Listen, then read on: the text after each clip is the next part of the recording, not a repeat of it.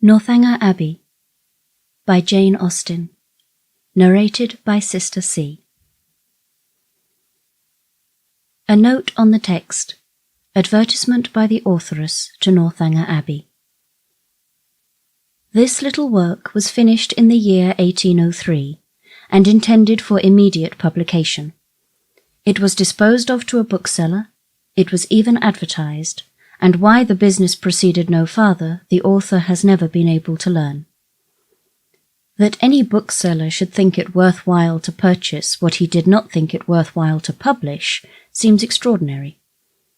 But with this, neither the author nor the public have any other concern than as some observation is necessary upon those parts of the work which 13 years have made comparatively obsolete.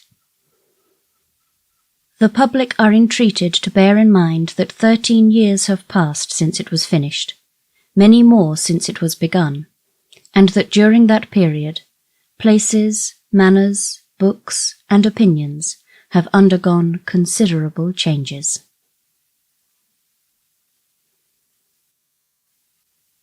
Chapter 1. No one who had ever seen Catherine Morland in her infancy would have supposed her born to be an heroine. Her situation in life, the character of her father and mother, her own person and disposition were all equally against her. Her father was a clergyman, without being neglected or poor, and a very respectable man, though his name was Richard, and he had never been handsome. He had a considerable independence besides 2 good livings, and he was not in the least addicted to locking up his daughters. Her mother was a woman of useful plain sense, with a good temper, and what is more remarkable, with a good constitution. She had 3 sons before Catherine was born, and instead of dying in bringing the latter into the world, as anybody might expect, she still lived on. Lived to have 6 children more, to see them growing up around her, and to enjoy excellent health herself. A family of 10 children will be always called a fine family, where there are heads and arms and legs enough for the number.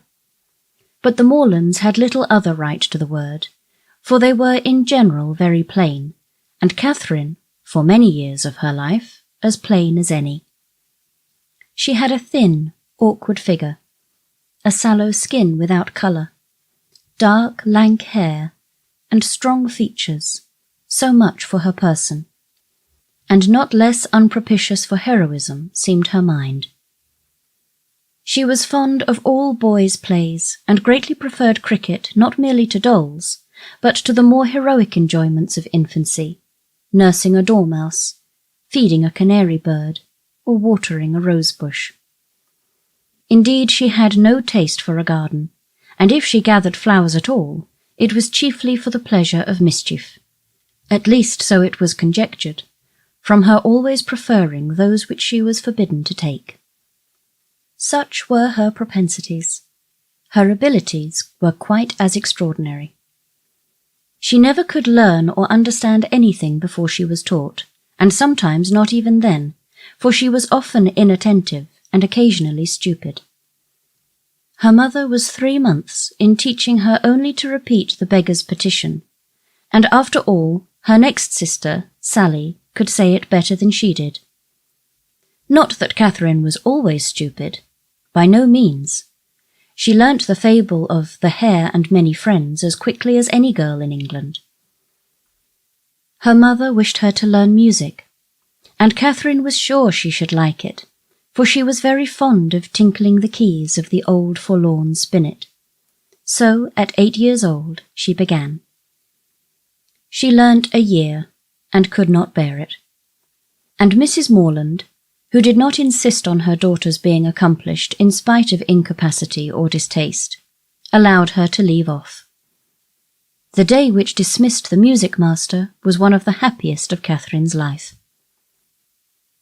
Her taste for drawing was not superior, though whenever she could obtain the outside of a letter from her mother, or seize upon any other odd piece of paper, she did what she could in that way, by drawing houses and trees, hens and chickens, all very much like one another. Writing and accounts she was taught by her father, French by her mother. Her proficiency in either was not remarkable, and she shirked her lessons in both whenever she could.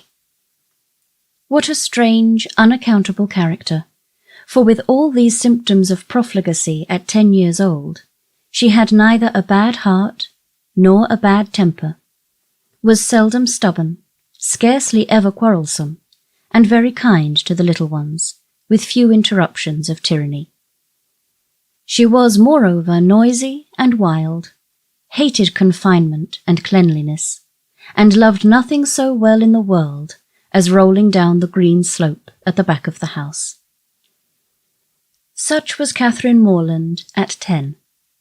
At 15, appearances were mending. She began to curl her hair and long for balls. Her complexion improved. Her features were softened by plumpness and colour. Her eyes gained more animation, and her figure more consequence. Her love of dirt gave way to an inclination for finery, and she grew clean as she grew smart. She had now the pleasure of sometimes hearing her father and mother remark on her personal improvement. "Catherine grows quite a good-looking girl. She is almost pretty today," were words which caught her ears now and then, and how welcome were the sounds.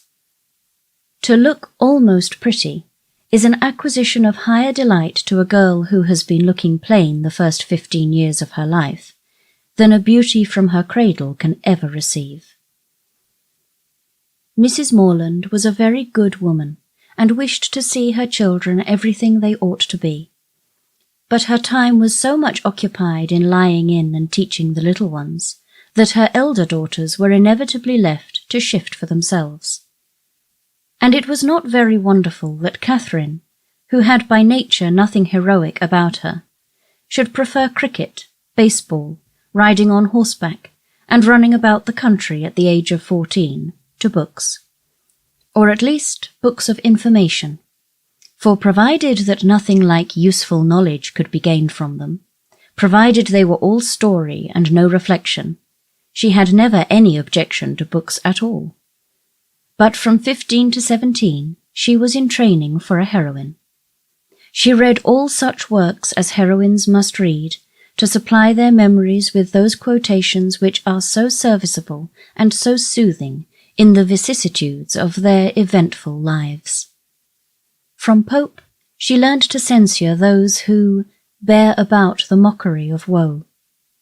From Gray, that many a flower is born to blush unseen, and waste its fragrance on the desert air. From Thomson, that it is a delightful task to teach the young idea how to shoot. And from Shakespeare she gained a great store of information. Amongst the rest, that trifles light as air are, to the jealous, confirmations strong as proofs of Holy Writ. That the poor beetle which we tread upon in corporal sufferance feels a pang as great as when a giant dies, and that a young woman in love always looks like Patience on a monument, smiling at grief. So far her improvement was sufficient, and in many other points she came on exceedingly well, for though she could not write sonnets, she brought herself to read them, and though there seemed no chance of her throwing a whole party into raptures by a prelude on the pianoforte of her own composition, she could listen to other people's performance with very little fatigue. Her greatest deficiency was in the pencil. She had no notion of drawing, not enough even to attempt a sketch of her lover's profile that she might be detected in the design, not enough even to attempt a sketch of her lover's profile that she might be detected in the design. There she fell miserably short of the true heroic height. At present, she did not know her own poverty, for she had no lover to portray. She had reached the age of 17 without having seen one amiable youth who could call forth her sensibility, without having inspired one real passion, and without having excited even any admiration but what was very moderate and very transient. This was strange indeed, but strange things may be generally accounted for if their cause be fairly searched out. There was not one lord in the neighbourhood, no, not even a baronet. There was not one family among their acquaintance who had reared and supported a boy accidentally found at their door, not one young man whose origin was unknown. Her father had no ward, and the squire of the parish no children. But when a young lady is to be a heroine, the perverseness of 40 surrounding families cannot prevent her. Something must and will happen to throw a hero in her way. Mr. Allen, who owned the chief of the property about Fullerton, the village in Wiltshire where the Morlands lived, was ordered to Bath for the benefit of a gouty constitution, and his lady, a good-humoured woman, fond of Miss Morland, and probably aware that, if adventures will not befall a young lady in her own village, she must seek them abroad, invited her to go with them. Mr. and Mrs. Morland were all compliance, and Catherine all happiness.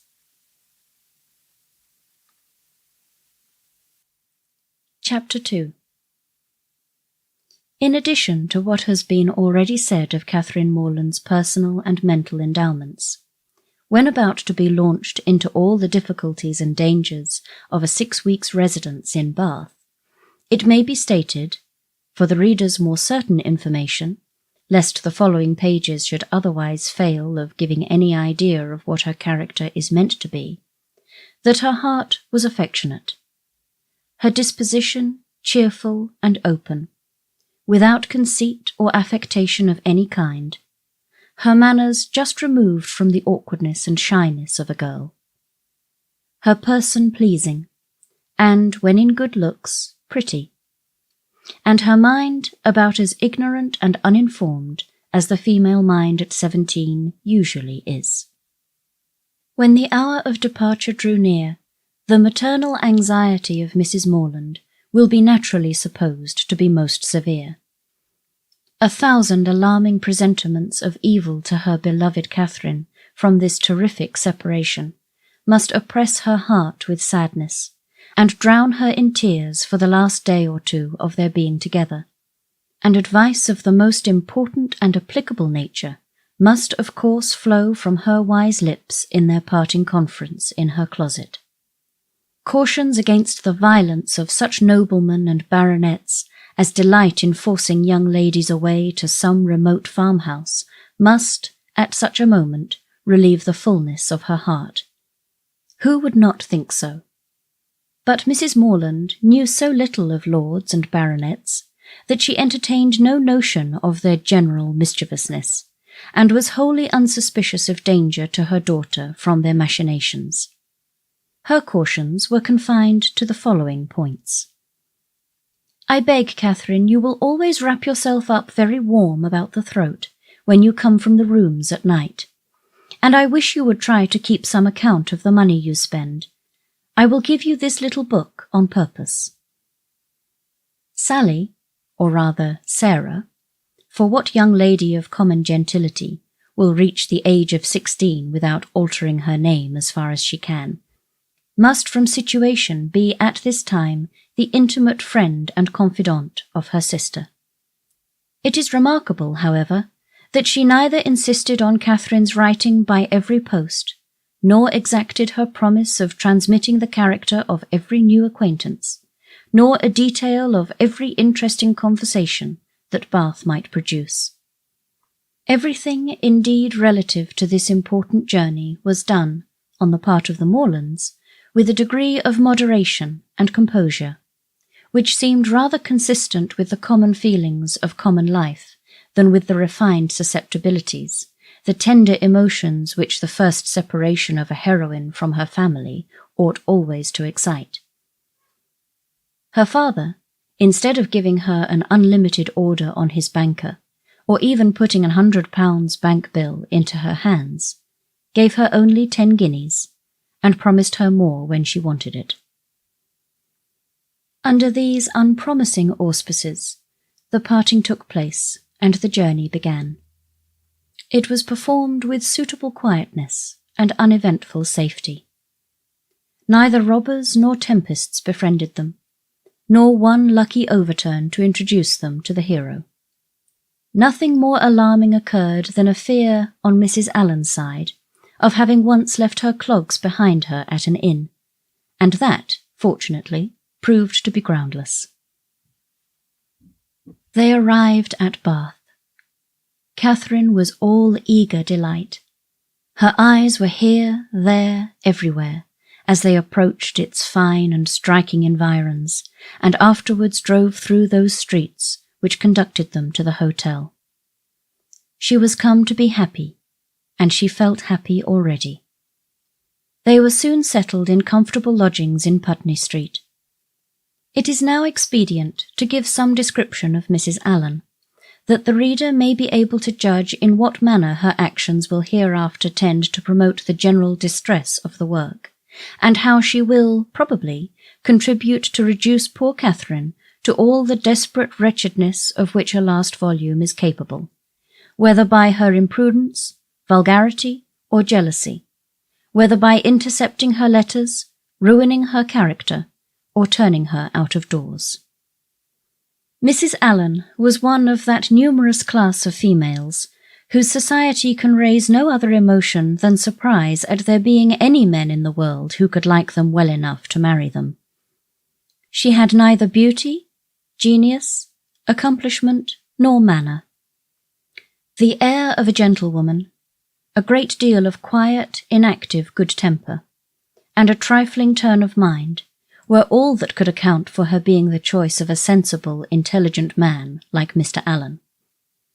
In one respect she was admirably fitted to introduce a young lady into public, being as fond of going everywhere and seeing everything herself as any young lady could be. Dress was her passion. She had a most harmless delight in being fine, and our heroine's entree into life could not take place till after 3 or 4 days had been spent in learning what was mostly worn, and her chaperone was provided with a dress of the newest fashion. Catherine, too, made some purchases herself, and when all these matters were arranged, the important evening came which was to usher her into the upper rooms.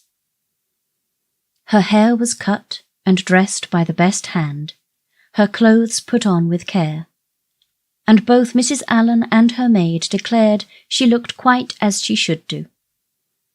With such encouragement, Catherine hoped at least to pass uncensured through the crowd. As for admiration, it was always very welcome when it came, but she did not depend on it. Mrs. Allen was so long in dressing that they did not enter the ballroom till late. The season was full, the room crowded, and the 2 ladies squeezed in as well as they could. As for Mr. Allen, he repaired directly to the card-room, and left them to enjoy a mob by themselves. With more care for the safety of her new gown than for the comfort of her protégée, Mrs. Allen made her way through the throng of men by the door as swiftly as the necessary caution would allow. Catherine, however, kept close at her side, and linked her arm too firmly within her friend's to be torn asunder by any common effort of a struggling assembly. But, to her utter amazement, she found that to proceed along the room was by no means the way to disengage themselves from the crowd. It seemed rather to increase as they went on, whereas she had imagined that when once fairly within the door, they should easily find seats and be able to watch the dances with perfect convenience. But this was far from being the case, and though, by unwearied diligence, they gained even the top of the room, their situation was just the same. They saw nothing of the dancers but the high feathers of some of the ladies. Still they moved on. Something better was yet in view, and by a continued exertion of strength and ingenuity, they found themselves at last in the passage behind the highest bench. Here there was something less of a crowd than below, and hence Miss Morland had a comprehensive view of all the company beneath her, and of all the dangers of her late passage through them. It was a splendid sight, and she began for the first time that evening to feel herself at a ball. She longed to dance, but she had not an acquaintance in the room. Mrs. Allen did all that she could do in such a case by saying very placidly, every now and then, "I wish you could dance, my dear. I wish you could get a partner." For some time her young friend felt obliged to her for these wishes, but they were repeated so often, and proved so totally ineffectual, that Catherine grew tired at last, and would thank her no more. They were not long able, however, to enjoy the repose of the eminence they had so laboriously gained. Everybody was shortly in motion for tea, and they must squeeze out like the rest. Catherine began to feel something of disappointment. She was tired of being continually pressed against by people, the generality of whose faces possessed nothing to interest, and with all of whom she was so wholly unacquainted that she could not relieve the irksomeness of imprisonment by the exchange of a syllable with any of her fellow captives. And when at last arrived in the tea-room, she felt yet more the awkwardness of having no party to join, no acquaintance to claim, no gentleman to assist them. They saw nothing of Mr. Allen, and after looking about them in vain for a more eligible situation, were obliged to sit down at the end of a table at which a large party were already placed, without having anything to do there, or anybody to speak to, except each other. Mrs. Allen congratulated herself, as soon as they were seated, on having preserved her gown from injury. "It would have been very shocking to have it torn," said she, "would not it? It is such a delicate muslin. For my part, I have not seen anything I like so well in the whole room, I assure you." "How uncomfortable it is," whispered Catherine, "not to have a single acquaintance here." "Yes, my dear," replied Mrs. Allen, with perfect serenity, "it is very uncomfortable indeed." "What shall we do? The gentlemen and ladies at this table look as if they wondered why we came here. We seem forcing ourselves into their party." "Aye, so we do. That is very disagreeable. I wish we had a large acquaintance here." "I wish we had any. It would be somebody to go to." "Very true, my dear, and if we knew anybody we would join them directly. The Skinners were here last year. I wish they were here now. Had not we better go away as it is? Here are no tea things for us, you see." "No more there are, indeed. How very provoking. But I think we had better sit still, for one gets so tumbled in such a crowd. How is my head, my dear? Somebody gave me a push that has hurt it, I am afraid." "No, indeed, it looks very nice. But, dear Mrs. Allen, are you sure there is nobody you know in all this multitude of people? I think you must know somebody." "I don't, upon my word. I wish I did. I wish I had a large acquaintance here with all my heart, and then I should get you a partner. I should be so glad to have you dance. There goes a strange-looking woman. What an odd gown she has got on. How old-fashioned it is. Look at the back." After some time, they received an offer of tea from one of their neighbours. It was thankfully accepted, and this introduced a light conversation with the gentleman who offered it, which was the only time that anybody spoke to them during the evening, till they were discovered and joined by Mr. Allen when the dance was over.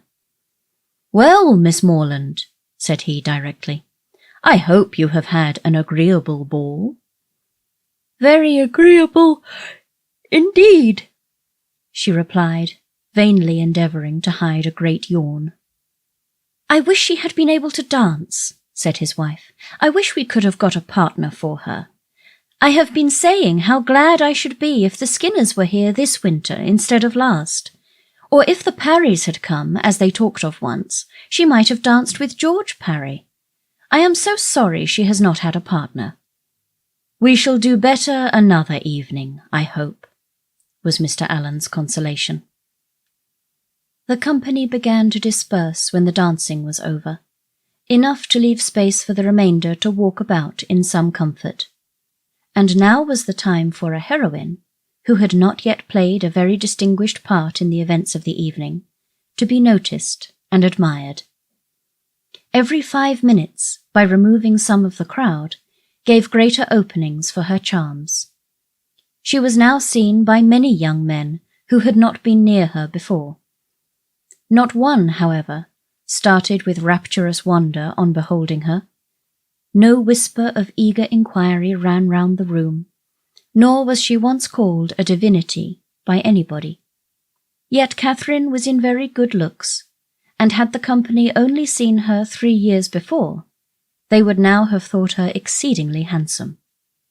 She was looked at, however, and with some admiration, for in her own hearing 2 gentlemen pronounced her to be a pretty girl. Such words had their due effect. She immediately thought the evening pleasanter than she had found it before. Her humble vanity was contented.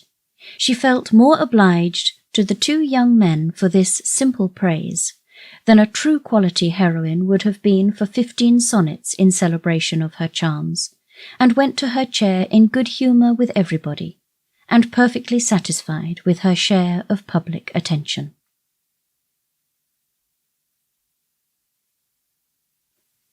Chapter 3. Every morning now brought its regular duties. Shops were to be visited, some new part of the town to be looked at, and the pump room to be attended, where they paraded up and down for an hour, looking at everybody and speaking to no one.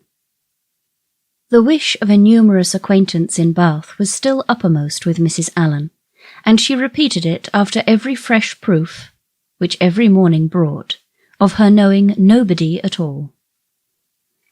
They made their appearance in the lower rooms, and here fortune was more favourable to our heroine.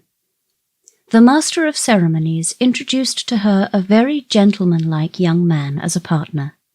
His name was Tilney.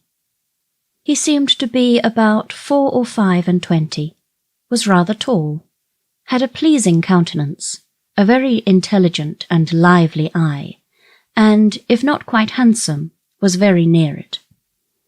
His address was good, and Catherine felt herself in high luck. There was little leisure for speaking while they danced, but when they were seated for tea, she found him as agreeable as she had already given him credit for being. He talked with fluency and spirit, and there was an archness and pleasantry in his manner which interested, though it was hardly understood by her. After chatting some time on such matters as naturally arose from the objects around them, he suddenly addressed her with, "I have hitherto been very remiss, madam, in the proper attentions of a partner here. I have not yet asked you how long you have been in Bath, whether you were ever here before, whether you have been at the upper rooms, the theatre, and the concert, and how you like the place altogether. I have been very negligent. But are you now at leisure to satisfy me in these particulars? If you are, I will begin directly. You need not give yourself that trouble, sir." "No trouble, I assure you, madam." Then, forming his features into a set smile, and affectedly softening his voice, he added, with a simpering air, "Have you been long in Bath, madam?" "About a week, sir," replied Catherine, trying not to laugh. "Really?" with affected astonishment. "Why should you be surprised, sir?" "Why, indeed?" said he in his natural tone. "But some emotion must appear to be raised by your reply, and surprise is more easily assumed and not less reasonable than any other. Now let us go on. Were you never here before, madam?" "Never, sir." "Indeed? Have you yet honoured the upper rooms?" "Yes, sir, I was there last Monday." "Have you been to the theatre?" "Yes, sir, I was at the play on Tuesday." "To the concert?" "Yes, sir, on Wednesday." "And are you altogether pleased with Bath?" "Yes, I like it very well." Now I must give one smirk, and then we may be rational again." Catherine turned away her head, not knowing whether she might venture to laugh. "I see what you think of me," said he gravely. "I shall make but a poor figure in your journal tomorrow." "My journal?" "Yes, I know exactly what you will say. Friday, went to the lower rooms, wore my sprigged muslin robe with blue trimmings, plain black shoes, appeared to much advantage, but was strangely harassed by a queer, half-witted man who would make me dance with him and distressed me by his nonsense." "Indeed, I shall say no such thing." "Shall I tell you what you ought to say?" "If you please." "I danced with a very agreeable young man, introduced by Mr. King. Had a great deal of conversation with him. Seems a most extraordinary genius. Hope I may know more of him. That, madam, is what I wish you to say." "But perhaps I keep no journal. Perhaps you are not sitting in this room, and I am not sitting by you. These are points in which a doubt is equally possible. Not keep a journal. How are your absent cousins to understand the tenor of your life in Bath without one? How are the civilities and compliments of every day to be related as they ought to be, unless noted down every evening in a journal? How are your various dresses to be remembered, and the particular state of your complexion, and the curl of your hair to be described in all their diversities, without having constant recourse to a journal? My dear madam, I am not so ignorant of young ladies' ways as you wish to believe me. It is this delightful habit of journaling which largely contributes to the form of easy style of writing for which ladies are so generally celebrated. Everybody allows that the talent of writing agreeable letters is peculiarly female. Nature may have done something, but I am sure it must be essentially assisted by the practice of keeping a journal. "I have sometimes thought," said Catherine doubtingly, "whether ladies do write so much better letters than gentlemen. That is, I should not think the superiority was always on our side." "As far as I have had the opportunity of judging, it appears to me that the usual style of letter-writing among women is faultless, except in 3 particulars. And what are they? A general deficiency of subject, a total inattention to stops, and a very frequent ignorance of grammar." "Upon my word, I need not have been afraid of disclaiming the compliment. You do not think too highly of us in that way." "I should no more lay it down as a general rule that women write better letters than men, than that they sing better duets or draw better landscapes. In every power, of which taste is the foundation, excellence is pretty fairly divided between the sexes." They were interrupted by Mrs. Allen. "My dear Catherine," said she, "do take this pin out of my sleeve. I am afraid it has torn a hole already. I shall be quite sorry if it has, for this is my favourite gown, though it cost but 9 shillings a yard." "That is exactly what I should have guessed it, madam," said Mr. Tilney, looking at the muslin. "Do you understand muslins, sir?" "Particularly well. I always buy my own cravats, and am allowed to be an excellent judge, and my sister has often trusted me in the choice of a gown. I bought one for her the other day, and it was pronounced to be a prodigious bargain by every lady who saw it. I gave but 5 shillings a yard for it, and a true Indian muslin." Mrs. Allen was quite struck by his genius. "Men commonly take so little notice of those things," said she. "I can never get Mr. Allen to know one of my gowns from another. You must be a great comfort to your sister, sir." "I hope I am, madam." "And pray, sir, what do you think of Miss Morland's gown?" "It is very pretty, madam," said he, gravely examining it, "but I do not think it will wash well. I am afraid it will fray." "How can you said Catherine, laughing. "Be so?" She had almost said, "strange." "I am quite of your opinion, sir," replied Mrs. Allen, "and so I told Miss Morland when she bought it.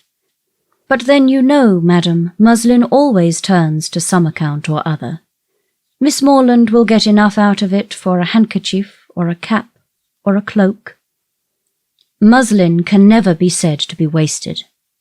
I have heard my sister say so 40 times when she has been extravagant in buying more than she wanted, or careless in cutting it to pieces. Bath is a charming place, sir. There are so many good shops here. We are sadly off in the country. Not but what we have very good shops in Salisbury, but it is so far to go. 8 miles is a long way. Mr. Allen says it is 9, measured 9, but I am sure it cannot be more than 8. And it is such a fag. I come back tired to death.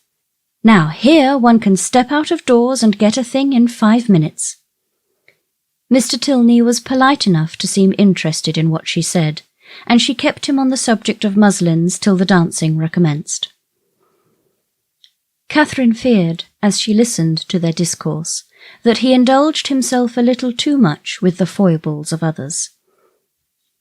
"What are you thinking of so earnestly?" said he, as they walked back to the ballroom. "Not of your partner, I hope, for, by that shake of the head, your meditations are not satisfactory." Catherine coloured, and said, "I was not thinking of anything." "That is artful and deep, to be sure, but I had rather be told at once that you will not tell me." "Well then, I will not." "Thank you, for now we shall soon be acquainted, as I am authorized to tease you on this subject whenever we meet, and nothing in the world advances intimacy so much." They danced again, and, when the assembly closed, parted, on the ladies' side at least, with a strong inclination for continuing the acquaintance.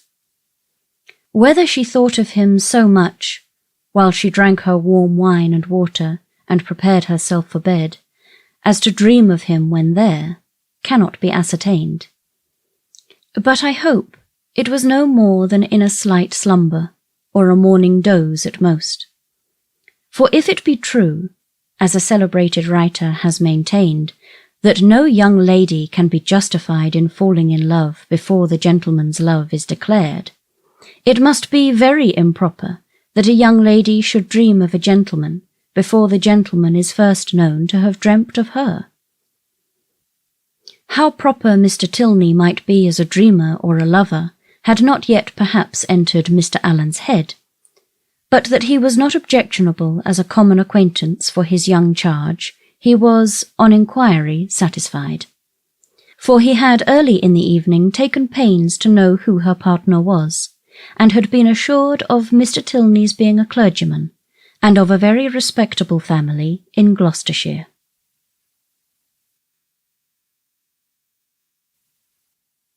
Chapter 4.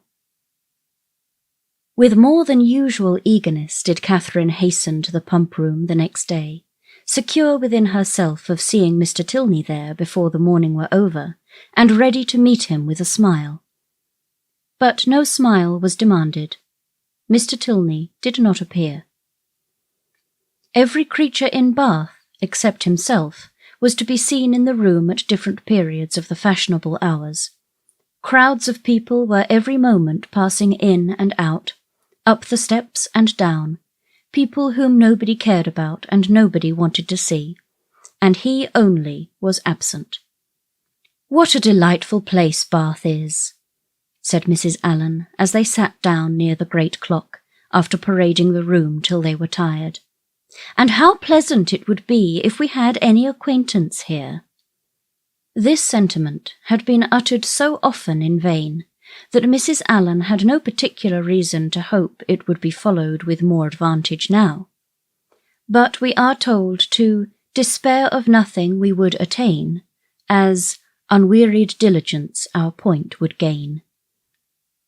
And the unwearied diligence with which she had every day wished for the same thing was at length to have its just reward, for hardly had she been seated 10 minutes before a lady of about her own age, who was sitting by her, and had been looking at her attentively for several minutes, addressed her with great complacence in these words: "I think, madam, I cannot be mistaken. It is a long time since I had the pleasure of seeing you, but is not your name Allen?" This question answered, as it readily was, the stranger pronounced hers to be Thorpe, and Mrs. Allen immediately recognized the features of a former schoolfellow and intimate, whom she had seen only once since their respective marriages, and that many years ago. Their joy on this meeting was very great, as well it might, since they had been contented to know nothing of each other for the last 15 years. Compliments on good looks now passed, and, after observing how time had slipped away since they were last together, how little they had thought of meeting in Bath, and what a pleasure it was to see an old friend, they proceeded to make inquiries and give intelligence as to their families, sisters, and cousins, talking both together, far more ready to give than to receive information, and each hearing very little of what the other said.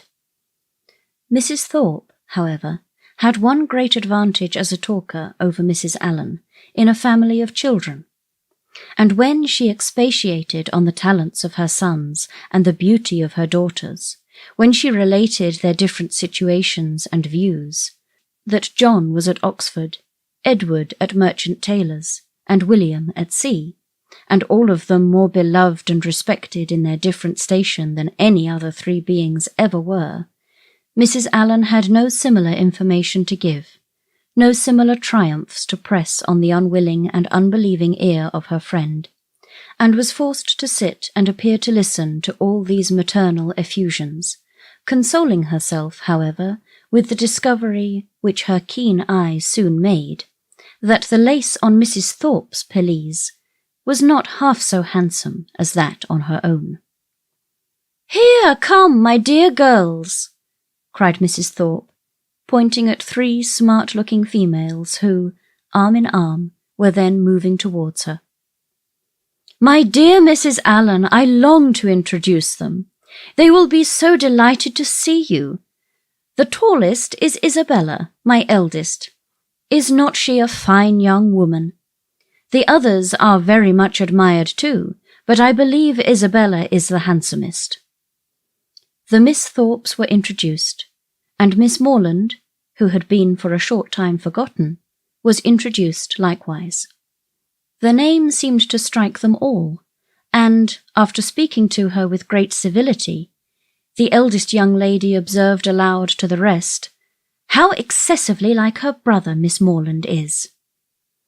"The very picture of him, indeed," cried the mother, and "I should have known her anywhere for his sister," was repeated by them all, 2 or 3 times over. For a moment Catherine was surprised, but Mrs. Thorpe and her daughters had scarcely begun the history of their acquaintance with Mr. James Morland before she remembered that her eldest brother had lately formed an intimacy with a young man of his own college, of the name of Thorpe, and that he had spent the last week of the Christmas vacation with his family near London. The whole being explained, many obliging things were said by the Miss Thorpes of their wish of being better acquainted with her, of being considered as already friends through the friendship of their brothers, etc., which Catherine heard with pleasure, and answered with all the pretty expressions she could command. And, as the first proof of amity, she was soon invited to accept an arm of the eldest Miss Thorpe, and take a turn with her about the room. Catherine was delighted with this extension of her Bath acquaintance, and almost forgot Mr. Tilney while she talked to Miss Thorpe. Friendship is certainly the finest balm for the pangs of disappointed love. Their conversation turned upon those subjects of which the free discussion has generally much to do in perfecting a sudden intimacy between 2 young ladies, such as dress, balls, flirtations, and quizzes. Miss Thorpe, however, being 4 years older than Miss Morland, and at least 4 years better informed, had a very decided advantage in discussing such points.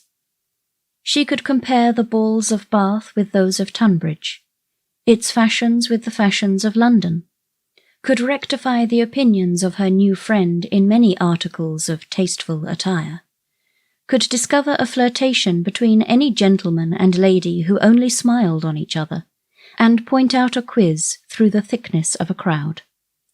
These powers received due admiration from Catherine, to whom they were entirely new, and the respect which they naturally inspired might have been too great for familiarity, had not the easy gaiety of Miss Thorpes' manners, and her frequent expressions of delight on this acquaintance with her, softened down every feeling of awe, and left nothing but tender affection.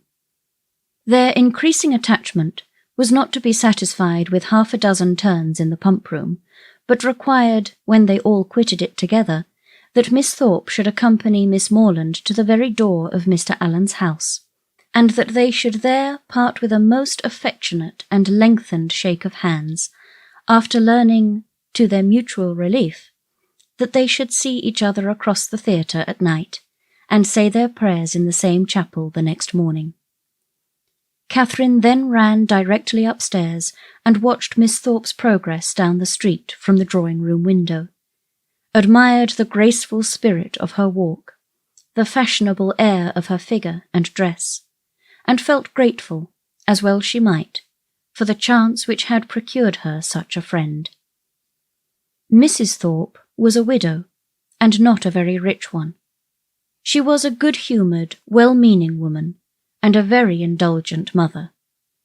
Her eldest daughter had great personal beauty, and the younger ones, by pretending to be as handsome as their sister, imitating her air and dressing in the same style, did very well. This brief account of the family is intended to supersede the necessity of a long and minute detail from Mrs. Thorpe herself, of her past adventures and sufferings, which might otherwise be expected to occupy the 3 or 4 following chapters, in which the worthlessness of lords and attorneys might be set forth, and conversations, which had passed 20 years before, be minutely repeated.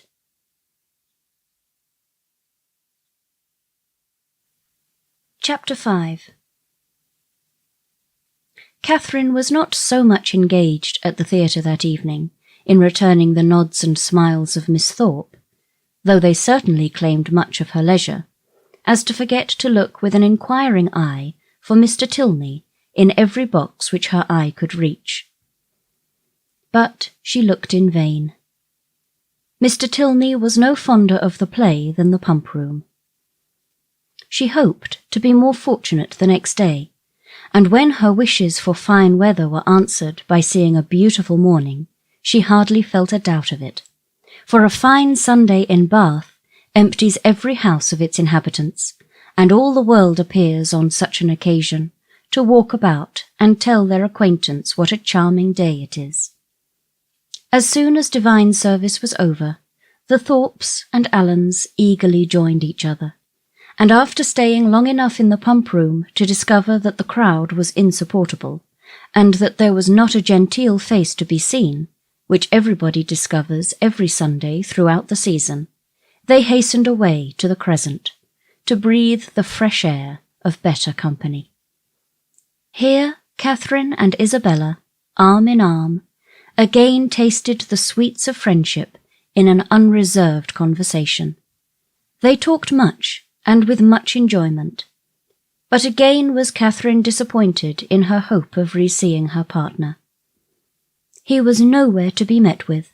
Every search for him was equally unsuccessful, in morning lounges or evening assemblies, neither at the upper nor lower rooms, at dressed or undressed balls was he perceivable, nor among the walkers, the horsemen, or the curricle drivers of the morning.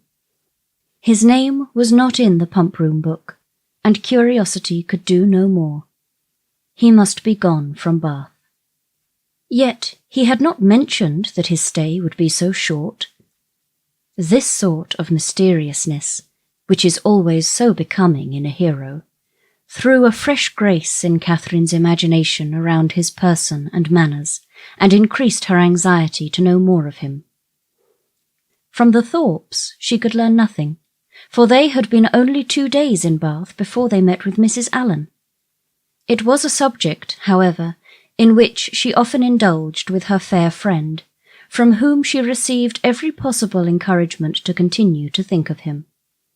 And his impression on her fancy was not suffered, therefore, to weaken. Isabella was very sure that he must be a charming young man, and was equally sure that he must have been delighted with her dear Catherine, and would therefore shortly return. She liked him the better for being a clergyman, for she must confess herself very partial to the profession, and something like a sigh escaped her as she said it. Perhaps Catherine was wrong in not demanding the cause of that gentle emotion. But she was not experienced enough in the finesse of love, or the duties of friendship, to know when delicate raillery was properly called for, or when a confidence should be forced. Mrs. Allen was now quite happy, quite satisfied with Bath. She had found some acquaintance, had been so lucky too as to find in them the family of a most worthy old friend, and, as the completion of good fortune, had found these friends by no means so expensively dressed as herself. Her daily expressions were no longer, "I wish we had some acquaintance in Bath." They were changed into, "How glad I am we have met with Mrs. Thorpe." And she was as eager in promoting the intercourse of the two families as her young charge and Isabella themselves could be, never satisfied with the day unless she spent the chief of it by the side of Mrs. Thorpe, in what they called conversation, but in which there was scarcely ever any exchange of opinion, and not often any resemblance of subject, for Mrs. Thorpe talked chiefly of her children, and Mrs. Allen of her gowns. The progress of the friendship between Catherine and Isabella was quick as its beginning had been warm, and they passed so rapidly through every gradation of increasing tenderness that there was shortly no fresh proof of it to be given to their friends or themselves. They called each other by their Christian name, were always arm in arm when they walked, pinned up each other's train for the dance, and were not to be divided in the set. And if a rainy morning deprived them of other enjoyments, they were still resolute in meeting in defiance of wet and dirt, and shut themselves up to read novels together. Yes, novels, for I will not adopt that ungenerous and impolitic custom, so common with novel writers, of degrading by their contemptuous censure the very performances, to the number of which they are themselves adding, joining with their greatest enemies in bestowing the harshest epithets on such works, and scarcely ever permitting them to be read by their own heroine, who, if she accidentally take up a novel, is sure to turn over its insipid pages with disgust. Alas, if the heroine of one novel be not patronized by the heroine of another, from whom can she expect protection and regard? I cannot approve of it. Let us leave it to the reviewers to abuse such effusions of fancy at their leisure, and over every new novel to talk in threadbare strains of the trash with which the press now groans. Let us not desert one another. We are an injured body. Although our productions have afforded more extensive and unaffected pleasure than those of any other literary corporation in the world, no species of composition has been so much decried. From pride, ignorance, or fashion, our foes are almost as many as our readers. And while the abilities of the 900th abridger of the history of England, or of the man who collects and publishes in a volume some dozen lines of Milton, Pope, and Prior, with a paper from the Spectator and a chapter from Sterne, are eulogized by 1,000 pens, there seems almost a general wish of decrying the capacity and undervaluing the labour of the novelist, and of slighting the performances which have only genius, wit, and taste to recommend them. I am no novel reader. I seldom look into novels. Do not imagine that I often read novels. It is really very well for a novel. Such is the common cant. And what are you reading, Miss? Oh, it is only a novel, replies the young lady, while she lays down her book with affected indifference or momentary shame.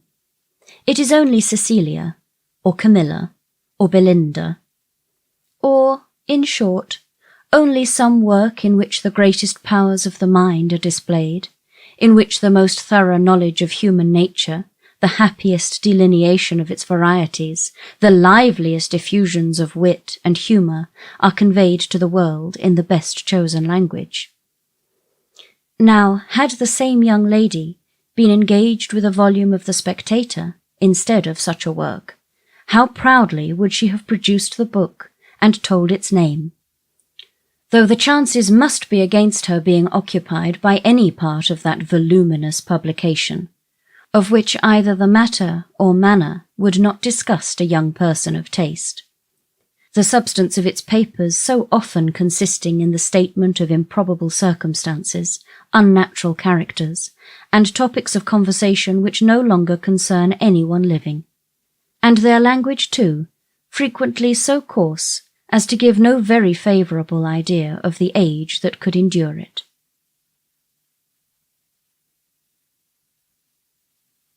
Chapter 6. The following conversation, which took place between the two friends in the pump-room one morning after an acquaintance of 8 or 9 days, is given as a specimen of their very warm attachment, and of the delicacy, discretion, originality of thought, and literary taste, which marked the reasonableness of that attachment. They met by appointment, and as Isabella had arrived nearly 5 minutes before her friend, her first address naturally was, "My dearest creature, what can have made you so late? I have been waiting for you at least this age." "Have you indeed? I'm very sorry for it, but really I thought I was in very good time. It is but just 1. I hope you have not been here long." "Oh, these 10 ages at least. I am sure I have been here this half hour. But now let us go and sit down at the other end of the room and enjoy ourselves. I have 100 things to say to you. In the first place, I was so afraid it would rain this morning, just as I wanted to set off. It looked very showery, and that would have thrown me into agonies. Do you know, I saw the prettiest hat you can imagine in a shop window in Milsom Street just now. Very like yours, only with coquelicot ribbons instead of green. I quite longed for it. But, my dearest Catherine, what have you been doing with yourself all this morning? Have you gone on with Udolpho?" "Yes, I have been reading it ever since I woke, and I am got to the Black Veil." "Are you, indeed? How delightful! Oh, I would not tell you what is behind the Black Veil for the world. Are you not wild to know?" "Oh, yes, quite. What can it be? But do not tell me. I would not be told upon any account. I know it must be a skeleton. I am sure it is Laurentina's skeleton. Oh, I am delighted with the book. I should like to spend my whole life in reading it. I assure you, if it had not been to meet you, I would not have come away from it for all the world." "Dear creature, how much I am obliged to you. And when you have finished Udolpho, we will read The Italian together. And I have made out a list of 10 or 12 more of the same kind for you." "Have you indeed? How glad I am! What are they all?" "I will read you their names directly. Here they are, in my pocket-book. Castle of Wolfenbach, Clermont, Mysterious Warnings, Necromancer of the Black Forest, Midnight Bell, Orphan of the Rhine, and Horrid Mysteries. Those will last us some time." "Yes, pretty well. But are they all horrid? Are you sure they are all horrid?" "Yes, quite sure, for a particular friend of mine, a Miss Andrews, a sweet girl, one of the sweetest creatures in the world, has read every one of them.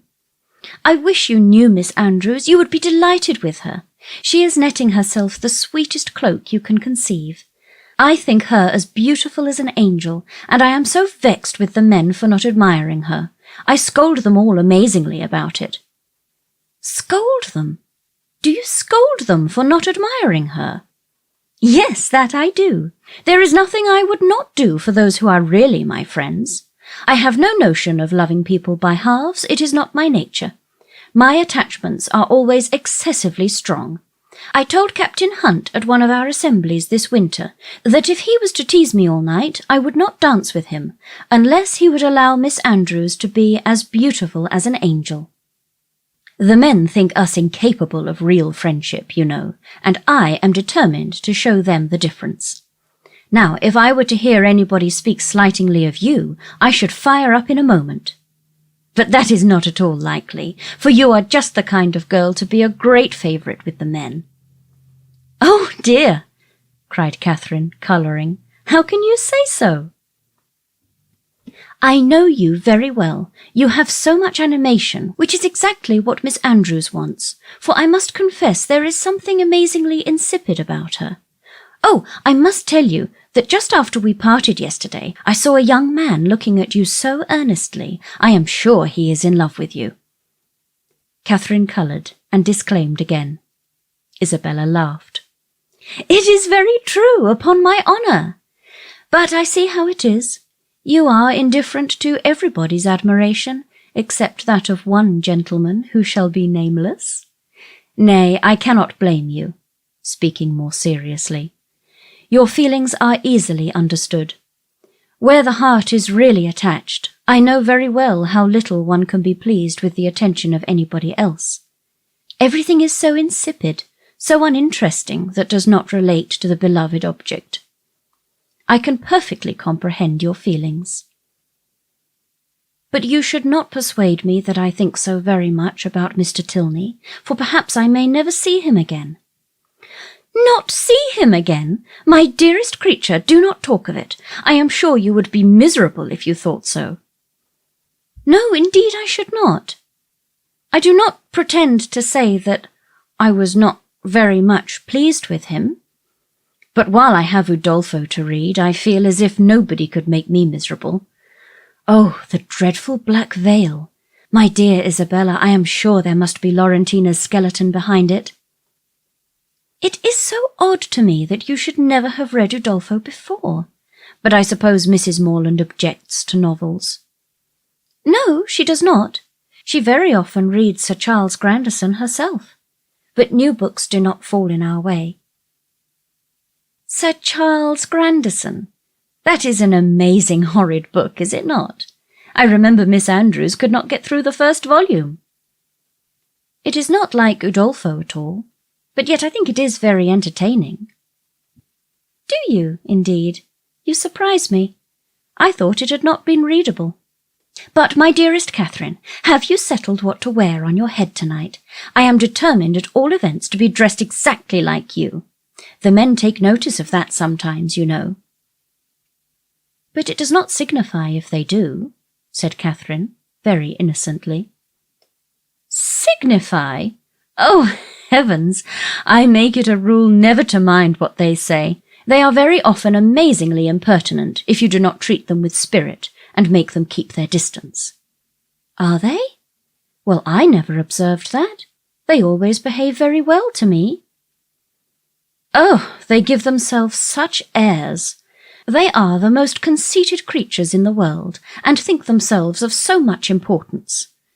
By the by, though I have thought of it 100 times, I have always forgot to ask you, what is your favourite complexion in a man? Do you like them best dark or fair?" "I hardly know. I never much thought about it. Something between both, I think. Brown, not fair, and not very dark." "Very well, Catherine. That is exactly he.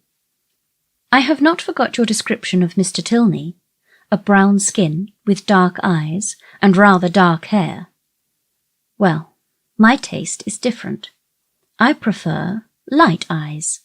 And as to complexion, do you know, I like a sallow better than any other. You must not betray me if you should ever meet with one of your acquaintance answering that description." "Betray you? What do you mean?" "Nay, do not distress me. I believe I have said too much. Let us drop the subject."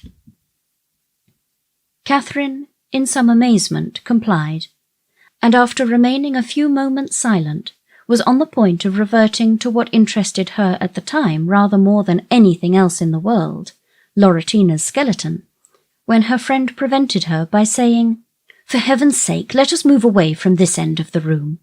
Do you know there are 2 odious young men who have been staring at me this half-hour? They really put me quite out of countenance. Let us go and look at the arrivals. They will hardly follow us there." Away they walked to the book, and while Isabella examined the names, it was Catherine's employment to watch the proceedings of these alarming young men. "They are not coming this way, are they? I hope they are not so impertinent as to follow us. Pray let me know if they are coming. I am determined I will not look up." In a few moments, Catherine, with unaffected pleasure, assured her that she need not be longer uneasy, as the gentlemen had just left the pump-room. "And which way are they gone?" said Isabella, turning hastily round. "One was a very good-looking young man." "They went towards the churchyard." "Well, I am amazingly glad I have got rid of them. And now, what say you to going to Edgar's Buildings with me, and looking at my new hat? You said you should like to see it." Catherine readily agreed. "Only," she added, "perhaps we may overtake the 2 young men." "Oh, never mind that. If we make haste, we shall pass by them presently, and I am dying to show you my hat." "But if we only wait a few minutes, there will be no danger of our seeing them at all." "I shall not pay them any such compliment, I assure you. I have no notion of treating men with such respect. That is the way to spoil them." Catherine had nothing to oppose against such reasoning, and therefore, to show the independence of Miss Thorpe, and her resolution of humbling the sex, they set off immediately, as fast as they could walk, in pursuit of the 2 young men.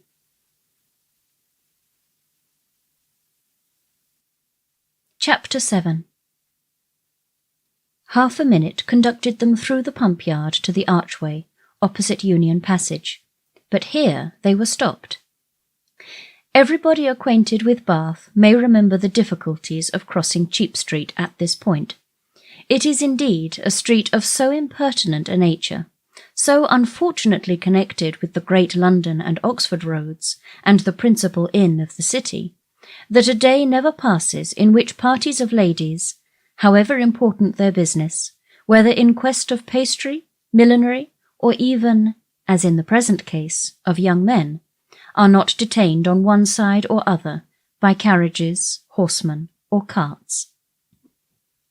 This evil had been felt and lamented at least 3 times a day by Isabella since her residence in Bath, and she was now fated to feel and lament it once more, for at the very moment of coming opposite to Union Passage, and within view of the 2 gentlemen who were proceeding through the crowds and threading the gutters of that interesting alley, they were prevented crossing by the approach of a gig, driven along on bad pavement by a most knowing-looking coachman, with all the vehemence that could most fitly endanger the lives of himself, his companion, and his horse.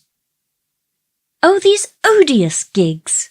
said Isabella, looking up. "How I detest them!"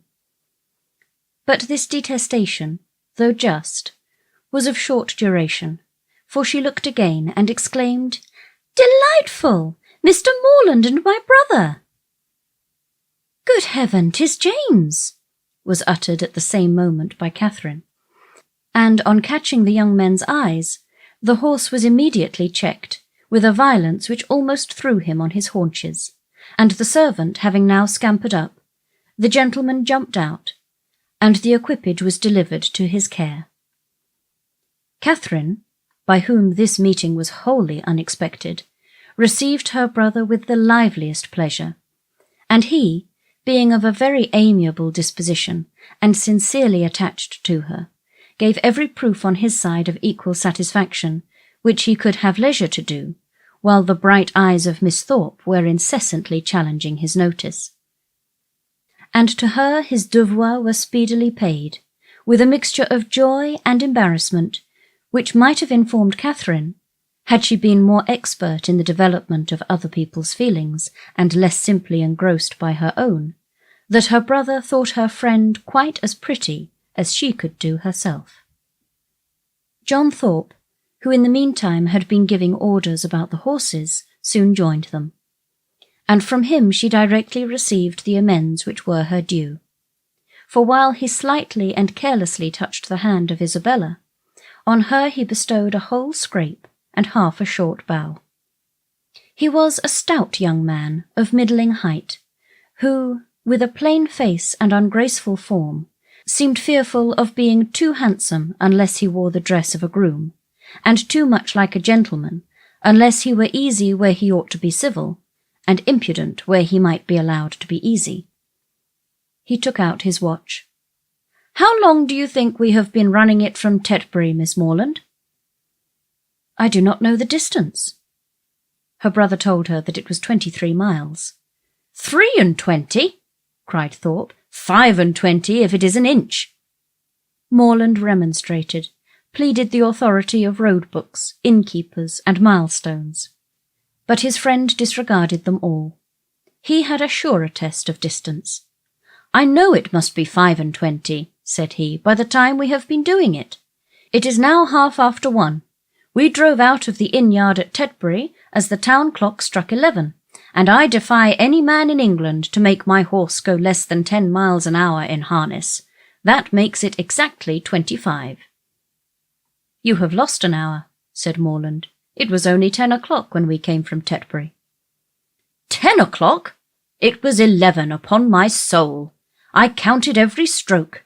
This brother of yours would persuade me out of my senses, Miss Morland. Do but look at my horse. Did you ever see an animal so made for speed in your life?" The servant had just mounted the carriage and was driving off. "Such true blood! 3 hours and a half indeed, coming only 23 miles. Look at that creature, and suppose it possible, if you can." "He does look very hot, to be sure." "Hot? He had not turned a hair till we came to Walcot Church. But look at his forehand, look at his loins. Only see how he moves. That horse cannot go less than 10 miles an hour. Tie his legs and he will get on. What do you think of my gig, Miss Morland? A neat one, is it not? Well hung, town-built. I have not had it a month. It was built for a Christchurch man, a friend of mine, a very good sort of fellow. He ran it a few weeks, till, I believe, it was convenient to have done with it. I happened just then to be looking out for some light thing of the kind, though I had pretty well determined on a curricle too. But I chanced to meet him on Magdalen Bridge as he was driving into Oxford last term.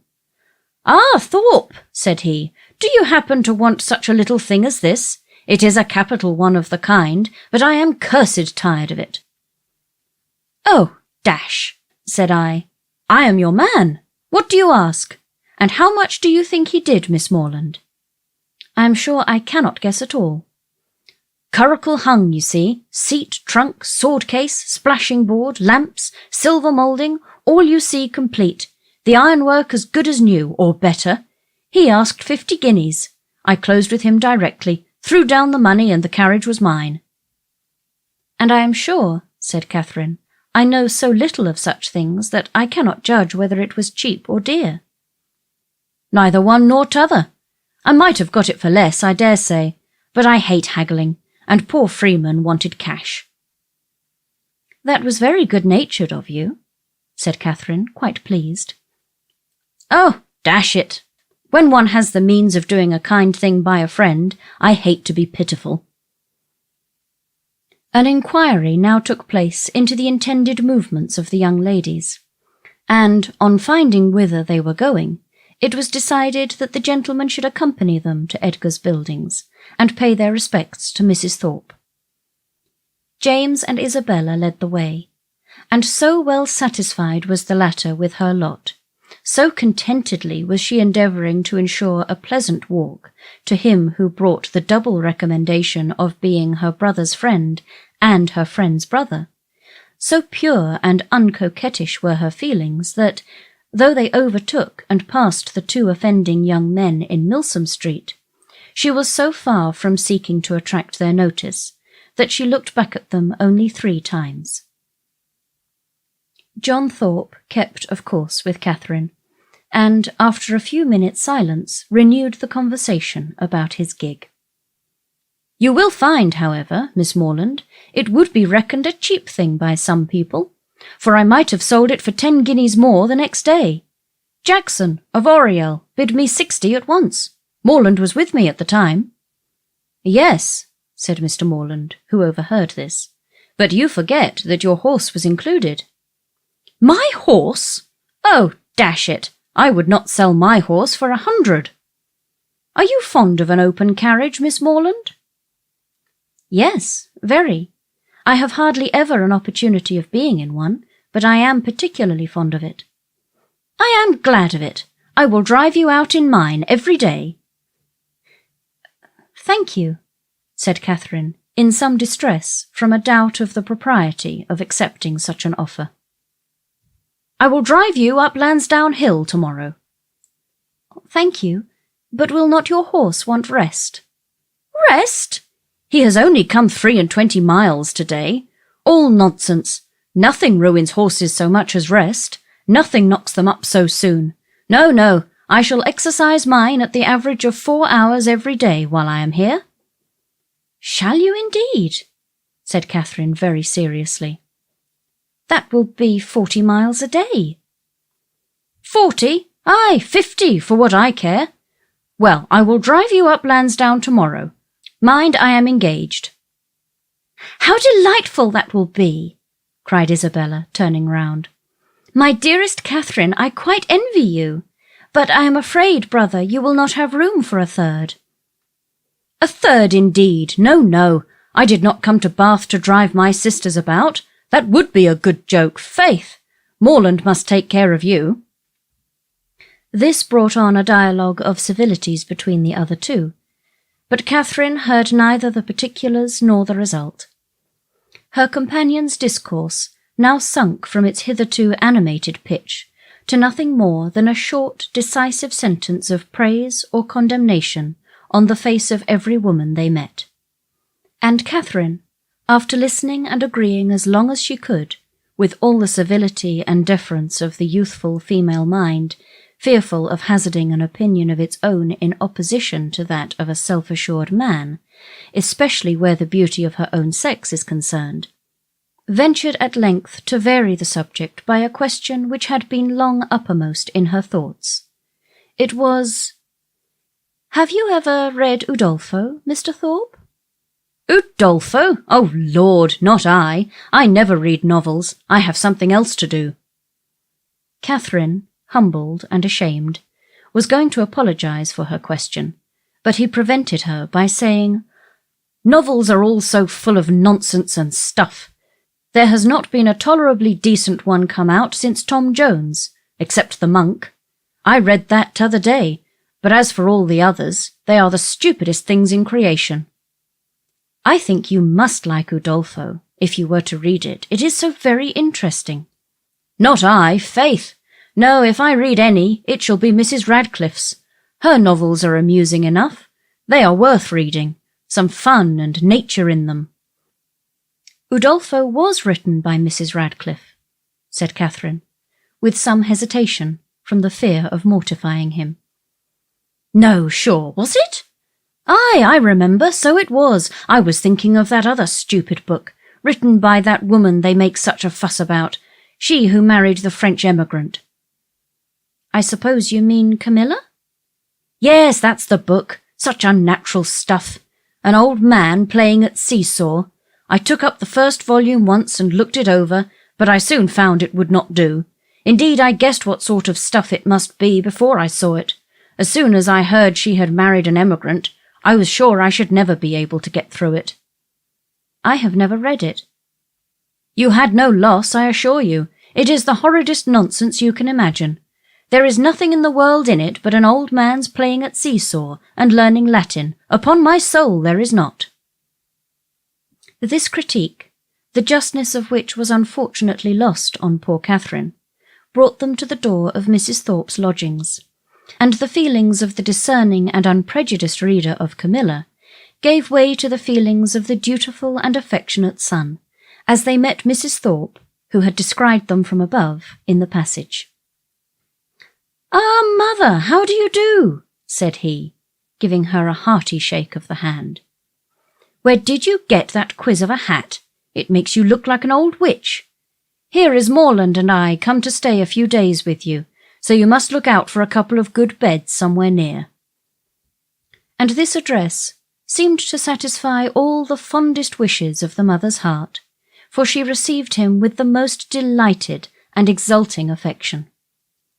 On his 2 younger sisters he then bestowed an equal portion of his fraternal tenderness, for he asked each of them how they did, and observed that they both looked very ugly.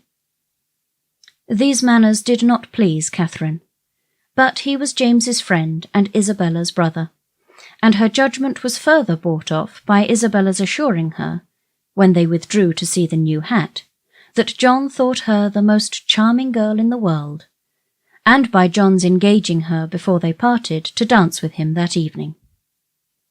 Had she been older or vainer, such attacks might have done little.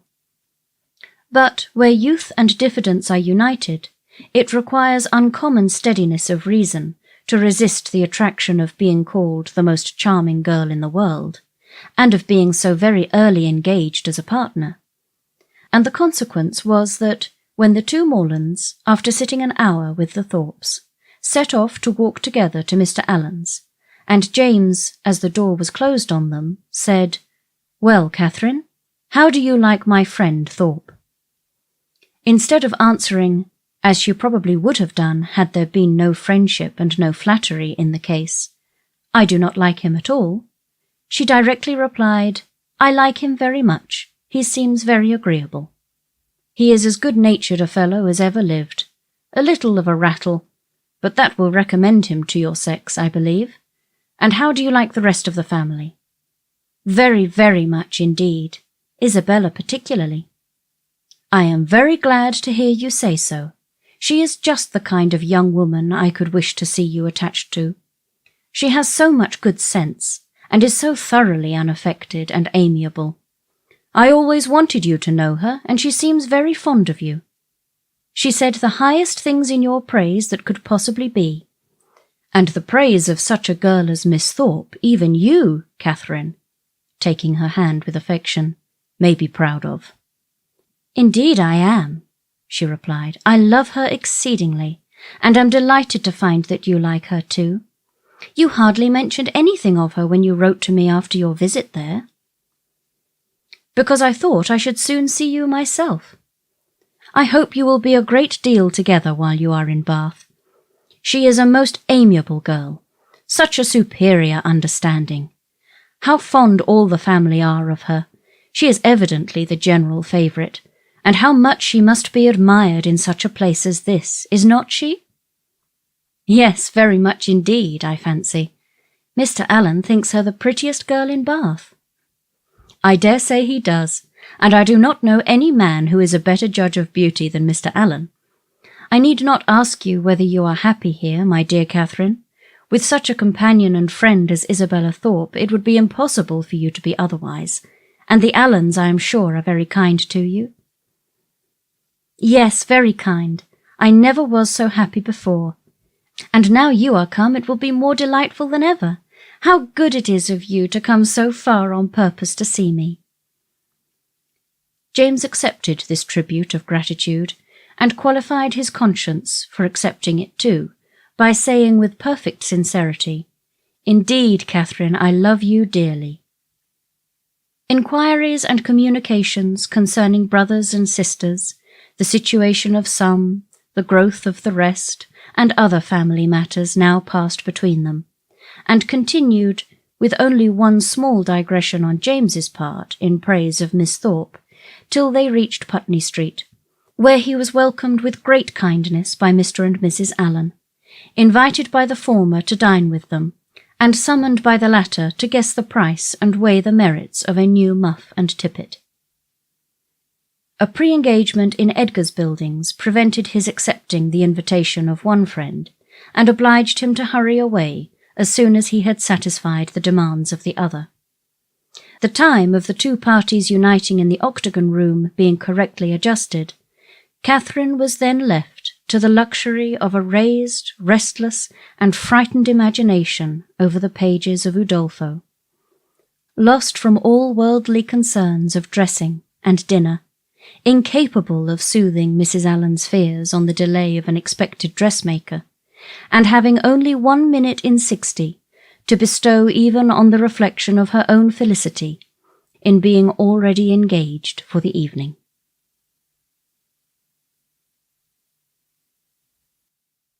Chapter 8. In spite of Udolpho and the dressmaker, however, the party from Putney Street reached the upper rooms in very good time. The Thorpes and James Morland were there only 2 minutes before them, and Isabella, having gone through the usual ceremonial of meeting her friend with the most smiling and affectionate haste, of admiring the set of her gown and envying the curl of her hair, they followed their chaperones, arm in arm, into the ballroom, whispering to each other whenever a thought occurred, and supplying the place of many ideas by a squeeze of the hand or a smile of affection. The dancing began within a few minutes after they were seated, and James, who had been engaged quite as long as his sister, was very importunate with Isabella to stand up. But John was gone into the card-room to speak to a friend, and nothing, she declared, should induce her to join the set before her dear Catherine could join it too. "I assure you," said she, "I would not stand up without your dear sister for all the world, for if I did we should certainly be separated the whole evening." Catherine accepted this kindness with gratitude, and they continued as they were for 3 minutes longer, when Isabella, who had been talking to James on the other side of her, turned again to his sister and whispered, "My dear creature, I am afraid I must leave you. Your brother is so amazingly impatient to begin. I know you will not mind my going away, and I dare say John will be back in a moment, and then you may easily find me out." Catherine, though a little disappointed, had too much good nature to make any opposition, and the others rising up, Isabella had only time to press her friend's hand and say, "Goodbye, my dear love," before they hurried off. The younger Miss Thorpes being also dancing, Catherine was left to the mercy of Mrs. Thorpe and Mrs. Allen, between whom she now remained. She could not help being vexed at the non-appearance of Mr. Thorpe, for she not only longed to be dancing, but was likewise aware that, as the real dignity of her situation could not be known, she was sharing with the scores of other young ladies still sitting down all the discredit of wanting a partner.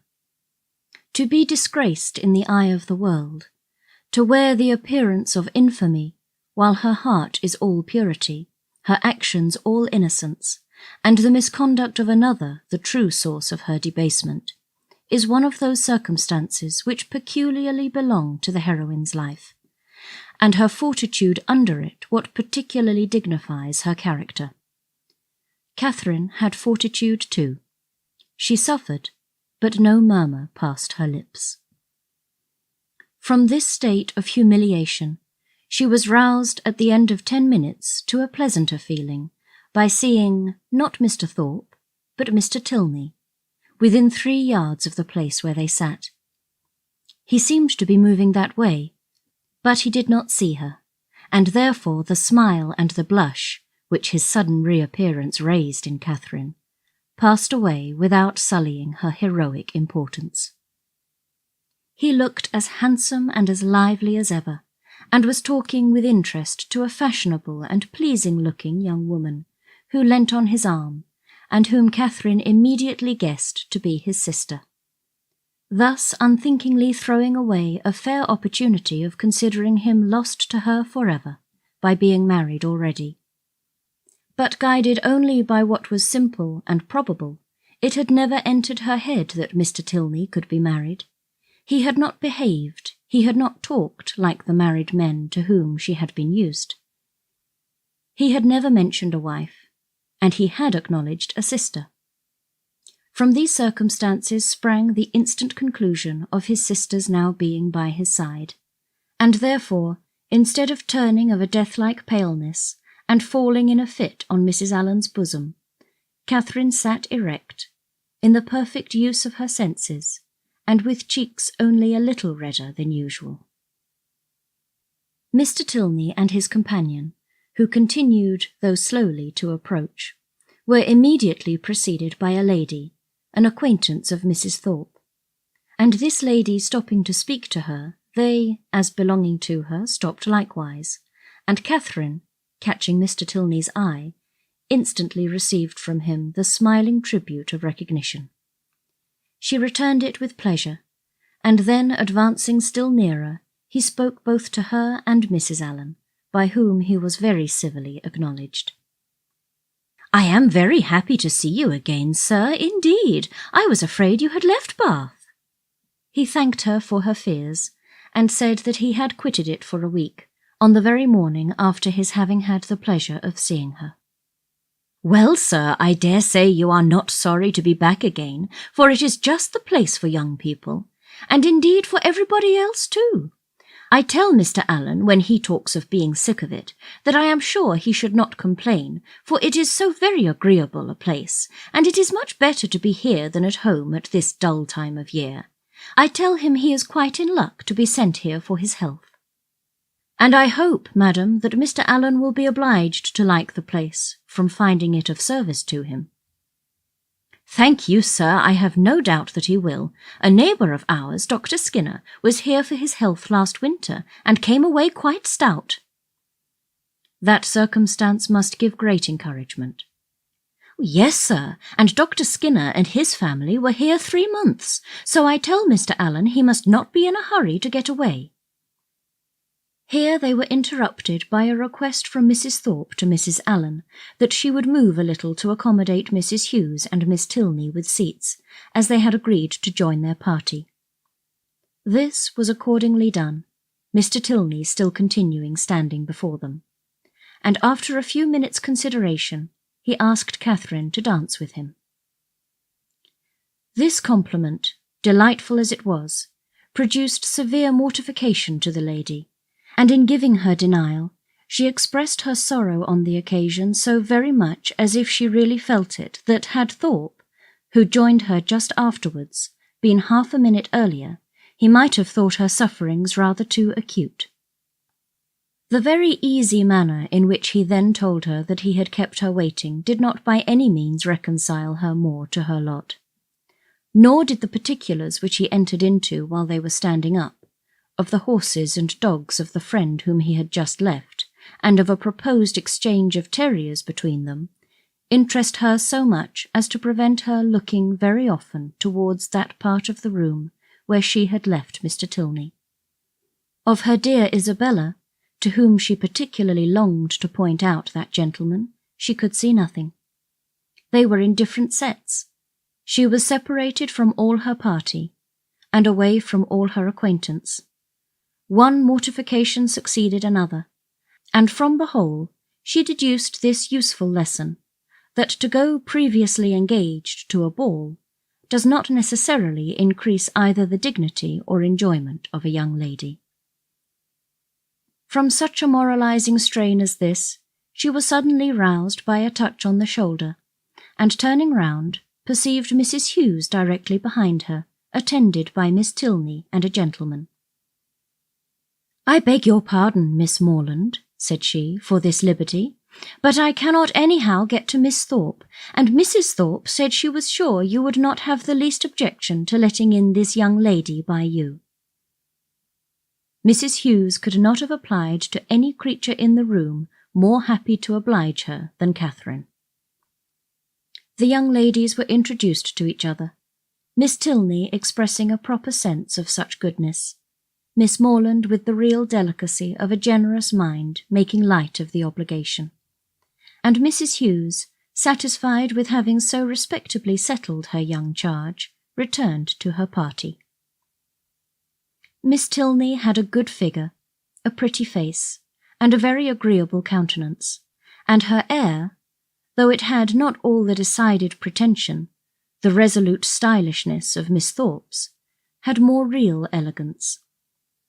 Her manners showed good sense and good breeding.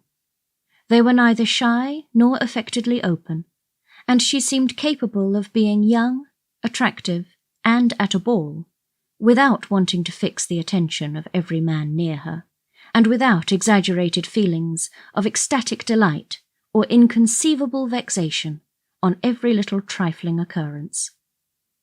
Catherine, interested at once by her appearance and her relationship to Mr. Tilney, was desirous of being acquainted with her, and readily talked therefore whenever she could think of anything to say, and had courage and leisure for saying it.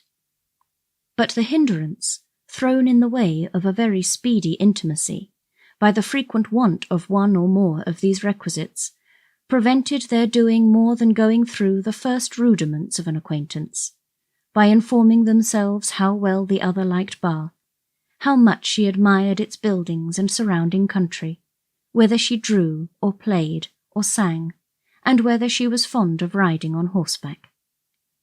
The 2 dances were scarcely concluded before Catherine found her arm gently seized by her faithful Isabella, who in great spirits exclaimed, "At last I have got you! My dearest creature, I have been looking for you this hour. What could induce you to come into this set when you knew I was in the other? I have been quite wretched without you." "My dear Isabella, how was it possible for me to get at you? I could not even see where you were." "So I told your brother all the time, but he would not believe me. 'Do go and see for her, Mr. Morland,' said I, but all in vain. He would not stir an inch. Was it not so, Mr. Morland? But you men are all so immoderately lazy. I have been scolding him to such a degree, my dear Catherine, you would be quite amazed. You know I never stand upon ceremony with such people." "Look at that young lady with the white beads round her head," whispered Catherine, detaching her friend from James. "It is Mr. Tilney's sister." "Oh, heavens! You don't say so! Let me look at her this moment. What a delightful girl! I never saw anything half so beautiful. But where is her all-conquering brother? Is he in the room? Point him out to me this instant if he is. I die to see him. Mr. Morland, you are not to listen. We are not talking about you. But what is all this whispering about? What is going on?"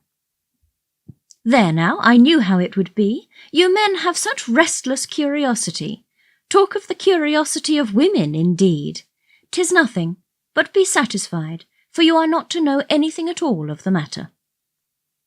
"And is that likely to satisfy me, do you think?" "Well, I declare I never knew anything like you. What can it signify to you what we are talking of? Perhaps we are talking about you. Therefore I would advise you not to listen, or you may happen to hear something not very agreeable."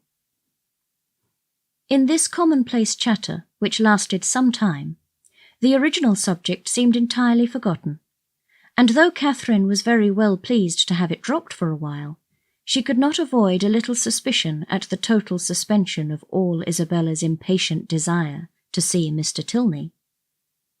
When the orchestra struck up a fresh dance, James would have led his fair partner away, but she resisted. "I tell you, Mr. Morland," she cried, "I would not do such a thing for all the world. How can you be so teasing? Only conceive, my dear Catherine, what your brother wants me to do. He wants me to dance with him again, though I tell him that it is a most improper thing, and entirely against the rules. It would make us the talk of the place if we were not to change partners." "Upon my honour," said James, "in these public assemblies it is as often done as not." "Nonsense! How can you say so? But when you men have a point to carry, you never stick at anything. My sweet Catherine, do support me. Persuade your brother how impossible it is. Tell him that it would quite shock you to see me do such a thing. Now would not it?" "No, not at all. But if you think it wrong, you had much better change." "There!" cried Isabella, "you hear what your sister says, and yet you will not mind her. Well, remember that it is not my fault if we set all the old ladies in Bath in a bustle. Come along, my dearest Catherine, for heaven's sake, and stand by me." and off they went to regain their former place. John Thorpe, in the meanwhile, had walked away, and Catherine, ever willing to give Mr. Tilney an opportunity of repeating the agreeable request which had already flattered her once, made her way to Mrs. Allen and Mrs. Thorpe as fast as she could, in the hope of finding him still with them. A hope which, when it proved to be fruitless, she felt to have been highly unreasonable. "Well, my dear," said Mrs. Thorpe, impatient for praise of her son, "I hope you have had an agreeable partner." "Very agreeable, madam." "I am glad of it. John has charming spirits, has not he?" "Did you meet Mr. Tilney, my dear?" said Mrs. Allen. "No, where is he?" "He was with us just now, and he said he was so tired of lounging about that he was resolved to go and dance, so I thought perhaps he would ask you if he met with you." "Where can he be?" said Catherine, looking round, but she had not looked round long before she saw him leading a young lady to the dance. "Ah, he has got a partner. I wish he had asked you," said Mrs. Allen. And after a short silence she added, "He is a very agreeable young man." "Indeed he is, Mrs. Allen," said Mrs. Thorpe, smiling complacently. "I must say it, though I am his mother, that there is not a more agreeable young man in the world."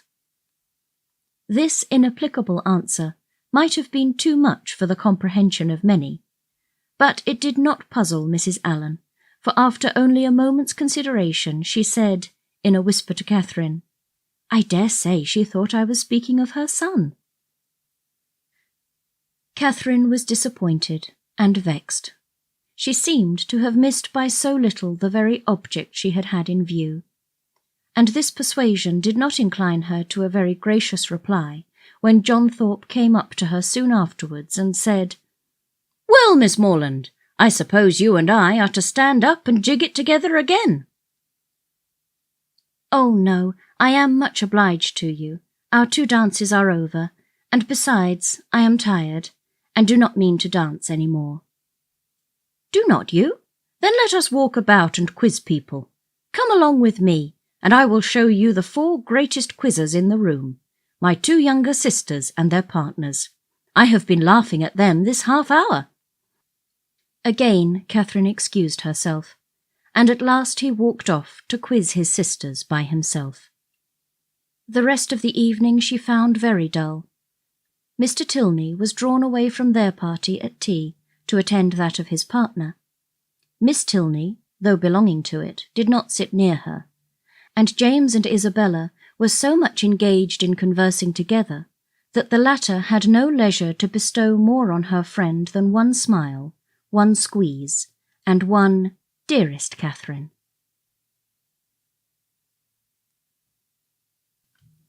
Chapter 9. The progress of Catherine's unhappiness from the events of the evening was as follows. It appeared first in a general dissatisfaction with everybody about her while she remained in the rooms, which speedily brought on considerable weariness and a violent desire to go home. This, on arriving in Putney Street, took the direction of extraordinary hunger, and when that was appeased, changed into an earnest longing to be in bed.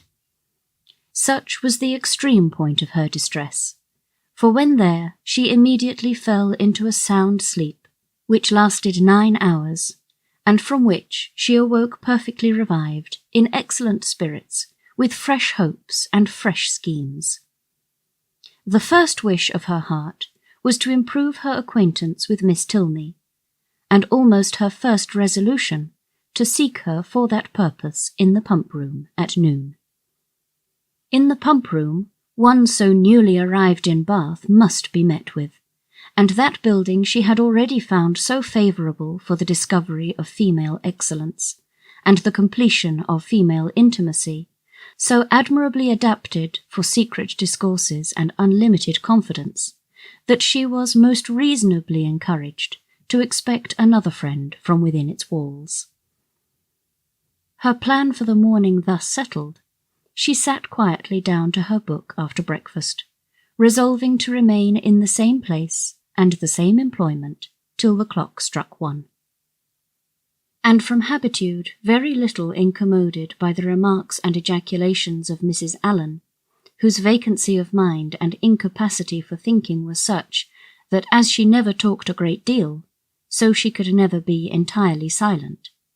And therefore, while she sat at her work, if she lost her needle or broke her thread, if she heard a carriage in the street, or saw a speck upon her gown, she must observe it aloud, whether there were any one at leisure to answer her or not.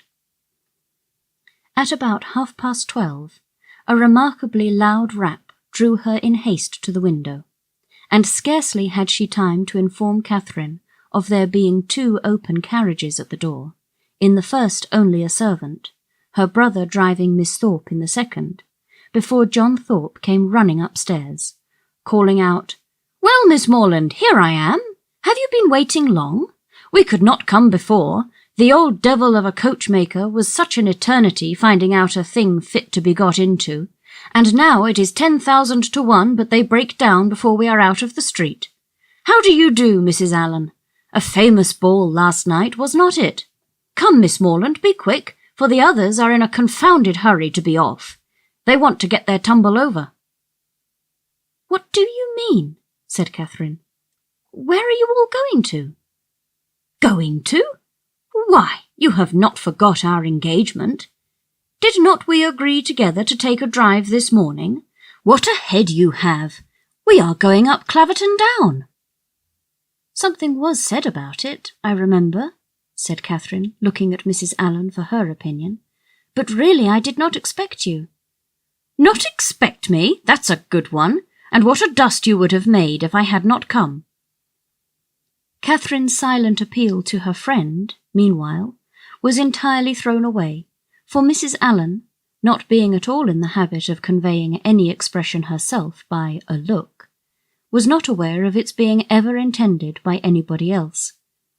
And Catherine, whose desire of seeing Miss Tilney again could at the moment bear a short delay in favour of a drive, and who thought there could be no impropriety in her going with Mr. Thorpe, as Isabella was going at the same time with James, was therefore obliged to speak plainer. "Well, ma'am, what do you say to it? Can you spare me for an hour or 2? Shall I go?" "Oh, do just as you please, my dear," replied Mrs. Allen, with the most placid indifference. Catherine took the advice and ran off to get ready. In a very few minutes she reappeared, having scarcely allowed the 2 others time enough to get through a few short sentences in her praise, after Thorpe had procured Mrs. Allen's admiration of his gig. And then, receiving her friend's parting good wishes, they both hurried downstairs. "My dearest creature," cried Isabella, to whom the duty of friendship immediately called her before she could get into the carriage, "you have been at least 3 hours getting ready. I was afraid you were ill. What a delightful ball we had last night. I have 1,000 things to say to you, but make haste and get in, for I long to be off." Catherine followed her orders and turned away, but not too soon to hear her friend exclaim aloud to James, "What a sweet girl she is! I quite dote on her." "You will not be frightened, Miss Morland," said Thorpe, as he handed her in, "if my horse should dance about a little at first, setting off. He will most likely give a plunge or 2, and perhaps take the rest for a minute, but he will soon know his master. He is full of spirits, playful as can be, but there is no vice in him." Catherine did not think the portrait a very inviting one, but it was too late to retreat, and she was too young to own herself frightened.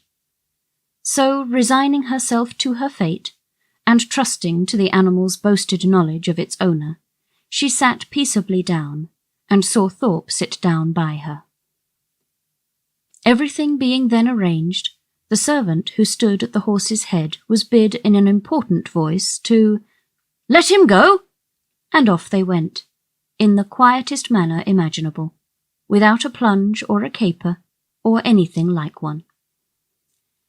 Catherine, delighted at so happy an escape, spoke her pleasure aloud with grateful surprise, and her companion immediately made the matter perfectly simple by assuring her that it was entirely owing to the peculiarly judicious manner in which he had then held the reins, and the singular discernment and dexterity with which he had directed his whip.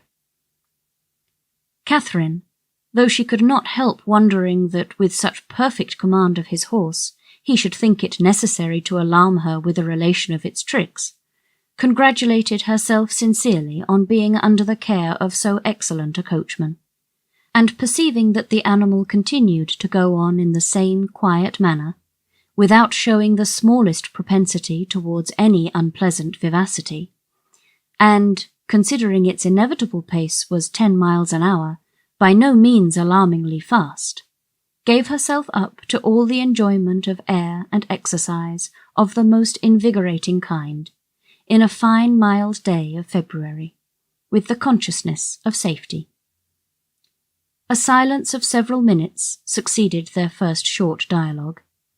It was broken by Thorpes saying very abruptly, "Old Alan is as rich as a Jew, is not he?" Catherine did not understand him, and he repeated his question, adding in explanation, "Old Alan, the man you are with." "Oh, Mr. Alan, you mean? Yes, I believe he is very rich." "And no children at all?" "No, not any." "A famous thing for his next heirs. He is your godfather, is not he?" "My godfather? No." "But you are always very much with them." "Yes, very much." "Aye, that is what I meant. He seems a good kind of old fellow enough, and has lived very well in his time, I dare say. He is not gouty for nothing. Does he drink his bottle a day now?" "His bottle a day?" "No. Why should you think of such a thing? He is a very temperate man, and you could not fancy him in liquor last night." "Lord help you! You women are always thinking of men's being in liquor. Why, you do not suppose a man is overset by a bottle?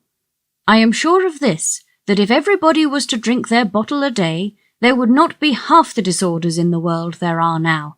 It would be a famous good thing for us all." "I cannot believe it." "Oh, Lord, it would be the saving of thousands. There is not the 100th part of wine consumed in this kingdom that there ought to be. Our foggy climate wants help." "And yet I have heard that there is a great deal of wine drunk in Oxford." "Oxford? There is no drinking at Oxford now, I assure you. Nobody drinks there. You would hardly meet with a man who goes beyond his 4 pints at the utmost. Now, for instance, it was reckoned a remarkable thing, at the last party in my rooms, that upon an average we cleared about 5 pints a head. It was looked upon as something out of the common way. Mine is famous good stuff, to be sure. You would not often meet with anything like it in Oxford, and that may account for it, but this will just give you a notion of the general rate of drinking there." "Yes, it does give a notion," said Catherine warmly, "and that is that you all drink a great deal more wine than I thought you did. However, I am sure James does not drink so much." This declaration brought on a loud and overpowering reply, of which no part was very distinct, except the frequent exclamations, amounting almost to oaths, which adorned it, and Catherine was left, when it ended, with rather a strengthened belief of there being a great deal of wine drunk in Oxford, and the same happy conviction of her brother's comparative sobriety. Thorpes' ideas then all reverted to the merits of his own equipage, and she was called on to admire the spirit and freedom with which his horse moved along, and the ease which his paces, as well as the excellence of the springs, gave the motion of the carriage. She followed him in all his admiration as well as she could. To go before or beyond him was impossible. His knowledge and her ignorance of the subject, his rapidity of expression, and her diffidence of herself, put that out of her power. She could strike out nothing new in commendation, but she readily echoed whatever he chose to assert, and it was finally settled between them, without any difficulty, that his equipage was altogether the most complete of its kind in England, his carriage the neatest, his horse the best goer, and himself the best coachman. "You do not really think, Mr. Thorpe," said Catherine, venturing after some time to consider the matter as entirely decided, and to offer some little variation on the subject, "that James's gig will break down?" "Break down? Oh, Lord! Did you ever see such a little tit-uppy thing in your life? There is not a sound piece of iron about it. The wheels have been fairly worn out these 10 years at least, and as for the body, upon my soul, you might shake it to pieces yourself with a touch. It is the most devilish little rickety business I ever beheld. Thank God we have got a better. I would not be bound to go 2 miles in it for £50,000. "Good heavens!" cried Catherine, quite frightened. "Then pray let us turn back. They will certainly meet with an accident if we go on. Do let us turn back, Mr. Thorpe. Stop and speak to my brother, and tell him how very unsafe it is." "Unsafe? Oh, Lord! What is there in that? They will only get a roll if it does break down, and there is plenty of dirt. It will be excellent falling. Oh, curse it! The carriage is safe enough if a man knows how to drive it. A thing of that sort, in good hands, will last above 20 years after it is fairly worn out. Lord bless you, I would undertake for £5 to drive it to York and back again without losing a nail." Catherine listened with astonishment. She knew not how to reconcile two such very different accounts of the same thing, for she had not been brought up to understand the propensities of a rattle, nor to know to how many idle assertions and impudent falsehoods the excess of vanity will lead. Her own family were plain, matter-of-fact people, who seldom aimed at wit of any kind. Her father, at the utmost, being contented with a pun, and her mother with a proverb. They were not in the habit, therefore, of telling lies to increase their importance, or of asserting at one moment what they would contradict the next. She reflected on the affair for some time in much perplexity, and was more than once on the point of requesting from Mr. Thorpe a clearer insight into his real opinion on the subject. But she checked herself, because it appeared to her that he did not excel in giving those clearer insights, in making those things plain which he had before made ambiguous, and joining to this the consideration that he would not really suffer his sister and his friend to be exposed to a danger from which he might easily preserve them, she concluded at last that he must know the carriage to be in fact perfectly safe, and therefore would alarm herself no longer. By him the whole matter seemed entirely forgotten, and all the rest of his conversation, or rather talk, began and ended with himself and his own concerns.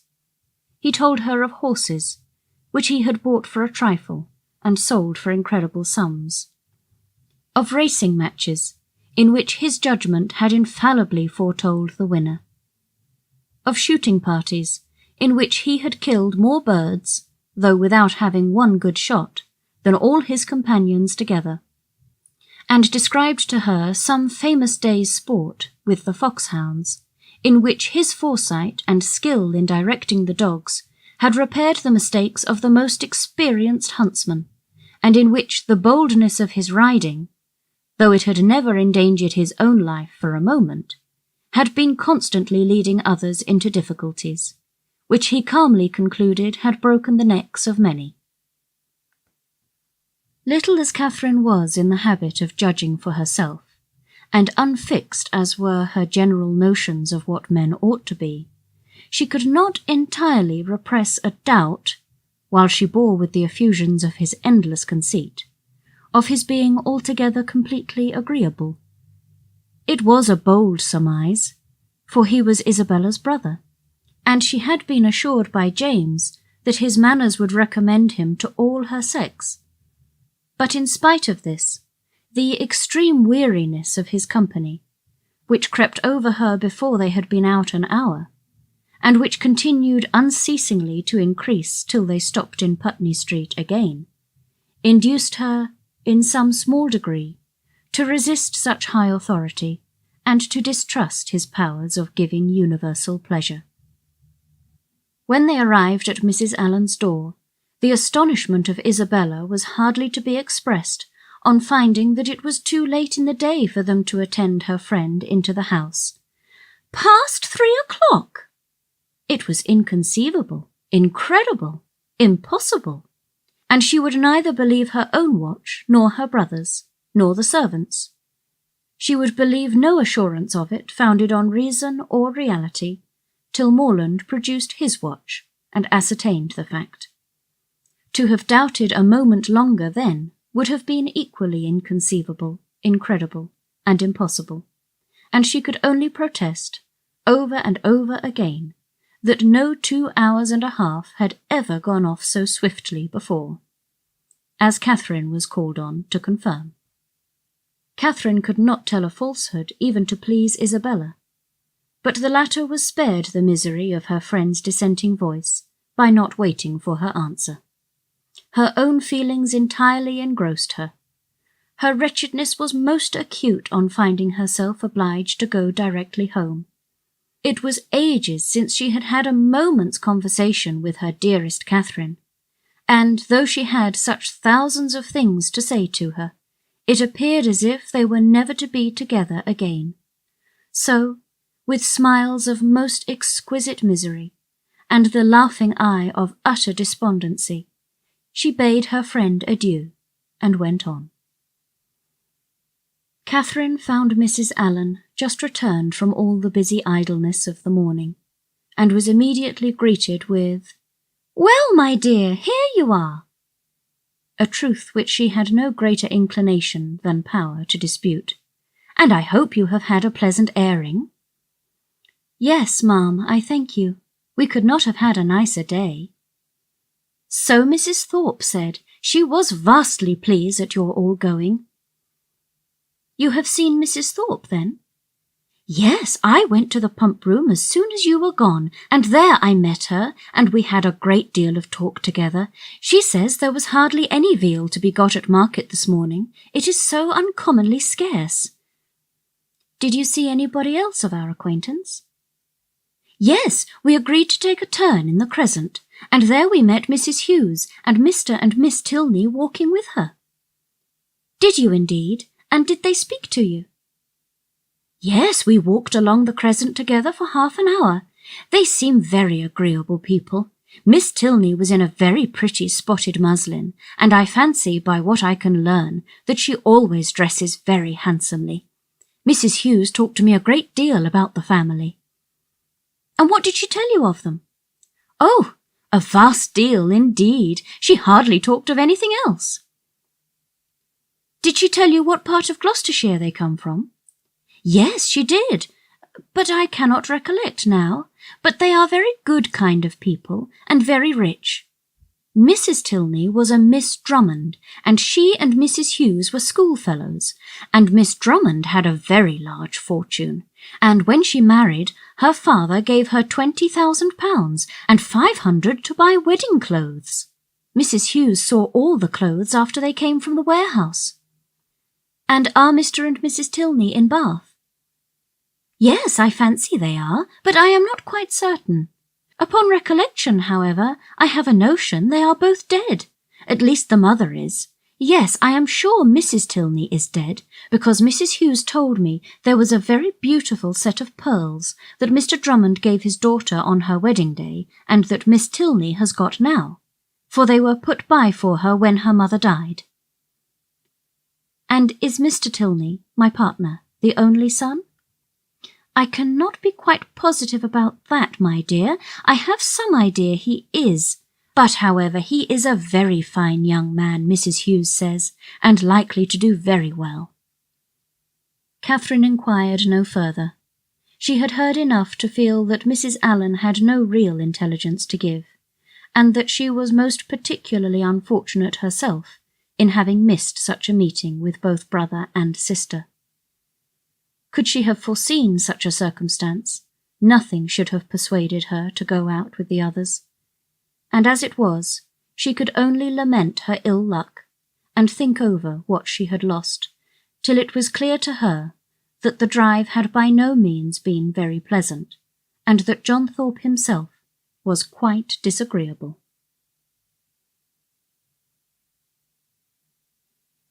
Chapter 10. The Allens, Thorpes, and Morlands all met in the evening at the theatre, and, as Catherine and Isabella sat together, there was then an opportunity for the latter to utter some few of the many thousand things which had been collecting within her for communication in the immeasurable length of time which had divided them. "Oh, heavens, my beloved Catherine, have I got you at last?" was her address on Catherine's entering the box and sitting by her.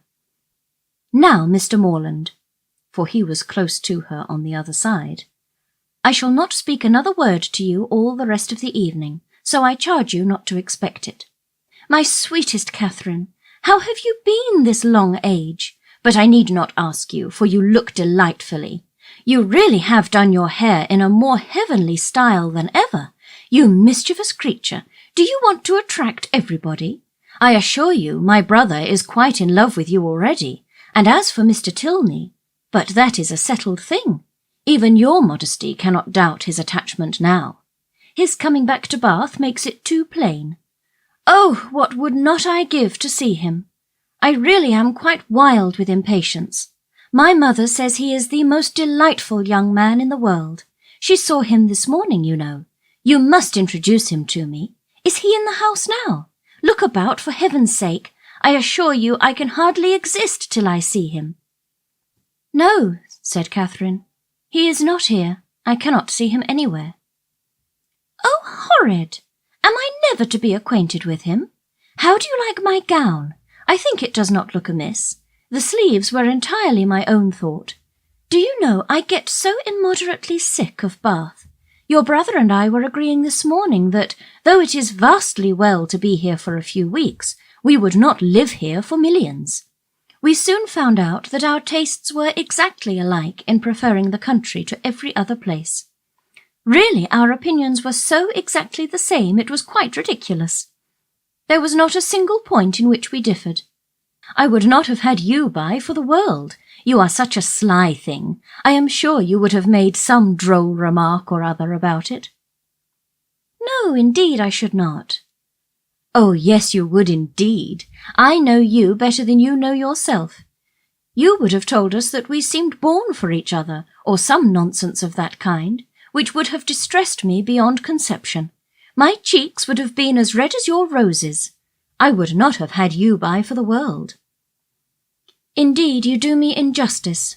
I would not have made so improper a remark upon any account, and besides, I am sure it would never have entered my head." Isabella smiled incredulously, and talked the rest of the evening to James. Catherine's resolution of endeavouring to meet Miss Tilney again continued in full force the next morning, and till the usual moment of going to the pump-room, she felt some alarm from the dread of a second prevention. But nothing of that kind occurred. No visitors appeared to delay them, and they all three set off in good time for the pump-room, where the ordinary course of events and conversation took place. Mr. Allen, after drinking his glass of water, joined some gentlemen to talk over the politics of the day and compare the accounts of their newspapers. And the ladies walked about together, noticing every new face and almost every new bonnet in the room. The female part of the Thorpe family, attended by James Morland, appeared among the crowd in less than a quarter of an hour, and Catherine immediately took her usual place by the side of her friend. James, who was now in constant attendance, maintained a similar position, and separating themselves from the rest of their party, they walked in that manner for some time, till Catherine began to doubt the happiness of a situation which, confining her entirely to her friend and brother, gave her very little share in the notice of either. They were always engaged in some sentimental discussion or lively dispute, but their sentiment was conveyed in such whispering voices, and their vivacity attended with so much laughter, that though Catherine's supporting opinion was not unfrequently called for by one or the other, she was never able to give any, from not having heard a word of the subject.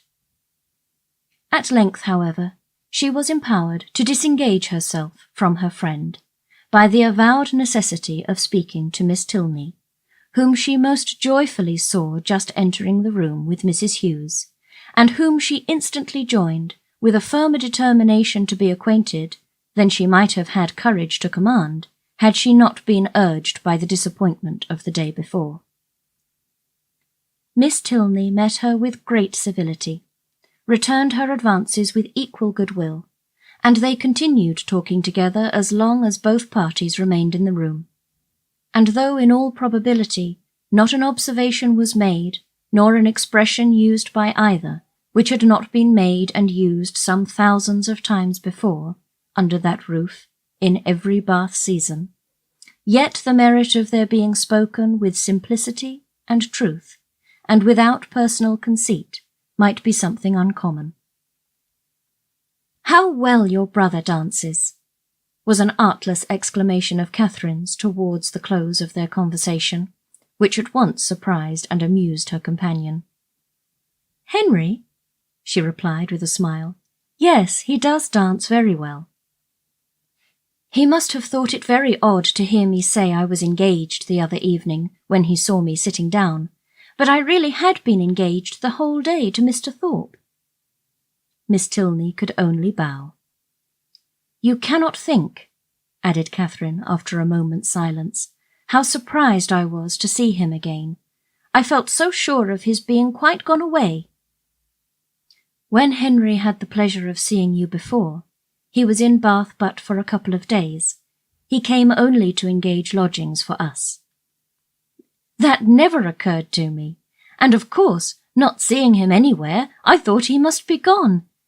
Was not the young lady he danced with on Monday a Miss Smith?" "Yes, an acquaintance of Mrs. Hughes." "I dare say she was very glad to dance. Do you think her pretty?" "Not very." "He never comes to the pump room, I suppose?"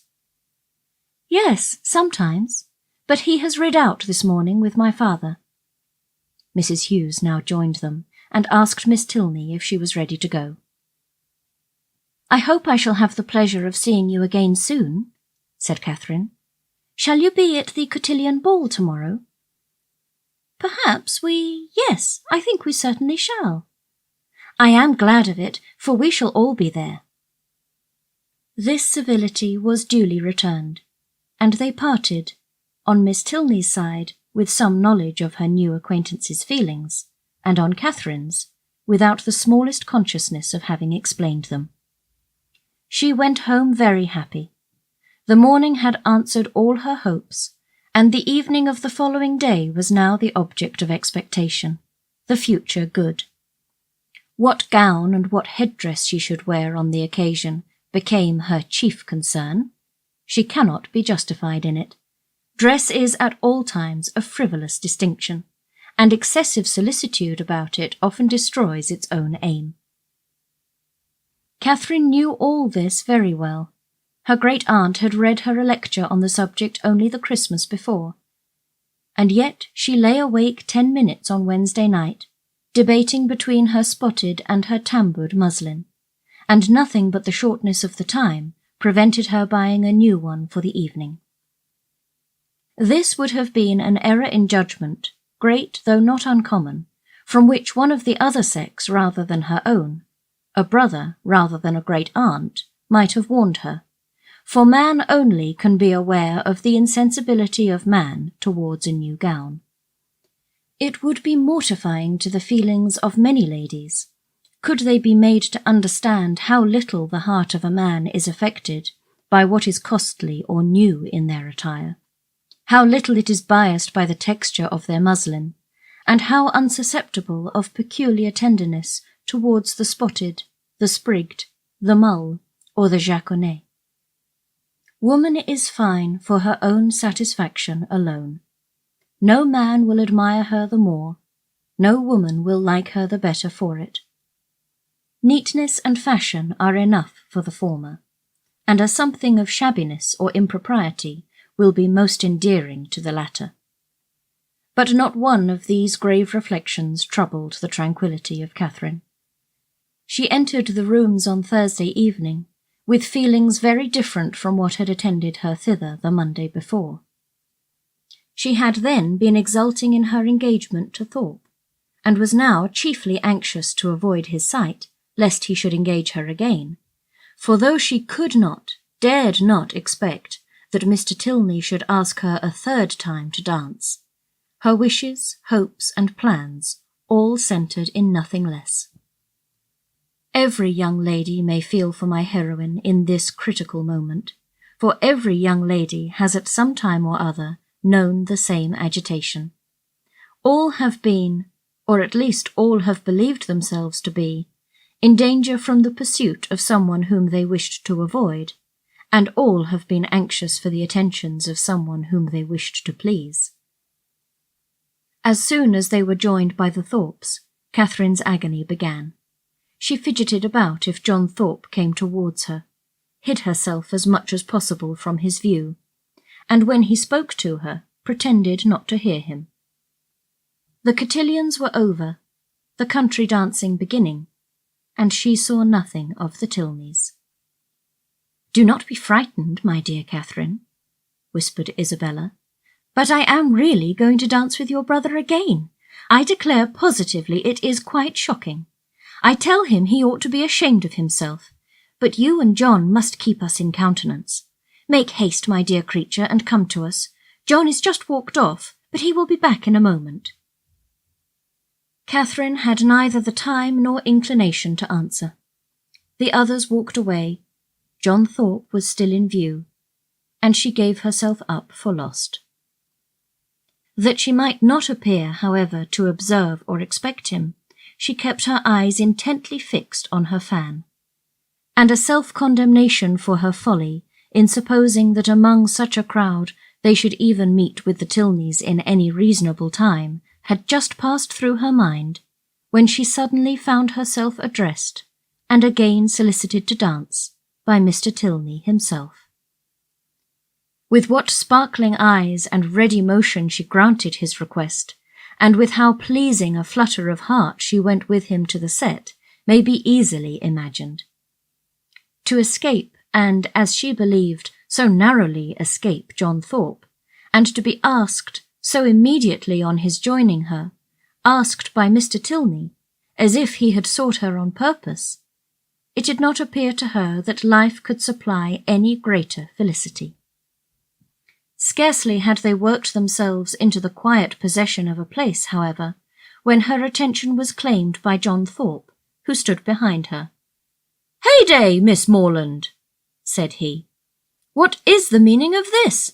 I thought you and I were to dance together." "I wonder you should think so, for you never asked me." "That is a good one, by Jove! I asked you as soon as I came into the room, and I was just going to ask you again, but when I turned round you were gone. This is a cursed shabby trick. I only came for the sake of dancing with you, and I firmly believe you are engaged to me ever since Monday. Yes, I remember. I asked you while you were waiting in the lobby for your cloak.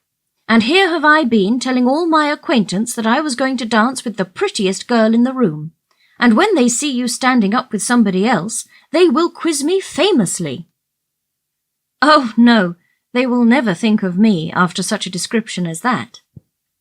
"By heavens, if they do not, I will kick them out of the room for blockheads. What chap have you there?" Catherine satisfied his curiosity. "Tilney?" he repeated. I do not know him. A good figure of a man, well put together. Does he want a horse? Here is a friend of mine, Sam Fletcher, has got one to sell that would suit anybody. A famous clever animal for the road, only 40 guineas.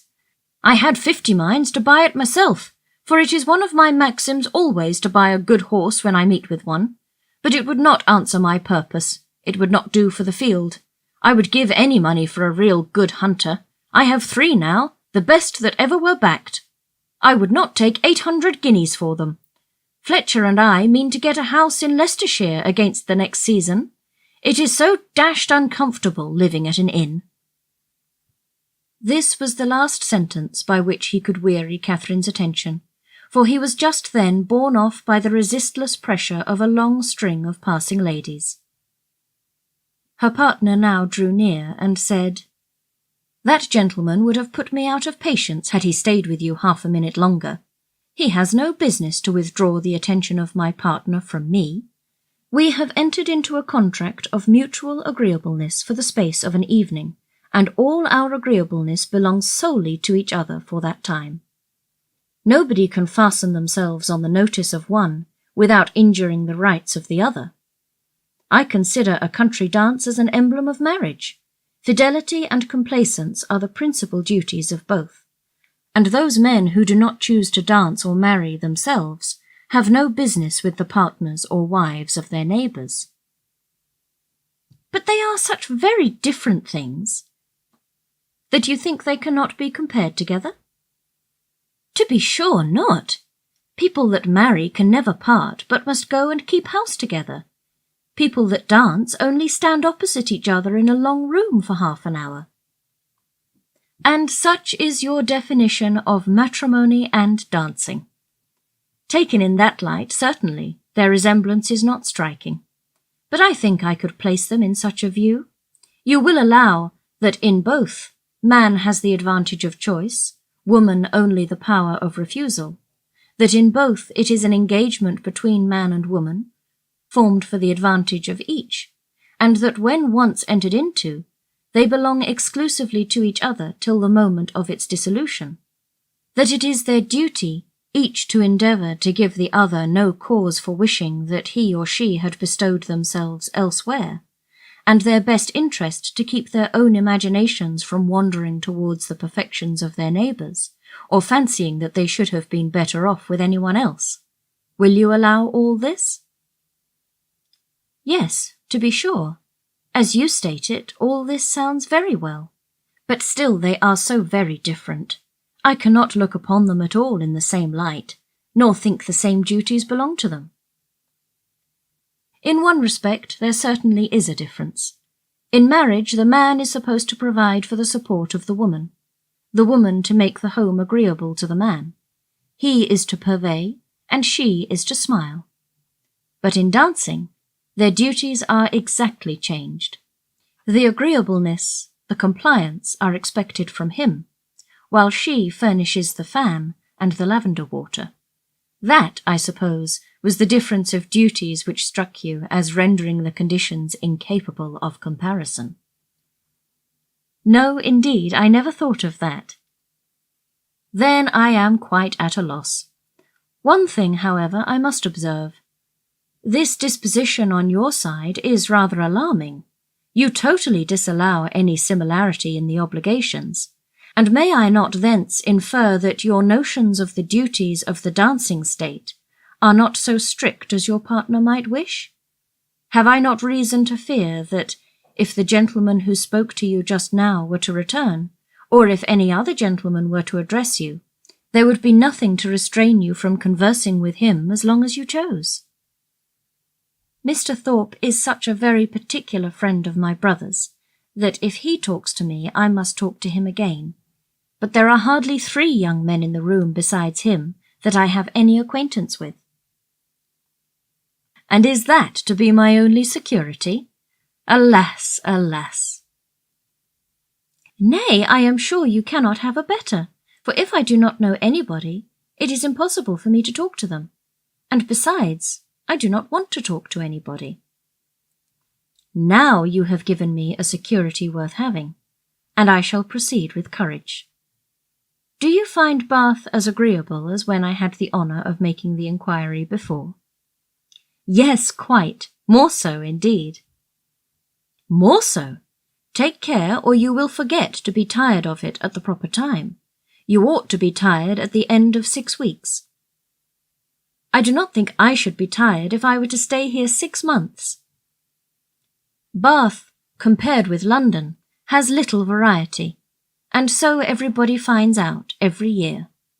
For 6 weeks I allow Bath is pleasant enough, but beyond that it is the most tiresome place in the world. You would be told so by people of all descriptions, who come regularly every winter, lengthen their 6 weeks into 10 or 12, and go away at last because they can afford to stay no longer. Well, other people must judge for themselves, and those who go to London may think nothing of Bath.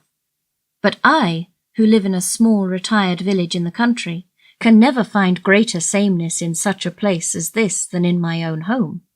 For here are a variety of amusements, a variety of things to be seen and done all day long, which I can know nothing of there. You are not fond of the country? Yes, I am. I have always lived there, and always been very happy. But certainly there is much more sameness in a country life than in a Bath life. One day in the country is exactly like another. But then you spend your time so much more rationally in the country. Do I? Do you not?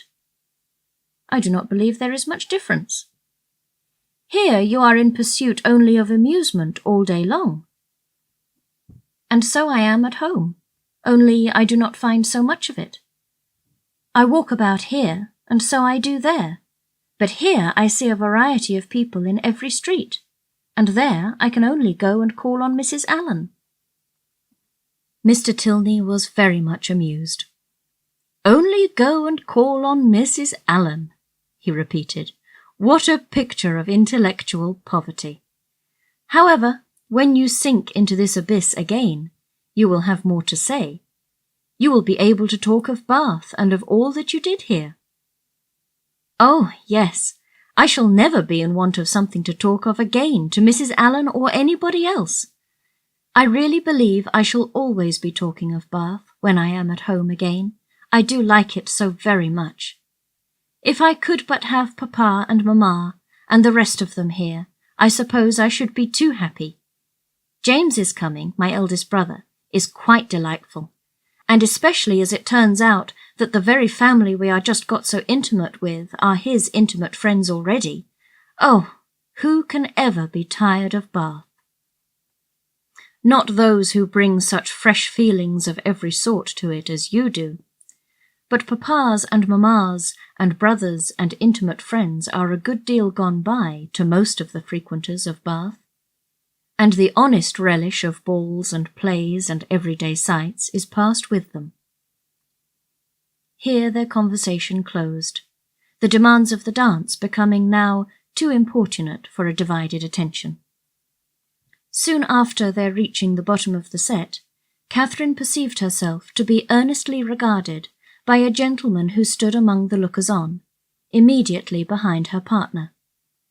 He was a very handsome man, of a commanding aspect, past the bloom, but not past the vigour of life, and with his eye still directed towards her, she saw him presently address Mr. Tilney in a familiar whisper. Confused by his notice, and blushing from the fear of its being excited by something wrong in her appearance, she turned away her head. But while she did so, the gentleman retreated, and her partner, coming nearer, said, "I see that you guess what I have just been asked. That gentleman knows your name, and you have a right to know his. It is General Tilney, my father." Catherine's answer was only, "Oh!" But it was an "oh" expressing everything needful, attention to his words, and perfect reliance on their truth. With real interest and strong admiration did her eye now follow the General, as he moved through the crowd, and "how handsome a family they are," was her secret remark. In chatting with Miss Tilney before the evening concluded, a new source of felicity arose to her. She had never taken a country walk since her arrival in Bath.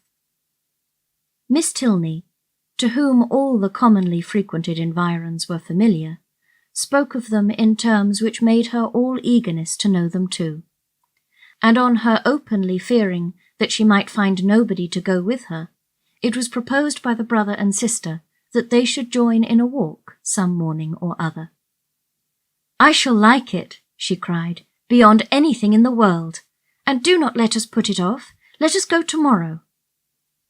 This was readily agreed to, with only a proviso of Miss Tilney's that it did not rain, which Catherine was sure it would not. At 12 o'clock they were to call for her in Putney Street, and remember, 12 o'clock was her parting speech to her new friend. Of her other, her older, her more established friend, Isabella, of whose fidelity and worth she had enjoyed a fortnight's experience, she scarcely saw anything during the evening. Yet, though longing to make her acquainted with her happiness, she cheerfully submitted to the wish of Mr. Allen, which took them rather early away, and her spirits danced within her as she danced in her chair all the way home.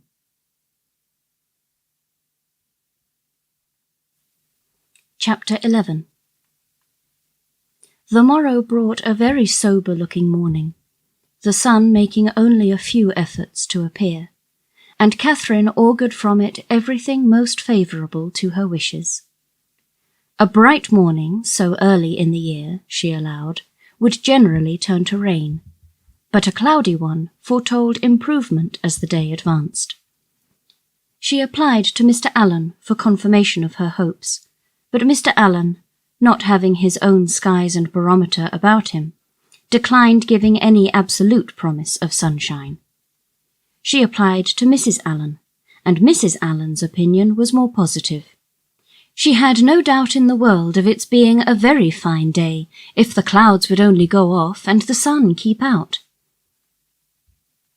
At about 11 o'clock, however, a few specks of small rain upon the windows caught Catherine's watchful eye. "Oh dear, I do believe it will be wet," broke from her in a most desponding tone. "I thought how it would be," said Mrs. Allen.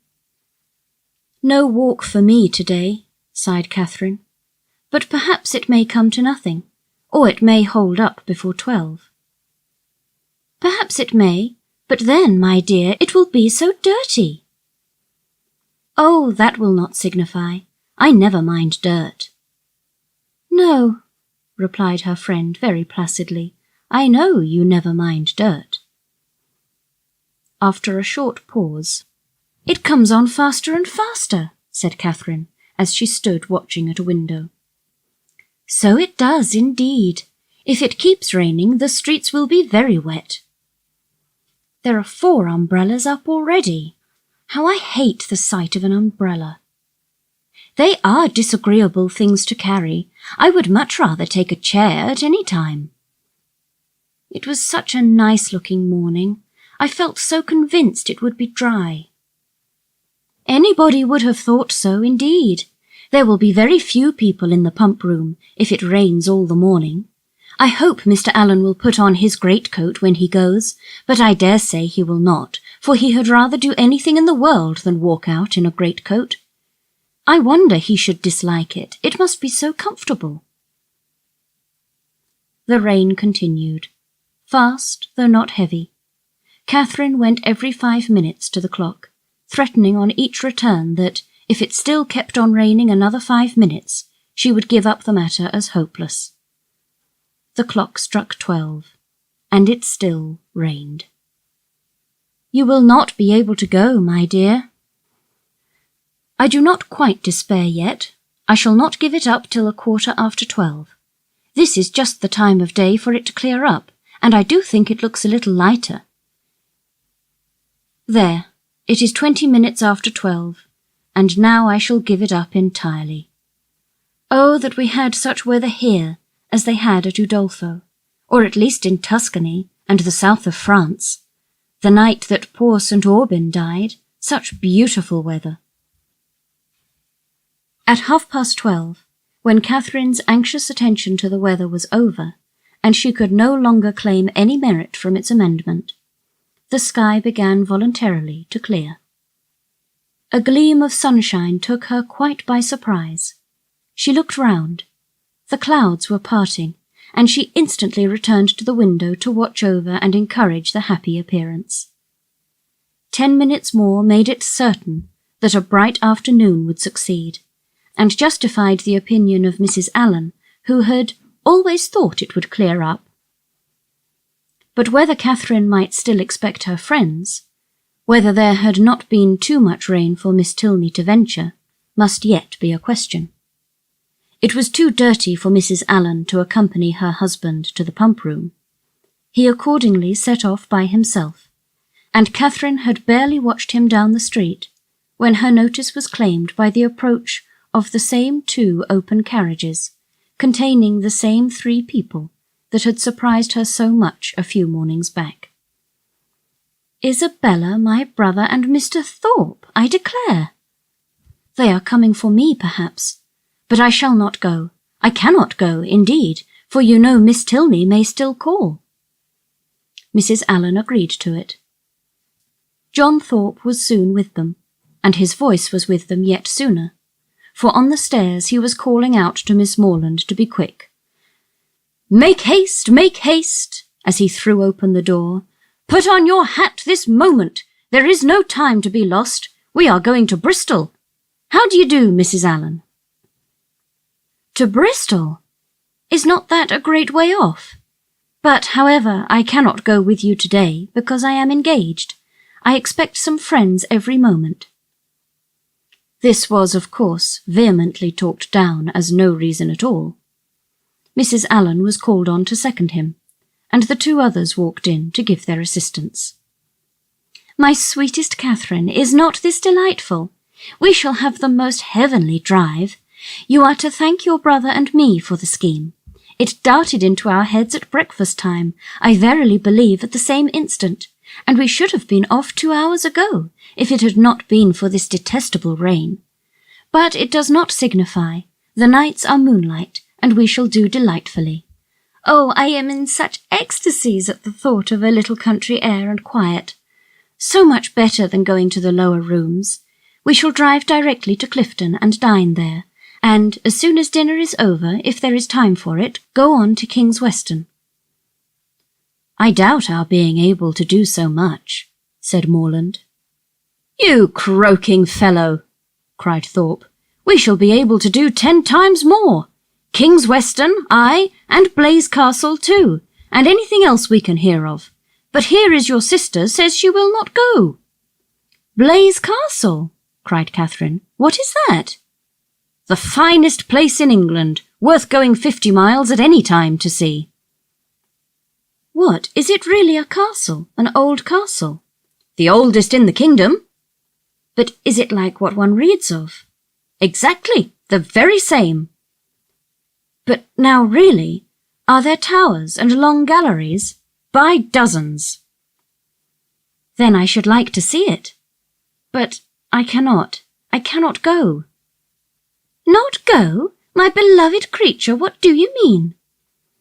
I cannot go because, looking down as she spoke, fearful of Isabella's smile, I expect Miss Tilney and her brother to call on me to take a country walk. They promised to come at 12, only it rained. But now, as it is so fine, I dare say they will be here soon. Not they, indeed, cried Thorpe, for as we turned into Broad Street I saw them. Does he not drive a phaeton with bright chestnuts? I do not know, indeed. Yes, I know he does. I saw him. You are talking of the man you danced with last night, are not you? Yes. Well, I saw him at that moment turn up the Lansdowne Road, driving a smart-looking girl. Did you indeed? Did, upon my soul. Knew him again directly, and he seemed to have got some very pretty cattle, too. It is very odd, but I suppose they thought it would be too dirty for a walk. And well they might, for I never saw so much dirt in my life. Walk? You could no more walk than you could fly. It has not been so dirty the whole winter. It is ankle-deep everywhere. Isabella corroborated it. My dearest Catherine, you cannot form an idea of the dirt. Come, you must go. You cannot refuse going now. I should like to see the castle, but may we go all over it? May we go up every staircase and into every suite of rooms? Yes, yes, every hole and corner. But then, if they should only be gone out for an hour till it is drier and call by and by? Make yourself easy, there is no danger of that, for I heard Tilney hallooing to a man who was just passing by on horseback that they were going as far as Wick Rocks." "Then I will. Shall I go, Mrs. Allen?" "Just as you please, my dear." "Mrs. Allen, you must persuade her to go," was the general cry. Mrs. Allen was not inattentive to it. "Well, my dear," said she, "suppose you go." And in 2 minutes they were off. Catherine's feelings, as she got into the carriage, were in a very unsettled state, divided between regret for the loss of one great pleasure and the hope of soon enjoying another, almost its equal in degree, however unlike in kind. She could not think the Tilneys had acted quite well by her, in so readily giving up their engagement without sending her any message of excuse. It was now but an hour later than the time fixed on for the beginning of their walk, and, in spite of what she had heard of the prodigious accumulation of dirt in the course of that hour, she could not from her own observation help thinking that they might have gone with very little inconvenience. To feel herself slighted by them was very painful. On the other hand, the delight of exploring an edifice like Udolpho, as her fancy represented Blaise Castle to be, was such a counterpoise of good as might console her for almost anything. They passed briskly down Putney Street and through Laura Place, without the exchange of many words.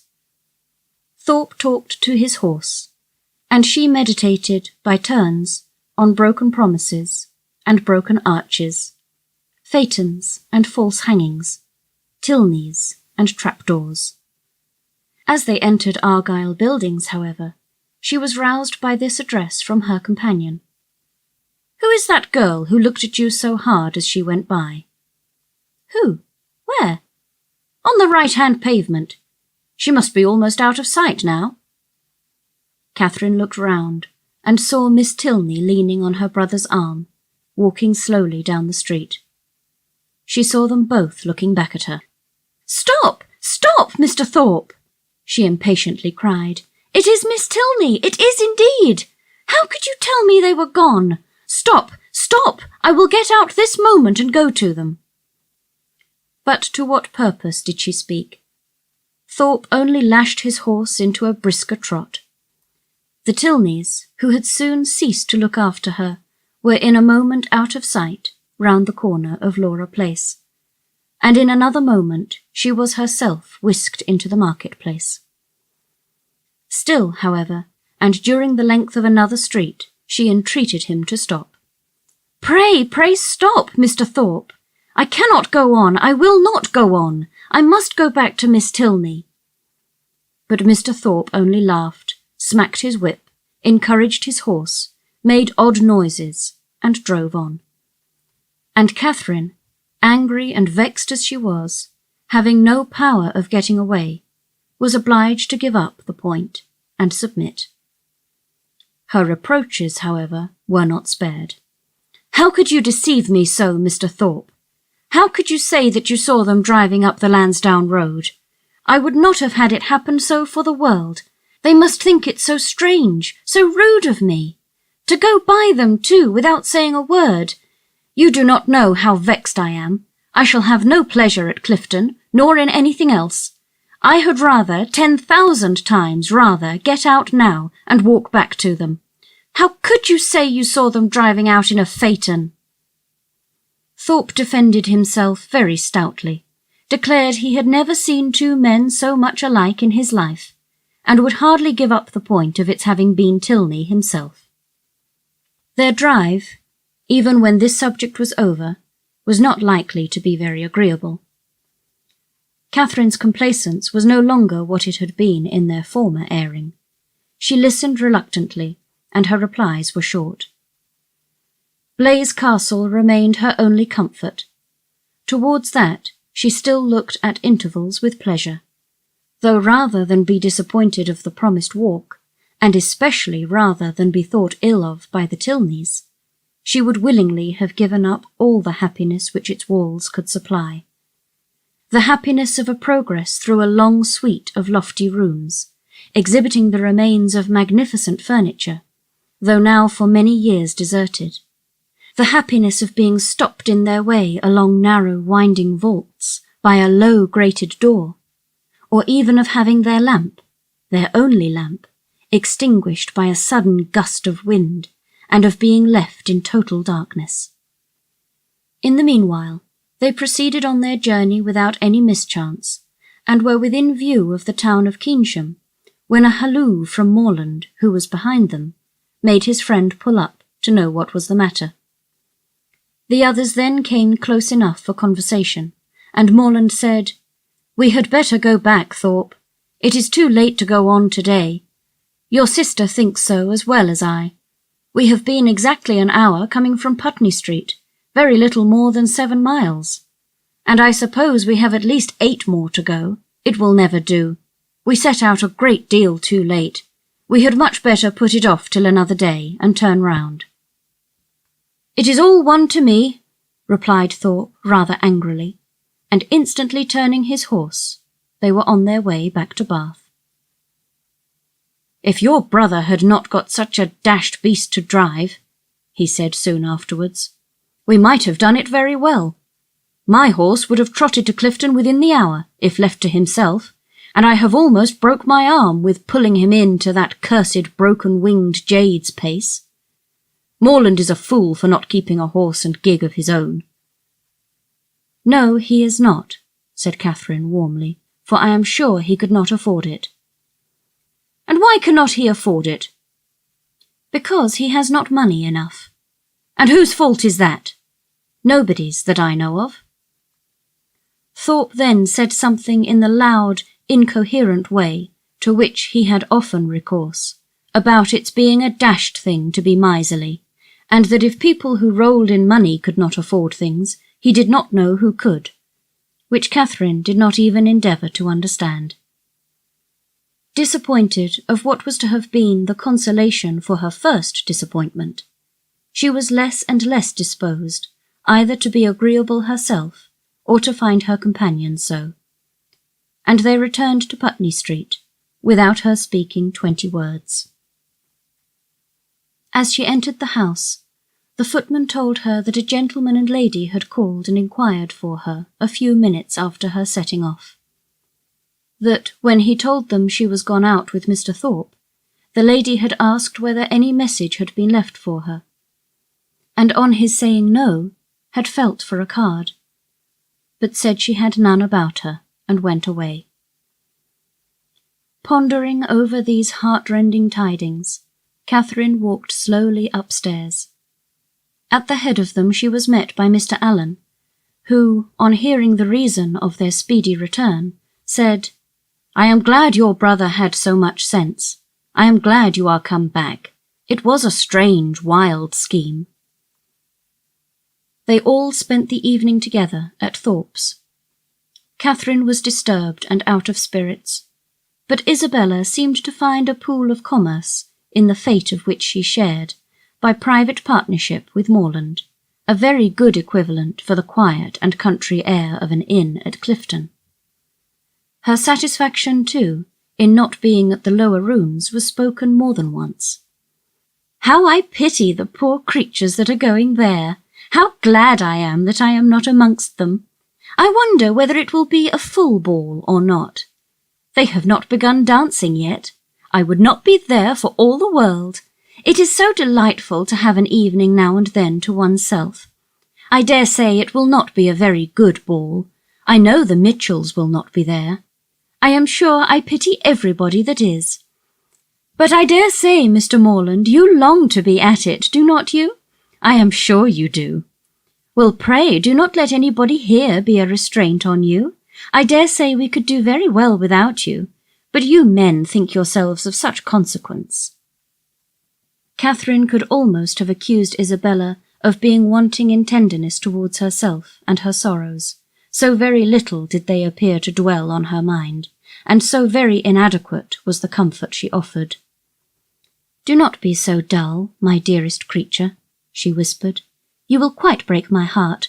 It was amazingly shocking, to be sure, but the Tilneys were entirely to blame. Why were not they more punctual? It was dirty, indeed, But what did that signify? I am sure John and I should not have minded it. I never mind going through anything where a friend is concerned. That is my disposition, and John is just the same. He has amazing strong feelings. Good heavens, what a delightful hand you have got. Kings, I vow. I never was so happy in my life. I would 50 times rather you should have them than myself. And now may I dismiss my heroine to the sleepless couch, which is the true heroine's portion, to a pillow strewn with thorns and wet with tears, and lucky may she think herself if she get another good night's rest in the course of the next 3 months.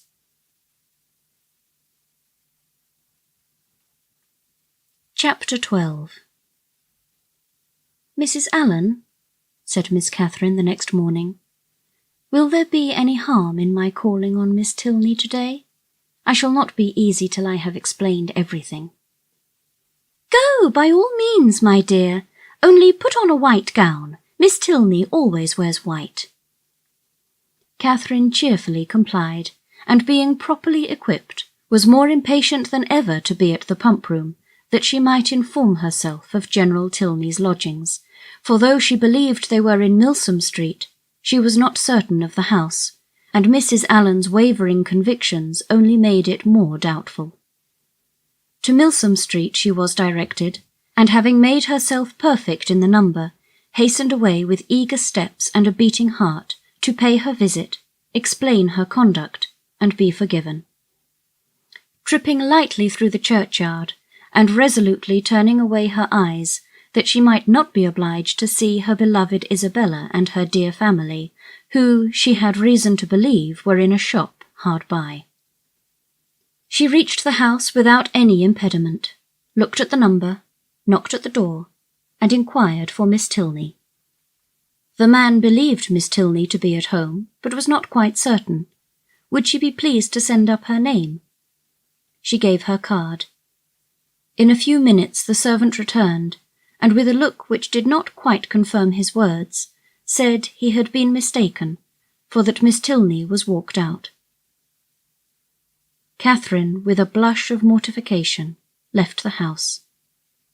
She felt almost persuaded that Miss Tilney was at home, and too much offended to admit her, and as she retired down the street, could not withhold one glance at the drawing-room windows, in expectation of seeing her there, but no one appeared at them. At the bottom of the street, however, she looked back again, and then, not at a window, but issuing from the door, she saw Miss Tilney herself. She was followed by a gentleman whom Catherine believed to be her father, and they turned up towards Edgar's buildings. Catherine, in deep mortification, proceeded on her way. She could almost be angry herself at such angry incivility, but she checked the resentful sensation. She remembered her own ignorance. She knew not how such an offence as hers might be classed by the laws of worldly politeness, to what a degree of unforgivingness it might with propriety lead, nor to what rigours of rudeness in return it might justly make her amenable.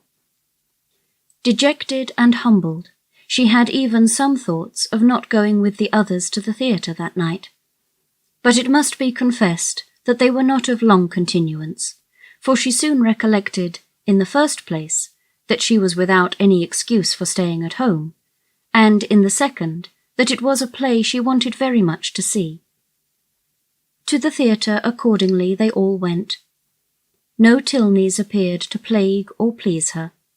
She feared that, amongst the many perfections of the family, a fondness for plays was not to be ranked, but perhaps it was because they were habituated to the finer performances of the London stage, which she knew, on Isabella's authority, rendered everything else of the kind quite horrid. She was not deceived in her own expectation of pleasure.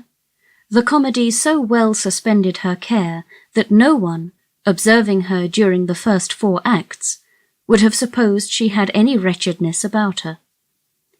On the beginning of the 5th, however, the sudden view of Mr. Henry Tilney and his father joining a party in the opposite box, recalled her to anxiety and distress.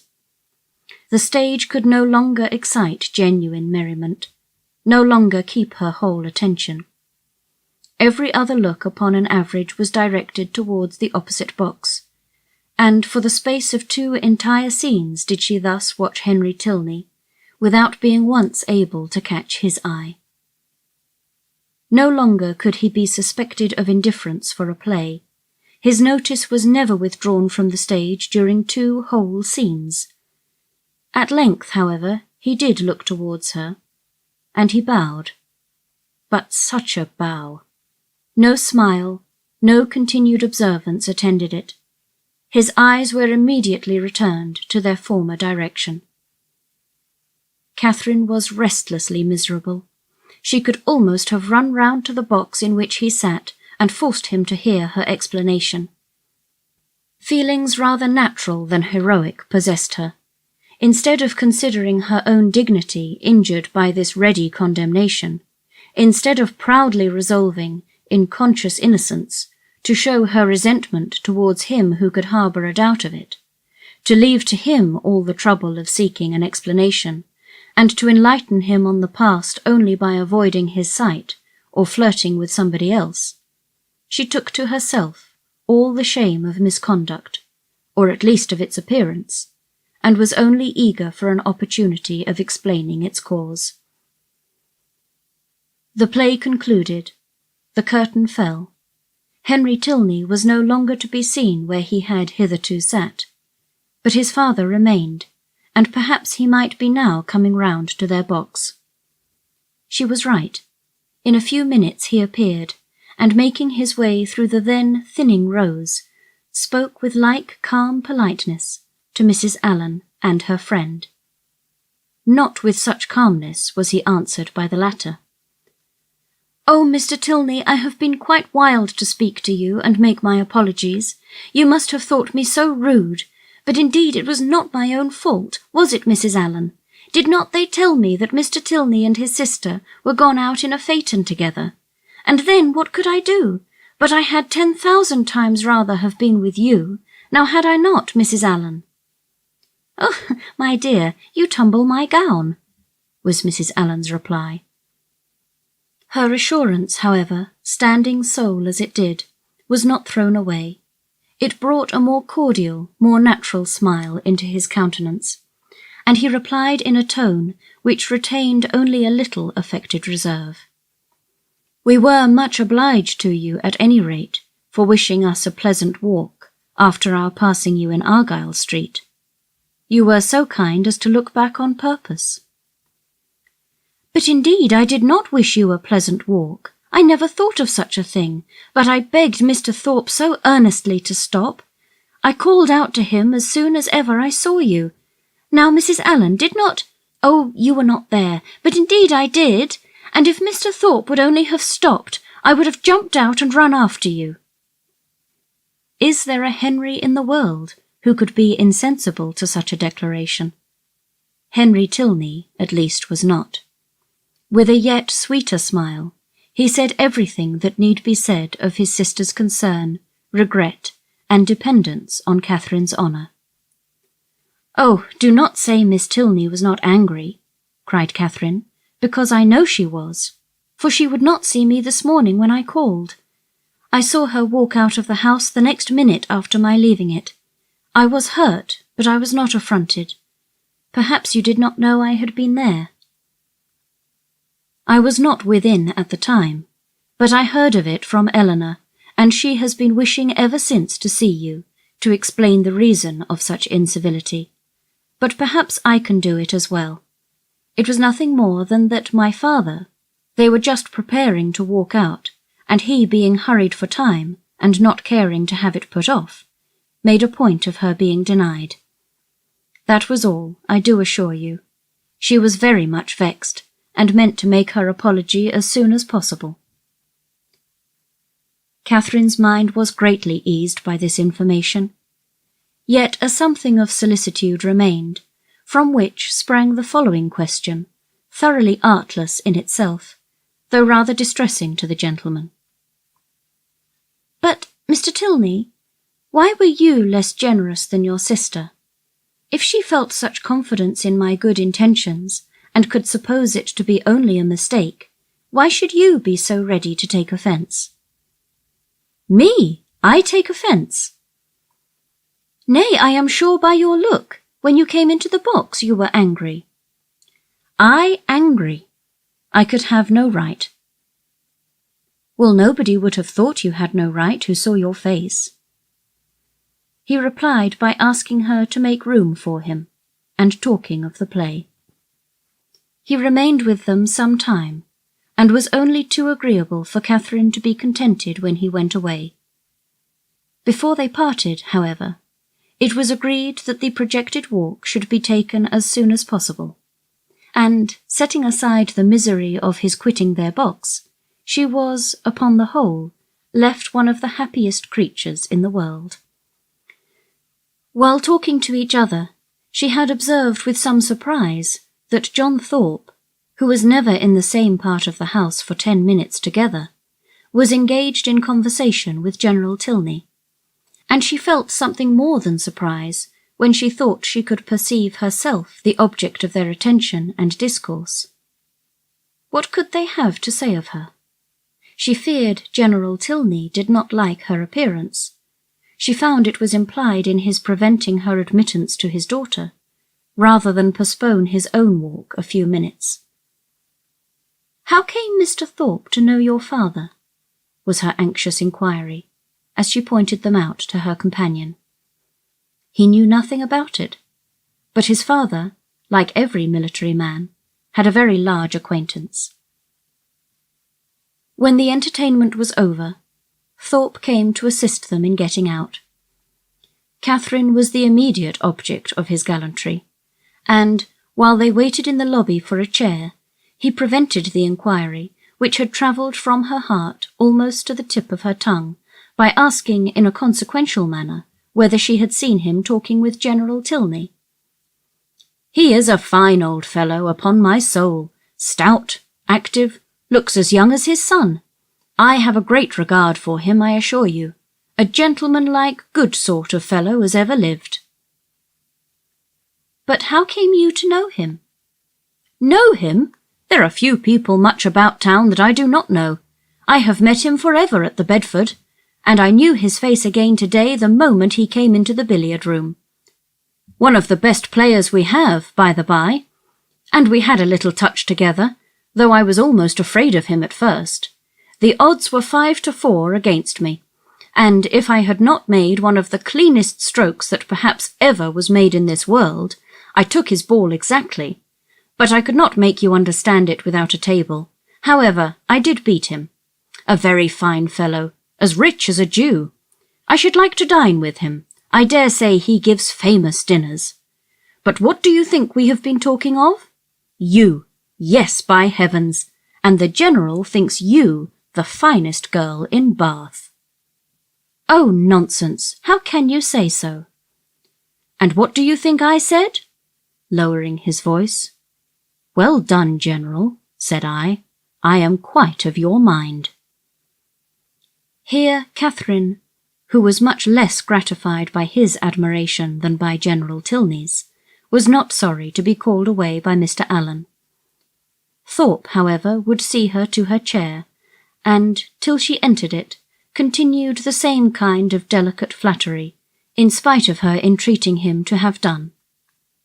That General Tilney, instead of disliking, should admire her, was very delightful, and she joyfully thought that there was not one of the family whom she need now fear to meet.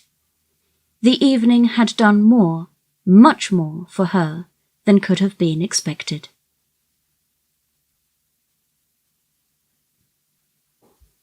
Chapter 13. Monday, Tuesday, Wednesday, Thursday, Friday, and Saturday have now passed in review before the reader. The events of each day, its hopes and fears, mortifications and pleasures, have been separately stated, and the pangs of Sunday only now remain to be described, and close the week.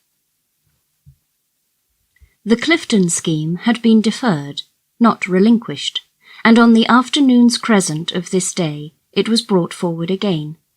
In a private consultation between Isabella and James, the former of whom had particularly set her heart upon going, and the latter no less anxiously placed upon his pleasing her, it was agreed that, provided the weather were fair, the party should take place on the following morning, and they were to set off very early in order to be at home in good time.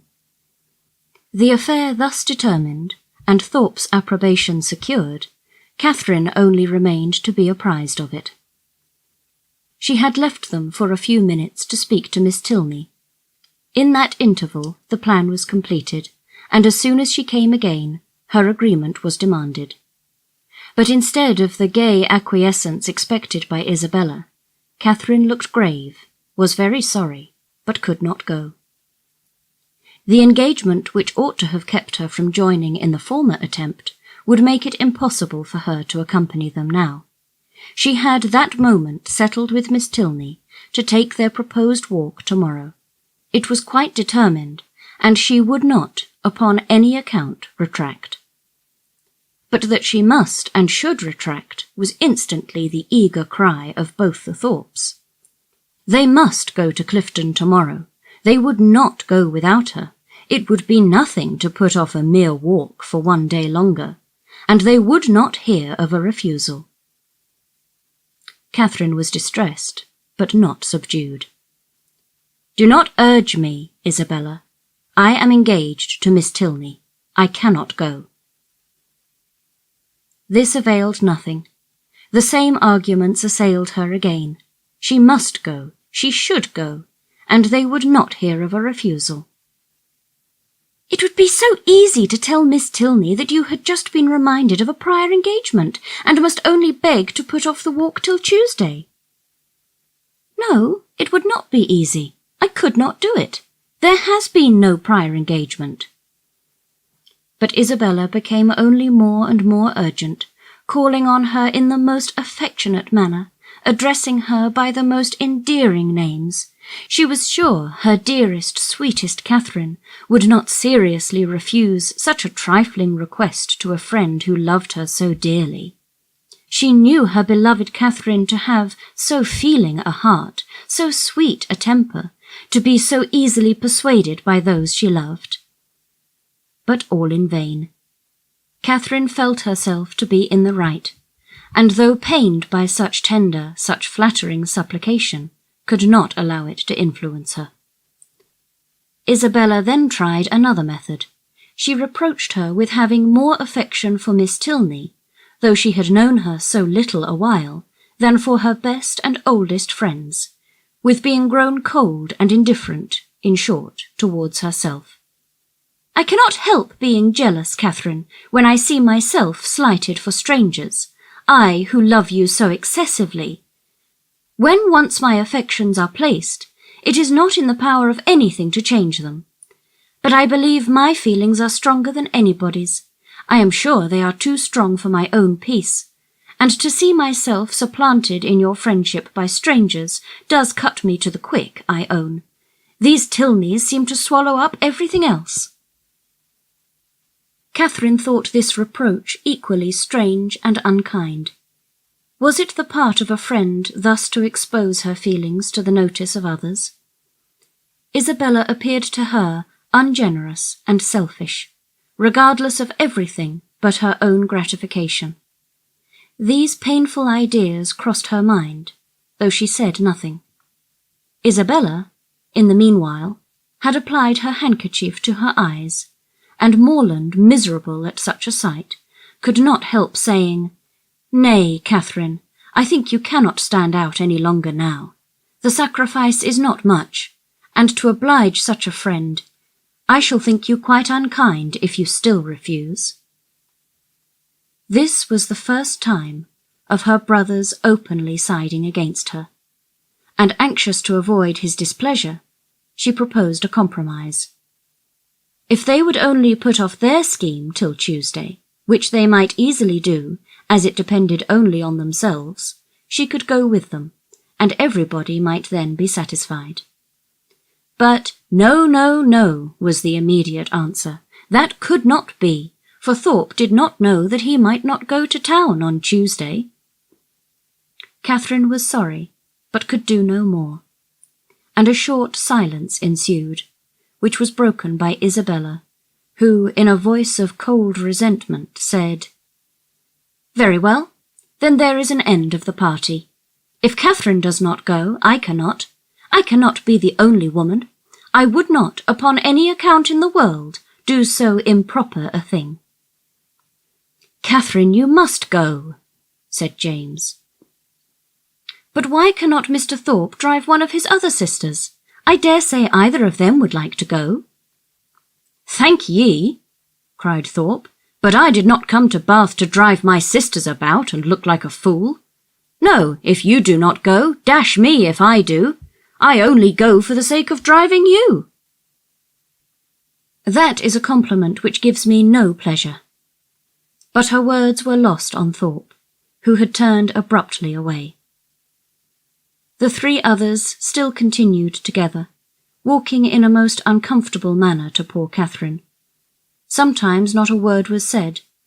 Sometimes she was again attacked with supplications or reproaches, and her arm was still linked within Isabella's, though their hearts were at war. At one moment she was softened, at another irritated, always distressed, but always steady. "I did not think you had been so obstinate, Catherine," said James. "You were not used to be so hard to persuade. You once were the kindest, best-tempered of my sisters." "I hope I am not less so now," she replied very feelingly, "but indeed I cannot go. If I am wrong, I am doing what I believe to be right." "I suspect," said Isabella, in a low voice, "there is no great struggle." Catherine's heart swelled. She drew away her arm, and Isabella made no opposition. Thus passed a long 10 minutes, till they were again joined by Thorpe, who, coming to them with a gayer look, said, "Well, I have settled the matter, and now we may all go tomorrow with a safe conscience. I have been to Miss Tilney and made your excuses." "You have not!" cried Catherine. "I have, upon my soul. Left her this moment. Told her you had sent me to say that, having just recollected a prior engagement of going to Clifton with us tomorrow, you could not have the pleasure of walking with her till Tuesday. She said very well, Tuesday was just as convenient to her. So there is an end of all our difficulties. A pretty good thought of mine, hey?" Isabella's countenance was once more all smiles and good humour, and James too looked happy again. "A most heavenly thought indeed! Now, my sweet Catherine, all our distresses are over. You are honourably acquitted, and we shall have a most delightful party." "This will not do," said Catherine. "I cannot submit to this. I must run after Miss Tilney directly and set her straight." Isabella, however, caught hold of one hand, Thorpe of the other, and remonstrances poured in from all three. Even James was quite angry. When everything was settled, when Miss Tilney herself said that Tuesday would suit her as well, it was quite ridiculous, quite absurd, to make any further objection. "I do not care. Mr. Thorpe had no business to invent any such message. If I had thought it right to put it off, I could have spoken to Miss Tilney myself. This is only doing it in a ruder way, and how do I know that Mr. Thorpe has— He may be mistaken again, perhaps. He led me into one act of rudeness by his mistake on Friday. Let me go, Mr. Thorpe. Isabella, do not hold me." Thorpe told her it would be in vain to go after the Tilneys. They were turning the corner into Brook Street when he had overtaken them, and were at home by this time. "Then I will go after them," said Catherine. "Wherever they are, I will go after them. It does not signify talking. If I could not be persuaded into doing what I thought wrong, I never will be tricked into it." And with these words she broke away and hurried off. Thorpe would have darted after her, but Morland withheld him. Let her go if she will go." "She is as obstinate as—" Thorpe never finished the simile, for it could hardly have been a proper one. Away walked Catherine in great agitation, as fast as the crowd would permit her, fearful of being pursued, yet determined to persevere. As she walked, she reflected on what had passed. It was painful to her to disappoint and displease them, particularly to displease her brother, but she could not repent her resistance. Setting her own inclination apart, to have failed a second time in her engagement to Miss Tilney, to have retracted a promise voluntarily made only 5 minutes before, and on a false pretence too, must have been wrong. She had not been withstanding them on selfish principles alone. She had not consulted merely her own gratification. That might have been ensured in some degree by the excursion itself, by seeing Blaise Castle. No, she had attended to what was due to others, and to her own character in their opinion. Her conviction of being right, however, was not enough to restore her composure. Till she had spoken to Miss Tilney, she could not be at ease, and quickening her pace when she got clear of the crescent, she almost ran over the remaining ground till she gained the top of Milsom Street. So rapid had been her movements, that in spite of the Tilneys' advantage in the outset, they were but just turning into their lodgings as she came within view of them, and the servant still remaining at the open door, she used only the ceremony of saying that she must speak with Miss Tilney that moment, and hurrying by him, proceeded upstairs. Then, opening the first door before her, which happened to be the right, she immediately found herself in the drawing-room with General Tilney, his son, and daughter. Her explanation, defective only in being, from her irritation of nerves and shortness of breath, no explanation at all, was instantly given. "I am come in a great hurry. It was all a mistake. I never promised to go. I told them from the first I could not go. I ran away in a great hurry to explain it. I did not care what you thought of me. I would not stay for the servant." The business, however, though not perfectly elucidated by this speech, soon ceased to be a puzzle. Catherine found that John Thorpe had given the message, and Miss Tilney had no scruple in owning herself greatly surprised by it. But whether her brother had still exceeded her in resentment, Catherine, though she instinctively addressed herself as much to one as to the other in her vindication, had no means of knowing. Whatever might have been felt before her arrival, her eager declarations immediately made every look and sentence as friendly as she could desire. The affair thus happily settled, she was introduced by Miss Tilney to her father, and received by him with such ready, such solicitous politeness as recalled Thorpe's information to her mind, and made her think with pleasure that he might be sometimes depended on. To such anxious attention was the General's civility carried, that, not aware of her extraordinary swiftness in entering the house, he was quite angry with the servant, whose neglect had reduced her to open the door of the apartment herself. What did William mean by it? He should make a point of inquiring into the matter. And if Catherine had not most warmly asserted his innocence, it seemed likely that William would lose the favour of his master forever, if not his place, by her rapidity.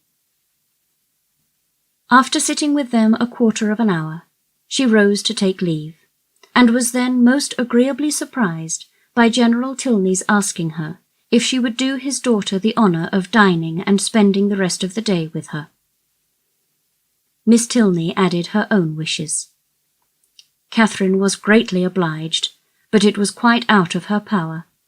Mr. and Mrs. Allen would expect her back every moment. The General declared he could say no more. The claims of Mr. and Mrs. Allen were not to be superseded.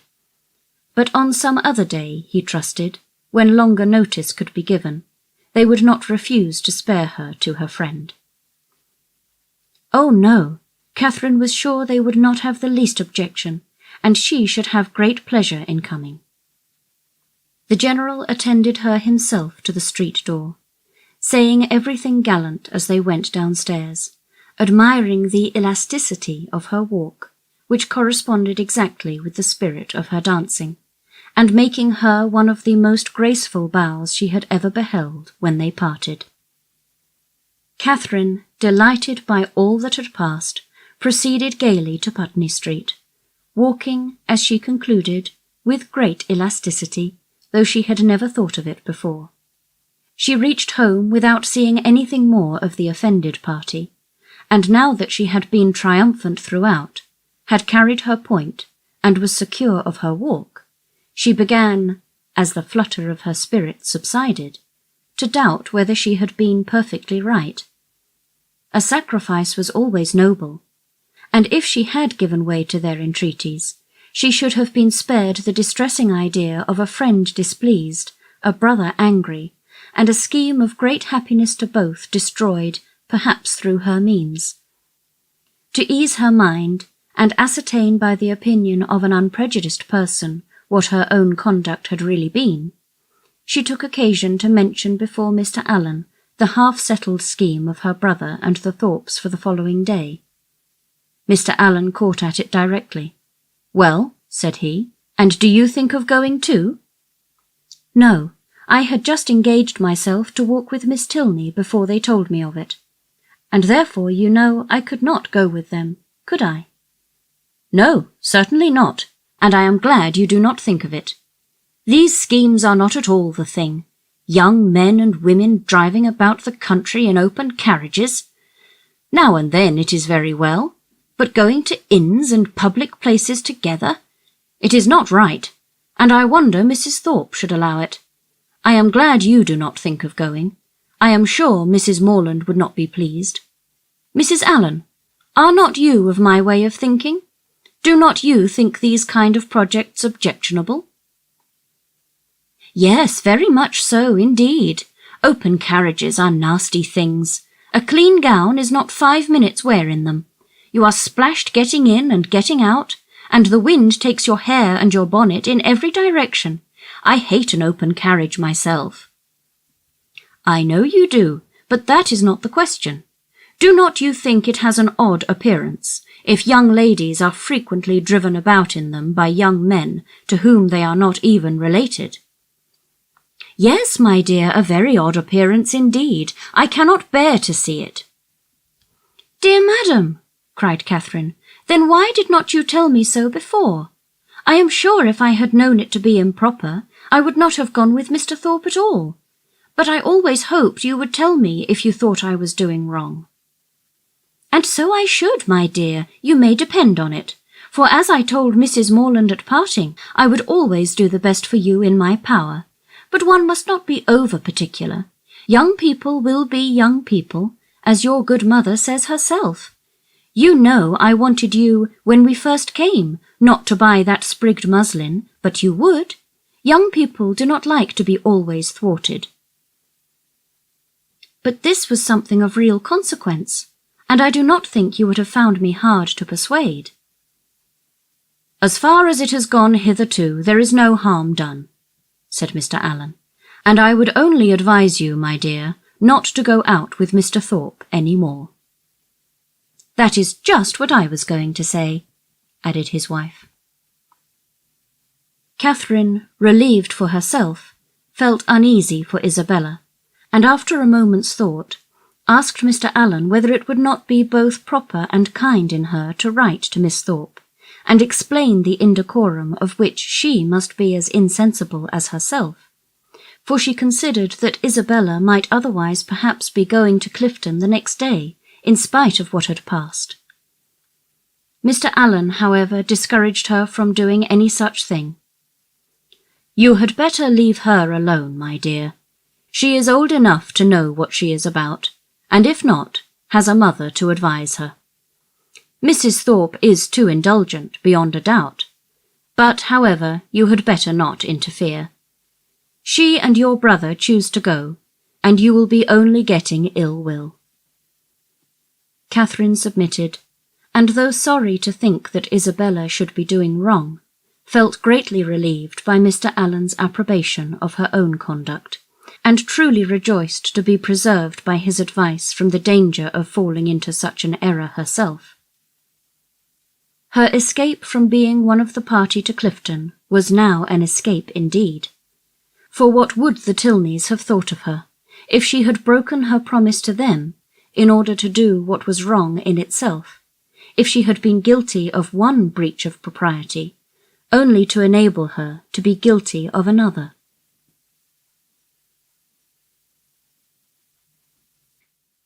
Chapter 14.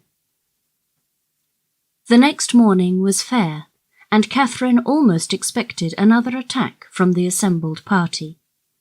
With Mr. Allen to support her, she felt no dread of the event, but she would gladly be spared a contest where victory itself was painful, and was heartily rejoiced, therefore, at neither seeing nor hearing anything of them.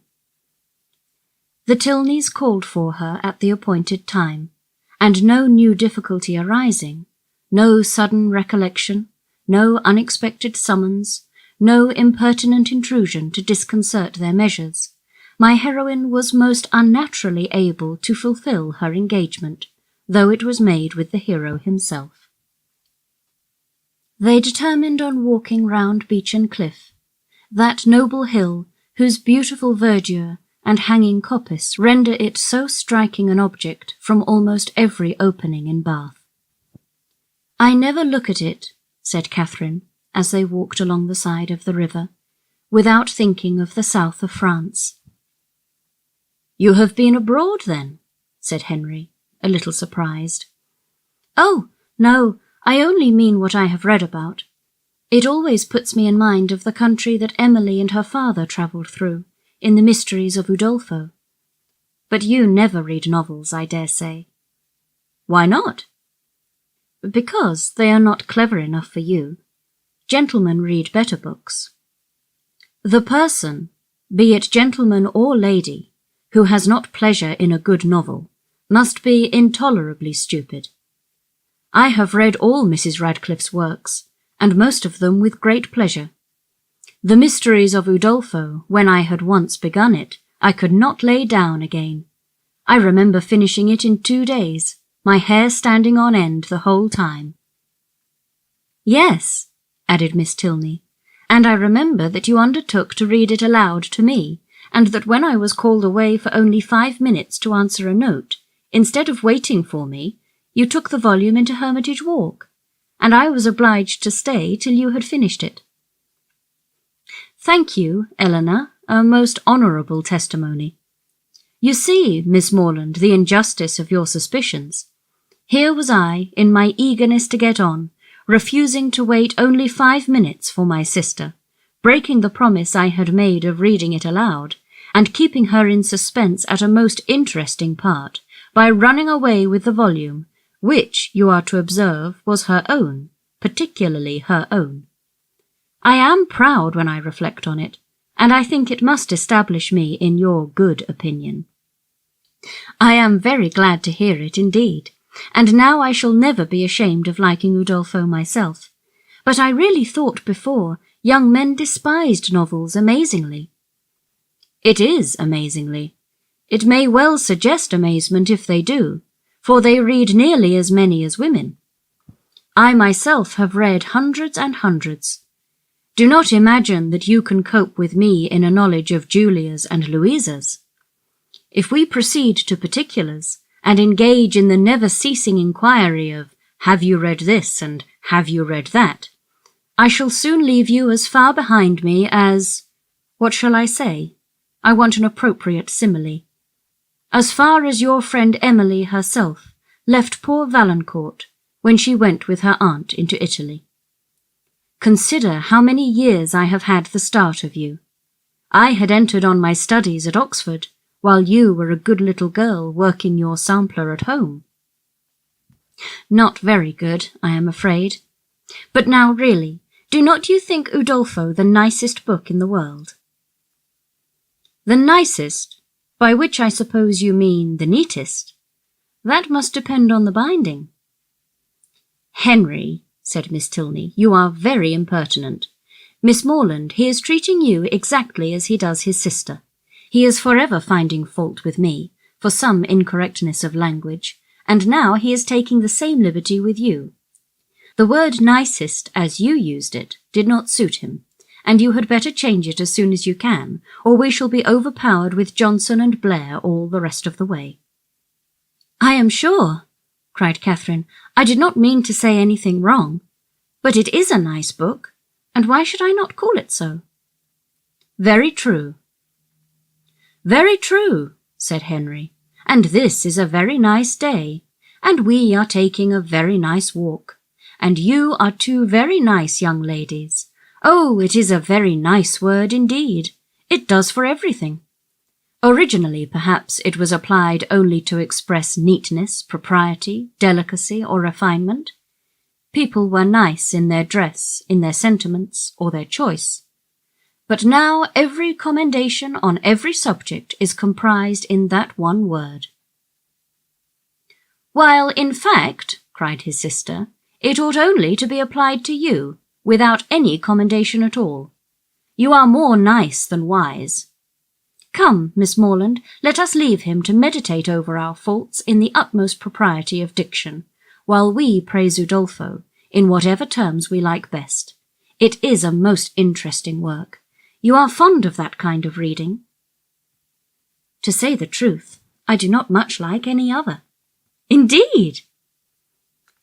"That is, I can read poetry and plays and things of that sort, and do not dislike travels. But history, real solemn history, I cannot be interested in. Can you?" "Yes, I am fond of history." "I wish I were too. I read it a little as a duty, but it tells me nothing that does not either vex or weary me. The quarrels of popes and kings, with wars or pestilences in every page, the men all so good for nothing, and hardly any women at all. It is very tiresome, and yet I often think it odd that it should be so dull, for a great deal of it must be invention. The speeches that are put into the heroes' mouths, their thoughts and designs, the chief of all this must be invention, and invention is what delights me in other books." "Historians, you think," said Miss Tilney, "are not happy in their flights of fancy. They display imagination without raising interest. I am fond of history, and am very well contented to take the false with the true. In the principal facts, they have sources of intelligence in former histories and records, which may be as much depended on, I conclude, as anything that does not actually pass under one's own observation. And as for the little embellishments you speak of, they are embellishments, and I like them as such. If a speech be well drawn up, I read it with pleasure, by whomsoever it may be made, and probably with much greater, if the production of Mr. Hume or Mr. Robertson, than if the genuine words of Caractacus, Agricola, or Alfred the Great." "You are fond of history, and so are Mr. Allen and my father, and I have 2 brothers who do not dislike it. So many instances within my small circle of friends is remarkable. At this rate, I shall not pity the writers of history any longer. If people like to read their books, it is all very well, but to be at so much trouble in filling great volumes, which, as I used to think, nobody would willingly ever look into, to be labouring only for the torment of little boys and girls, always struck me as a hard fate.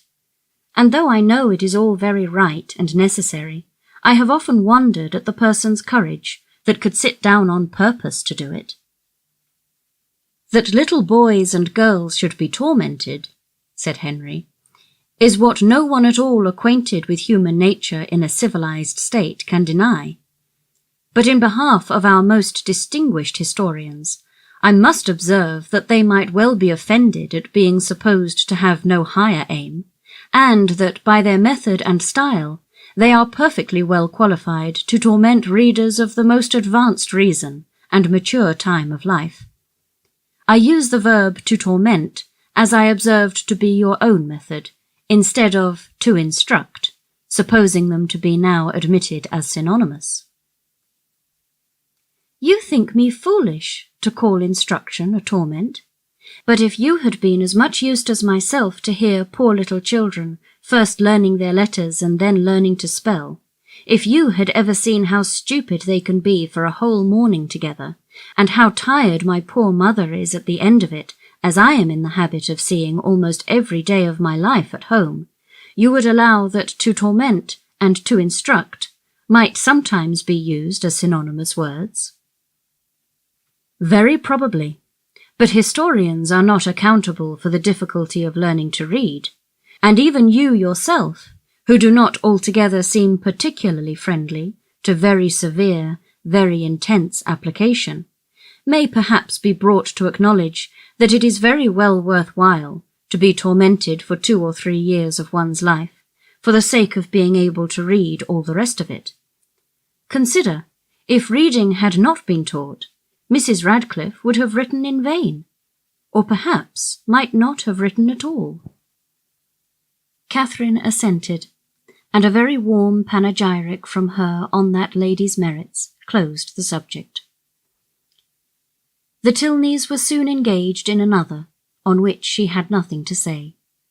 They were viewing the country with the eyes of persons accustomed to drawing, and decided on its capability of being formed into pictures with all the eagerness of real taste. Here Catherine was quite lost. She knew nothing of drawing, nothing of taste, and she listened to them with an attention which brought her little profit, for they talked in phrases which conveyed scarcely any idea to her. The little which she could understand, however, appeared to contradict the very few notions she had entertained on the matter before. It seemed as if a good view were no longer to be taken from the top of an high hill, and that a clear blue sky was no longer a proof of a fine day. She was heartily ashamed of her ignorance, a misplaced shame. Where people wish to attach, they should always be ignorant. To come with a well-informed mind is to come with an inability of administering to the vanity of others, which a sensible person would always wish to avoid. A woman especially, if she have the misfortune of knowing anything, should conceal it as well as she can.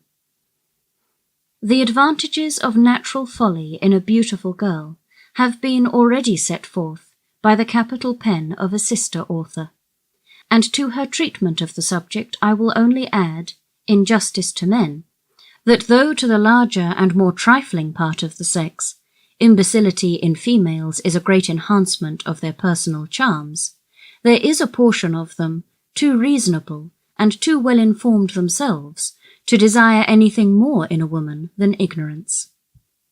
But Catherine did not know her advantages, did not know that a good-looking girl with an affectionate heart and a very ignorant mind cannot fail of attracting a clever young man, unless circumstances are particularly untoward.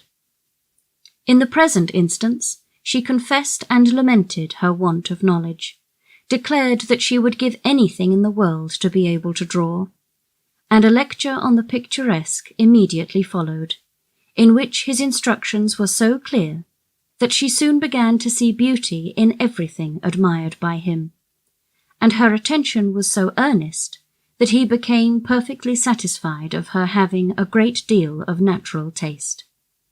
He talked of foregrounds, distances, and second distances, side screens and perspectives, lights and shades, and Catherine was so hopeful a scholar that when they gained the top of Beechen Cliff, she voluntarily rejected the whole city of Bath as unworthy to make part of a landscape. Delighted with her progress, and fearful of wearying her with too much wisdom at once, Henry suffered the subject to decline, and by an easy transition from a piece of rocky fragment and the withered oak which he had placed near its summit, to oaks in general, to forests, the enclosure of them, wastelands, crown lands, and government, he shortly found himself arrived at politics, and from politics it was an easy step to silence.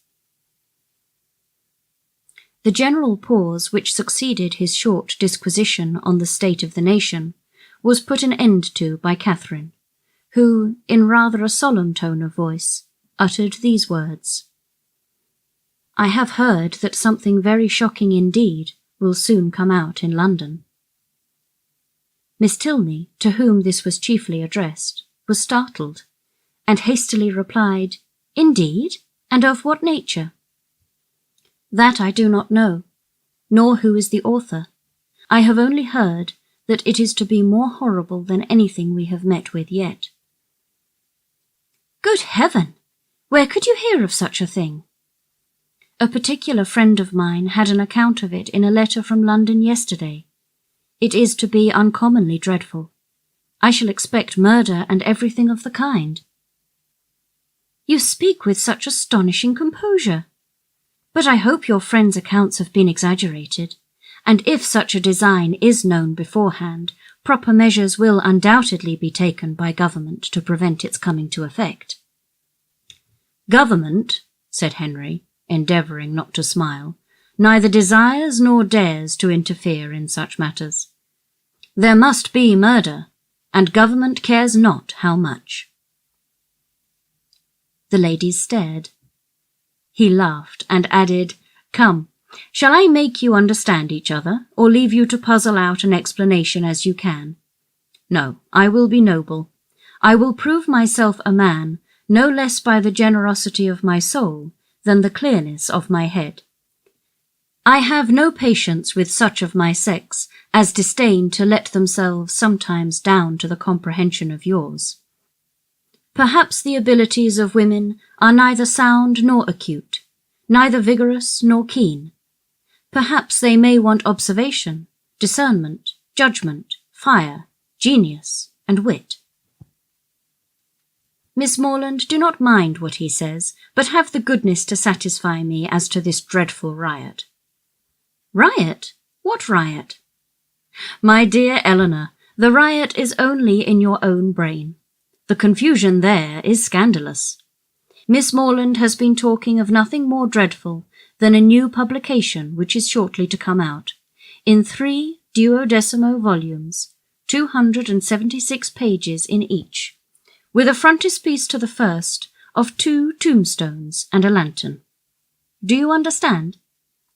And you, Miss Morland, my stupid sister has mistaken all your clearest expressions. You talked of expected horrors in London, and instead of instantly conceiving, as any rational creature would have done, that such words could relate only to a circulating library, she immediately pictured to herself a mob of 3,000 men assembling in St. George's Fields, the Bank attacked, the Tower threatened, the streets of London flowing with blood, a detachment of the 12th Light Dragoons, the hopes of the nation, called up from Northampton to quell the insurgents, and the gallant Captain Frederick Tilney, in the moment of charging at the head of his troop, knocked off his horse by a brickbat from an upper window. Forgive her stupidity. The fears of the sister have added to the weakness of the woman, but she is by no means a simpleton in general." Catherine looked grave. "And now, Henry," said Miss Tilney, "that you have made us understand each other, you may as well make Miss Morland understand yourself, unless you mean to have her think you intolerably rude to your sister, and a great brute in your opinion of women in general. Miss Morland is not used to your odd ways." "I shall be most happy to make her better acquainted with them." "No doubt, but that is no explanation of the present." "What am I to do?" "You know what you ought to do. Clear your character handsomely before her. Tell her that you think very highly of the understanding of women." "Miss Morland, I think very highly of the understanding of all the women in the world, especially of those, whoever they may be, with whom I happen to be in company." "That is not enough. Be more serious." "Miss Morland, no one can think more highly of the understanding of women than I do. In my opinion, nature has given them so much that they never find it necessary to use more than half." "We shall get nothing more serious from him now, Miss Morland. He is not in a sober mood, but I do assure you that he must be entirely misunderstood if he can ever appear to say an unjust thing of any woman at all, or an unkind one of me. It was no effort to Catherine to believe that Henry Tilney could never be wrong. His manner might sometimes surprise, but his meaning must always be just. And what she did not understand, she was almost as ready to admire as what she did. The whole walk was delightful, and though it ended too soon, its conclusion was delightful too. Her friends attended her into the house, and Miss Tilney, before they parted, addressing herself with respectful form as much to Miss Allen as to Catherine, petitioned for the pleasure of her company to dinner on the day after the next. No difficulty was made on Mrs. Allen's side, and the only difficulty on Catherine's was in concealing the excess of her pleasure. The morning had passed away so charmingly as to banish all her friendship and natural affection, for no thought of Isabella or James had crossed her during their walk. When the Tilneys were gone, she became amiable again, but she was amiable for some time to little effect. Mrs. Allen had no intelligence to give that could relieve her anxiety. She had heard nothing of any of them. Towards the end of the morning, however, Catherine, having occasion for some indispensable yard of ribbon, which must be bought without a moment's delay, walked out into the town, and in Bond Street overtook the second Miss Thorpe as she was loitering towards Edgar's Buildings, between two of the sweetest girls in the world, who had been her dear friends all the morning. From her she soon learned that the party to Clifton had taken place. "They set off at 8 this morning," said Miss Anne, "and I am sure I do not envy them their drive. I think you and I are very well off to be out of the scrape. It must be the dullest thing in the world, for there is not a soul at Clifton at this time of year. Belle went with your brother, and John drove Maria." Catherine spoke the pleasure she really felt on hearing this part of the arrangement. "Oh, yes," rejoined the other, "Maria is gone. She was quite wild to go. She thought it would be something very fine. I cannot say I admire her taste, and for my part I was determined from the first not to go, if they pressed me ever so much." Catherine, a little doubtful of this, could not help answering, "I wish you could have gone too. It is a pity you could not all go." "Thank you, but it is quite a matter of indifference to me. Indeed, I would not have gone on any account. I was saying so to Emily and Sophia when you overtook us."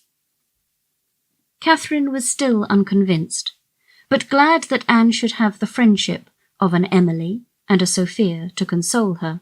She bade her adieu without much uneasiness, and returned home, pleased that the party had not been prevented by her refusing to join it, and very heartily wishing that it might be too pleasant to allow either James or Isabella to resent her resistance any longer.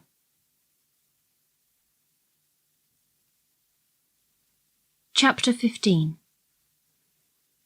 Early the next day, a note from Isabella, speaking peace and tenderness in every line, and entreating the immediate presence of her friend on a matter of the utmost importance, hastened Catherine in the happiest state of confidence and curiosity to Edgar's Buildings. The two youngest Miss Thorpes were by themselves in the parlour, and on Anne's quitting it to call her sister, Catherine took the opportunity of asking the other for some particulars of their yesterday's party. Maria desired no greater pleasure than to speak of it, and Catherine immediately learnt that it had been altogether the most delightful scheme in the world, that nobody could imagine how charming it had been, and that it had been more delightful than anybody could conceive. Such was the information of the first 5 minutes. The second unfolded thus much in detail: that they had driven directly to the York Hotel, ate some soup, and bespoke an early dinner, walked down to the pump room, tasted the water, and laid out some shillings in purses and spars, thence adjourned to eat ice at a pastry cook's, and hurrying back to the hotel, swallowed their dinner in haste to prevent being in the dark, and then had a delightful drive back, only the moon was not up and it rained a little, and Mr. Morland's horse was so tired he could hardly get it along. Catherine listened with heartfelt satisfaction. It appeared that Blaise Castle had never been thought of, and as for all the rest, there was nothing to regret for half an instant. Maria's intelligence concluded with a tender effusion of pity for her sister Anne, whom she represented as insupportably cross from being excluded the party. "She will never forgive me, I am sure, but you know, how could I help it? John would have me go, for he vowed he would not drive her because she had such thick ankles. I dare say she will not be in good humour again this month, but I am determined I will not be cross. It is not a little matter that puts me out of temper." Isabella now entered the room with so eager a step and a look of such happy importance as engaged all her friends' notice. Maria was without ceremony sent away, and Isabella, embracing Catherine, thus began. "Yes, my dear Catherine, it is so, indeed. Your penetration has not deceived you. Oh, that arch eye of yours! It sees through everything." Catherine replied only by a look of wondering ignorance. "Nay, my beloved, sweetest friend," continued the other, "compose yourself. I am amazingly agitated, as you perceive. Let us sit down and talk in comfort. Well, and so you guessed it the moment you had my note, sly creature. Oh, my dear Catherine, you alone, who know my heart, can judge of my present happiness. Your brother is the most charming of men. I only wish I were more worthy of him. But what will your excellent father and mother say? Oh, heavens, when I think of them, I am so agitated." Catherine's understanding began to awake. An idea of the truth suddenly darted into her mind, and with the natural blush of so new an emotion, she cried out, "Good heaven! My dear Isabella, what do you mean?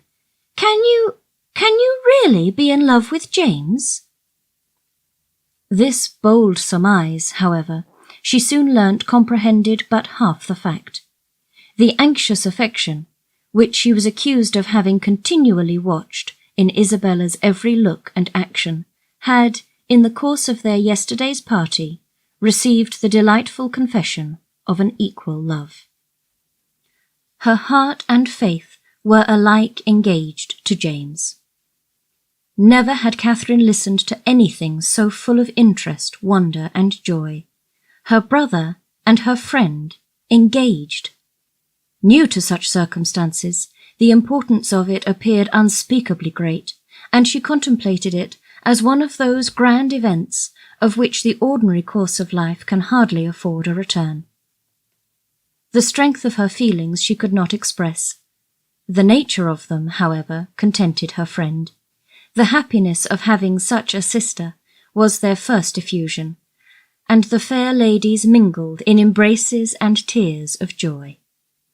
Delighting, however, as Catherine sincerely did in the prospect of the connection, it must be acknowledged that Isabella far surpassed her in tender anticipations. "You will be so infinitely dearer to me, my Catherine, than either Anne or Maria.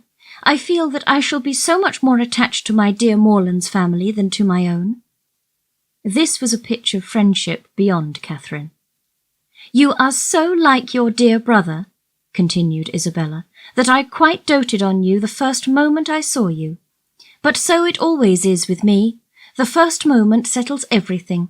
The very first day that Morland came to us last Christmas, the very first moment I beheld him, my heart was irrecoverably gone.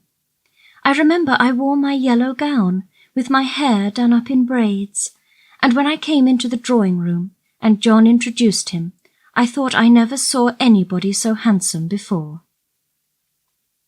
Here Catherine secretly acknowledged the power of love, for, though exceedingly fond of her brother, and partial to all his endowments, she had never in her life thought him handsome.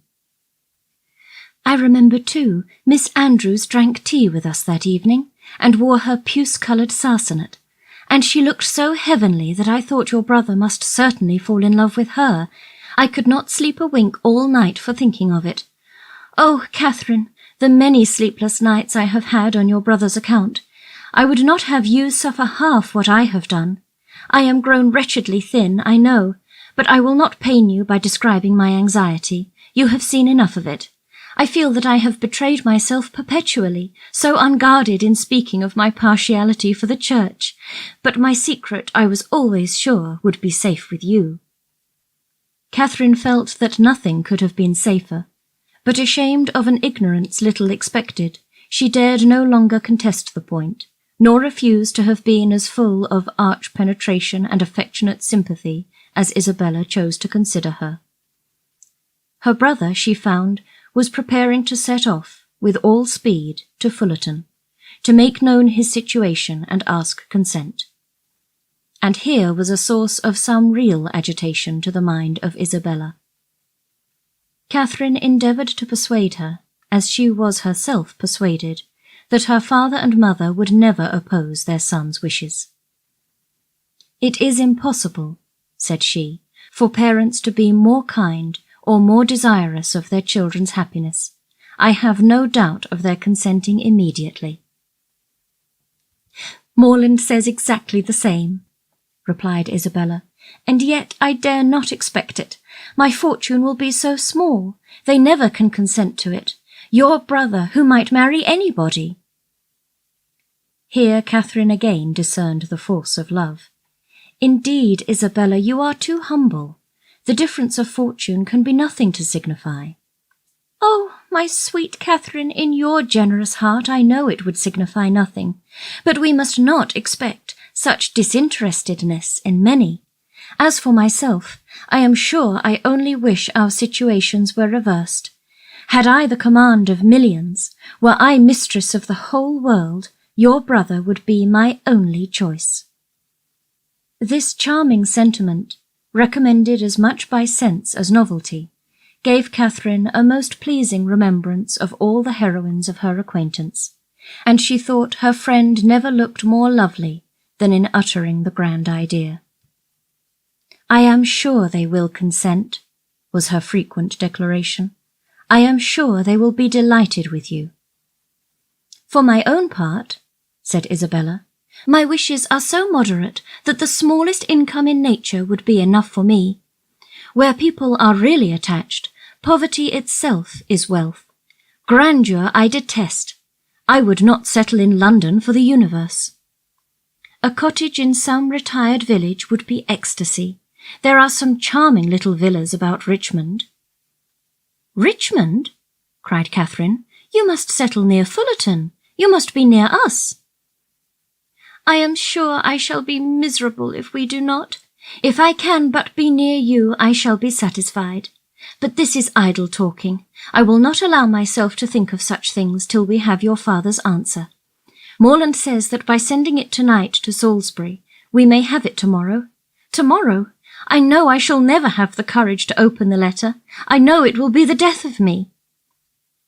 A reverie succeeded this conviction, and when Isabella spoke again, it was to resolve on the quality of her wedding gown.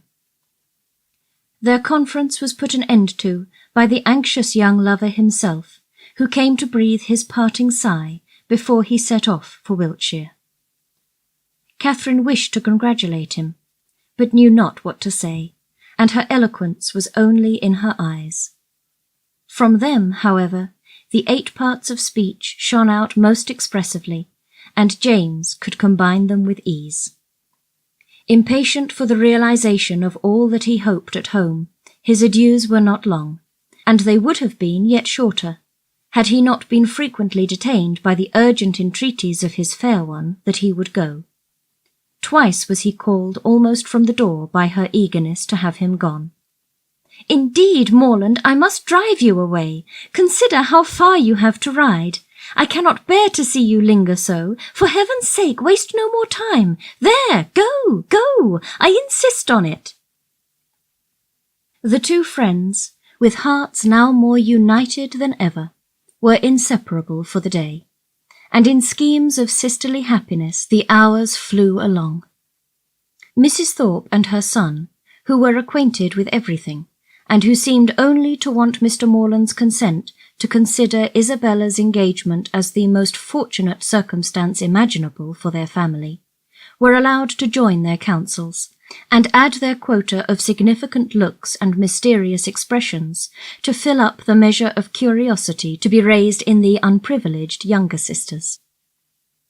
To Catherine's simple feelings, this odd sort of reserve seemed neither kindly meant nor consistently supported, and its unkindness she would hardly have forborne pointing out, had its inconsistency been less their friend.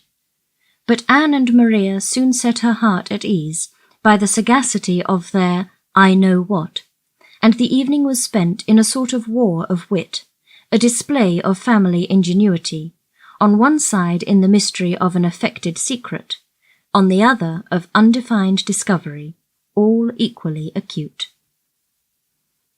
Catherine was with her friend again the next day, endeavouring to support her spirits and while away the many tedious hours before the delivery of the letters. A needful exertion, for as the time of reasonable expectation drew near, Isabella became more and more desponding, and before the letter arrived had worked herself into a state of real distress. But when it did come, where could distress be found? I have had no difficulty in gaining the consent of my kind parents, and am promised that everything in their power shall be done to forward my happiness, were the first 3 lines, and in one moment all was joyful security. The brightest glow was instantly spread over Isabella's features. All care and anxiety seemed removed. Her spirits became almost too high for control, and she called herself without scruple the happiest of mortals.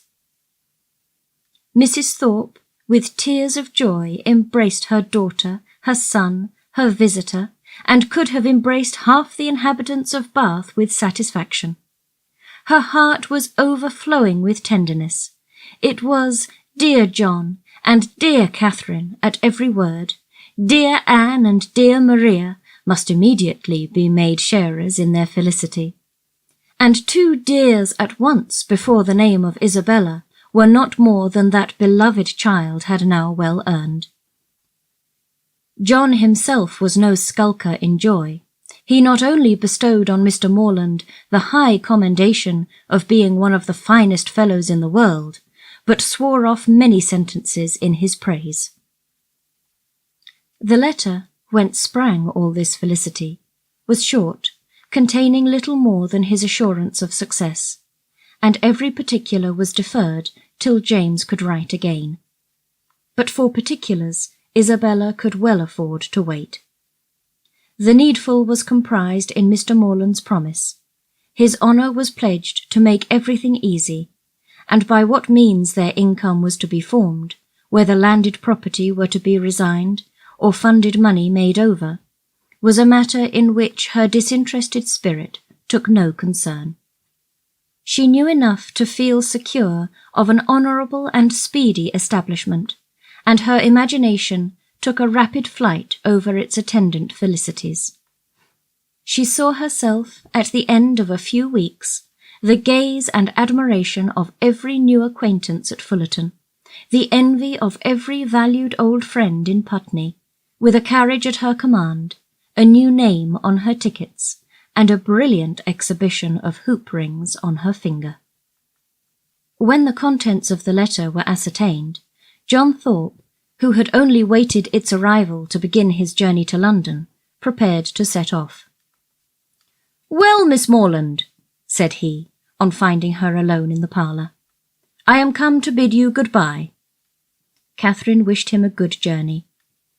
Without appearing to hear her, he walked to the window, fidgeted about, and seemed wholly self-occupied. "Shall you not be late at Devizes?" said Catherine. He made no answer, but after a minute's silence burst out with, "A famous good thing, this marrying scheme, upon my soul! A clever fancy of Morlands and Bell's. What do you think of it, Miss Morland? I say it is no bad notion." "I am sure I think it a very good one." Do you? That's honest, by heavens. I am glad you are no enemy to matrimony, however. Did you ever hear the old song, going to one wedding brings on another? I say, you will come to Belle's wedding, I hope? Yes, I have promised your sister to be with her if possible. And then you know, twisting himself about and forcing a foolish laugh. I say, then, you know, we may try the truth of this same old song. May we? But I never sing. Well, I wish you a good journey. I dine with Miss Tilney today, and must now be going home. Nay, but there is no such confounded hurry. Who knows when we may be together again? Not but that I shall be down again by the end of a fortnight, and a devilish long fortnight it will appear to me. Then why do you stay away so long? Replied Catherine, finding that he waited for an answer. That is kind of you, however. Kind and good-natured. I shall not forget it in a hurry. But you have more good nature and all that than anybody living, I believe. A monstrous deal of good nature, and it is not only good nature, but you have so much of everything. And then you have such... Upon my soul, I do not know anybody like you. Oh, dear, there are a great many people like me, I dare say, only a great deal better. Good morning to you. But I say, Miss Morland, I shall come and pay my respects at Fullerton before it is long, if not disagreeable. Pray do. My father and mother will be very glad to see you. And I hope, Miss Morland, you will not be sorry to see me. Oh, dear, not at all. There are very few people I am sorry to see. Company is always cheerful. That is just my way of thinking. Give me but a little cheerful company. Let me only have the company of the people I love. Let me only be where I like and with whom I like. And the devil take the rest, say I. And I am heartily glad to hear you say the same. But I have a notion, Miss Morland, you and I think pretty much alike upon most matters. Perhaps we may, but it is more than I ever thought of. And as to most matters, to say the truth, there are not many that I know my own mind about. By Jove, no more do I. It is not my way to bother my brains with what does not concern me. My notion of things is simple enough. Let me only have the girl I like, say I, with a comfortable house over my head, and what care I for all the rest? Fortune is nothing. I am sure of a good income of my own, and if she had not a penny, why, so much the better. Very true. I think like you there. If there is a good fortune on one side, there can be no occasion for any on the other. No matter which has it, so that there is enough. I hate the idea of one great fortune looking out for another, and to marry for money I think the wickedest thing in existence. Good day. We shall be very glad to see you at Fullerton whenever it is convenient. And away she went. It was not in the power of all his gallantry to detain her longer. With such news to communicate, and such a visit to prepare for, her departure was not to be delayed by anything in his nature to urge, and she hurried away, leaving him to the undivided consciousness of his own happy address, and her explicit encouragement. The agitation which she had herself experienced on first learning her brother's engagement made her expect to raise no inconsiderable emotion in Mr. and Mrs. Allen by the communication of the wonderful event. How great was her disappointment! The important affair, which many words of preparation ushered in, had been foreseen by them both ever since her brother's arrival, and all that they felt on the occasion was comprehended in a wish for the young people's happiness, with a remark on the gentleman's side in favour of Isabella's beauty, and on the lady's of her great good luck. It was to Catherine the most surprising insensibility. The disclosure, however, of the great secret of James's going to Fullerton the day before did raise some emotion in Mrs. Allen. She could not listen to that with perfect calmness, but repeatedly regretted the necessity of its concealment, wished she could have known his intention, wished she could have seen him before he went, as she should certainly have troubled him with her best regards to his father and mother, and her kind compliments to all the Skinners.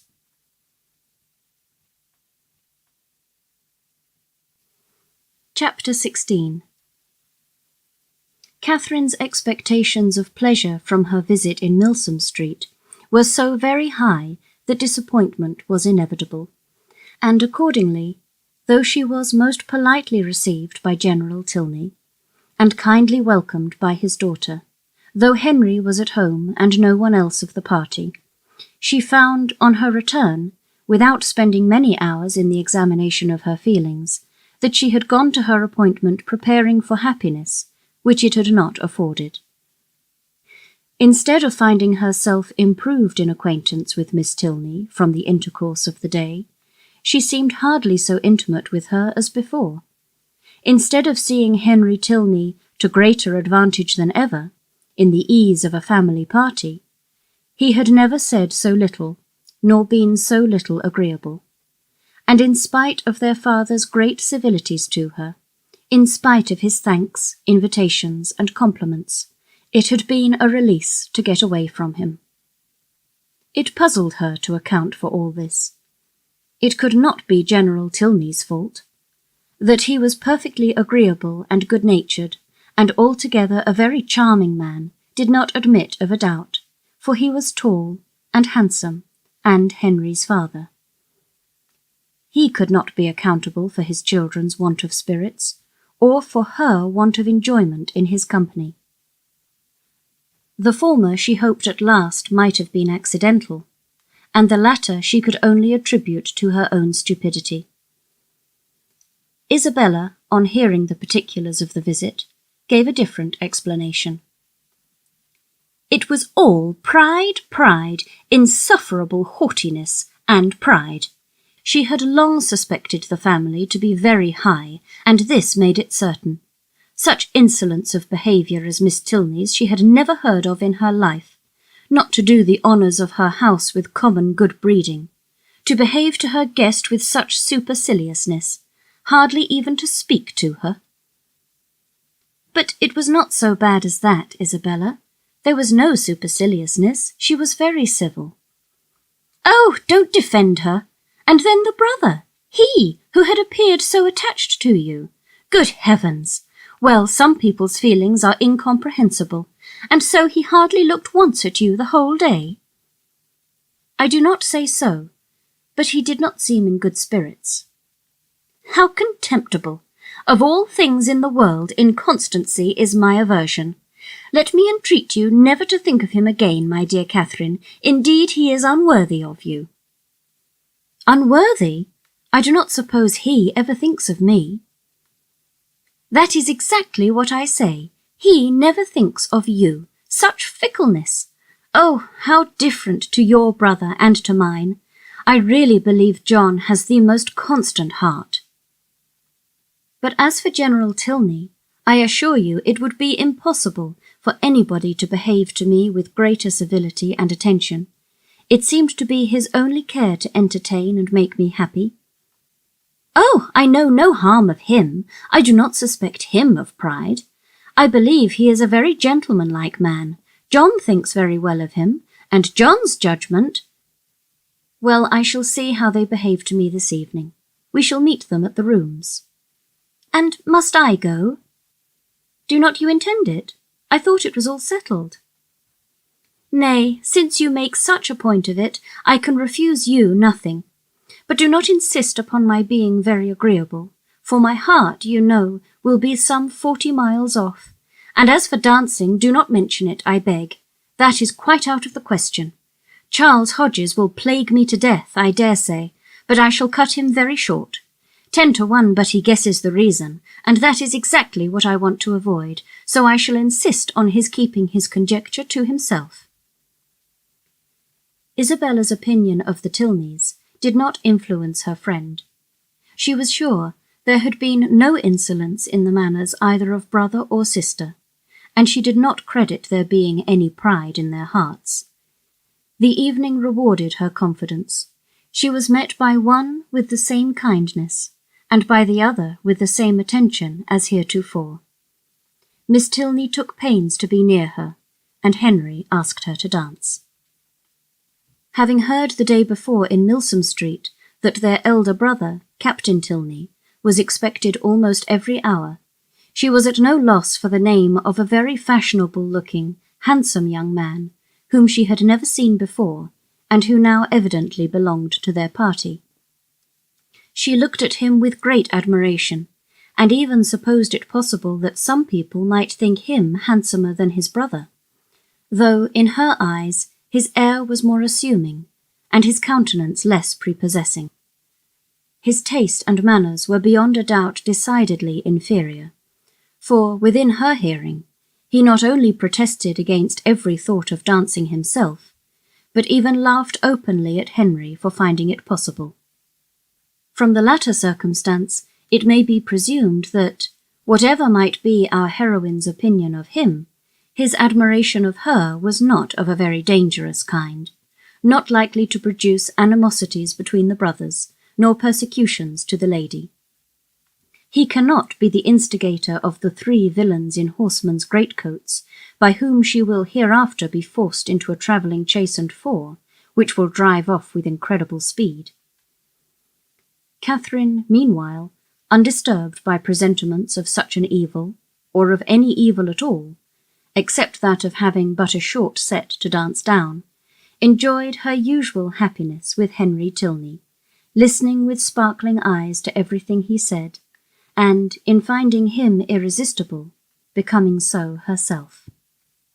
At the end of the first dance, Captain Tilney came towards them again, and, much to Catherine's dissatisfaction, pulled his brother away. They retired whispering together, and though her delicate sensibility did not take immediate alarm, and lay it down as fact that Captain Tilney must have heard some malevolent misrepresentation of her, which he now hastened to communicate to his brother in the hope of separating them for ever, she could not have her partner conveyed from her sight without very uneasy sensations.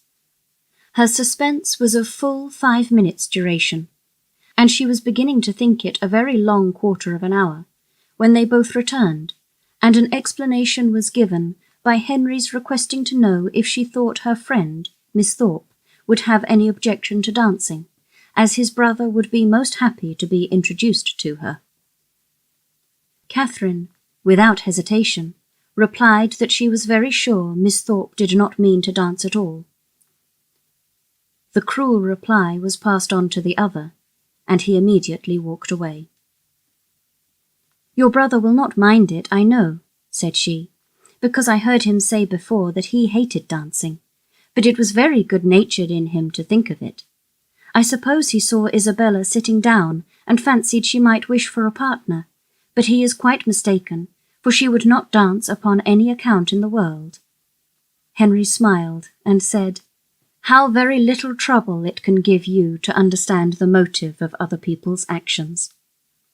"Why, what do you mean?" "With you, it is not, how is such a one likely to be influenced?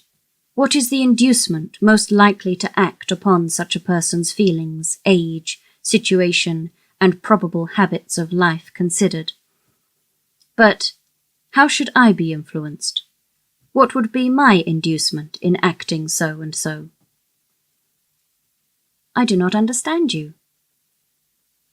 "Then we are on very unequal terms, for I understand you perfectly well." "Me? Yes, I cannot speak well enough to be unintelligible." "Bravo! An excellent satire on modern language." "But pray tell me what you mean." "Shall I, indeed? Do you really desire it? But you are not aware of the consequences. It will involve you in a very cruel embarrassment, and certainly bring on a disagreement between us." "No, no, it shall not do either. I am not afraid." "Well, then, I only meant that your attributing my brother's wish of dancing with Miss Thorpe to good nature alone convinced me of your being superior in good nature yourself to all the rest of the world." Catherine blushed and disclaimed, and the gentleman's predictions were verified. There was a something, however, in his words which repaid her for the pain of confusion, and that something occupied her mind so much that she drew back for some time, forgetting to speak or to listen, and almost forgetting where she was, till, roused by the voice of Isabella, she looked up and saw her with Captain Tilney, preparing to give them hands across. Isabella shrugged her shoulders and smiled, the only explanation of this extraordinary change which could at that time be given. But as it was not quite enough for Catherine's comprehension, she spoke her astonishment in very plain terms to her partner. "I cannot think how it could happen. Isabella was so determined not to dance." "And did Isabella never change her mind before?" "Oh, but because— and your brother! After what you told him from me, how could he think of going to ask her?" "I cannot take surprise to myself on that head. You bid me be surprised on your friend's account, and therefore I am. But as for my brother, his conduct in the business, I must own, has been no more than I believed him perfectly equal to. The fairness of your friend was an open attraction. Her firmness, you know, could only be understood by yourself." "You are laughing, but I assure you, Isabella is very firm in general." "It is as much as should be said of anyone. To be always firm must be to be often obstinate. When properly to relax is the trial of judgment, and, without reference to my brother, I really think Miss Thorpe has by no means chosen ill in fixing on the present hour." The friends were not able to get together for any confidential discourse till all the dancing was over. But then, as they walked about the room arm in arm, Isabella thus explained herself. "I do not wonder at your surprise, and I am really fatigued to death. He is such a rattle, amusing enough, if my mind had been disengaged, but I would have given the world to sit still." "Then why did not you?" "Oh, my dear, it would have looked so particular, and you know how I abhor doing that. I refused him as long as I possibly could, but he would take no denial. You have no idea how he pressed me. I begged him to excuse me and get some other partner, but no, not he. After aspiring to my hand, there was nobody else in the room he could bear to think of, and it was not that he wanted merely to dance, he wanted to be with me. Oh, such nonsense! I told him he had taken a very unlikely way to prevail upon me, for of all things in the world I hated fine speeches and compliments. And so then I found there would be no peace if I did not stand up. Besides, I thought Mrs. Hughes, who introduced him, might take it ill if I did not. And your dear brother, I am sure he would have been miserable if I had sat down the whole evening. I am so glad it is over. My spirits are quite jaded with listening to his nonsense. And then, being such a smart young fellow, I saw every eye was upon us." "He is very handsome indeed." "Handsome? Yes, I suppose he may. I dare say people would admire him in general, but he is not at all in my style of beauty.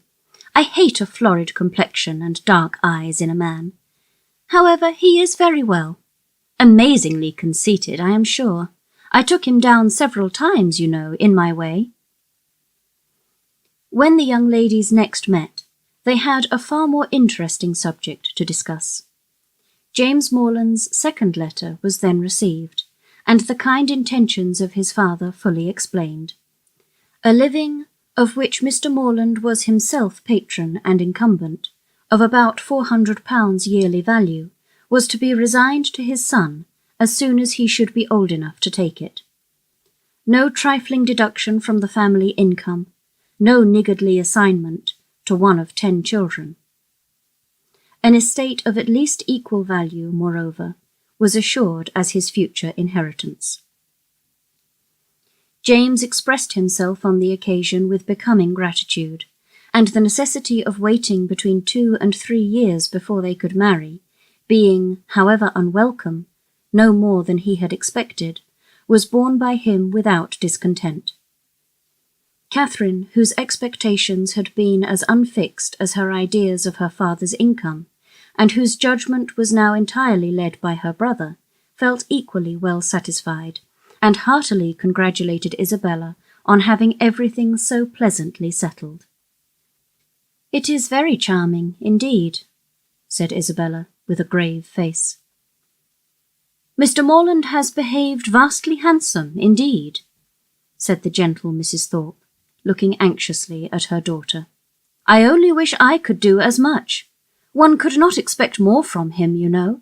If he finds he can do more by and by, I dare say he will, for I am sure he must be an excellent, good-hearted man. 400 is but a small income to begin on, indeed, but your wishes, my dear Isabella, are so moderate. You do not consider how little you ever want, my dear." "It is not on my own account I wish for more, but I cannot bear to be the means of injuring my dear Morland, making him sit down upon an income hardly enough to find one in the common necessaries of life. For myself it is nothing. I never think of myself." "I know you never do, my dear, and you will always find your reward in the affection it makes everybody feel for you. There never was a young woman so beloved as you are by everybody that knows you, and I dare say, when Mr. Morland sees you, my dear child— But do not let us distress our dear Catherine by talking of such things. Mr. Morland has behaved so very handsome, you know. I always heard he was a most excellent man, and you know, my dear, we are not to suppose but what, if you had had a suitable fortune, he would have come down with something more, for I am sure he must be a most liberal-minded man." "Nobody can think better of Mr. Morland than I do, I am sure. But everybody has their failing, you know, and everybody has a right to do what they like with their own money." Catherine was hurt by these insinuations. "I am very sure," said she, "that my father has promised to do as much as he can afford." Isabella recollected herself. "As to that, my sweet Catherine, there cannot be a doubt, and you know me well enough to be sure that a much smaller income would satisfy me. It is not the want of more money that makes me just at present a little out of spirits. I hate money, and if our union could take place now upon only £50 a year, I should not have a wish unsatisfied. Ah, my Catherine, you have found me out. The long, long, endless 2 years and half that are to pass before your brother can hold the living." "Yes, yes, my darling Isabella," said Mrs. Thorpe, "we perfectly see into your heart. You have no disguise. We perfectly understand the present vexation, and everybody must love you the better for such a noble, honest affection." Catherine's uncomfortable feelings began to lessen.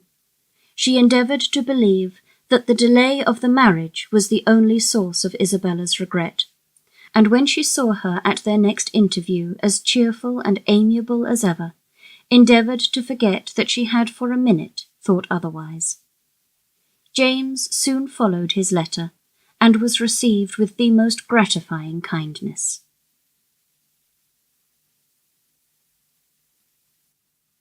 Chapter 17. The Allens had now entered on the 6th week of their stay in Bath, and whether it should be the last was for some time a question, to which Catherine listened with a beating heart. To have her acquaintance with the Tilneys end so soon was an evil which nothing could counterbalance. Her whole happiness seemed at stake while the affair was in suspense, and everything secured when it was determined that the lodgings should be taken for another fortnight. What this additional fortnight was to produce to her beyond the pleasure of sometimes seeing Henry Tilney made but a small part of Catherine's speculation. Once or twice indeed, since James's engagement had taught her what could be done, she had got so far as to indulge in a secret perhaps. But in general, The felicity of being with him for the present bounded her views. The present was now comprised in another 3 weeks, and her happiness being certain for that period, the rest of her life was at such a distance as to excite but little interest. In the course of the morning which saw this business arranged, she visited Miss Tilney and poured forth her joyful feelings. It was doomed to be a day of trial. No sooner had she expressed her delight in Mr. Allen's lengthened stay than Miss Tilney told her of her father's having just determined upon quitting Bath by the end of another week. Here was a blow. The past suspense of the morning had been ease and quiet to the present disappointment. Catherine's countenance fell, and in a voice of most sincere concern, she echoed Miss Tilney's concluding words, "By the end of another week." "Yes, my father can seldom be prevailed on to give the waters what I think a fair trial. He has been disappointed of some friend's arrival whom he expected to meet here, and as he is now pretty well, is in a hurry to get home." "I am very sorry for it," said Catherine dejectedly. "If I had known this before—" "Perhaps," said Miss Tilney, in an embarrassed manner, "you would be so good. It would make me very happy if—" The entrance of her father put a stop to the civility, which Catherine was beginning to hope might introduce a desire of their corresponding. After addressing her with his usual politeness, he turned to his daughter and said, "Well, Eleanor, may I congratulate you on being successful in your application to your fair friend?" "I was just beginning to make the request, sir, as you came in." "Well, proceed, by all means. I know how much your heart is in it. My daughter, Miss Morland," he continued, without leaving his daughter time to speak, "has been forming a very bold wish. We leave Bath, as she has perhaps told you, on Saturday se'nnight. A letter from my steward tells me that my presence is wanted at home, and being disappointed in my hope of seeing the Marquis of Longton and General Courtenay here, some of my very old friends, there is nothing to detain me longer in Bath. And could we carry our selfish point with you, we should leave it without a single regret. Can you, in short, be prevailed on to quit this scene of public triumph, and oblige your friend Eleanor with your company in Gloucestershire? I am almost ashamed to make the request, though its presumption would certainly appear greater to every creature in Bath than yourself. Modesty such as yours, but not for the world would I pain it by open praise. If you can be induced to honour us with a visit, you will make us happy beyond expression. 'Tis true we can offer you nothing like the gaieties of this lively place. We can tempt you neither by amusement nor splendour, for our mode of living, as you see, is plain and unpretending. Yet no endeavours shall be wanting on our side to make Northanger Abbey not wholly disagreeable." Northanger Abbey! These were thrilling words, and wound up Catherine's feelings to the highest point of ecstasy. Her grateful and gratified heart could hardly restrain its expressions within the language of tolerable calmness. To receive so flattering an invitation, to have her company so warmly solicited, everything honourable and soothing, every present enjoyment, and every future hope was contained in it, and her acceptance, with only the saving clause of Papa and Mamma's approbation, was eagerly given. "I will write home directly," said she, "and if they do not object, as I dare say they will not."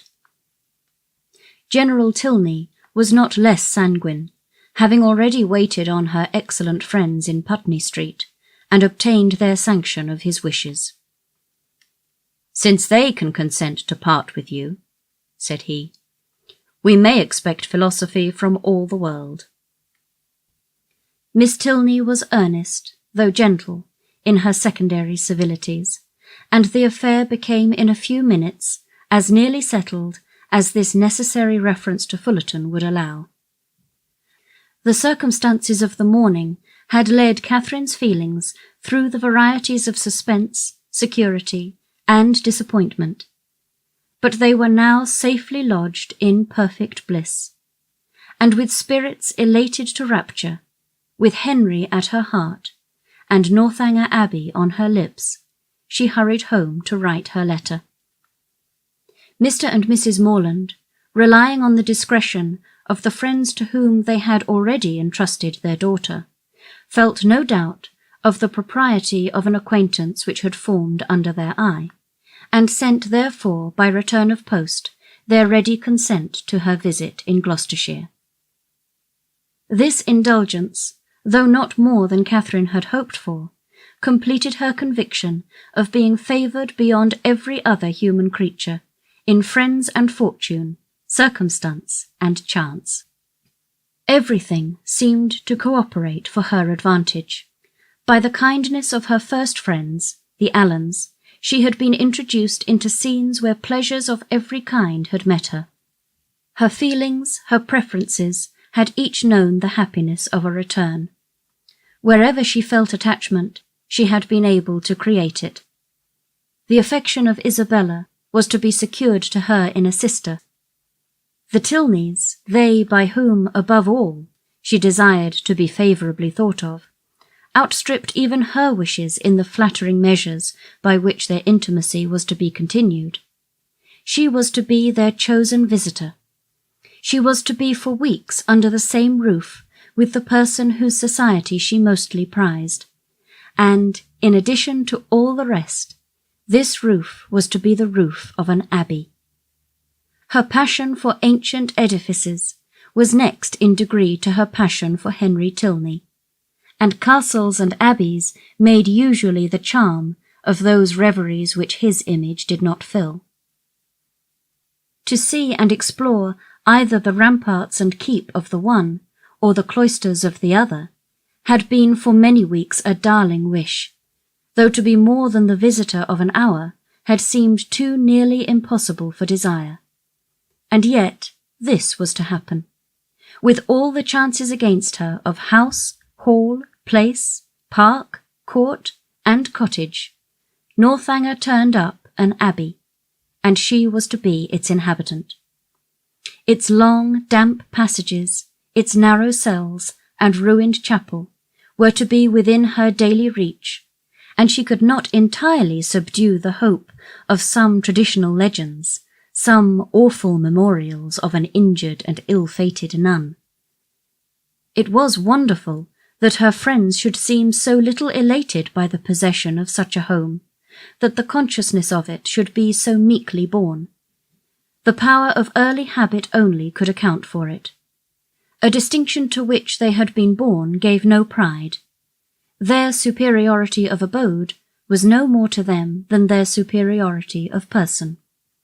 Many were the inquiries she was eager to make of Miss Tilney, but so active were her thoughts that when these inquiries were answered, she was hardly more assured than before of Northanger Abbey having been a richly endowed convent at the time of the Reformation, of its having fallen into the hands of an ancestor of the Tilneys on its dissolution, of a large portion of the ancient building still making a part of the present dwelling, although the rest was decayed, or of its standing low in a valley, sheltered from the north and the east by rising woods of oak.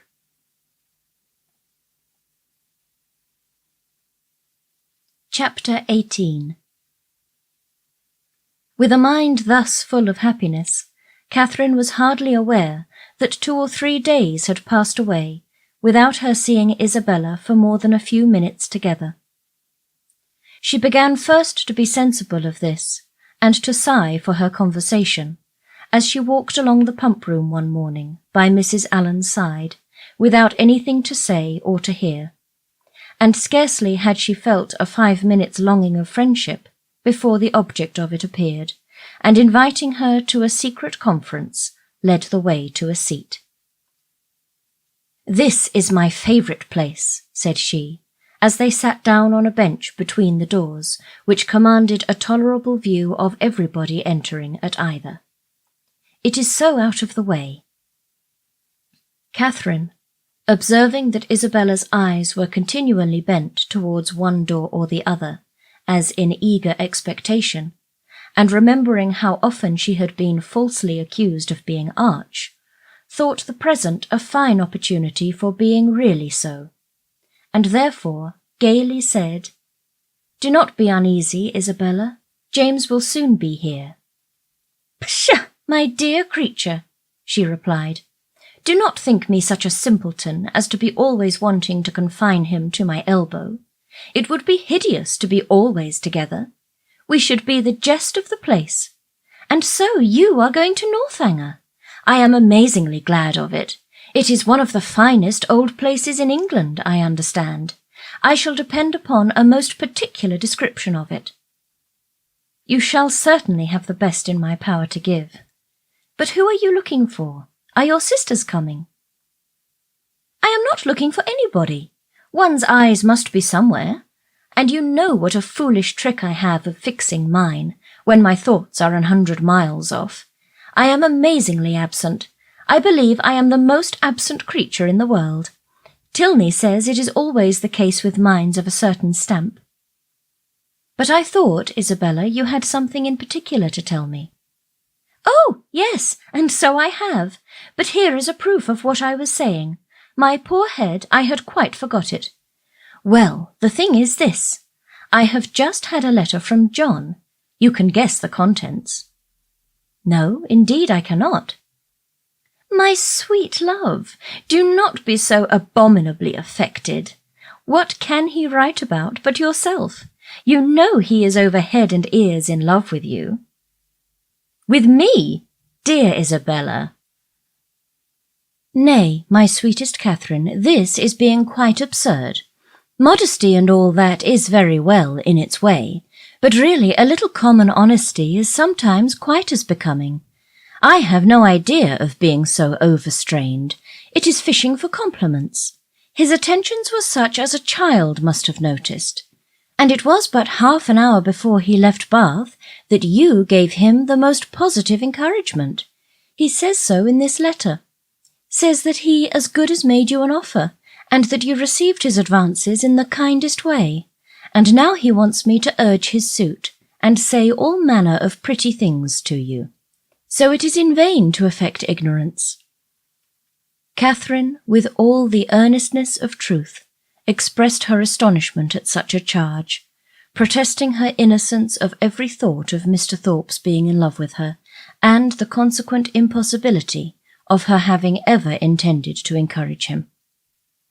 "As to any attentions on his side, I do declare, upon my honour, I never was sensible of them for a moment, except just his asking me to dance the first day of his coming. And as to making me an offer, or anything like it, there must be some unaccountable mistake. I could not have misunderstood a thing of that kind, you know. And as I ever wish to be believed, I solemnly protest that no syllable of such a nature ever passed between us. The last half hour before he went away? It must be all and completely a mistake, for I did not see him once that whole morning." "But that you certainly did, for you spent the whole morning in Edgar's Buildings. It was the day your father's consent came, and I am pretty sure that you and John were alone in the parlour some time before you left the house." "Are you? Well, if you say it, it was so, I dare say. But for the life of me I cannot recollect it. I do remember now being with you, and seeing him as well as the rest, but that we were ever alone for 5 minutes. However, it is not worth arguing about, for whatever might pass on his side, you must be convinced by my having no recollection of it, that I never thought, nor expected, nor wished for anything of the kind from him. I am excessively concerned that he should have any regard for me. But indeed it has been quite unintentional on my side. I never had the smallest idea of it. Pray undeceive him as soon as you can, and tell him I beg his pardon. That is, I do not know what I ought to say, but make him understand what I mean in the properest way. I would not speak disrespectfully of a brother of yours, Isabella, I am sure, but you know very well that if I could think of one man more than another, he is not the person." Isabella was silent. "My dear friend, you must not be angry with me. I cannot suppose your brother cares so very much about me, and you know we shall still be sisters." "Yes, yes," with a blush. "There are more ways than one of our being sisters. But where am I wandering to? Well, my dear Catherine, the case seems to be that you are determined against poor John. Is not that so?" "I certainly cannot return his affection, and as certainly never meant to encourage it." "Since that is the case, I am sure I shall not tease you any further. John desired me to speak to you on the subject, and therefore I have. But I confess, as soon as I read his letter, I thought it a very foolish, imprudent business, and not likely to promote the good of either. For what were you to live upon, supposing you came together? You have both of you something, to be sure, but it is not a trifle that will support a family nowadays, and after all that romancers may say, there is no doing without money. I only wonder John could think of it. He could not have received my last." "You do acquit me, then, of anything wrong. You are convinced that I never meant to deceive your brother, never suspected him of liking me till this moment." "Oh, as to that," answered Isabella laughingly, "I do not pretend to determine what your thoughts and designs in time past may have been. All that is best known to yourself. A little harmless flirtation or so will occur, and one is often drawn on to give more encouragement than one wishes to stand by. But you may be assured that I am the last person in the world to judge you severely. All those things should be allowed for in youth and high spirits. What one means one day, you know, one may not mean the next. Circumstances change, opinions alter." "But my opinion of your brother never did alter. It was always the same. You are describing what never happened." "My dearest Catherine," continued the other, without at all listening to her, "I do not think anything would justify me in wishing you to sacrifice all your happiness merely to oblige my brother, because he is my brother, and who perhaps, after all, you know, might be just as happy without you. For people seldom know what they would be at. Young men especially. They are so amazingly changeable and inconstant. What I say is, why should a brother's happiness be dearer to me than a friend's?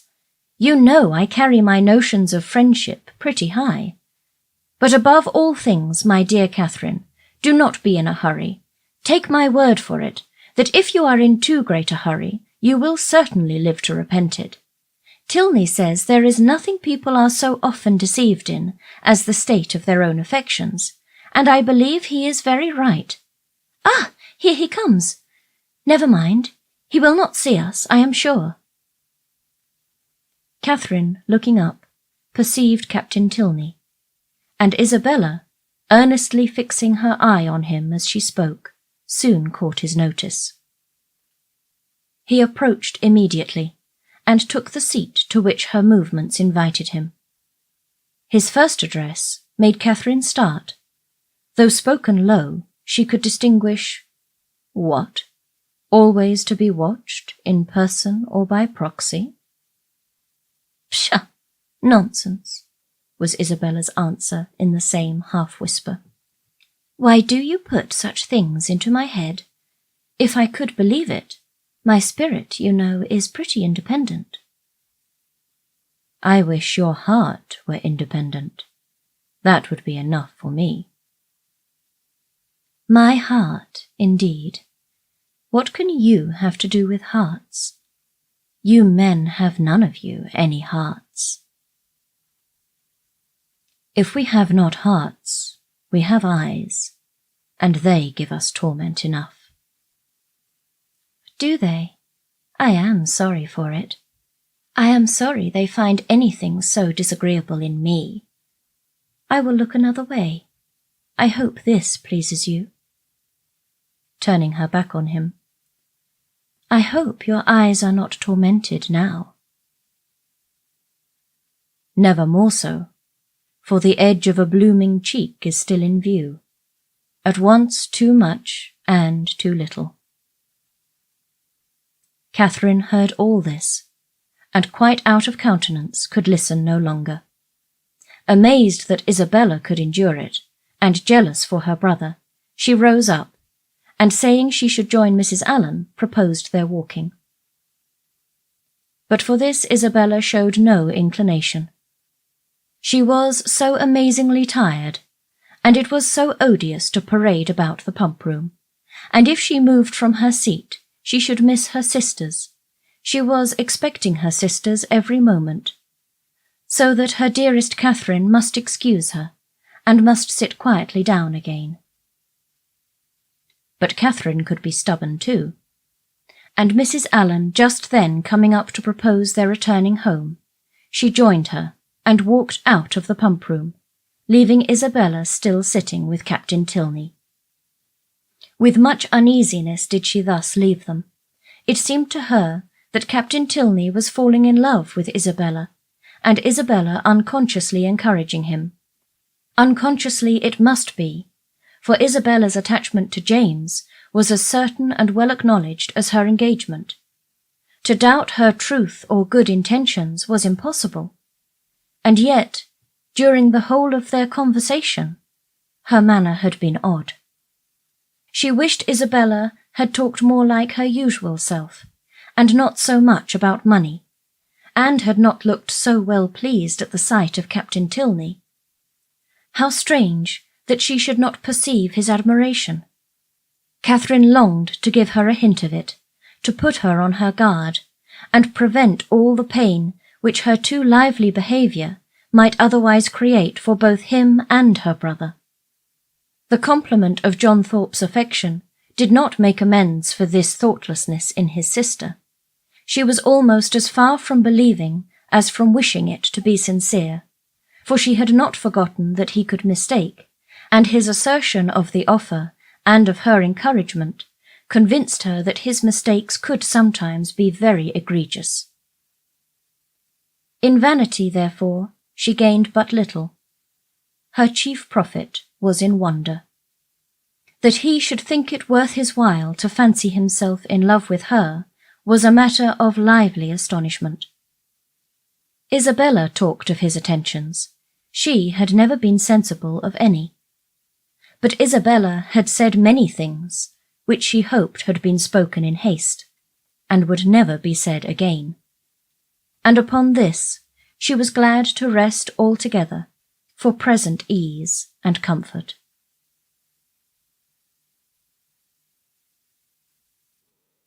Chapter 19.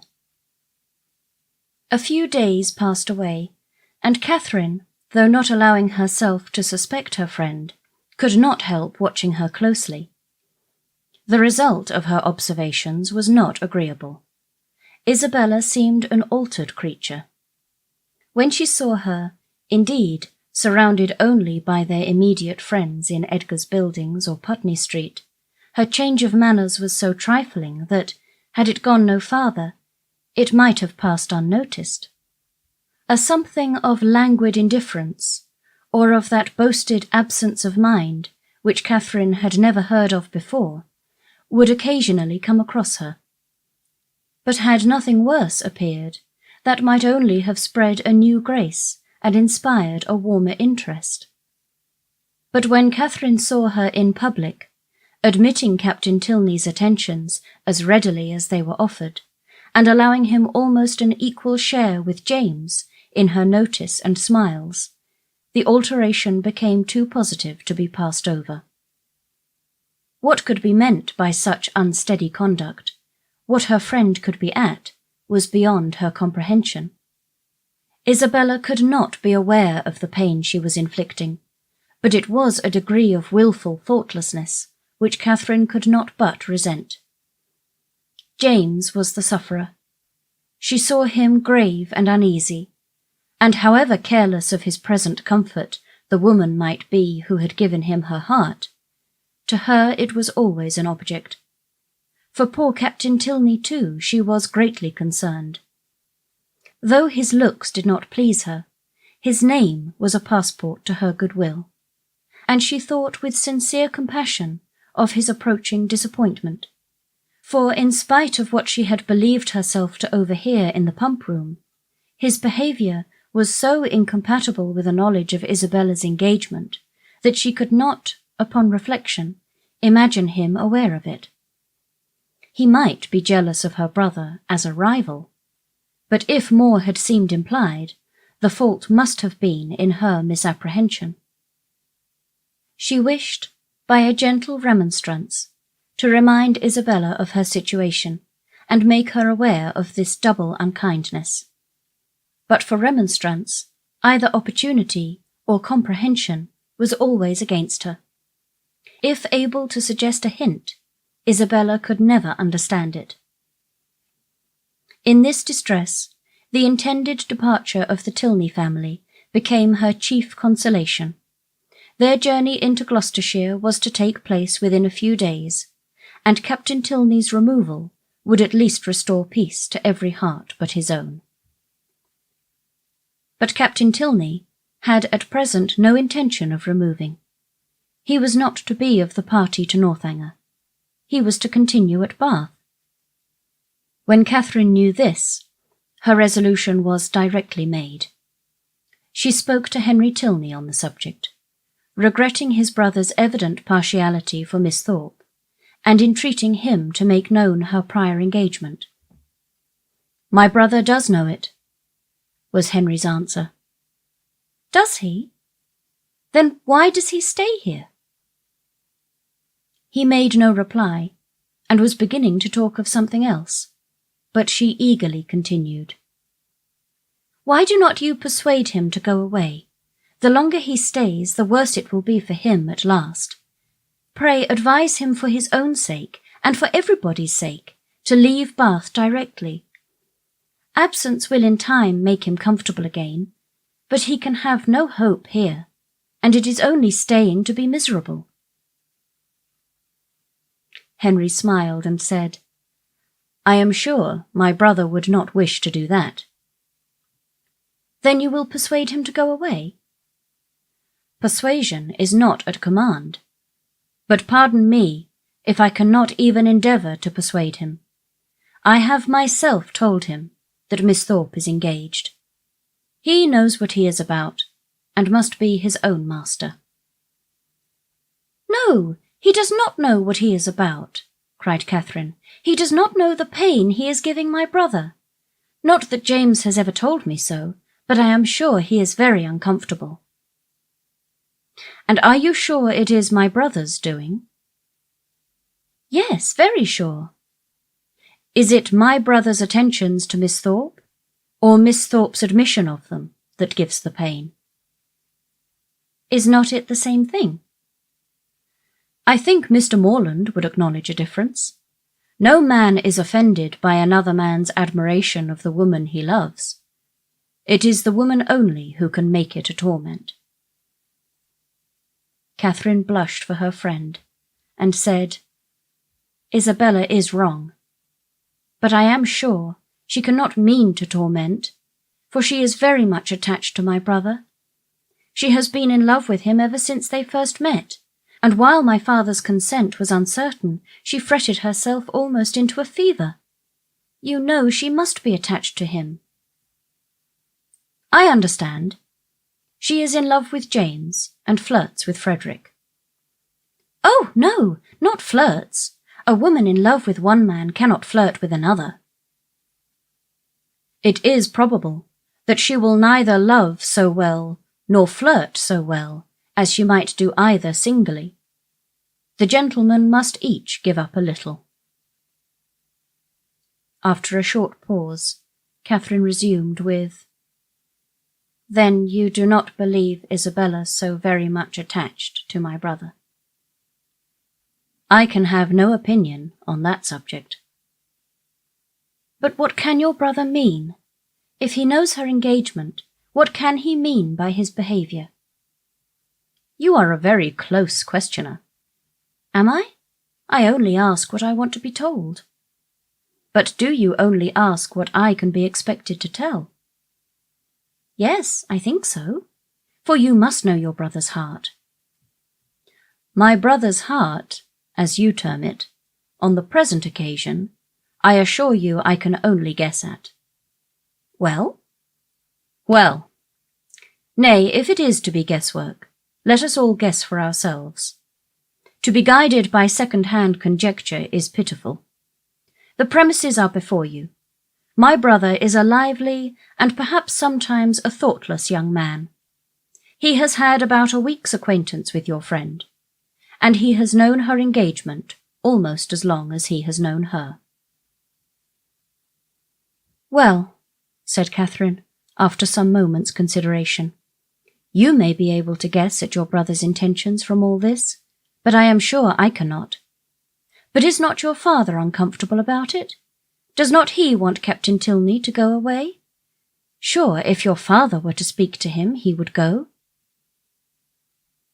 My dear Miss Morland, said Henry, in this amiable solicitude for your brother's comfort, may you not be a little mistaken?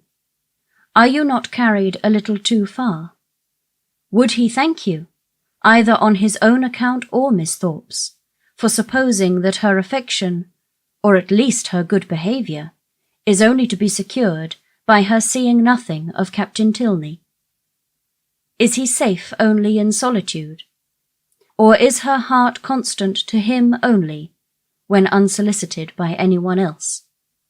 He cannot think this, and you may be sure that he would not have you think it. I will not say, do not be uneasy, because I know that you are so at this moment, but be as little uneasy as you can. You have no doubt of the mutual attachment of your brother and your friend. Depend upon it, therefore, that real jealousy never can exist between them. Depend upon it that no disagreement between them can be of any duration. Their hearts are open to each other, as neither heart can be to you. They know exactly what is required and what can be borne, and you may be certain that one will never tease the other beyond what is known to be pleasant. Perceiving her still to look doubtful and grave, he added, Though Frederick does not leave Bath with us, he will probably remain but a very short time, perhaps only a few days behind us.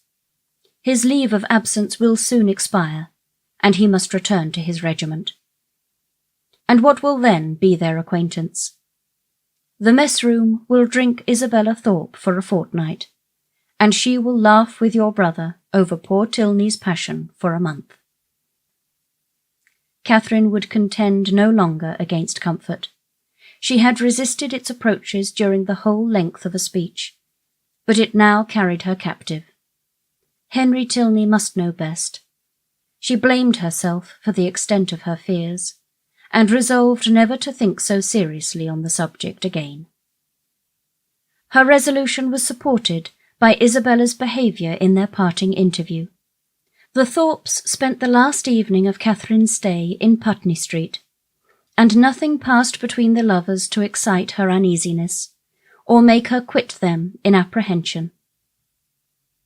James was in excellent spirits, and Isabella most engagingly placid.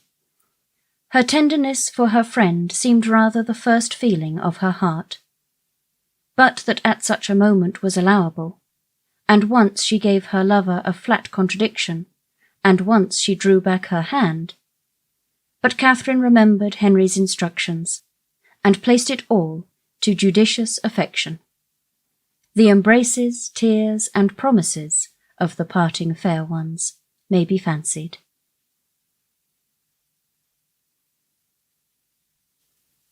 Chapter 20. Mr. and Mrs. Allen were sorry to lose their young friend, whose good humour and cheerfulness had made her a valuable companion, and in the promotion of whose enjoyment their own had been gently increased. Her happiness in going with Miss Tilney, however, prevented their wishing it otherwise, and, as they were to remain only one more week in Bath themselves, her quitting them now would not long be felt. Mr. Allen attended her to Milsom Street, where she was to breakfast, and saw her seated with the kindest welcome among her new friends. But so great was her agitation in finding herself as one of the family, and so fearful was she of not doing exactly what was right, and of not being able to preserve their good opinion, that, in the embarrassment of the first 5 minutes, she could almost have wished to return with him to Putney Street. Miss Tilney's manners and Henry's smile soon did away some of her unpleasant feelings. But still she was far from being at ease. Nor could the incessant attentions of the General himself entirely reassure her. Nay, perverse as it seemed, she doubted whether she might not have felt less had she been less attended to. His anxiety for her comfort, his continual solicitations that she would eat, and his often expressed fears of her seeing nothing to her taste, though never in her life before had she beheld half such variety on a breakfast table, made it impossible for her to forget for a moment that she was a visitor. She felt utterly unworthy of such respect, and knew not how to reply to it. Her tranquillity was not improved by the General's impatience for the appearance of his eldest son, nor by the displeasure he expressed at his laziness when Captain Tilney at last came down. She was quite pained by the severity of his father's reproof, which seemed disproportionate to the offence, and much was her concern increased when she found herself the principal cause of the lecture, and that his tardiness was chiefly resented from being disrespectful to her. This was placing her in a very uncomfortable situation, and she felt great compassion for Captain Tilney, without being able to hope for his goodwill. He listened to his father in silence, and attempted not any defence, which confirmed her in fearing that the inquietude of his mind on Isabella's account might, by keeping him long sleepless, have been the real cause of his rising late. It was the first time of her being decidedly in his company, and she had hoped to be now able to form her opinion of him.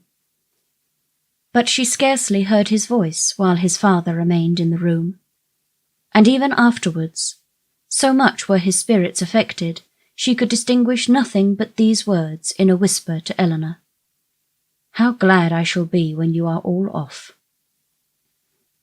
The bustle of going was not pleasant. The clock struck 10 while the trunks were carrying down, and the General had fixed to be out of Milsom Street by that hour. His greatcoat, instead of being brought for him to put on directly, was spread out in the curricle in which he was to accompany his son. The middle seat of the chaise was not drawn out, though there were 3 people to go in it, and his daughter's maid had so crowded it with parcels that Miss Morland would not have room to sit.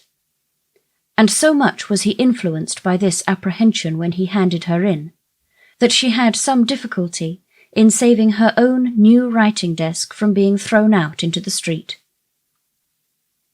At last, however, the door was closed upon the 3 females, and they set off at the sober pace in which the handsome, highly fed 4 horses of a gentleman usually perform a journey of 30 miles. Such was the distance of Northanger from Bath, to be now divided into 2 equal stages. Catherine's spirits revived as they drove from the door, for with Miss Tilney she felt no restraint, and, with the interest of a road entirely new to her, of an abbey before and a curricle behind, she caught the last view of Bath without any regret, and met with every milestone before she expected it. The tediousness of a 2 hours' wait at Petit France, in which there was nothing to be done but to eat without being hungry, and loiter about without anything to see, next followed, and her admiration of the style in which they travelled, of the fashionable chastened 4, postilions handsomely liveried, rising so regularly in their stirrups, and numerous outriders properly mounted, sunk a little under this consequent inconvenience. Had their party been perfectly agreeable, the delay would have been nothing. But General Tilney, though so charming a man, seemed always a check upon his children's spirits, and scarcely anything was said but by himself, the observation of which, with his discontent at whatever the inn afforded, and his angry impatience at the waiters, made Catherine grow every moment more in awe of him, and appeared to lengthen the 2 hours into 4. At last, however, the order of release was given, and much was Catherine then surprised by the General's proposal of her taking his place in his son's curricle for the rest of the journey. The day was fine, and he was anxious for her seeing as much of the country as possible. The remembrance of Mr. Allen's opinion respecting young men's open carriages made her blush at the mention of such a plan, and her first thought was to decline it. But her second was of greater deference for General Tilney's judgment. He could not propose anything improper for her, and in the course of a few minutes she found herself with Henry in the curricle, as happy a being as ever existed. A very short trial convinced her that a curricle was the prettiest equipage in the world. The chastened 4 wheeled off with some grandeur, to be sure, but it was a heavy and troublesome business, and she could not easily forget its having stopped 2 hours at Petty France. Half the time would have been enough for the curricle, and so nimbly were the light horses disposed to move, that, had not the General chosen to have his own carriage lead the way, they could have passed it with ease in half a minute. But the merit of the curricle did not all belong to the horses. Henry drove so well, so quietly, without making any disturbance, without parading to her or swearing at them. So different from the only gentleman coachman whom it was in her power to compare him with. And then his hat sat so well, and the innumerable capes of his greatcoat looked so becomingly important. To be driven by him, next to being dancing with him, was certainly the greatest happiness in the world. In addition to every other delight, she had now that of listening to her own praise, of being thanked at least, on his sister's account, for her kindness in thus becoming her visitor, of hearing it ranked as real friendship, and described as creating real gratitude. His sister, he said, was uncomfortably circumstanced. She had no female companion, and, in the frequent absence of her father, was sometimes without any companion at all. "But how can that be?" said Catherine. "Are not you with her?" "Northanger is not more than half my home. I have an establishment at my own house in Woodston, which is nearly 20 miles from my father's, and some of my time is necessarily spent there." "How sorry you must be for that." "I am always sorry to leave Eleanor." "Yes, but besides your affection for her, you must be so fond of the Abbey. After being so used to such a home as the Abbey, an ordinary parsonage house must be very disagreeable." He smiled and said, "You have formed a very favourable idea of the Abbey." "To be sure I have. Is not it a fine old place, just like what one reads about?" "And are you prepared to encounter all the horrors that a building such as what one reads about may produce? Have you a stout heart, nerves fit for sliding panels and tapestry?"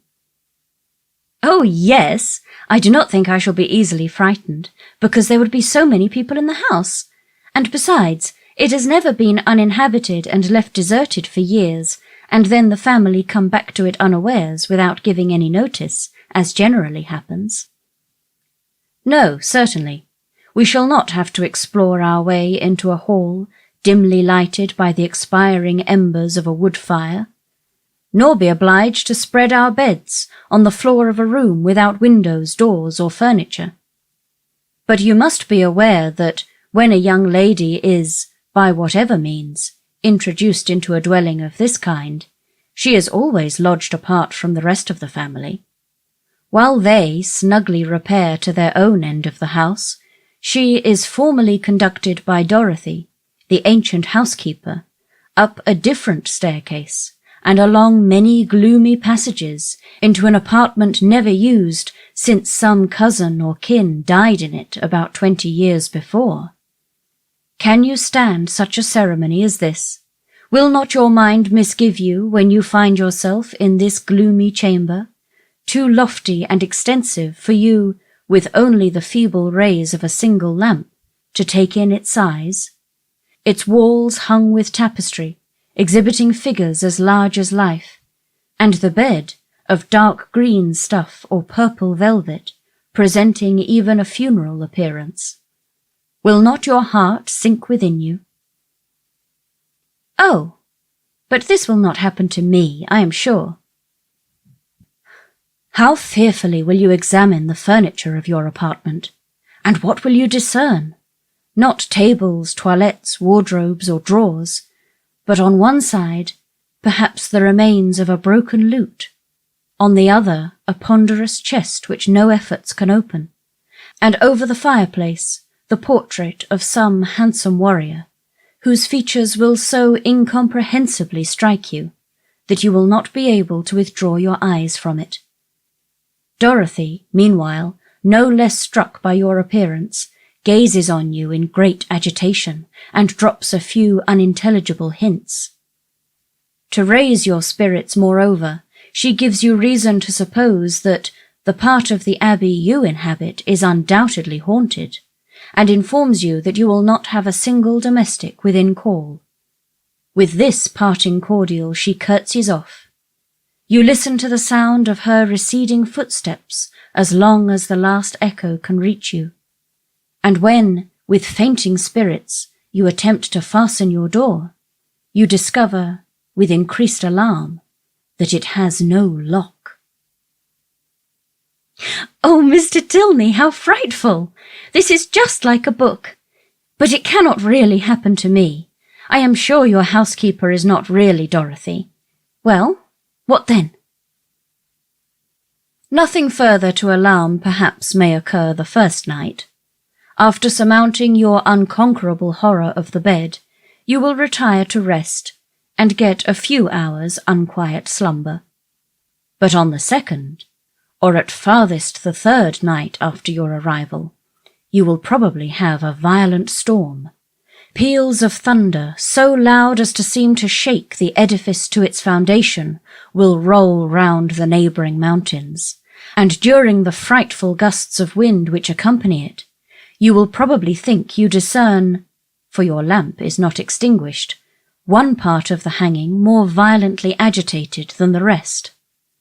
Unable, of course, to repress your curiosity in so favourable a moment for indulging it, you will instantly rise, and throwing your dressing-gown around you, proceed to examine this mystery. After a very short search, you will discover a division in the tapestry, so artfully constructed as to defy the minutest inspection, and on opening it, a door will immediately appear, which door, being only secured by massy bars and a padlock, you will, after a few efforts, succeed in opening, and with your lamp in your hand, will pass through it into a small vaulted room. "No, indeed, I should be much too frightened to do any such thing." "What? Not when Dorothy has given you to understand that there is a secret subterraneous communication between your apartment and the chapel of St. Anthony, scarcely 2 miles off. Could you shrink from so simple an adventure? No, no, you will proceed into this small vaulted room, and through this into several others, without perceiving anything very remarkable in either. In one perhaps there may be a dagger, in another a few drops of blood, and in a third the remains of some instrument of torture. But there being nothing in all this out of the common way, and your lamp being nearly exhausted, you will return towards your own apartment. In repassing through the small vaulted room, however, your eyes will be attracted towards a large, old-fashioned cabinet of ebony and gold, which, though narrowly examining the furniture before, you had passed unnoticed. Impelled by an irresistible presentiment, you will eagerly advance to it, unlock its folding doors, and search into every drawer, but for some time without discovering anything of importance, perhaps nothing but a considerable hoard of diamonds. At last, however, by touching a secret spring, an inner compartment will open.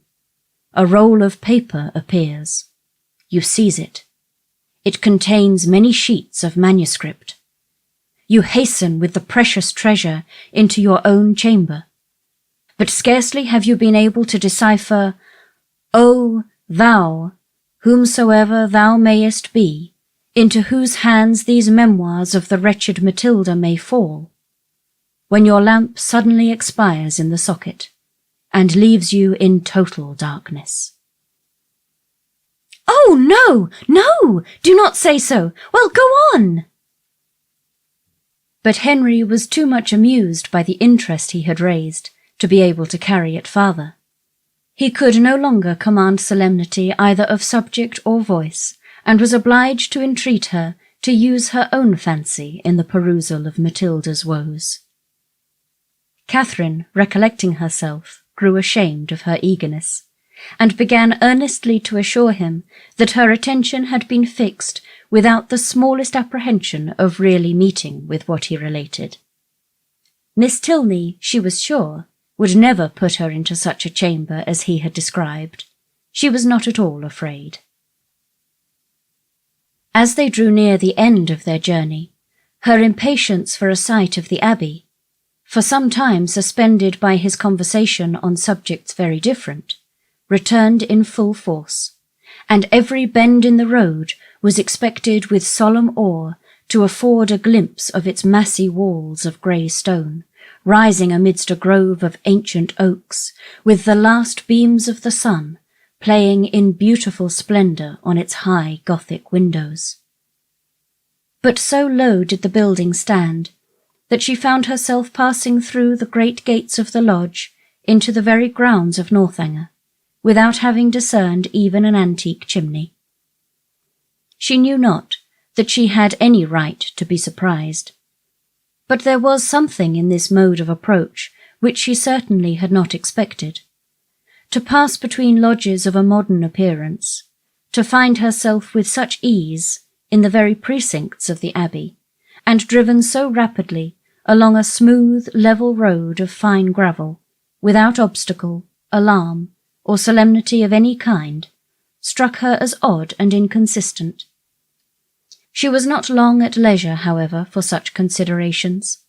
A sudden scud of rain, driving full in her face, made it impossible for her to observe anything further, and fixed all her thoughts on the welfare of her new straw bonnet.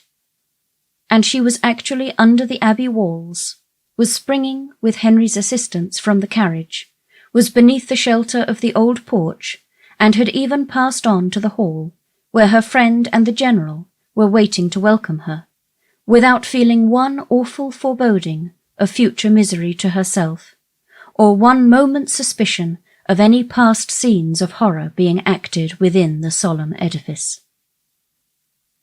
The breeze had not seemed to waft the sighs of the murdered to her. It had wafted nothing worse than a thick, mizzling rain, and having given a good shake of her habit, she was ready to be shown into the common drawing-room, and capable of considering where she was. An abbey. Yes, it was delightful to be really in an abbey. But she doubted, as she looked round the room, whether anything within her observation would have given her the consciousness. The furniture was in all the profusion and elegance of modern taste. The fireplace, where she had expected the ample width and ponderous carving of former times, was contracted to a Rumford, with slabs of plain, though handsome marble, and ornaments over it of the prettiest English china. The windows, to which she looked with peculiar dependence, from having heard the General talk of his preserving them in their Gothic form with reverential care, were yet less what her fancy had portrayed. To be sure, the pointed arch was preserved. To be sure, the pointed arch was preserved. The form of them was Gothic. They might be even casements, but every pane was so large, so clear, so light. To an imagination which had hoped for the smallest divisions, and the heaviest stonework, for painted glass, dirt, and cobwebs, the difference was very distressing.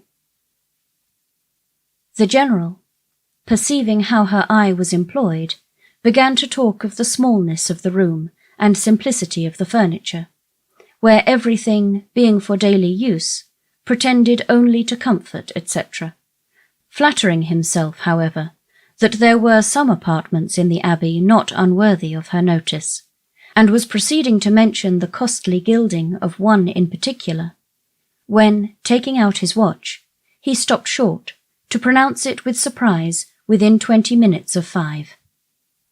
This seemed the word of separation, and Catherine found herself hurried away by Miss Tilney in such a manner as convinced her that the strictest punctuality to the family hours would be expected at Northanger. Returning through the large and lofty hall, they ascended a broad staircase of shining oak, which, after many flights and many landing places, brought them upon a long, wide gallery. On one side it had a range of doors, and it was lighted on the other by windows which Catherine had only time to discover looked into a quadrangle, before Miss Tilney led the way into a chamber, and scarcely staying to hope she would find it comfortable, left her with an anxious entreaty that she would make as little alteration as possible in her dress.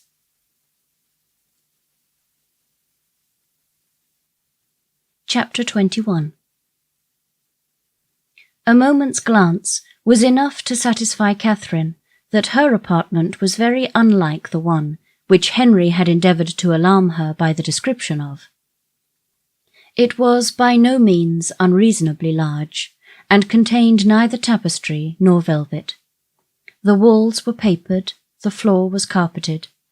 The windows were neither less perfect nor more dim than those of the drawing-room below.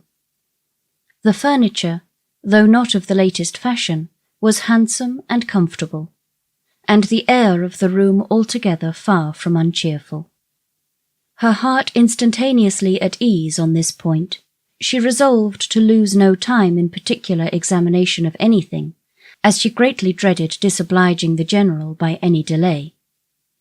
Her habit, therefore, was thrown off with all possible haste, and she was preparing to unpin the linen package, which the chaise seat had conveyed for her immediate accommodation, when her eye suddenly fell on a large high chest, standing back in a deep recess on one side of the fireplace.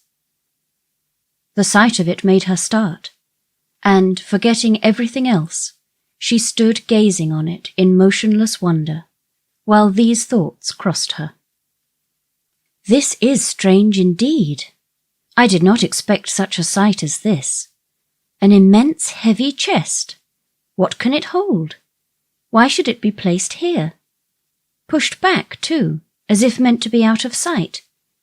I will look into it. Cost me what it may, I will look into it, and directly too, by daylight. If I stay till evening, my candle may go out. She advanced and examined it closely. It was of cedar, curiously inlaid with some darker wood, and raised about a foot from the ground on a carved stand of the same. The lock was silver, though tarnished from age. At each end were the imperfect remains of handles also of silver, broken perhaps prematurely by some strange violence, and on the centre of the lid was a mysterious cipher in the same metal. Catherine bent over it intently, but without being able to distinguish anything with certainty. She could not, in whatever direction she took it, believe the last letter to be a T, and yet that it should be anything else in that house was a circumstance to raise no common degree of astonishment. If not originally theirs, by what strange events could it have fallen into the Tilney family? Her fearful curiosity was every moment growing greater, and seizing, with trembling hands, the hasp of the lock, she resolved at all hazards to satisfy herself at least as to its contents. With difficulty, for something seemed to resist her efforts, she raised the lid a few inches. But at that moment, a sudden knocking at the door of the room made her, starting, quit her hold, and the lid closed with alarming violence. This ill-timed intruder was Miss Tilney's maid, sent by her mistress to be of use to Miss Morland, and though Catherine immediately dismissed her, it recalled her to the sense of what she ought to be doing, and forced her, in spite of her anxious desire to penetrate this mystery, to proceed in her dressing without further delay. Her progress was not quick, for her thoughts and her eyes were still bent on the object so well calculated to interest and alarm, and though she dared not waste a moment upon a second attempt, she could not remain many paces from the chest. At length, however, having slipped one arm into her gown, her toilette seemed so nearly finished that the impatience of her curiosity might safely be indulged. One moment surely might be spared, and so desperate should be the exertion of her strength, that, unless secured by supernatural means, the lid in one moment should be thrown back. With this spirit she sprang forward, and her confidence did not deceive her. Her resolute effort threw back the lid, and gave to her astonished eyes the view of a white cotton counterpane, properly folded, reposing at one end of the chest in undisputed possession. She was gazing on it with the first blush of surprise, when Miss Tilney, anxious for her friend's being ready, entered the room, and to the rising shame of having harboured, for some minutes, an absurd expectation, was then added the shame of being caught in so idle a search. "That is a curious old chest, is not it?" said Miss Tilney, as Catherine hastily closed it and turned away to the glass. "It is impossible to say how many generations it has been here. How it came to be first put in this room I know not, but I have not had it moved, because I thought it might sometimes be of use in holding hats and bonnets. The worst of it is that its weight makes it difficult to open. In that corner, however, it is at least out of the way." Catherine had no leisure for speech, being at once blushing, tying her gown, and forming wise resolutions with the most violent dispatch. Miss Tilney gently hinted her fear of being late, and in half a minute they ran downstairs together, in an alarm not wholly unfounded, for General Tilney was pacing the drawing-room, his watch in his hand, and having, on the very instant of their entering, pulled the bell with violence, ordered, "Dinner to be on table directly." Catherine trembled at the emphasis with which he spoke, and sat pale and breathless, in a most humble mood, concerned for his children, and detesting old chests. And the General, recovering his politeness as he looked at her, spent the rest of his time in scolding his daughter for so foolishly hurrying her fair friend, who was absolutely out of breath from haste, when there was not the least occasion for hurry in the world. But Catherine could not at all get over the double distress of having involved her friend in a lecture, and been a great simpleton herself, till they were happily seated at the dinner-table, when the General's complacent smiles, and a good appetite of her own, restored her to peace. The dining-parlour was a noble room, suitable in its dimensions to a much larger drawing-room than the one in common use, and fitted up in a style of luxury and expense which was almost lost on the unpractised eye of Catherine, who saw little more than its spaciousness, and the number of their attendants.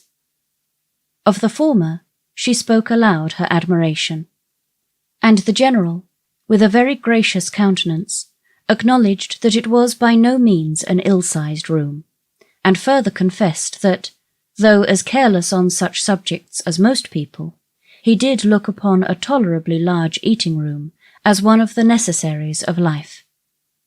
He supposed, however, that she must have been used to much better-sized apartments at Mr. Allen's. "No, indeed," was Catherine's honest assurance. "Mr. Allen's dining parlour was not more than half as large," and she had never seen so large a room as this in her life. The general's good humour increased. Why, as he had such rooms, he thought it would be simple not to make use of them. But, upon his honour, he believed there might be more comfort in rooms of only half their size. Mr. Allen's house, he was sure, must be exactly of the true size for rational happiness. The evening passed without any further disturbance, and in the occasional absence of General Tilney, with much positive cheerfulness. It was only in his presence that Catherine felt the smallest fatigue from her journey, and even then, even in moments of languor or restraint, a sense of general happiness preponderated, and she could think of her friends in Bath without one wish of being with them. The night was stormy. The wind had been rising at intervals the whole afternoon, and by the time the party broke up, it blew and rained violently. Catherine, as she crossed the hall, listened to the tempest with sensations of awe, and when she heard it rage round a corner of the ancient building, and close with sudden fury a distant door, felt for the first time that she was really in an abbey. Yes, these were characteristic sounds. They brought to her recollection a countless variety of dreadful situations and horrid scenes, which such buildings had witnessed, and such storms ushered in. And most heartily did she rejoice in the happier circumstances attending her entrance within walls so solemn. She had nothing to dread from midnight assassins or drunken gallants. Henry had certainly been only in jest in what he had told her that morning. In a house so furnished and so guarded, she could have nothing to explore or to suffer, and might go to her bedroom as securely as if it had been her own chamber at Fullerton. Thus wisely fortifying her mind, as she proceeded upstairs, she was enabled, especially on perceiving that Miss Tilney slept only 2 doors from her, to enter her room with a tolerably stout heart, and her spirits were immediately assisted by the cheerful blaze of a wood fire. "How much better is this," said she, as she walked to the fender. "How much better to find a fire ready lit than to have to wait shivering in the cold till all the family are in bed, as so many poor girls have been obliged to do, and then to have a faithful old servant frightening one by coming in with a faggot. How glad I am that Northanger is what it is. If it had been like some other places, I do not know that in such a night as this I could have answered for my courage, but now to be sure there is nothing to alarm one." She looked round the room. The window curtains seemed in motion. It could be nothing but the violence of the wind penetrating through the divisions of the shutters, and she stepped boldly forward, carelessly humming a tune to assure herself of its being so, peeped courageously behind each curtain, saw nothing on either low window-seat to scare her, and on placing a hand against the shutter, felt the strongest conviction of the wind's force. A glance at the old chest, as she turned away from this examination, was not without its use. She scorned the causeless fears of an idle fancy, and began with a most happy indifference to prepare herself for bed. She should take her time. She should not hurry herself. She did not care if she were the last person up in the house. But she would not make up her fire. That would seem cowardly, as if she wished for the protection of light after she were in bed. The fire, therefore, died away, and Catherine, having spent the best part of an hour in her arrangements, was beginning to think of stepping into bed, when, on giving a parting glance round the room, she was struck by the appearance of a high, old-fashioned black cabinet, which, though in a situation conspicuous enough, had never caught her notice before. Henry's words, his description of the ebony cabinet which was to escape her observation at first, immediately rushed across her. And though there could be nothing really in it, there was something whimsical. It was certainly a very remarkable coincidence. She took her candle and looked closely at the cabinet. It was not absolutely ebony and gold, but it was Japan, black and yellow Japan of the handsomest kind, and as she held her candle, the yellow had very much the effect of gold. The key was in the door, and she had a strange fancy to look into it. Not, however, with the smallest expectation of finding anything, but it was so very odd after what Henry had said. In short, she could not sleep till she had examined it. So, placing the candle with great caution on a chair, she seized the key with a very tremulous hand and tried to turn it. But it resisted her utmost strength. Alarmed, but not discouraged, she tried it another way. A bolt flew, and she believed herself successful. But how strangely mysterious! The door was still immovable. She paused a moment in breathless wonder. The wind roared down the chimney. The rain beat in torrents against the windows, and everything seemed to speak the awfulness of her situation. To retire to bed, however, unsatisfied on such a point, would be vain, since sleep must be impossible with the consciousness of a cabinet so mysteriously closed in her immediate vicinity. Again, therefore, she applied herself to the key, and after moving it in every possible way for some instants, with the determined celerity of hope's last effort, the door suddenly yielded to her hand. Her heart leapt with exultation at such a victory, and having thrown open each folding door, the second being secured only by bolts of less wonderful construction than the lock, though in that her eye could not discern anything unusual, a double range of small drawers appeared in view, with some larger drawers above and below them, and in the centre a small door, closed also with a lock and key, secured in all probability a cavity of importance. Catherine's heart beat quick, but her courage did not fail her. With a cheek flushed by hope, and an eye straining with curiosity, her fingers grasped the handle of a drawer and drew it forth. It was entirely empty. With less alarm and greater eagerness, she seized a second, a third, a fourth. Each was equally empty. Not one was left unsearched, and in not one was anything found. Well read in the art of concealing a treasure, the possibility of false linings to the drawers did not escape her, and she felt round each with anxious acuteness, in vain.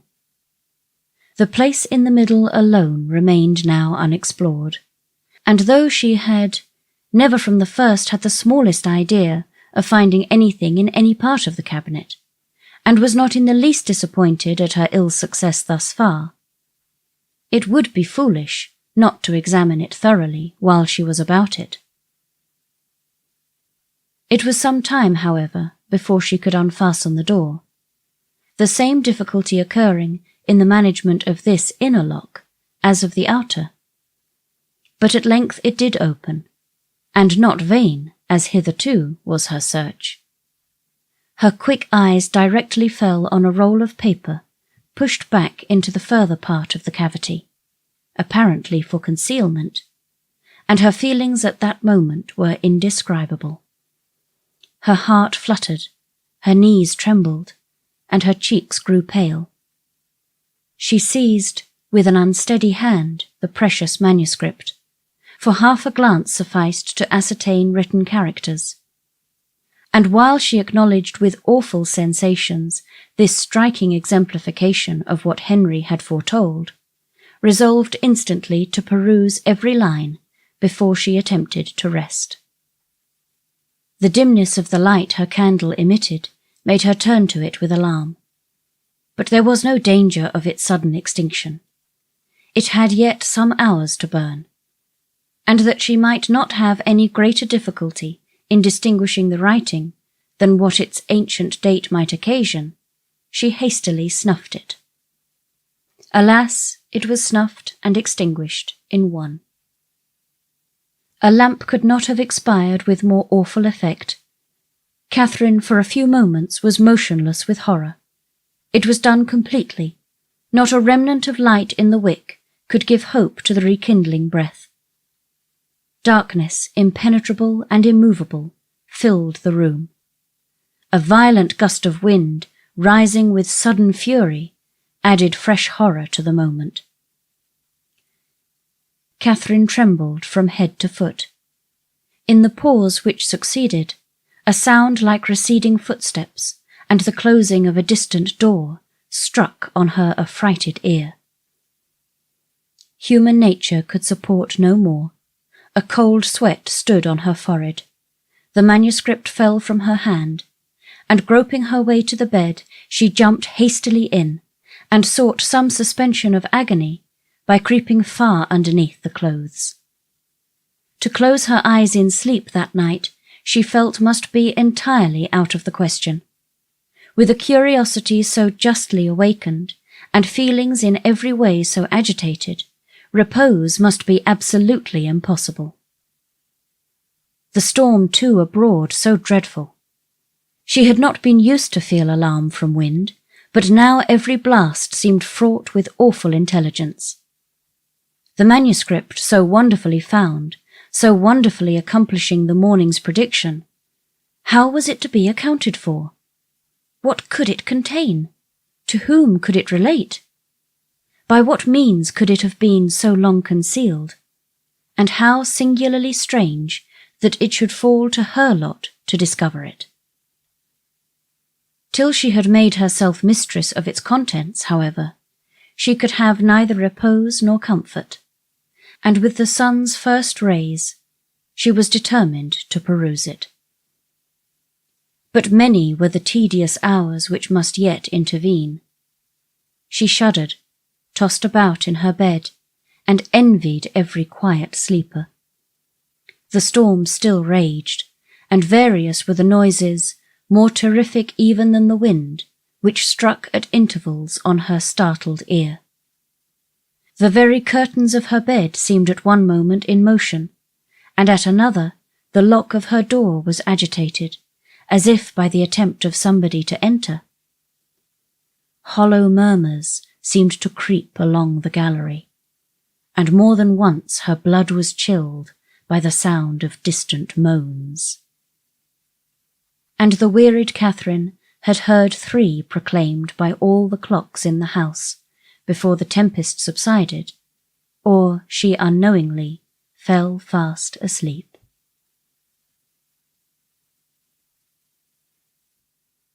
Chapter 22.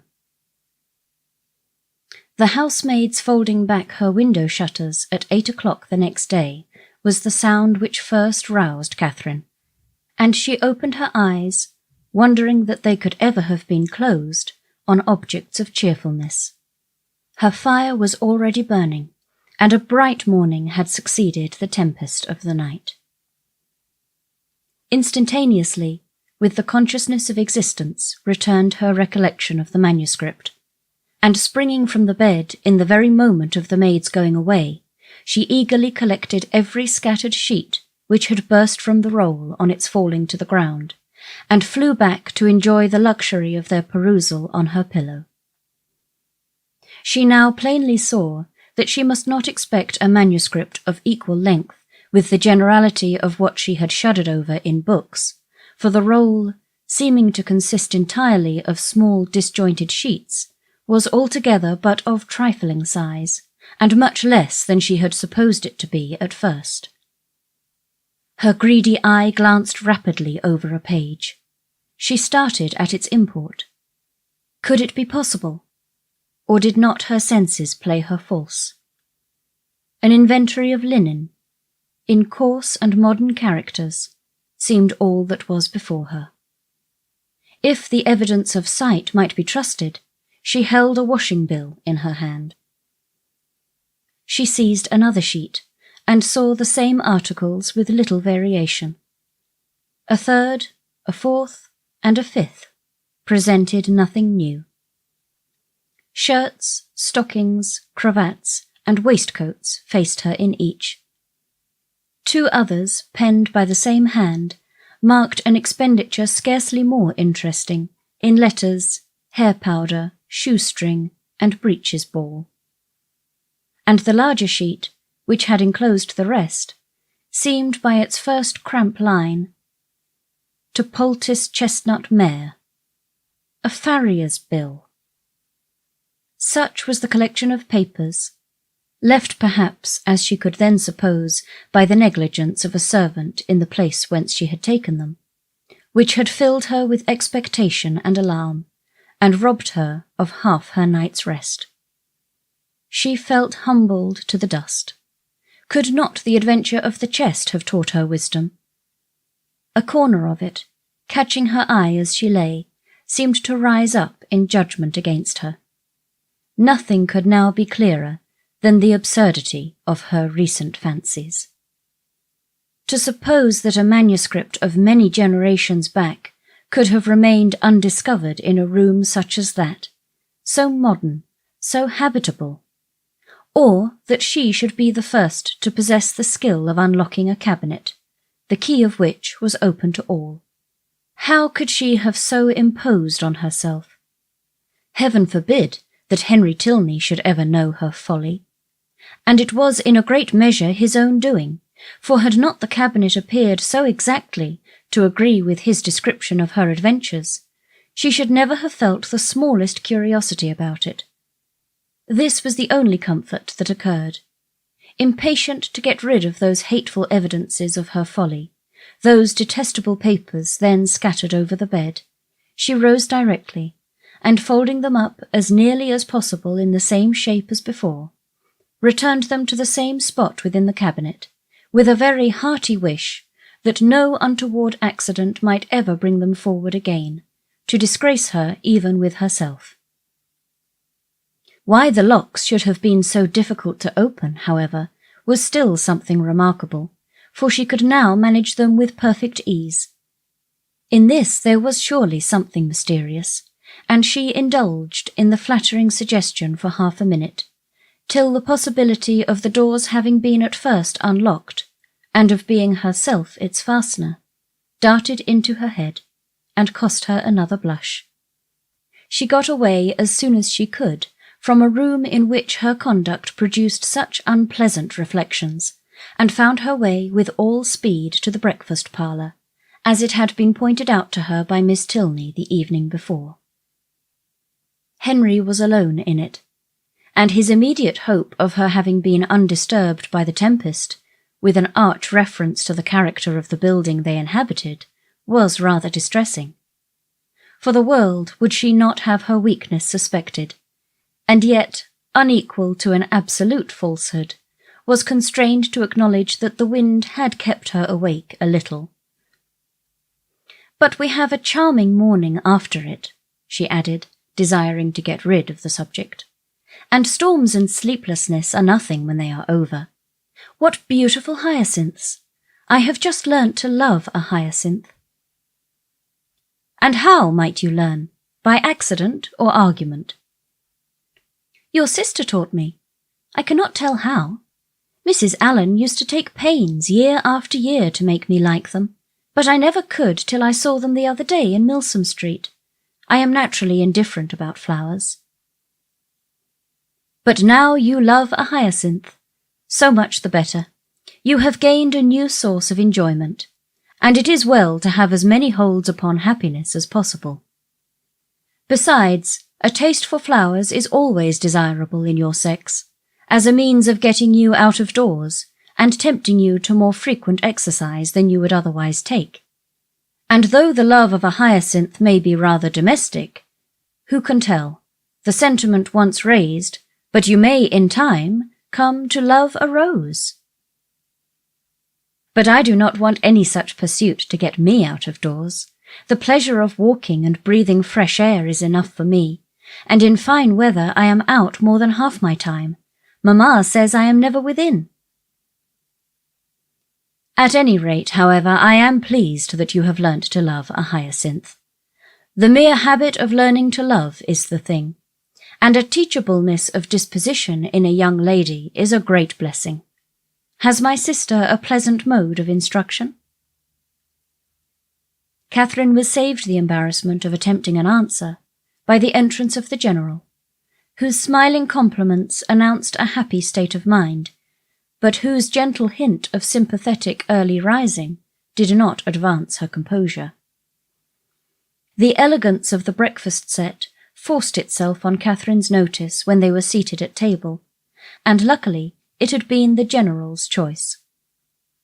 He was enchanted by her approbation of his taste, confessed it to be neat and simple, thought it right to encourage the manufacture of his country, and for his part, to his uncritical palate, the tea was as well flavoured from the clay of Staffordshire as from that of Dresden or Save. But this was quite an old set, purchased 2 years ago. The manufacture was much improved since that time. He had seen some beautiful specimens when last in town, and had he not been perfectly without vanity of that kind, might have been tempted to order a new set. He trusted, however, that an opportunity might ere long occur of selecting one, though not for himself. Catherine was probably the only one of the party who did not understand him. Shortly after breakfast, Henry left them for Woodston, where business required and would keep him 2 or 3 days. They all attended in the hall to see him mount his horse, and immediately on re-entering the breakfast-room, Catherine walked to a window, in the hope of catching another glimpse of his figure. "This is a somewhat heavy call upon your brother's fortitude," observed the General to Eleanor. "Woodston will make but a sombre appearance today." "Is it a pretty place?" asked Catherine. "What say you, Eleanor? Speak your opinion, for ladies can best tell the taste of ladies in regard to places as well as men. I think it would be acknowledged by the most impartial eye to have many recommendations. The house stands among fine meadows facing the south-east, with an excellent kitchen garden in the same aspect, the walls surrounding which I built and stocked myself about 10 years ago for the benefit of my son. It is a family living, Miss Morland, and the property in the place being chiefly my own, you may believe I take care that it shall not be a bad one. Did Henry's income depend solely on his living, he would not be ill provided for. Perhaps it may seem odd that with only 2 younger children I should think any profession necessary for him, and certainly there are moments when we could all wish him disengaged from every tie of business. But though I may not exactly make converts of you young ladies, I am sure your father, Miss Morland, would agree with me in thinking it expedient to give every young man some employment. The money is nothing, it is not an object, but employment is the thing. Even Frederick, my eldest son, you see, who will perhaps inherit as considerable a landed property as any private man in the country, has his profession." The imposing effect of this last argument was equal to his wishes. The silence of the lady proved it to be unanswerable. Something had been said the evening before of her being shown over the house, and he now offered himself as her conductor, and though Catherine had hoped to explore it accompanied only by his daughter, it was a proposal of too much happiness in itself, under any circumstances, not to be gladly accepted. For she had been already 18 hours in the Abbey, and had seen only a few of its rooms. The netting box, just leisurely drawn forth, was closed with joyful haste, and she was ready to attend him in a moment. And when they had gone over the house, he promised himself moreover the pleasure of accompanying her into the shrubberies and garden. She curtsied her acquiescence. But perhaps it might be more agreeable to her to make those her first object. The weather was at present favourable, and at this time of year the uncertainty was very great of its continuing so. Which would she prefer? He was equally at her service. Which did his daughter think would most accord with her fair friend's wishes? But he thought he could discern.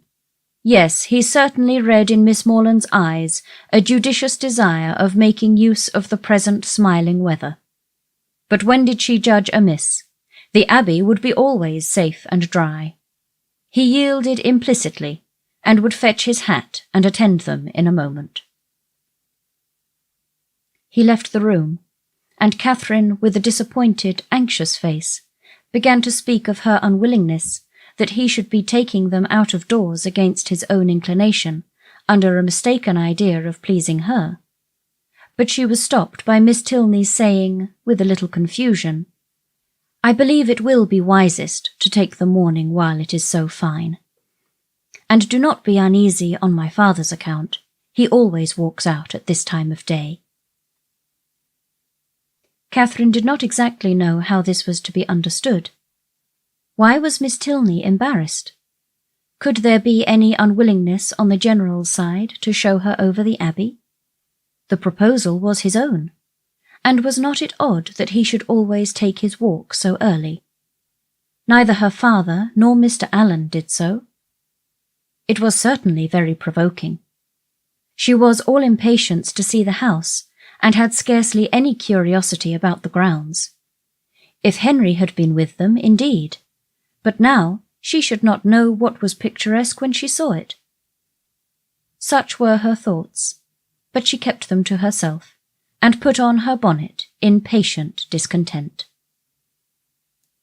She was struck, however, beyond her expectation, by the grandeur of the Abbey as she saw it for the first time from the lawn.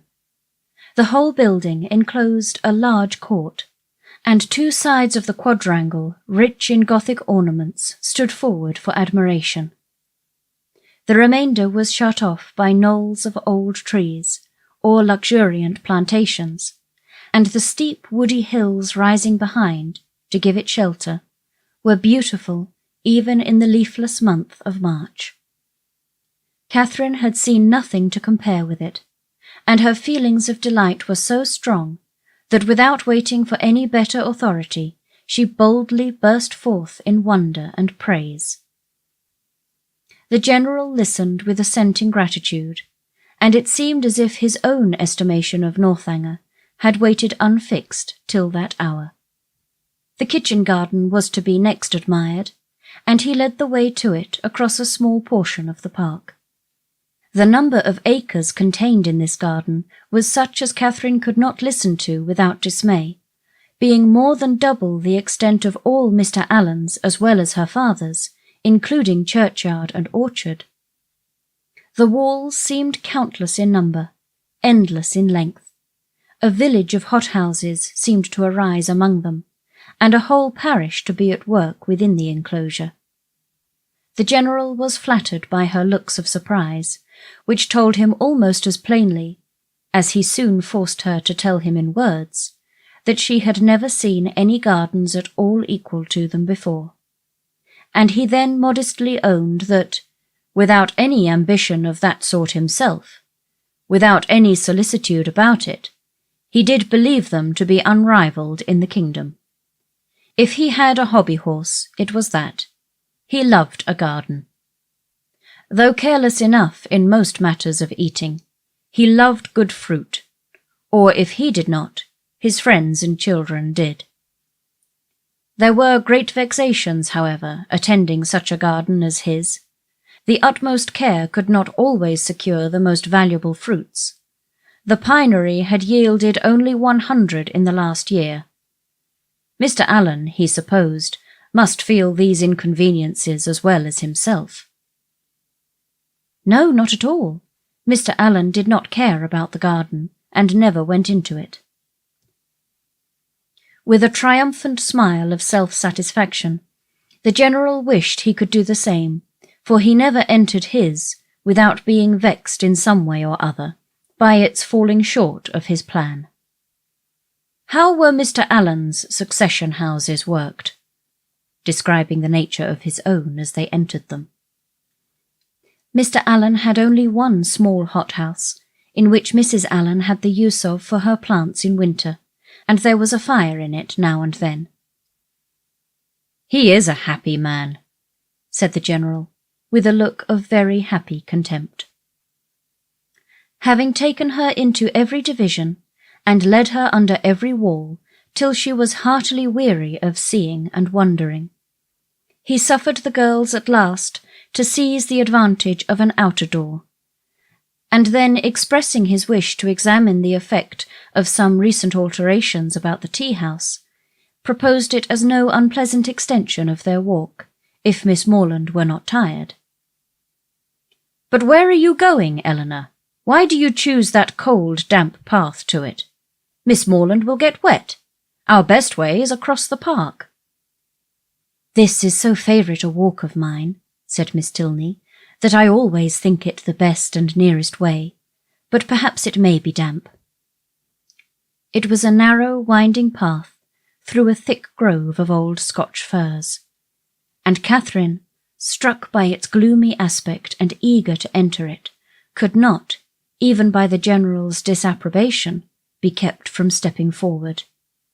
He perceived her inclination, and having again urged the plea of health in vain, was too polite to make further opposition. He excused himself, however, from attending them. The rays of the sun were not too cheerful for him, and he would meet them by another course. He turned away, and Catherine was shocked to find how much her spirits were relieved by the separation. The shock, however, being less real than the relief, offered it no injury, and she began to talk with easy gaiety of the delightful melancholy which such a grove inspired. "I am particularly fond of this spot," said her companion with a sigh. "It was my mother's favourite walk."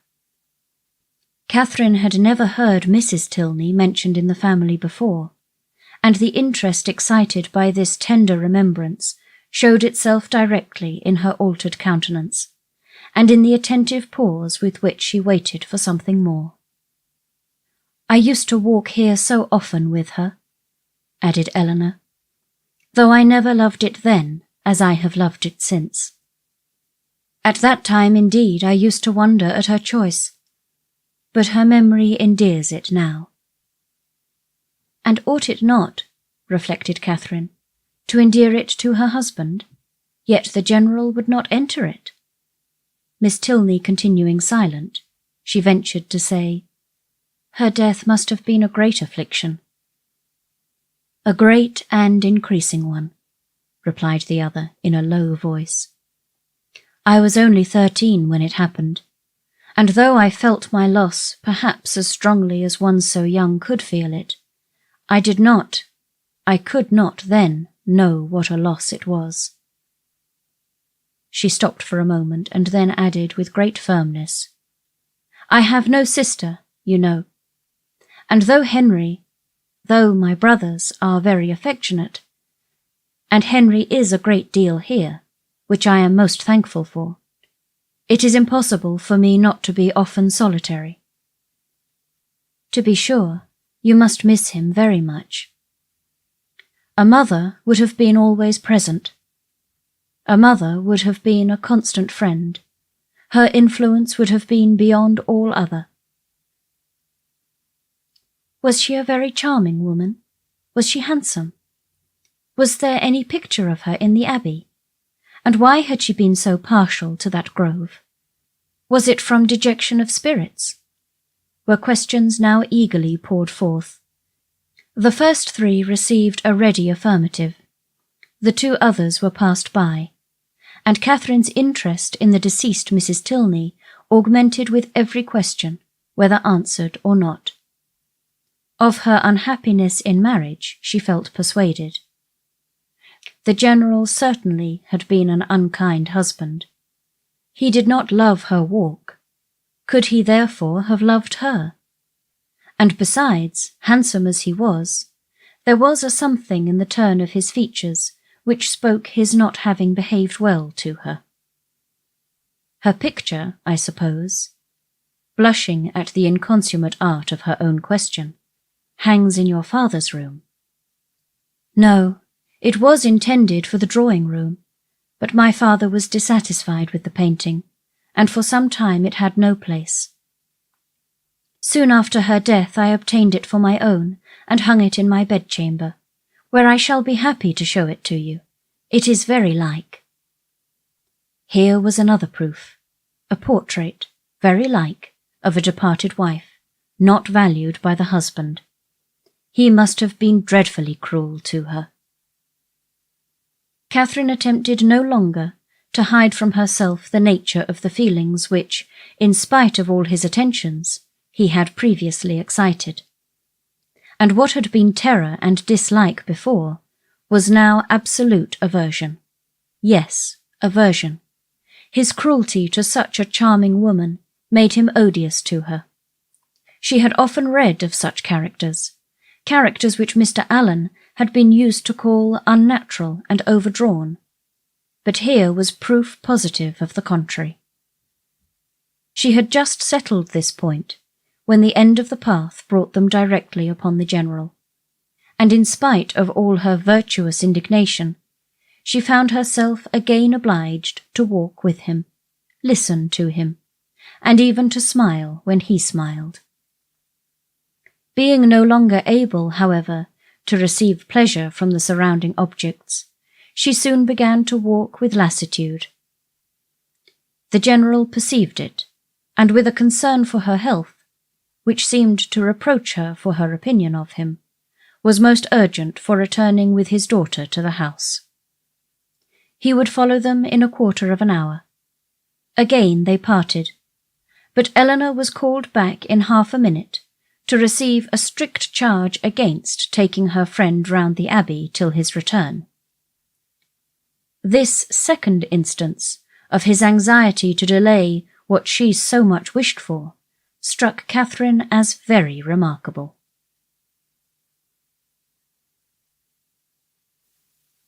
Chapter 23. An hour passed away before the General came in, spent on the part of his young guest in no very favourable consideration of his character. This lengthened absence, these solitary rambles did not speak a mind at ease, or a conscience void of reproach.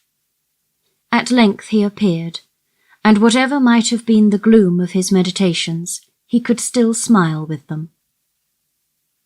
Miss Tilney, understanding in part her friend's curiosity to see the house, soon revived the subject, and her father being, contrary to Catherine's expectations, unprovided with any pretence for further delay beyond that of stopping 5 minutes to order refreshments to be in the room by their return, was at last ready to escort them.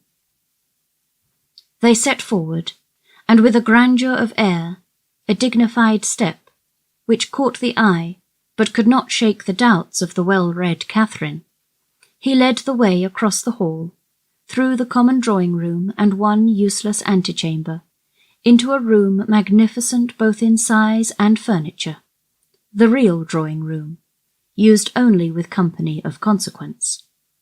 It was very noble, very grand, very charming, was all that Catherine had to say, for her indiscriminating eye scarcely discerned the colour of the satin, and all minuteness of praise, all praise that had much meaning, was supplied by the General.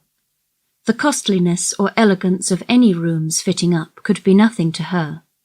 She cared for no furniture of a more modern date than the 15th century. When the General had satisfied his own curiosity in a close examination of every well-known ornament, they proceeded into the library, an apartment in its way of equal magnificence, exhibiting a collection of books on which an humble man might have looked with pride. Catherine heard, admired, and wondered, with more genuine feeling than before, gathered all that she could from this storehouse of knowledge by running over the titles of half a shelf, and was ready to proceed. But suites of apartments did not spring up with her wishes. Large as was the building, she had already visited the greatest part, though, on being told that, with the addition of the kitchen, the 6 or 7 rooms she had now seen surrounded 3 sides of the court, she could scarcely believe it, or overcome the suspicion of there being many chambers secreted. It was some relief, however, that they were to return to the rooms in common use by passing through a few of less importance looking into the court, which, with occasional passages, not wholly unintricate, connected the different sides. And she was further soothed in her progress by being told that she was treading what had once been a cloister, having traces of cells pointed out, and observing several doors that were neither opened nor explained to her.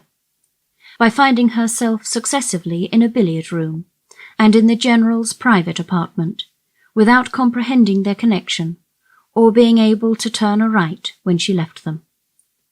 And lastly, by passing through a dark little room, owning Henry's authority, and strewed with his litter of books, guns, and greatcoats.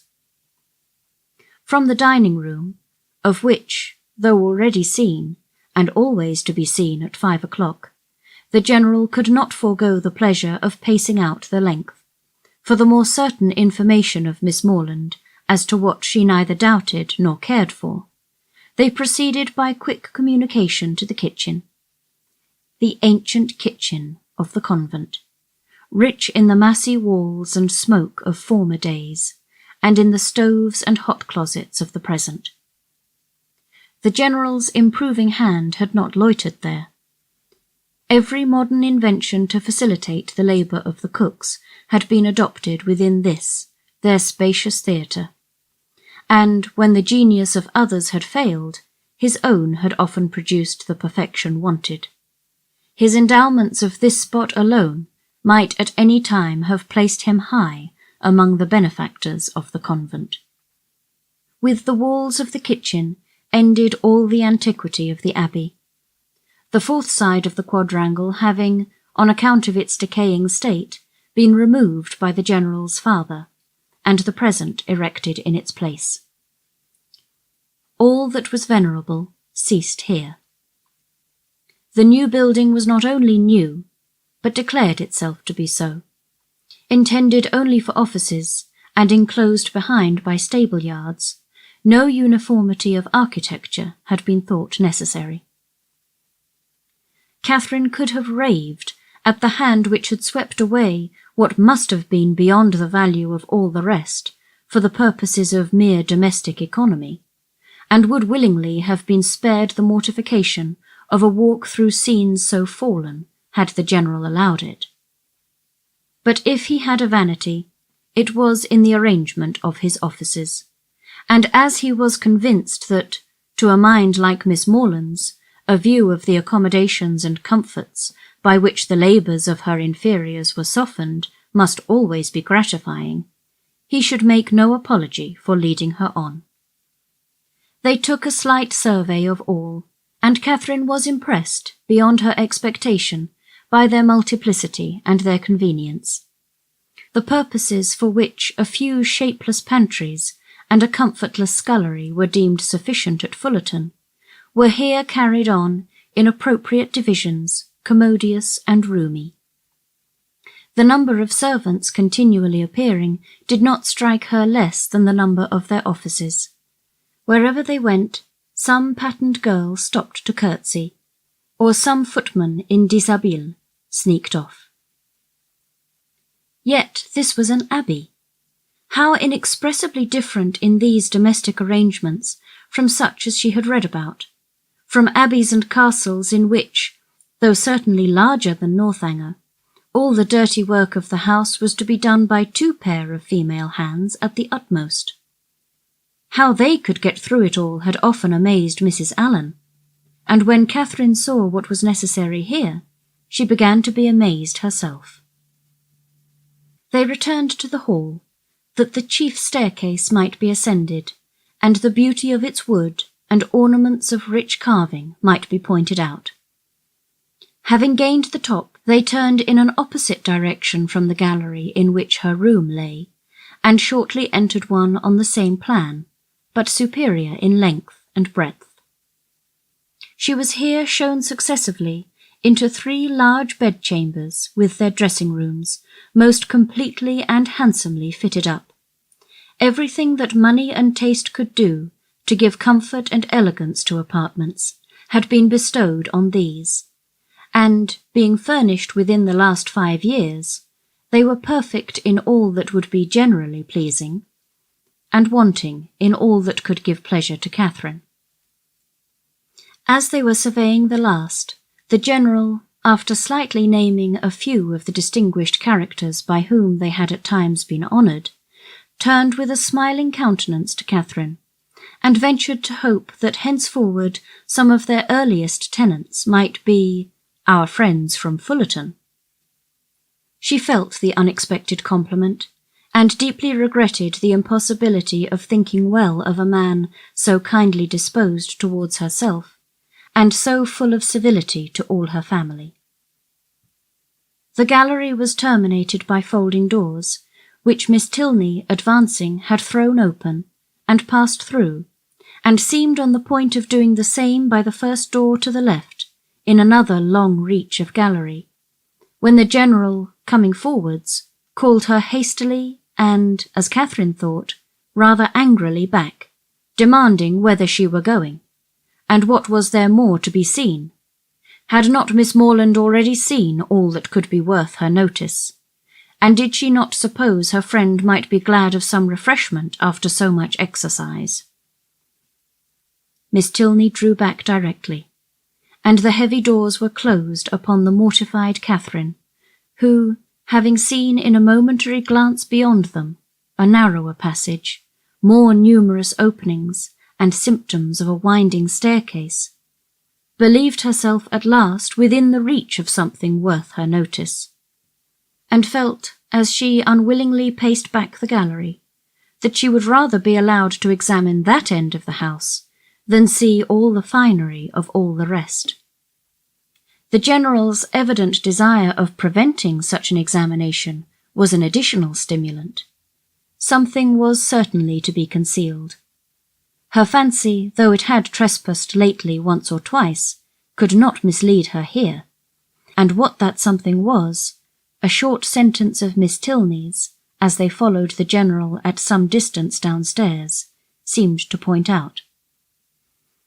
"I was going to take you into what was my mother's room, the room in which she died," were all her words, but few as they were, they conveyed pages of intelligence to Catherine.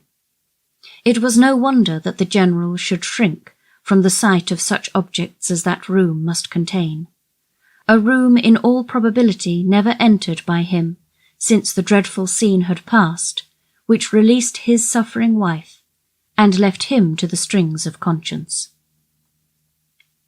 She ventured, when next alone with Eleanor, to express her wish of being permitted to see it, as well as all the rest of that side of the house, and Eleanor promised to attend her there, whenever they should have a convenient hour. Catherine understood her. The General must be watched from home before that room could be entered. "It remains as it was, I suppose," said she in a tone of feeling. "Yes, entirely." "And how long ago may it be that your mother died?" "She has been dead these 9 years." And 9 years, Catherine knew, was a trifle of time, compared with what generally elapsed after the death of an injured wife before her room was put to rights. "You were with her, I suppose, to the last?" "No," said Miss Tilney, sighing. "I was unfortunately from home. Her illness was sudden and short, and before I arrived it was all over." Catherine's blood ran cold with the horrid suggestions which naturally sprang from these words. Could it be possible? Could Henry's father? And yet how many were the examples to justify even the blackest suspicions? And when she saw him in the evening, while she worked with her friend, slowly pacing the drawing-room for an hour together in silent thoughtfulness, with downcast eyes and contracted brow, she felt secure from all possibility of wronging him. It was the air and attitude of a Montoni. What could more plainly speak the gloomy workings of a mind not wholly dead to every sense of humanity, in its fearful review of past scenes of guilt? Unhappy man! And the anxiousness of her spirits directed her eyes towards his figure so repeatedly as to catch Miss Tilney's notice. "My father," she whispered, "often walks about the room in this way. It is nothing unusual." So much the worse, thought Catherine. Such ill-timed exercise was of a piece with the strange unseasonableness of his morning walks, and boded nothing good. After an evening, the little variety and seeming length of which made her peculiarly sensible of Henry's importance among them, she was heartily glad to be dismissed, though it was a look from the General not designed for her observation which sent his daughter to the bell.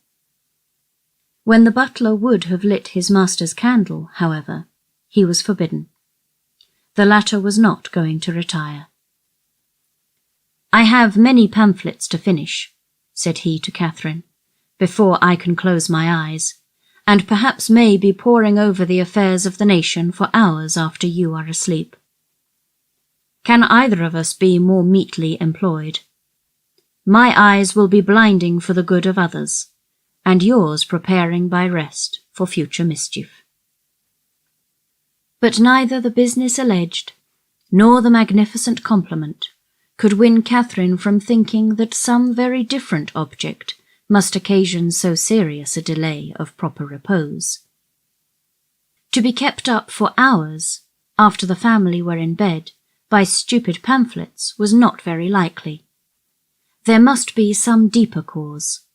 Something was to be done which could be done only while the household slept, and the probability that Mrs. Tilney yet lived, shut up for causes unknown, and receiving from the pitiless hands of her husband a nightly supply of coarse food, was the conclusion which necessarily followed. Shocking as was the idea, it was at least better than a death unfairly hastened, as, in the natural course of things, she must ere long be released. The suddenness of her reputed illness, the absence of her daughter, and probably of her other children, at the time, all favoured the supposition of her imprisonment. Its origin, jealousy perhaps, or wanton cruelty, was yet to be unravelled. In revolving these matters while she undressed, it suddenly struck her as not unlikely that she might that morning have passed near the very spot of this unfortunate woman's confinement, might have been within a few paces of the cell in which she languished out her days. For what part of the Abbey could be more fitted for the purpose than that which yet bore the traces of monastic division? In the high arched passage, paved with stone, which already she had trodden with peculiar awe, she well remembered the doors of which the General had given no account. To what might not those doors lead? In support of the plausibility of this conjecture, it further occurred to her that the forbidden gallery, in which lay the apartments of the unfortunate Mrs. Tilney, must be, as certainly as her memory could guide her, exactly over this suspected range of cells, and the staircase by the side of those apartments, of which she had caught a transient glimpse, communicating by some secret means with those cells, might well have favoured the barbarous proceedings of her husband. Down that staircase she had perhaps been conveyed in a state of well-prepared insensibility.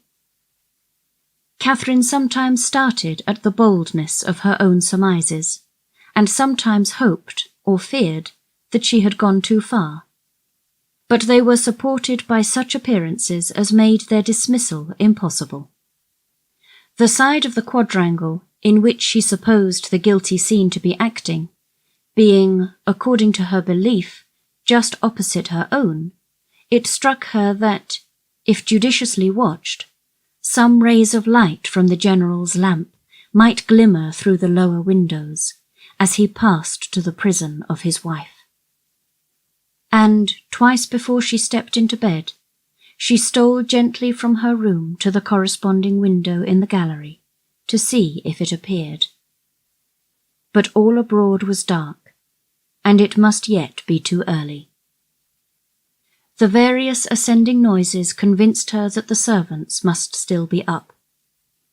Till midnight she supposed it would be in vain to watch. But then, when the clock had struck 12, and all was quiet, she would, if not quite appalled by darkness, steal out and look once more. The clock struck 12, and Catherine had been half an hour asleep. Chapter 24.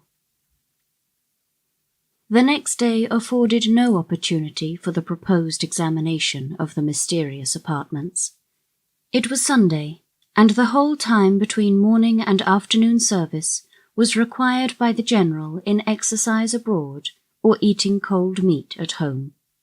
And great as was Catherine's curiosity, her courage was not equal to a wish of exploring them after dinner, either by the fading light of the sky between 6 and 7 o'clock, or by the yet more partial, though stronger illumination of a treacherous lamp. The day was unmarked, therefore, by anything to interest her imagination, beyond the sight of a very elegant monument to the memory of Mrs. Tilney, which immediately fronted the family pew. By that her eye was instantly caught, and long retained, and the perusal of the highly strained epitaph, in which every virtue was ascribed to her by the inconsolable husband, who must have been in some way or other her destroyer, affected her even to tears. That the General, having erected such a monument, should be able to face it, was not perhaps very strange, and yet that he could sit so boldly collected within its view, maintain so elevated an air, look so fearlessly around, nay, that he should even enter the church, seemed wonderful to Catherine. Not, however, that many instances of beings equally hardened in guilt might not be produced. She could remember dozens who had persevered in every possible vice, going on from crime to crime, murdering whomsoever they chose, without any feeling of humanity or remorse, till a violent death or a religious retirement closed their black career. The erection of the monument itself could not in the smallest degree affect her doubts of Mrs. Tilney's actual decease. Were she even to descend into the family vault, where her ashes were supposed to slumber? Were she to behold the coffin in which they were said to be enclosed? What could it avail in such a case? Catherine had read too much not to be perfectly aware of the ease with which a waxen figure might be introduced, and a supposititious funeral carried on. The succeeding morning promised something better. The General's early walk, ill-timed as it was in every other view, was favourable here, and when she knew him to be out of the house, she directly proposed to Miss Tilney the accomplishment of her promise. Eleanor was ready to oblige her, and Catherine reminding her as they went of another promise, their first visit in consequence was to the portrait in her bedchamber. It represented a lovely woman, with a mild and pensive countenance, justifying so far the expectations of its new observer. But they were not in every respect answered, for Catherine had depended upon meeting with features, hair, complexion, that should be the very counterpart, the very image, if not of Henry's, of Eleanor's, the only portraits of which she had been in the habit of thinking, bearing always an equal resemblance of mother and child. A face once taken was taken for generations, but here she was obliged to look and consider and study for a likeness. She contemplated it, however, in spite of this drawback, with much emotion, and, but for a yet stronger interest, would have left it unwillingly. Her agitation as they entered the great gallery was too much for any endeavour at discourse. She could only look at her companion. Eleanor's countenance was dejected, yet sedate, and its composure spoke her inured to all the gloomy objects to which they were advancing. Again she passed through the folding doors. Again her hand was upon the important lock, and Catherine, hardly able to breathe, was turning to close the former with fearful caution, when the figure, the dreaded figure of the General himself, at the further end of the gallery, stood before her. The name of Eleanor, at the same moment, in his loudest tone, resounded through the building, giving to his daughter the first intimation of his presence, and to Catherine terror upon terror.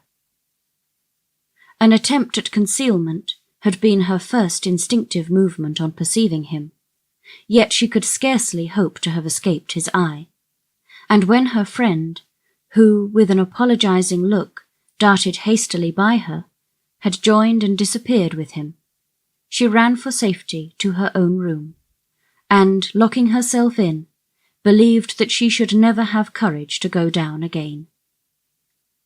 She remained there at least an hour, in the greatest agitation, deeply commiserating the state of her poor friend, and expecting a summons herself from the angry General to attend him in his own apartment. No summons, however, arrived, and at last, on seeing a carriage drive up to the Abbey, she was emboldened to descend, and meet him under the protection of visitors. The breakfast-room was gay with company, and she was named to them by the General as the friend of his daughter, in a complimentary style, which so well concealed his resentful ire as to make her feel secure at least of life for the present. And Eleanor, with a command of countenance which did honour to her concern for his character, taking an early occasion of saying to her, "My father only wanted me to answer a note," she began to hope that she had either been unseen by the General, or that from some consideration of policy she should be allowed to suppose herself so. Upon this trust she dared still to remain in his presence after the company left them, and nothing occurred to disturb it. In the course of this morning's reflections, she came to a resolution of making her next attempt on the forbidden door alone. It would be much better in every respect that Eleanor should know nothing of the matter. To involve her in the danger of a second detection, to court her into an apartment which must wring her heart, could not be the office of a friend. The General's utmost anger could not be to herself what it might be to a daughter, and, besides, she thought the examination itself would be more satisfactory if made without any companion.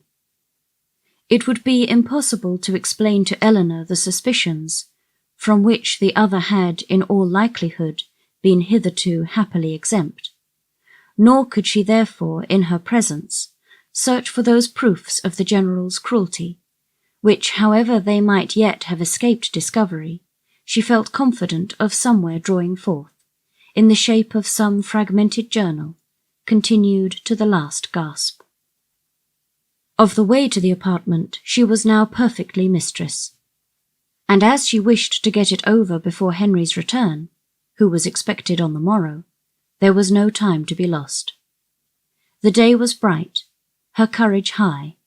At 4 o'clock, the sun was now 2 hours above the horizon, and it would be only her retiring to dress half an hour earlier than usual. It was done, and Catherine found herself alone in the gallery before the clocks had ceased to strike. It was no time for thought. She hurried on, slipped with the least possible noise through the folding doors, and without stopping to look or breathe, rushed forward to the one in question. The lock yielded to her hand, and, luckily, with no sullen sound that could alarm a human being. On tiptoe she entered. The room was before her, but it was some minutes before she could advance another step. She beheld what fixed her to the spot and agitated every feature. She saw a large, well-proportioned apartment, an handsome dimity bed, arranged as unoccupied with an housemaid's care, a bright bath stove, mahogany wardrobes, and neatly painted chairs, on which the warm beams of a western sun gaily poured through 2 sash windows. Catherine had expected to have her feelings worked, and worked they were. Astonishment and doubt first seized them, and a shortly succeeding ray of common sense added some bitter emotions of shame. She could not be mistaken as to the room, but how grossly mistaken in everything else.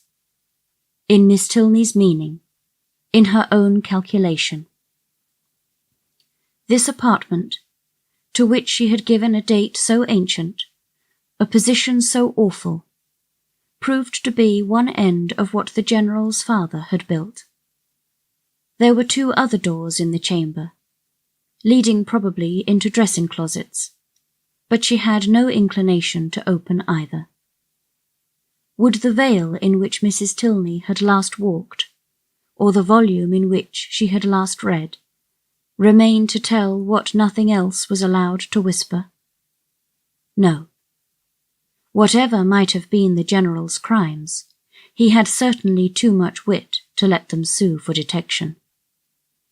She was sick of exploring, and desired but to be safe in her own room, with her own heart only privy to its folly.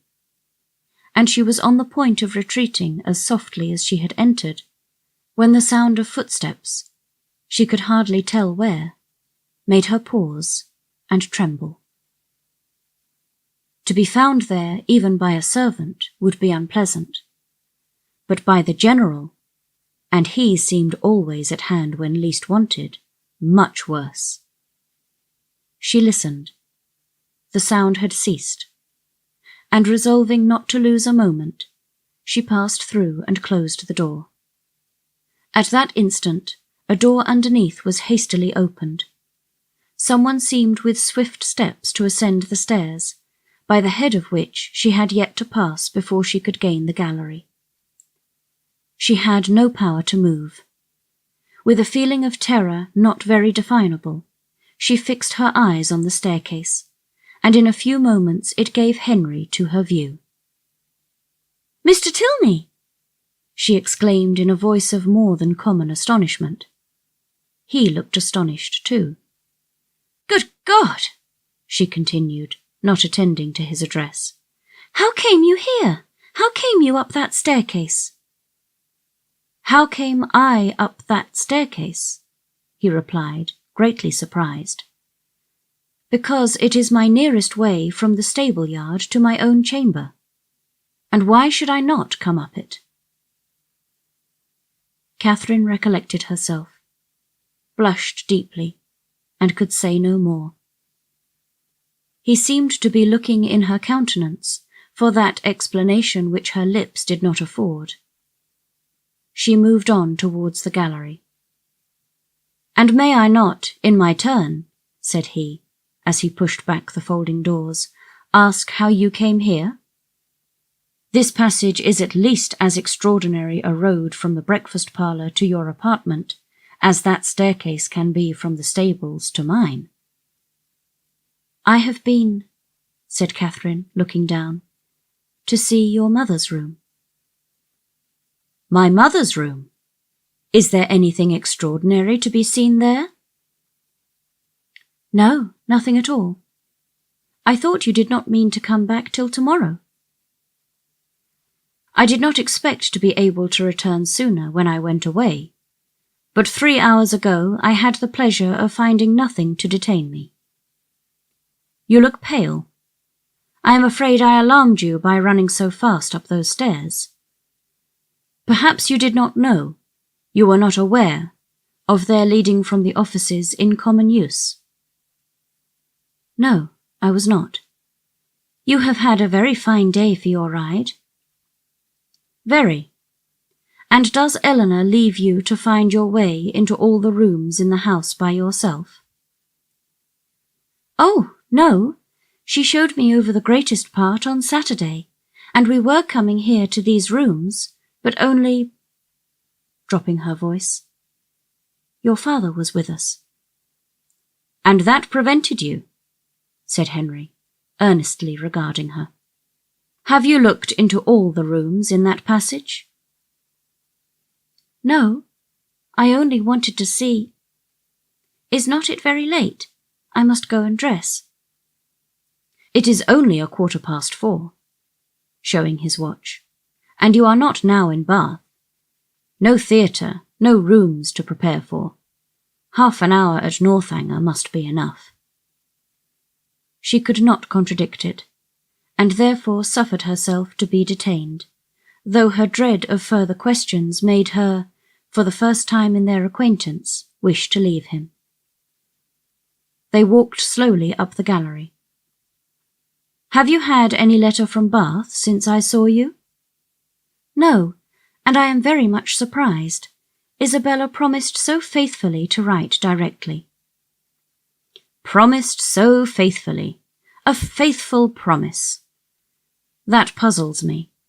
I have heard of a faithful performance, but a faithful promise, the fidelity of promising. It is a power little worth knowing, however, since it can deceive and pain you. My mother's room is very commodious, is it not? Large and cheerful looking, and the dressing closets so well disposed. It always strikes me as the most comfortable apartment in the house, and I rather wonder that Eleanor should not take it for her own. She sent you to look at it, I suppose? No.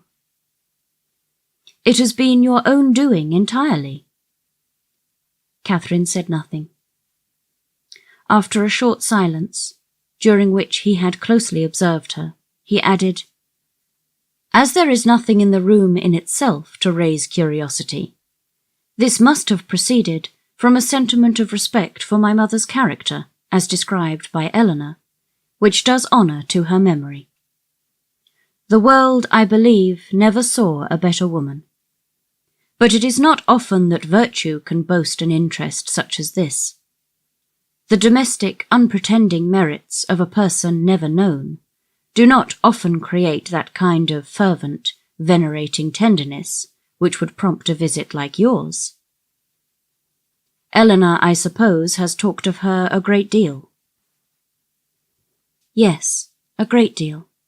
That is, no, not much, but what she did say was very interesting. Her dying so suddenly.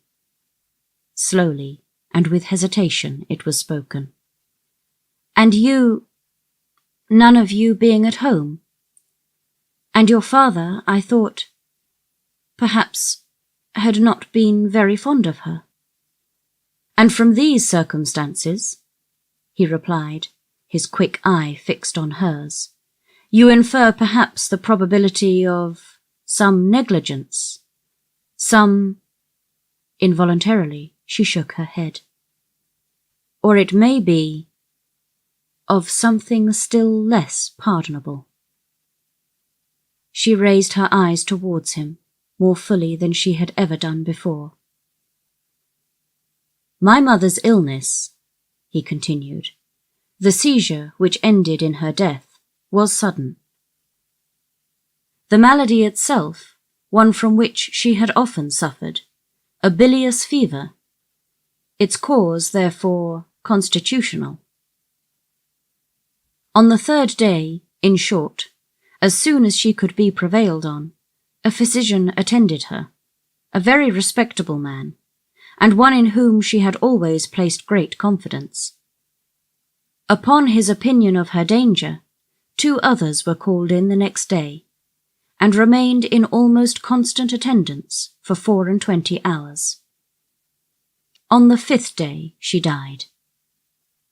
During the progress of her disorder, Frederick and we were both at home, saw her repeatedly, and from our own observation can bear witness to her having received every possible attention which could spring from the affection of those about her, or which her situation in life could command.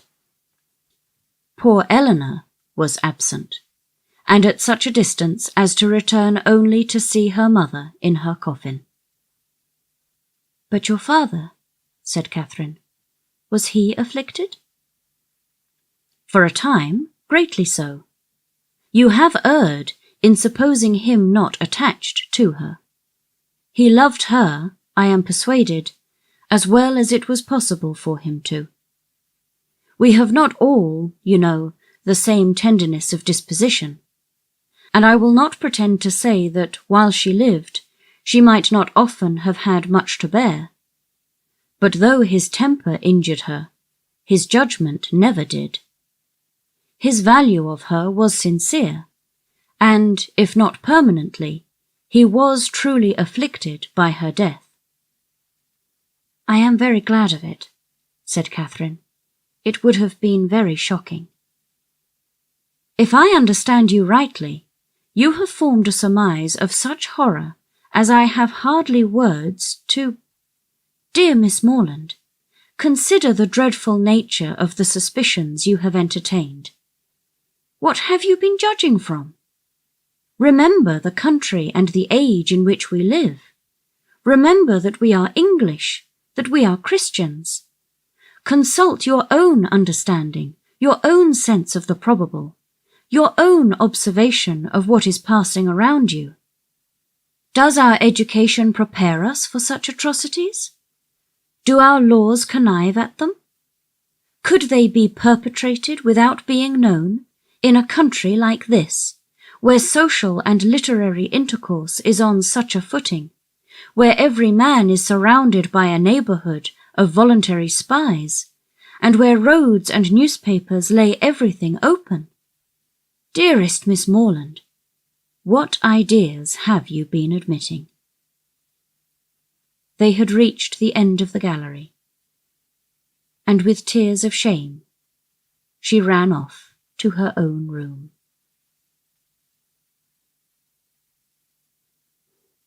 Chapter 25.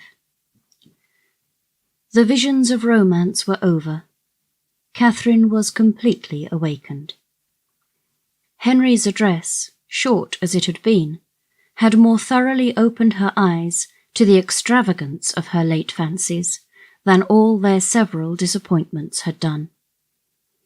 Most grievously was she humbled, most bitterly did she cry.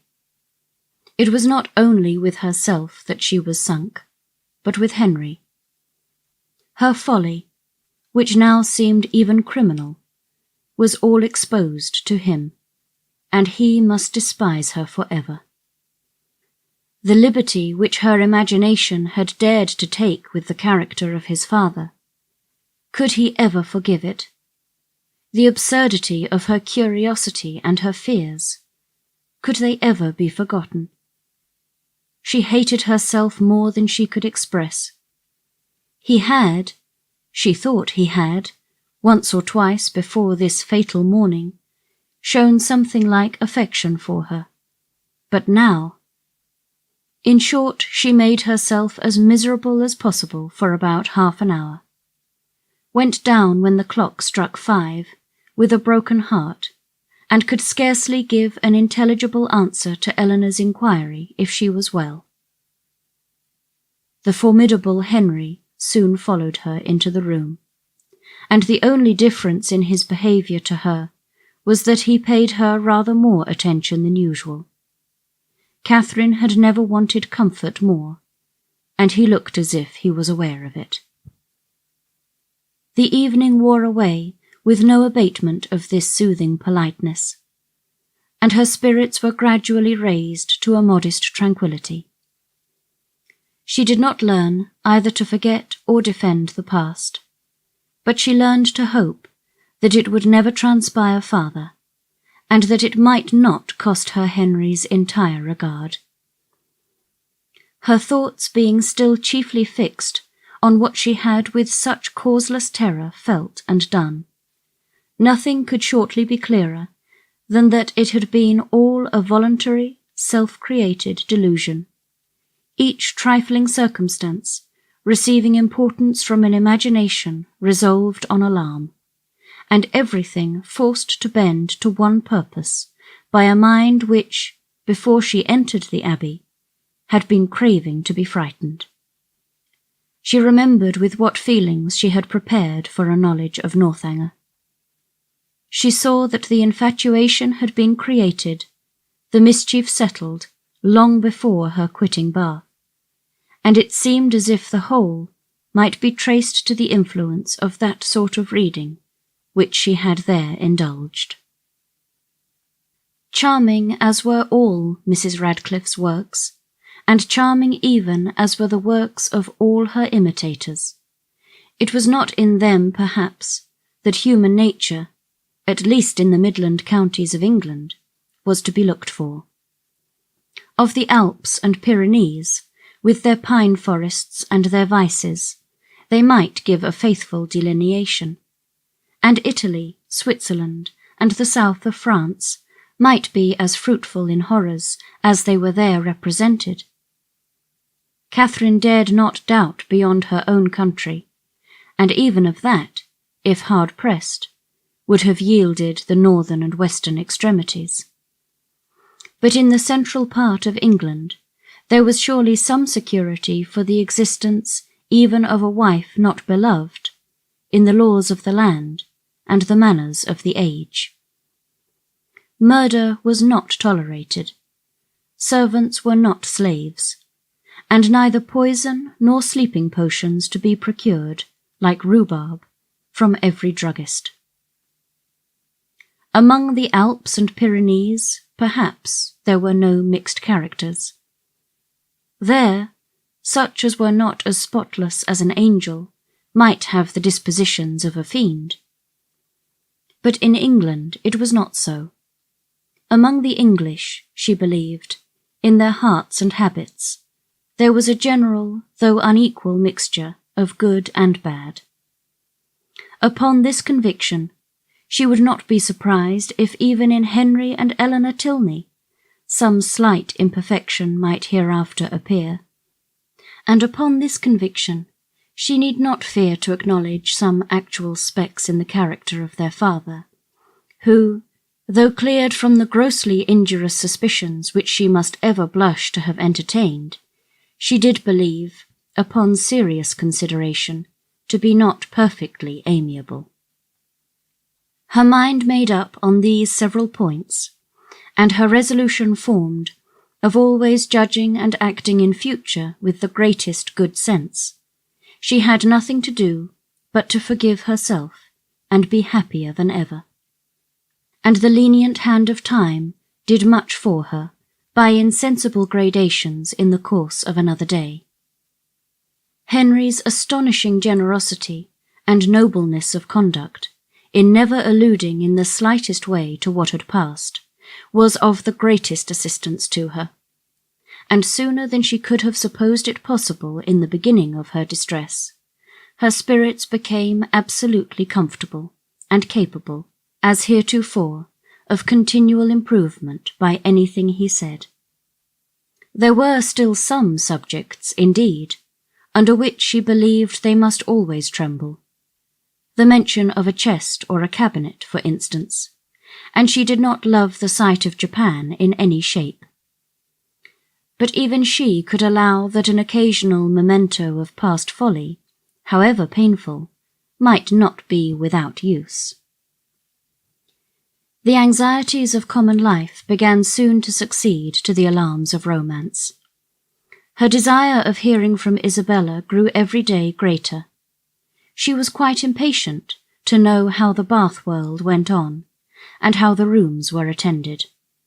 And especially was she anxious to be assured of Isabella's having matched some fine netting cotton, on which she had left her intent, and of her continuing on the best terms with James. Her only dependence for information of any kind was on Isabella. James had protested against writing to her till his return to Oxford, and Mrs. Allen had given her no hopes of a letter till she had got back to Fullerton.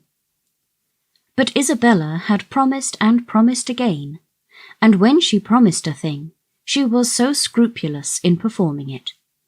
This made it so particularly strange. For 9 successive mornings, Catherine wondered over the repetition of a disappointment, which each morning became more severe. But on the 10th, when she entered the breakfast-room, her first object was a letter, held out by Henry's willing hand. She thanked him as heartily as if he had written it himself. "'Tis only from James, however," as she looked at the direction. She opened it. It was from Oxford, and to this purpose. Dear Catherine, though, God knows, with little inclination for writing, I think it my duty to tell you that everything is at an end between Miss Thorpe and me. I left her and Bath yesterday, never to see either again. I shall not enter into particulars, they would only pain you more. You will soon hear enough from another quarter to know where lies the blame, and I hope will acquit your brother of everything but the folly of too easily thinking his affection returned. Thank God, I am undeceived in time, but it is a heavy blow, after my father's consent had been so kindly given. But no more of this. She has made me miserable forever. Let me soon hear from you, dear Catherine. You are my only friend. Your love I do build upon. I wish your visit at Northanger may be over before Captain Tilney makes his engagement known, or you will be uncomfortably circumstanced. Poor Thorpe is in town. I dread the sight of him. His honest heart would feel so much. I have written to him and my father. Her duplicity hurts me more than all. Till the very last, if I reasoned with her, she declared herself as much attached to me as ever, and laughed at my fears. I am ashamed to think how long I bore with it, but if ever man had reason to believe himself loved, I was that man. I cannot understand even now what she would be at, for there could be no need of my being played off to make her secure of Tilney. We parted at last by mutual consent. Happy for me we had never met. I can never expect to know such another woman. Dearest Catherine, beware how you give your heart. Believe me, etc. Catherine had not read 3 lines before her sudden change of countenance and short exclamations of sorrowing wonder declared her to be receiving unpleasant news. And Henry, earnestly watching her through the whole letter, saw plainly that it ended no better than it began. He was prevented, however, from even looking his surprise by his father's entrance. They went to breakfast directly, but Catherine could hardly eat anything. Tears filled her eyes, and even ran down her cheeks as she sat. The letter was one moment in her hand, then in her lap, and then in her pocket, and she looked as if she knew not what she did. The General, between his cocoa and his newspaper, had luckily no leisure for noticing her. But to the other two her distress was equally visible. As soon as she dared leave the table, she hurried away to her own room. But the housemaids were busy in it, and she was obliged to come down again. She turned into the drawing-room for privacy, but Henry and Eleanor had likewise retreated thither, and were at that moment deep in consultation about her. She drew back, trying to beg their pardon, but was, with gentle violence, forced to return. And the others withdrew, after Eleanor had affectionately expressed a wish of being of use or comfort to her. After half an hour's free indulgence of grief and reflection, Catherine felt equal to encountering her friends, but whether she should make her distress known to them was another consideration. Perhaps, if particularly questioned, she might just give an idea, just distantly hint at it, but not more. To expose a friend, such a friend as Isabella had been to her, and then their own brother so closely concerned in it. She believed she must waive the subject altogether. Henry and Eleanor were by themselves in the breakfast-room, and each, as she entered it, looked at her anxiously. Catherine took her place at the table, and after a short silence, Eleanor said, "No bad news from Fullerton, I hope? Mr. and Mrs. Morland, your brothers and sisters, I hope they are none of them ill?" "No, I thank you," sighing as she spoke. "They are all very well. My letter was from my brother at Oxford." Nothing further was said for a few minutes, and then, speaking through her tears, she added, "I do not think I shall ever wish for a letter again." "I am sorry," said Henry, closing the book he had just opened. "If I had suspected the letter of containing anything unwelcome, I should have given it with very different feelings. It contained something worse than anybody could suppose. Poor James is so unhappy. You will soon know why." "To have so kind-hearted, so affectionate a sister," replied Henry warmly, "must be a comfort to him under any distress." "I have one favour to beg," said Catherine shortly afterwards in an agitated manner, "that, if your brother should be coming here, you will give me notice of it, that I may go away." "Our brother, Frederick?" "Yes. I am sure I should be very sorry to leave you so soon, but something has happened that would make it very dreadful for me to be in the same house with Captain Tilney." Eleanor's work was suspended while she gazed with increasing astonishment. But Henry began to suspect the truth, and something, in which Miss Thorpes' name was included, passed his lips. "How quick you are!" cried Catherine. "You have guessed it, I declare. And yet, when we talked about it in Bath, you little thought of its ending so. Isabella, no wonder now I have not heard from her. Isabella has deserted my brother, and is to marry yours. Could you have believed there had been such inconstancy and fickleness, and everything that is bad in the world?" "I hope, so far as concerns my brother, you are misinformed. I hope he has not had any material share in bringing on Mr. Morland's disappointment. His marrying Miss Thorpe is not probable. I think you must be deceived so far. I am very sorry for Mr. Morland, sorry that anyone you love should be unhappy. But my surprise would be greater at Frederick's marrying her than at any other part of the story." "It is very true, however. You shall read James's letter yourself. Stay, there is one part," recollecting with a blush the last line. Will you take the trouble of reading to us the passages which concern my brother?" "No, read it yourself," cried Catherine, whose second thoughts were clearer. "I do not know what I was thinking of," blushing again that she had blushed before. "James only means to give me good advice." He gladly received the letter, and having read it through, with close attention, returned it, saying, "Well, if it is to be so, I can only say that I am sorry for it. Frederick will not be the first man who has chosen a wife with less sense than his family expected. I do not envy his situation, either as a lover or a son."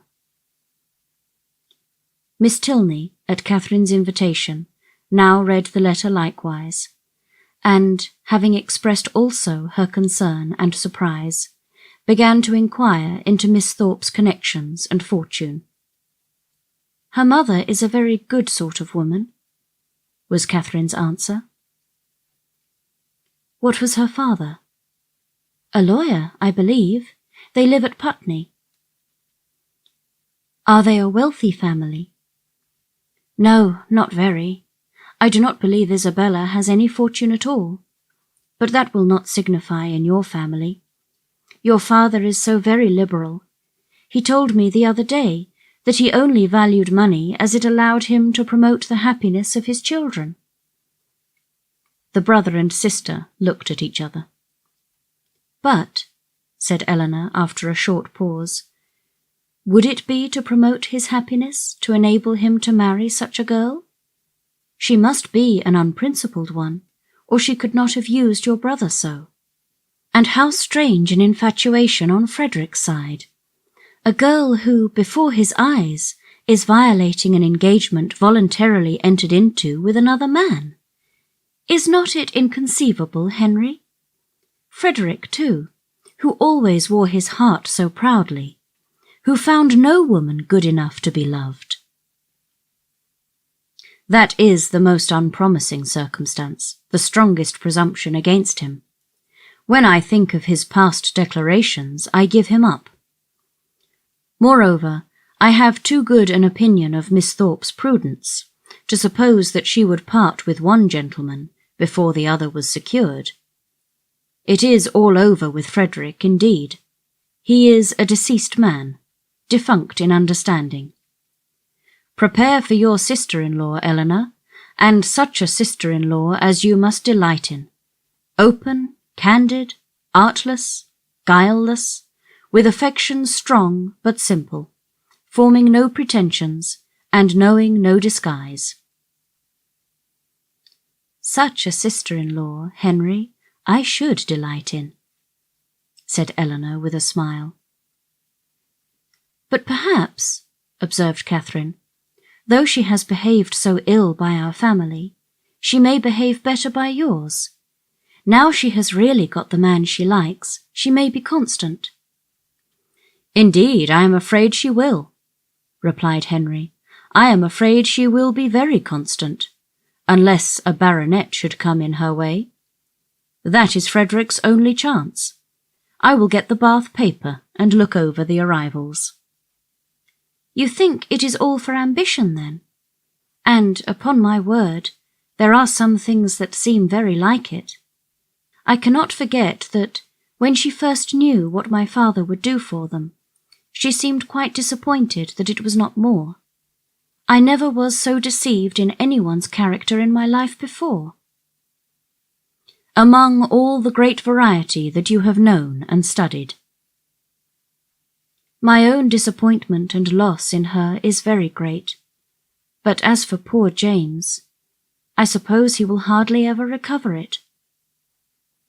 "Your brother is certainly very much to be pitied at present, but we must not, in our concern for his sufferings, undervalue yours.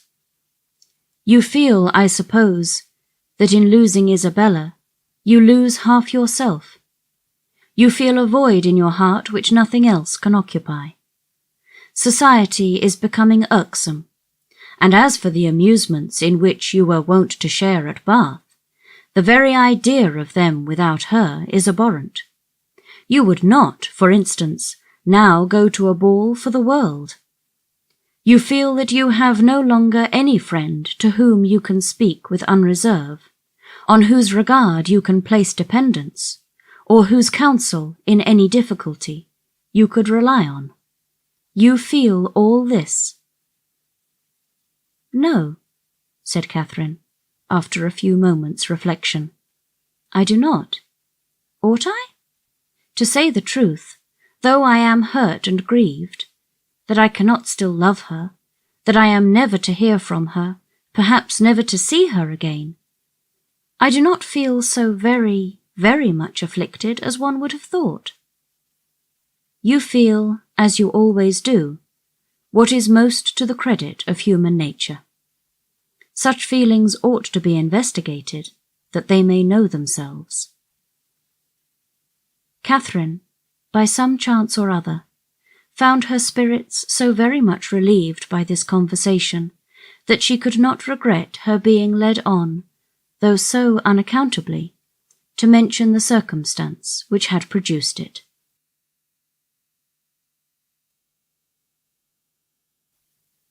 Chapter 26. From this time, the subject was frequently canvassed by the three young people, and Catherine found, with some surprise, that her two young friends were perfectly agreed in considering Isabella's want of consequence and fortune as likely to throw great difficulties in the way of her marrying their brother.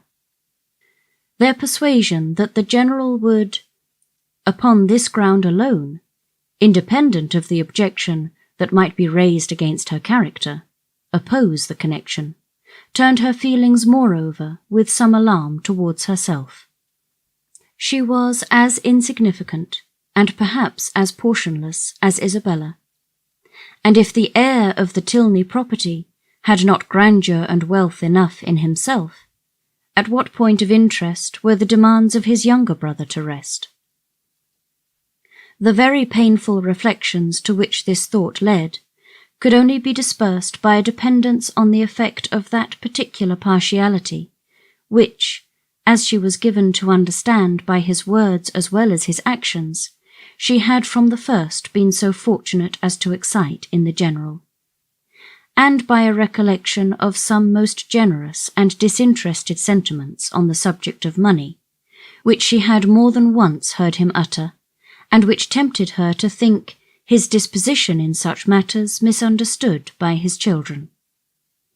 They were so fully convinced, however, that their brother would not have the courage to apply in person for his father's consent, and so repeatedly assured her that he had never in his life been less likely to come to Northanger than at the present time, that she suffered her mind to be at ease as to the necessity of any sudden removal of her own.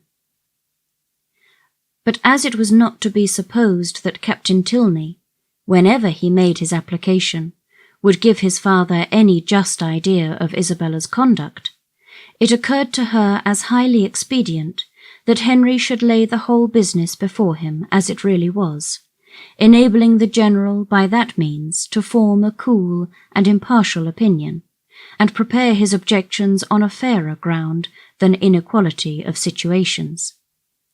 She proposed it to him accordingly, but he did not catch at the measure so eagerly as she had expected. "No," said he, "my father's hands need not be strengthened, and Frederick's confession of folly need not be forestalled. He must tell his own story." "But he will tell only half of it." "A quarter would be enough." A day or two passed away, and brought no tidings of Captain Tilney. His brother and sister knew not what to think. Sometimes it appeared to them as if his silence would be the natural result of the suspected engagement, and at others that it was wholly incompatible with it. The General, meanwhile, though offended every morning by Frederick's remisses in writing, was free from any real anxiety about him, and had no more pressing solicitude than that of making Miss Morland's time at Northanger pass pleasantly. He often expressed his uneasiness on this head, feared the sameness of every day's society and employments would disgust her with the place, wished the Lady Frasers had been in the country, talked every now and then of having a large party to dinner, and once or twice began even to calculate the number of young dancing people in the neighbourhood. But then it was such a dead time of year. No wildfowl, no game, and the Lady Frasers were not in the country. And it all ended, at last, in his telling Henry one morning that when he next went to Woodston, they would take him by surprise there some day or other, and eat their mutton with him. Henry was greatly honoured and very happy, and Catherine was quite delighted with the scheme. "And when do you think, sir, I may look forward to this pleasure? I must be at Woodston on Monday to attend the parish meeting, and shall probably be obliged to stay 2 or 3 days. Well, well, we will take our chance some one of those days. There is no need to fix. You are not to put yourself at all out of your way. Whatever you may happen to have in the house will be enough. I think I can answer for the young ladies making allowance for a bachelor's table. Let me see. Monday will be a busy day with you. We will not come on Monday. And Tuesday will be a busy one with me. I expect my surveyor from Brockham with his report in the morning, and afterwards I cannot in decency fail attending the club. I really could not face my acquaintance if I stayed away now, for as I am so known to be in the country, it would be taken exceedingly amiss, and it is a rule with me, Miss Morland, never to give offence to any of my neighbours, if a small sacrifice of time and attention can prevent it. They are a set of very worthy men. They have half a buck from Northanger twice a year, and I dine with them whenever I can. Tuesday, therefore, we may say is out of the question, but on Wednesday, I think, Henry, you may expect us, and we shall be with you early, that we may have time to look about us. 2 hours and 3/4 will carry us to Woodston, I suppose. We shall be in the carriage by 10, so about 1:15 on Wednesday you may look for us." A ball itself could not have been more welcome to Catherine than this little excursion. So strong was her desire to be acquainted with Woodston, and her heart was still bounding with joy when Henry, about an hour afterwards, came booted and greatcoated into the room where she and Eleanor were sitting, and said, "I am come, young ladies, in a very moralizing strain, to observe that our pleasures in this world are always to be paid for, and that we often purchase them at a great disadvantage, giving ready-moneyed actual happiness for a draught on the future that may not be honoured. Witness myself at this present hour, because I am to hope for the satisfaction of seeing you at Woodston on Wednesday, which bad weather or 20 other causes may prevent. I must go away directly, 2 days before I intended it." "Go away?" said Catherine, with a very long face. "And why?" "Why? How can you ask the question?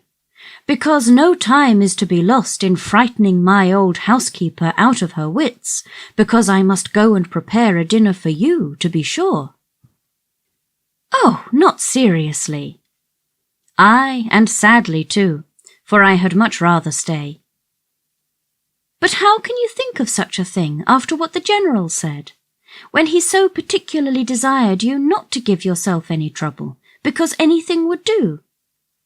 Henry only smiled. "I am sure it is quite unnecessary upon your sister's account and mine. You must know it to be so, and the General made such a point of your providing nothing extraordinary. Besides, if he had not said half so much as he did, he has always such an excellent dinner at home that sitting down to a middling one for 1 day could not signify." "I wish I could reason like you, for his sake and my own. Good-bye. As tomorrow is Sunday, Eleanor, I shall not return." He went, and it being at any time a much simpler operation to Catherine to doubt her own judgment than Henry's, she was very soon obliged to give him credit for being right, however disagreeable to her his going. But the inexplicability of the General's conduct dwelt much on her thoughts. That he was very particular in his eating, she had, by her own unassisted observation, already discovered. But why he should say one thing so positively, and mean another all the while, was most unaccountable. How were people at that rate to be understood? Who but Henry could have been aware of what his father was at? From Saturday to Wednesday, however, they were now to be without Henry. This was the sad finale of every reflection, and Captain Tilney's letter would certainly come in his absence, and Wednesday she was very sure would be wet. The past, present, and future were all equally in gloom. Her brother so unhappy, and her loss in Isabella so great, and Eleanor's spirits always affected by Henry's absence. What was there to interest or amuse her? She was tired of the woods and the shrubberies, always so smooth and so dry, and the Abbey in itself was no more to her now than any other house. The painful remembrance of the folly it had helped to nourish and perfect was the only emotion which could spring from a consideration of the building. What a revolution in her ideas, she who had so longed to be in an abbey. Now there was nothing so charming to her imagination as the unpretending comfort of a well-connected parsonage, something like Fullerton, but better. Fullerton had its faults, but Woodston probably had none. If Wednesday should ever come. It did come, and exactly when it might be reasonably looked for. It came, it was fine, and Catherine trod on air. By 10 o'clock, the chastened four conveyed the trio from the Abbey, and after an agreeable drive of almost 20 miles, they entered Woodston, a large and populous village in a situation not unpleasant. Catherine was ashamed to say how pretty she thought it, as the General seemed to think an apology necessary for the flatness of the country and the size of the village. But in her heart she preferred it to any place she had ever been at, and looked with great admiration at every neat house above the rank of a cottage, and at all the little chandlers' shops which they passed. At the further end of the village, and tolerably disengaged from the rest of it, stood the parsonage, a new-built substantial stone house, with its semicircular sweep and green gates. And, as they drove up to the door, Henry, with the friends of his solitude, a large Newfoundland puppy, and 2 or 3 terriers, was ready to receive and make much of them.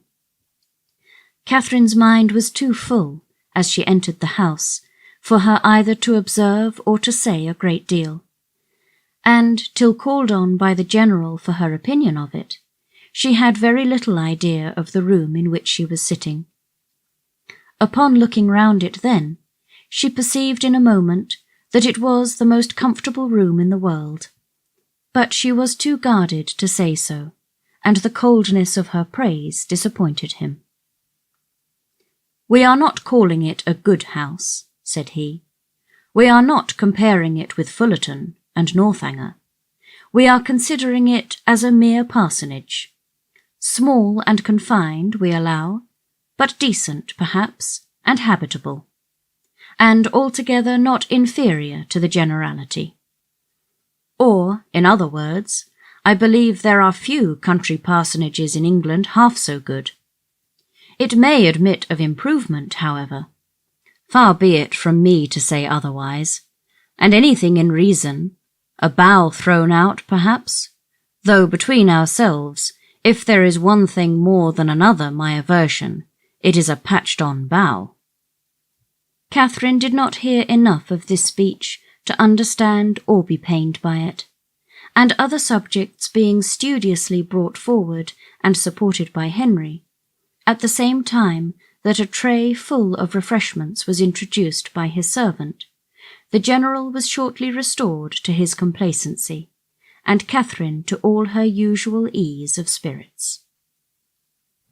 The room in question was of a commodious, well-proportioned size, and handsomely fitted up as a dining parlour, and on their quitting it to walk round the grounds, she was shown first into a smaller apartment, belonging peculiarly to the master of the house, and made unusually tidy on the occasion, and afterwards into what was to be the drawing-room, with the appearance of which, though unfurnished, Catherine was delighted enough even to satisfy the General. It was a prettily shaped room, the windows reaching to the ground, and the view from them pleasant, though only over green meadows, and she expressed her admiration at the moment with all the honest simplicity with which she felt it. "Oh, why do not you fit up this room, Mr. Tilney? What a pity not to have it fitted up. It is the prettiest room I ever saw. It is the prettiest room in the world." "I trust," said the General, with a most satisfied smile, "that it will very speedily be furnished. It waits only for a lady's taste." "Well, if it was my house, I should never sit anywhere else. Oh, what a sweet little cottage there is among the trees, apple trees too. It is the prettiest cottage." "You like it. You approve it as an object. It is enough.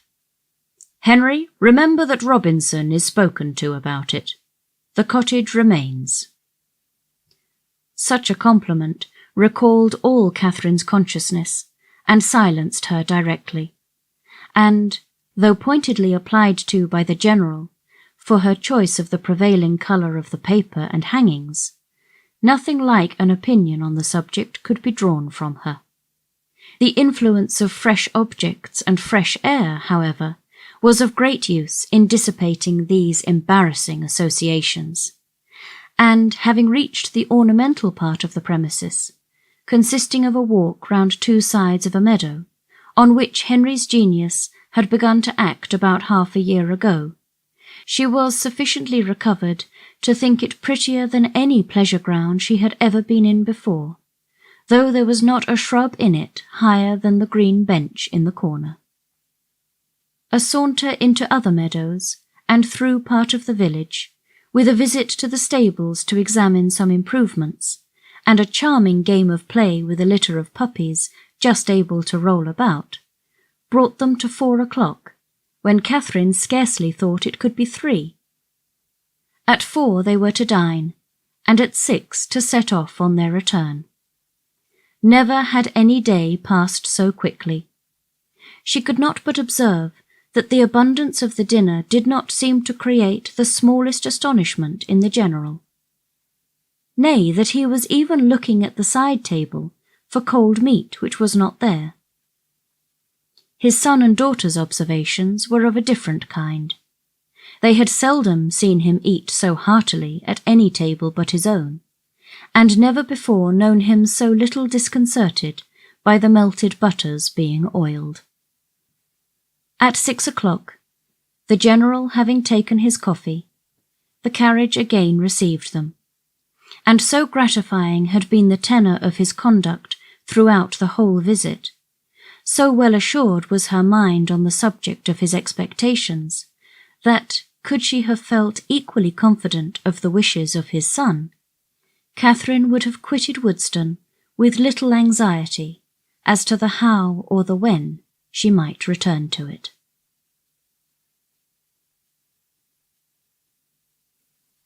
Chapter 27.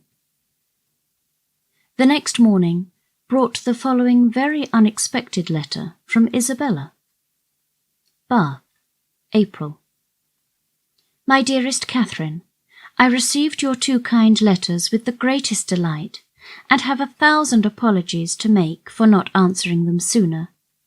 I really am quite ashamed of my idleness, but in this horrid place one can find time for nothing. I have had my pen in my hand to begin a letter to you almost every day since you left Bath, but have always been prevented by some silly trifler or other. Pray write to me soon, and direct to my own home. Thank God we leave this vile place tomorrow. Since you went away, I have had no pleasure in it. The dust is beyond anything, and everybody one cares for is gone. I believe if I could see you, I should not mind the rest, for you are dearer to me than anybody can conceive. I am quite uneasy about your dear brother, not having heard from him since he went to Oxford, and am fearful of some misunderstanding. Your kind offices will set all right. He is the only man I ever did or could love, and I trust you will convince him of it. The spring fashions are partly down, and the hats the most frightful you can imagine. I hope you spend your time pleasantly, but am afraid you never think of me. I will not say all that I could of the family you are with, because I would not be ungenerous or set you against those you esteem. But it is very difficult to know whom to trust, and young men never know their minds 2 days together. I rejoice to say that the young man whom, of all others, I particularly abhor, has left Bath. You will know from this description I must mean Captain Tilney, who, as you may remember, was amazingly disposed to follow and tease me before you went away. Afterwards he got worse, and became quite my shadow. Many girls might have been taken in, for never were such attentions. But I knew the fickle sex too well. He went away to his regiment 2 days ago, and I trust I shall never be plagued with him again. He is the greatest coxcomb I ever saw, and amazingly disagreeable. The last 2 days he was always by the side of Charlotte Davis. I pitied his taste, but took no notice of him. The last time we met was in Bath Street, and I turned directly into a shop that he might not speak to me. I would not even look at him. He went into the pump-room afterwards, but I would not have followed him for all the world. Such a contrast between him and your brother. Pray send me some news of the latter. I am quite unhappy about him. He seemed so uncomfortable when he went away, with a cold or something that affected his spirits. I would write to him myself, but have mislaid his direction, and, as I hinted above, am afraid he took something in my conduct amiss. Pray explain everything to his satisfaction, or if he still harbours any doubt, a line from himself to me, or a call at Putney when next in town, might set all to rights. I have not been to the rooms this age, nor to the play, except going in last night with the Hodges for a frolic at half price. They teased me into it, and I was determined they should not say I shut myself up because Tilney was gone. We happened to sit by the Mitchells, and they pretended to be quite surprised to see me out. I knew their spite. At one time they could not be civil to me, but now they are all friendship. But I am not such a fool as to be taken in by them. You know I have a pretty good spirit of my own. Anne Mitchell had tried to put on a turban like mine, as I wore it the week before at the concert, but made wretched work of it. It happened to become my odd face, I believe. At least Tilney told me so at the time, and said every eye was upon me.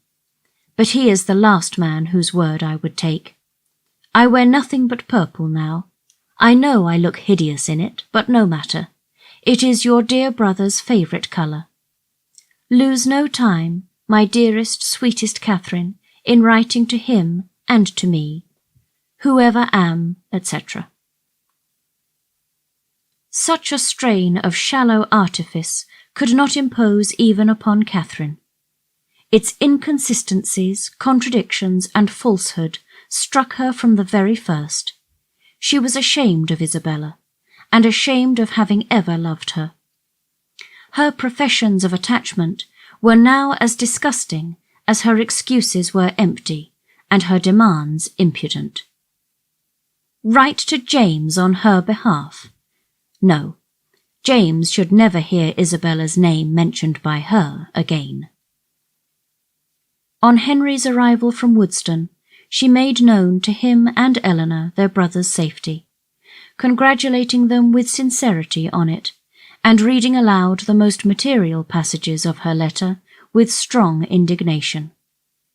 When she had finished it, "So much for Isabella," she cried, "and for all our intimacy. She must think me an idiot, or she could not have written so. But perhaps this has served to make her character better known to me than mine is to her. I see what she has been about. She is a vain coquette, and her tricks have not answered.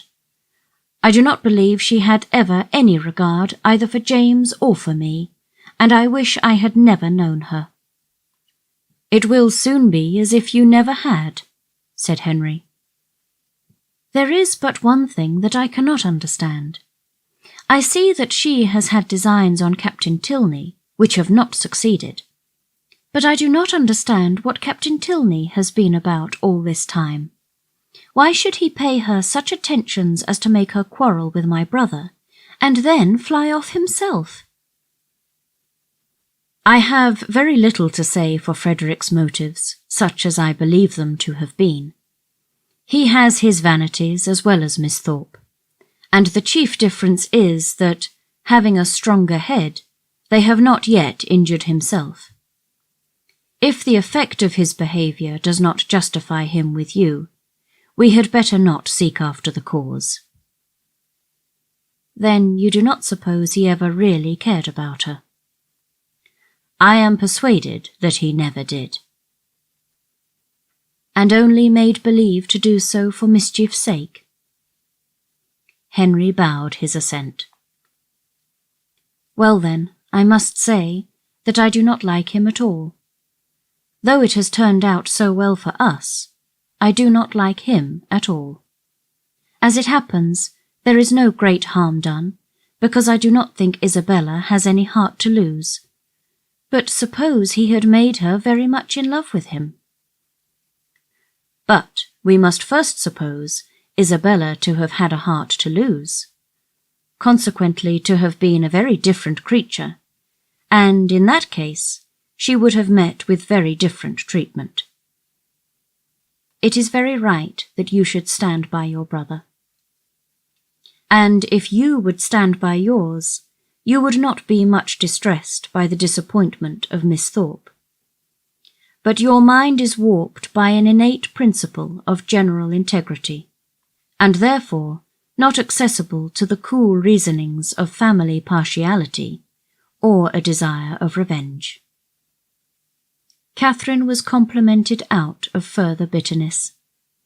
Frederick could not be unpardonably guilty, while Henry made himself so agreeable.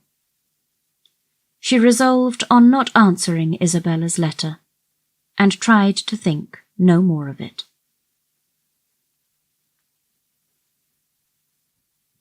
Chapter 28.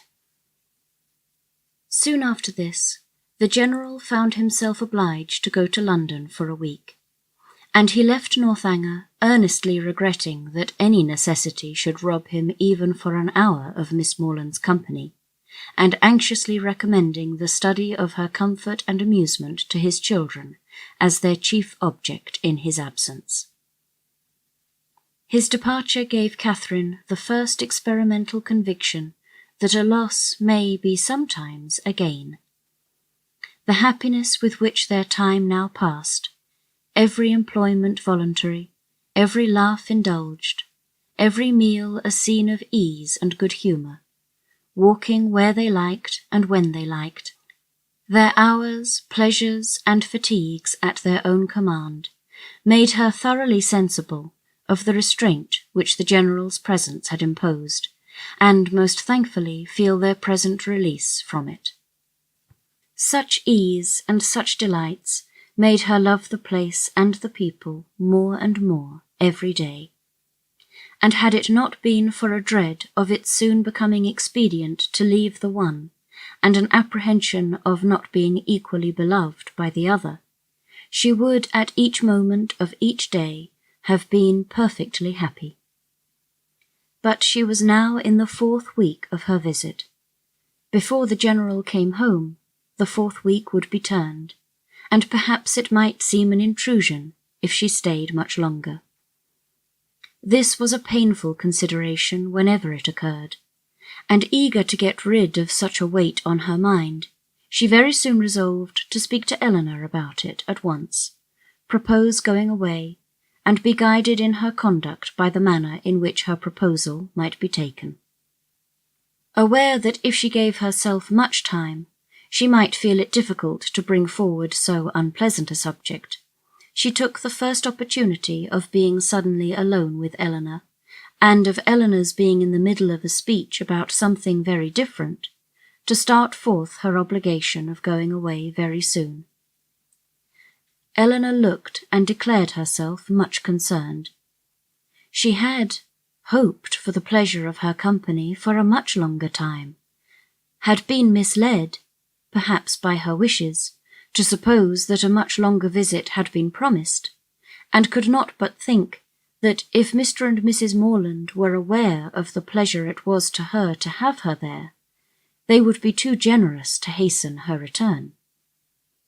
Catherine explained, "Oh, as to that, Papa and Mamma were in no hurry at all. As long as she was happy, they would always be satisfied." Then why, might she ask, in such a hurry herself to leave them? Oh, because she had been there so long. Nay, if you can use such a word, I can urge you no farther. If you think it long— "Oh, no, I do not, indeed. For my own pleasure I could stay with you as long again." And it was directly settled that, till she had, her leaving them was not even to be thought of. In having this cause of uneasiness so pleasantly removed, the force of the other was likewise weakened.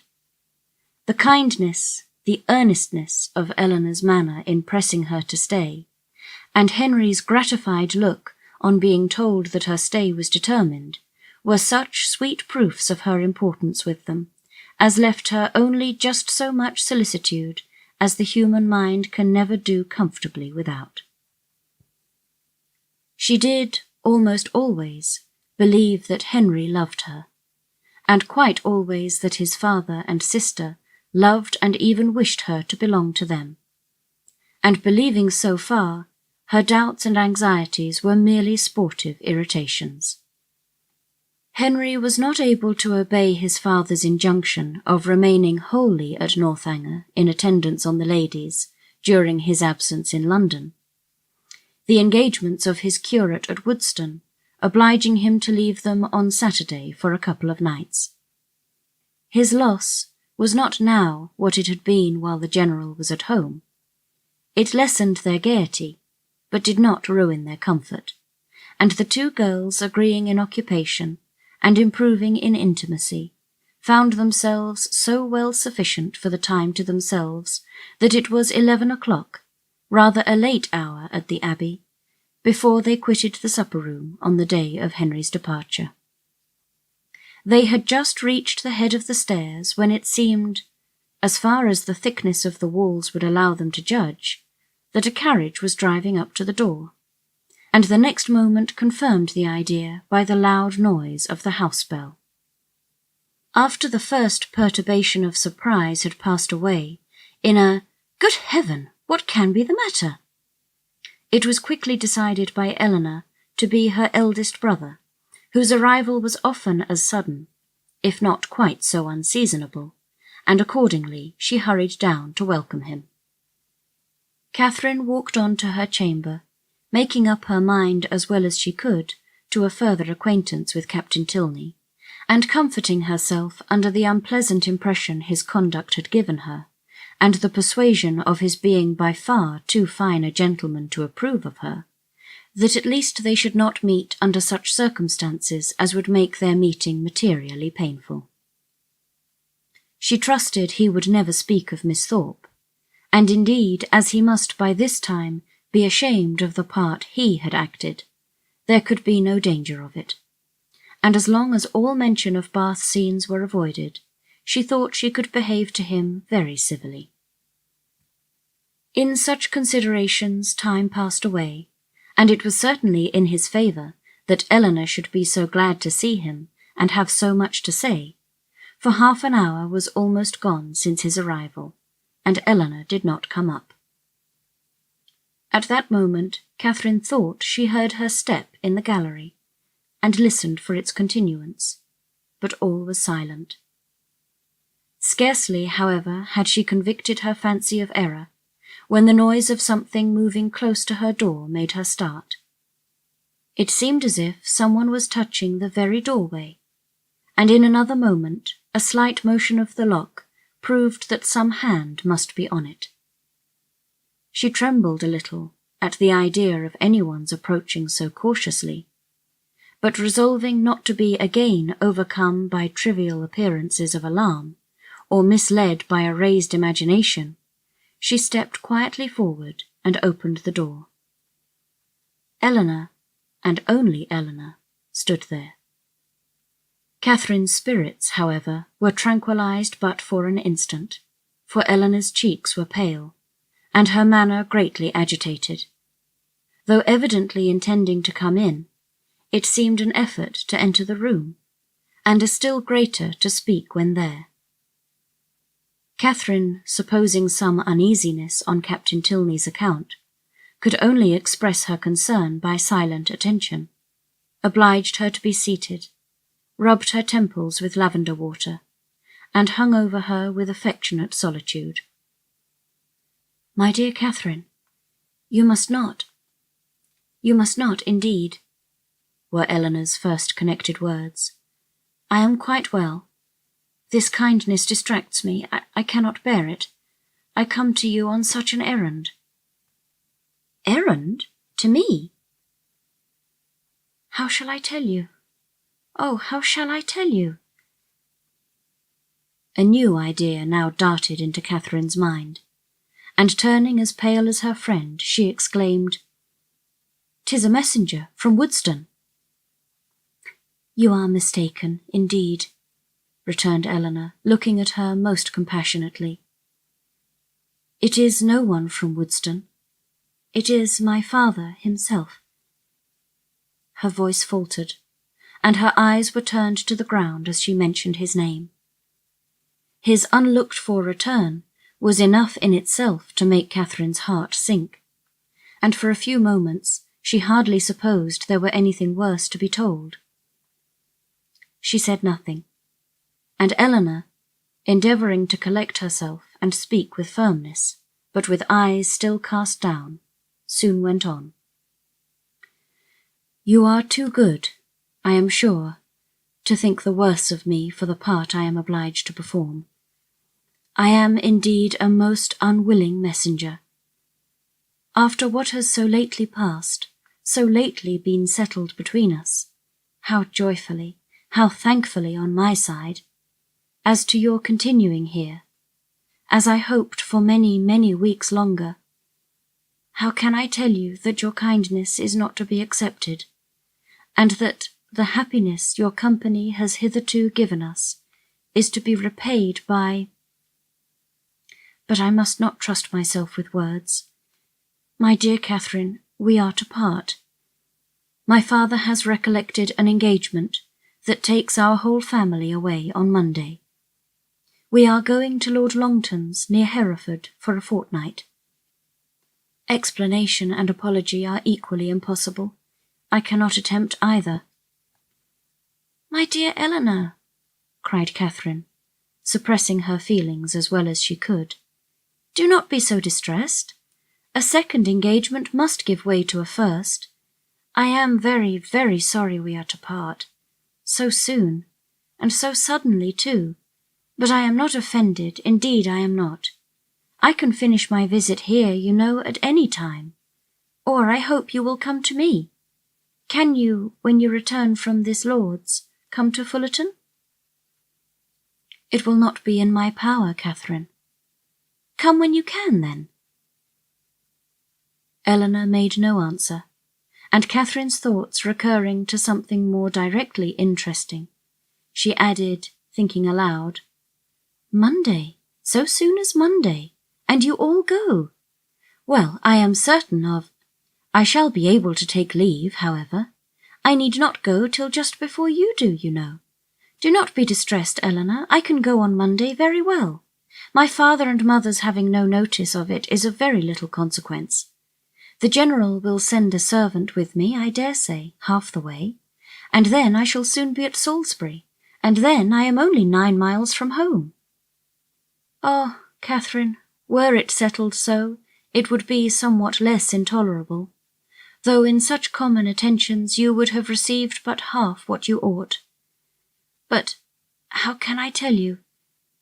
Tomorrow morning is fixed for your leaving us, and not even the hour is left to your choice. The very carriage is ordered, and will be here at 7 o'clock, and no servant will be offered you." Catherine sat down, breathless and speechless. I could hardly believe my senses when I heard it, and no displeasure, no resentment that you can feel at this moment, however justly great, can be more than I myself. But I must not talk of what I felt. Oh, that I could suggest anything in extenuation. Good God, what will your father and mother say? After courting you from the protection of real friends to this, almost double distance from your home, to have you driven out of the house, without the considerations even of decent civility. Dear, dear Catherine, in being the bearer of such a message, I seem guilty myself of all its insult. Yet I trust you will acquit me, for you must have been long enough in this house to see that I am but a nominal mistress of it, that my real power is nothing." "Have I offended the General?" said Catherine in a faltering voice. "Alas, for my feelings as a daughter, all that I know, all that I answer for, is that you can have given him no just cause of offence. He certainly is greatly, very greatly discomposed. I have seldom seen him more so. His temper is not happy, and something has now occurred to ruffle it in an uncommon degree. Some disappointment, some vexation, which just at this moment seems important, but which I can hardly suppose you to have any concern in, for how is it possible?" It was with pain that Catherine could speak at all, and it was only for Eleanor's sake that she attempted it. "I am sure," said she, "I am very sorry if I have offended him. It was the last thing I would willingly have done. But do not be unhappy, Eleanor. An engagement, you know, must be kept. I am only sorry it was not recollected sooner, that I might have written home. But it is of very little consequence. I hope, I earnestly hope, that to your real safety it will be of none. But to everything else, it is of the greatest consequence. To comfort, appearance, propriety, to your family, to the world. Were your friends, the Allens, still in Bath, you might go to them with comparative ease. A few hours would take you there.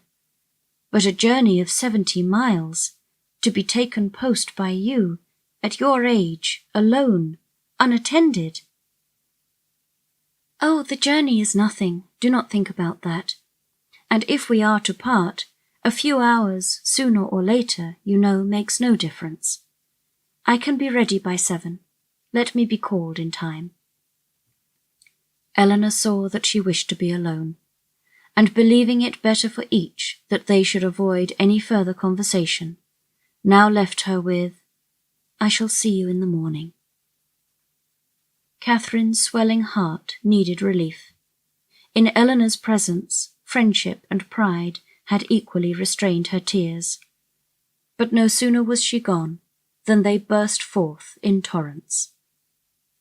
Turned from the house, and in such a way, without any reason that could justify, any apology that could atone for the abruptness, the rudeness, nay, the insolence of it.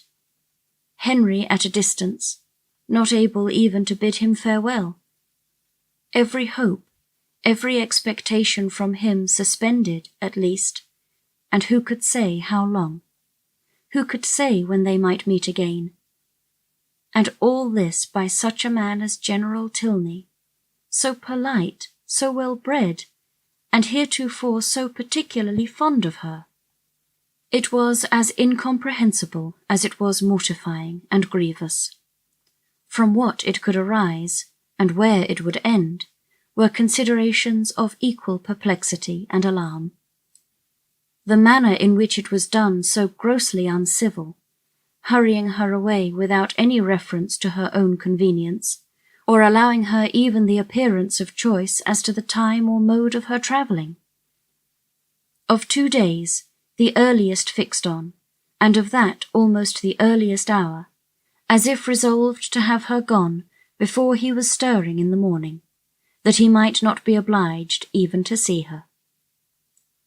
What could all this mean but an intentional affront? By some means or other, she must have had the misfortune to offend him. Eleanor had wished to spare her from so painful a notion, but Catherine could not believe it possible that any injury or any misfortune could provoke such ill will against a person not connected, or at least not supposed to be connected with it. Heavily passed the night. Sleep, or repose that deserved the name of sleep, was out of the question. That room in which her disturbed imagination had tormented her on her first arrival was again the scene of agitated spirits and unquiet slumbers. Yet how different now the source of her inquietude from what it had been then, how mournfully superior in reality and substance. Her anxiety had foundation in fact, her fears in probability, and with a mind so occupied in the contemplation of actual and natural evil, the solitude of her situation, the darkness of her chamber, the antiquity of the building, were felt and considered without the smallest emotion. And though the wind was high, and often produced strange and sudden noises throughout the house, she heard it all as she lay awake, hour after hour, without curiosity or terror. Soon after 6, Eleanor entered her room, eager to show attention or give assistance where it was possible. But very little remained to be done. Catherine had not loitered. She was almost dressed, and her packing almost finished. The possibility of some conciliatory message from the General occurred to her as his daughter appeared. What so natural as that anger should pass away and repentance succeed it? And she only wanted to know how far, after what had passed, an apology might properly be received by her. But the knowledge would have been useless here. It was not called for. Neither clemency nor dignity was put to the trial. Eleanor brought no message. Very little passed between them on meeting. Each found her greatest safety in silence, and few and trivial were the sentences exchanged while they remained upstairs. Catherine in busy agitation completing her dress, and Eleanor, with more goodwill than experience, intent upon filling the trunk. When everything was done, they left the room, Catherine lingering only half a minute behind her friend to throw a parting glance on every well-known cherished object, and went down to the breakfast parlour where breakfast was prepared. She tried to eat, as well to save herself from the pain of being urged as to make her friend comfortable, but she had no appetite, and could not swallow many mouthfuls. The contrast between this and her last breakfast in that room gave her fresh misery, and strengthened her distaste for everything before her. It was not 24 hours ago since they had met there to the same repast, but in circumstances how different! With what cheerful ease, what happy, though false, security, had she then looked around her, enjoying everything present, and fearing little in future beyond Henry's going to Woodston for a day. Happy, happy breakfast, for Henry had been there. Henry had sat by her and helped her. These reflections were long indulged undisturbed by any address from her companion, who sat as deep in thought as herself, and the appearance of the carriage was the first thing to startle and recall them to the present moment. Catherine's colour rose at the sight of it, and the indignity with which she was treated, striking at that instant on her mind with peculiar force, made her for a short time sensible only of resentment. Eleanor seemed now impelled into resolution and speech. "You must write to me, Catherine," she cried. "You must let me hear from you as soon as possible. Till I know you to be safe at home, I shall not have an hour's comfort. For one letter, at all risks, all hazards, I must entreat. Let me have the satisfaction of knowing that you are safe at Fullerton, and have found your family well, and then, till I can ask for your correspondence as I ought to do, I will not expect more. Direct to me at Lord Longton's, and, I must ask it, under cover to Alice." "No, Eleanor, if you are not allowed to receive a letter from me, I am sure I had better not write. There can be no doubt of my getting home safe." Eleanor only replied, "I cannot wonder at your feelings. I will not importune you. I will trust to your own kindness of heart when I am at a distance from you." But this, with the look of sorrow accompanying it, was enough to melt Catherine's pride in a moment, and she instantly said, "Oh, Eleanor, I will write to you indeed." There was yet another point which Miss Tilney was anxious to settle, though somewhat embarrassed in speaking of.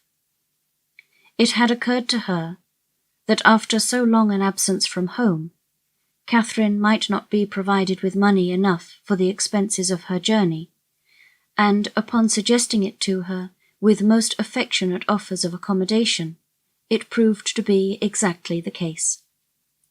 Catherine had never thought on the subject till that moment, but, upon examining her purse, was convinced that but for this kindness of her friend, she might have been turned from the house without even the means of getting home, and the distress in which she must have been thereby involved filling the minds of both, scarcely another word was said by either during the time of their remaining together. Short, however, was that time.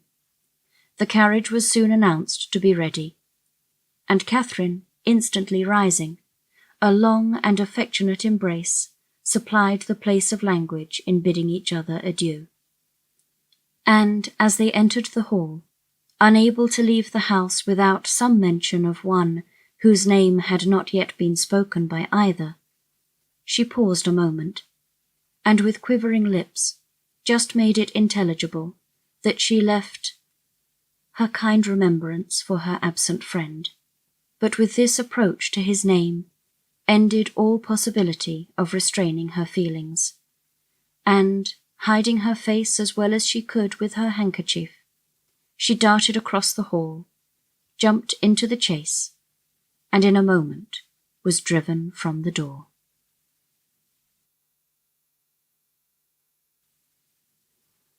Chapter 29.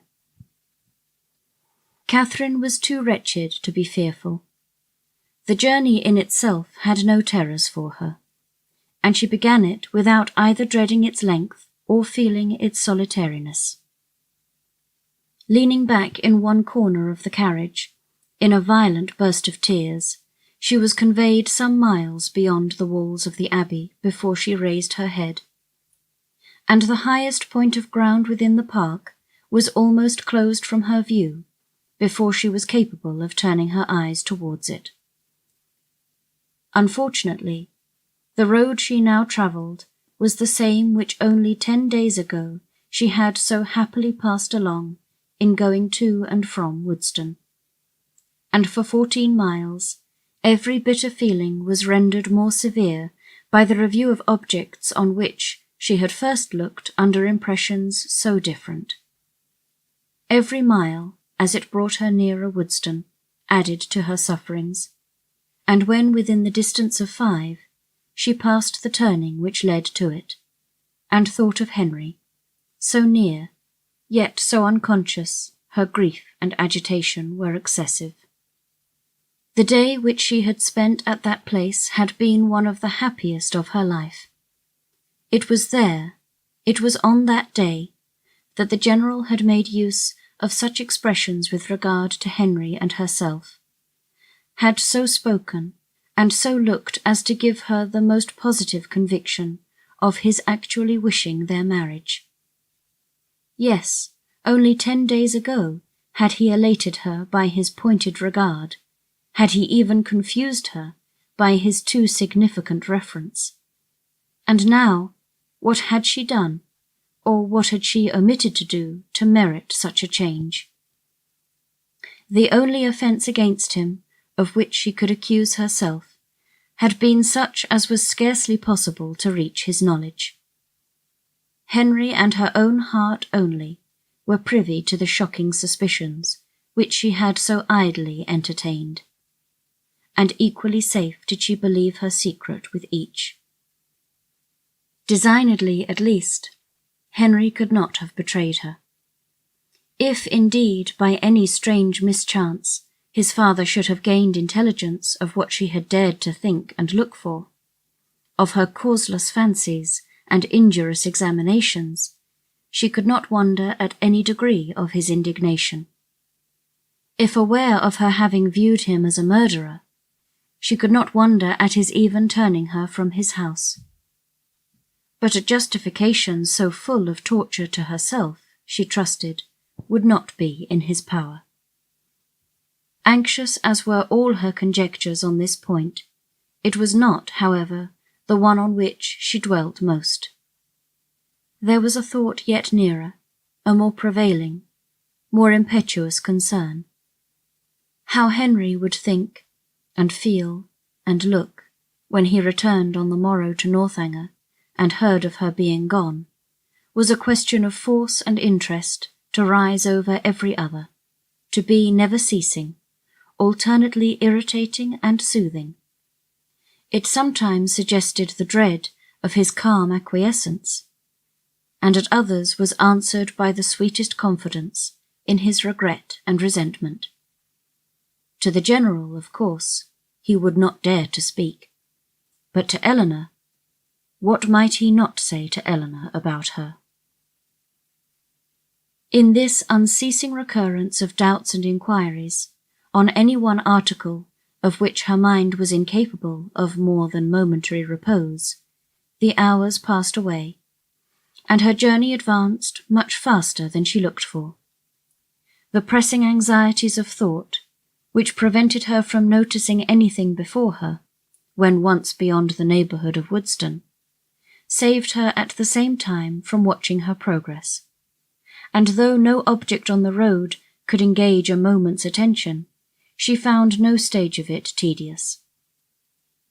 From this she was preserved too by another cause, by feeling no eagerness for her journey's conclusion, for to return in such a manner to Fullerton was almost to destroy the pleasure of a meeting with those she loved best, even after an absence such as hers, an 11 weeks' absence. What had she to say that would not humble herself and pain her family, that would not increase her own grief by the confession of it, extend in useless resentment, and perhaps involve the innocent with the guilty in undistinguishing ill will? She could never do justice to Henry and Eleanor's merit. She felt it too strongly for expression, and should a dislike be taken against them, should they be thought of unfavourably on their father's account, it would cut her to the heart. With these feelings, she rather dreaded than sought for the first view of that well-known spire which would announce her within 20 miles of home. Salisbury she had known to be her point on leaving Northanger. but after the first stage she had been indebted to the postmasters for the names of the places which were then to conduct her to it. So great had been her ignorance of her route. She met with nothing, however, to distress or frighten her. Her youth, civil manners, and liberal pay procured her all the attention that a traveller like herself could require, and stopping only to change horses, she travelled on for about 11 hours, without accident or alarm, and between 6 and 7 o'clock in the evening found herself entering Fullerton. A heroine returning at the close of her career to her native village, in all the triumph of recovered reputation and all the dignity of a countess, with a long train of noble relations in their several phaetons, and 3 waiting maids in a travelling chaise and 4 behind her, is an event on which the pen of the contriver may well delight to dwell. It gives credit to every conclusion, and the author must share in the glory she so liberally bestows. But my affair is widely different. I bring back my heroine to her home in solitude and disgrace, and no sweet elation of spirits can lead me into minuteness. A heroine in a hack post-chaise is such a blow upon sentiment as no attempt at grandeur or pathos can withstand. Swiftly, therefore, shall her postboy drive through the village, amid the gaze of Sunday groups, and speedy shall be her descent from it. But whatever might be the distress of Catherine's mind as she thus advanced towards the parsonage, and whatever the humiliation of her biographer in relating it, she was preparing enjoyment of no everyday nature for those to whom she went. First in the appearance of her carriage, and secondly in herself. The chaise of a traveller being a rare sight in Fullerton, the whole family were immediately at the window, and to have it stop at the sweep gate was a pleasure to brighten every eye and occupy every fancy. A pleasure quite unlooked for by all but the 2 youngest children, a boy and girl of 6 and 4 years old, who expected a brother or sister in every carriage. Happy the glance that first distinguished Catherine, happy the voice that proclaimed the discovery. But whether such happiness were the lawful property of George or Harriet could never be exactly understood. Her father, mother, Sarah, George, and Harriet all assembled at the door to welcome her with affectionate eagerness, was a sight to awaken the best feelings of Catherine's heart. And in the embrace of each, as she stepped from the carriage, she found herself soothed beyond anything that she had believed possible. So surrounded, so caressed, she was even happy. In the joyfulness of family love, everything for a short time was subdued, and the pleasure of seeing her, leaving them at first little leisure for calm curiosity. They were all seated round the tea-table, which Mrs. Morland had hurried for the comfort of the poor traveller, whose pale and jaded look soon caught her notice, before any inquiry so direct as to demand a positive answer was addressed to her. Reluctantly, and with much hesitation, did she then begin what might perhaps, at the end of half an hour, be termed by the courtesy of her hearers an explanation. But scarcely within that time could they at all discover the cause or collect the particulars of her sudden return. They were far from being an irritable race, far from any quickness in catching or bitterness in resenting affronts. But here, when the whole was unfolded, was an insult not to be overlooked, nor for the first half hour to be easily pardoned.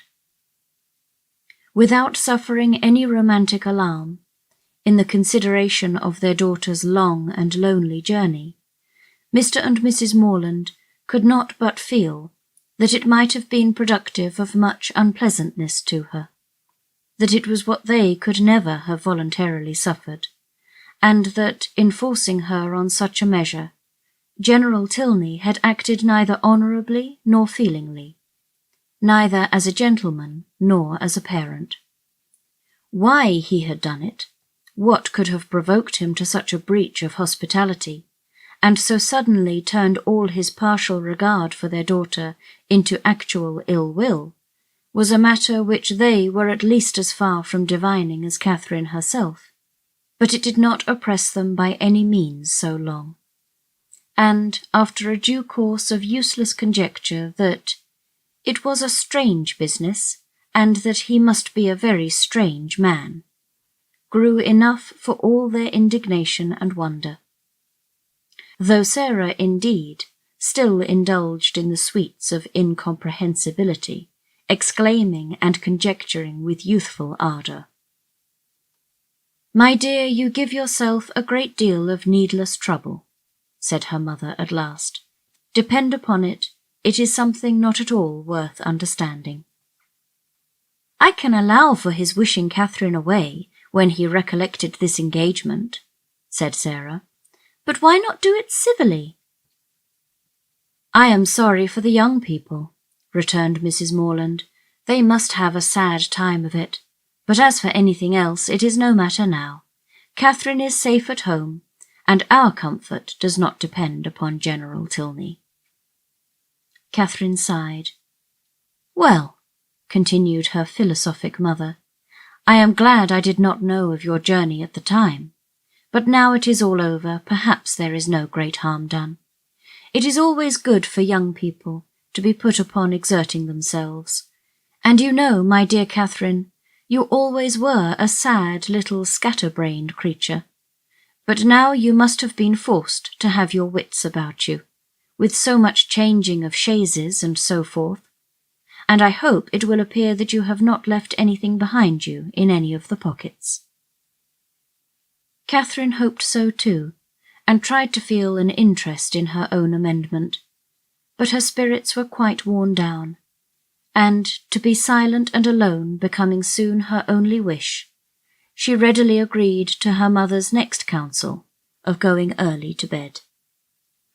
Her parents, seeing nothing in her ill looks and agitation but the natural consequence of mortified feelings and of the unusual exertion and fatigue of such a journey, parted from her without any doubt of their being soon slept away. And though, when they all met the next morning, her recovery was not equal to their hopes, they were still perfectly unsuspicious of there being any deeper evil.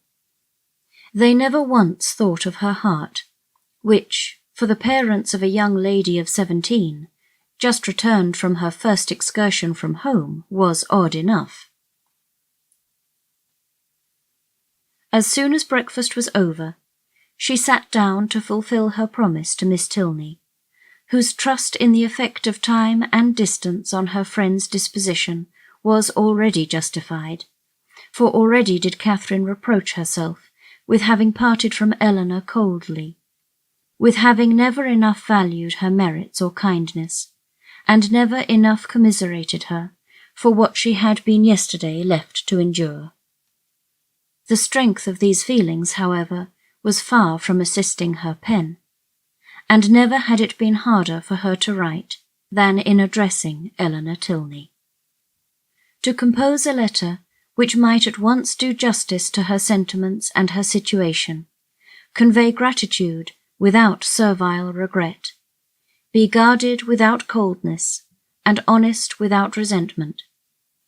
A letter which Eleanor might not be pained by the perusal of, and, above all, which she might not blush herself if Henry should chance to see, was an undertaking to frighten away all her powers of performance. And, after long thought and much perplexity, to be very brief was all that she could determine on with any confidence of safety.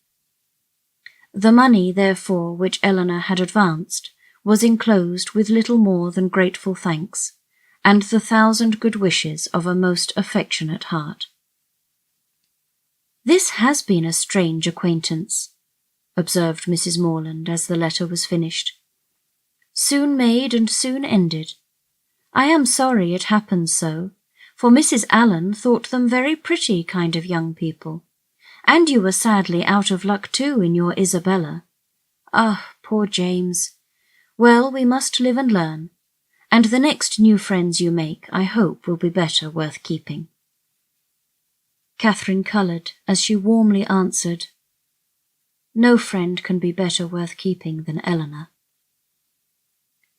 If so, my dear, I dare say you will meet again some time or other. Do not be uneasy. It is 10 to 1, but you are thrown together again in the course of a few years, and then what a pleasure it will be. Mrs. Morland was not happy in her attempt at consolation. The hope of meeting again in the course of a few years could only put into Catherine's head what might happen within that time to make a meeting dreadful to her. She could never forget Henry Tilney, or think of him with less tenderness than she did at that moment. But he might forget her, and in that case, to meet. Her eyes filled with tears as she pictured her acquaintance so renewed. And her mother, perceiving her comfortable suggestions to have had no good effect, proposed, as another expedient for restoring her spirits, that they should call on Mrs. Allen. The two houses were only 1/4 of a mile apart, and as they walked, Mrs. Morland quickly dispatched all that she felt on the score of James's disappointment. We are sorry for him, said she, but otherwise there is no harm done in the match going off, for it could not be a desirable thing to have him engaged to a girl whom we had not the smallest acquaintance with, and who was so entirely without fortune. And now, after such behaviour, we cannot think at all well of her. Just at present it comes hard to poor James, but that will not last forever, and I dare say he will be a discreeter man all his life for the foolishness of his first choice. This was just such a summary view of the affair as Catherine could listen to. Another sentence might have endangered her complacence, and made her reply less rational, for soon were all her thinking powers swallowed up in the reflection of her own change of feelings and spirits, since last she had trodden that well-known road. It was not 3 months ago since, wild with joyful expectation, she had there run backwards and forwards some 10 times a day, with an heart light, gay, and independent, looking forward to pleasures untasted and unalloyed, and free from the apprehension of evil as from the knowledge of it.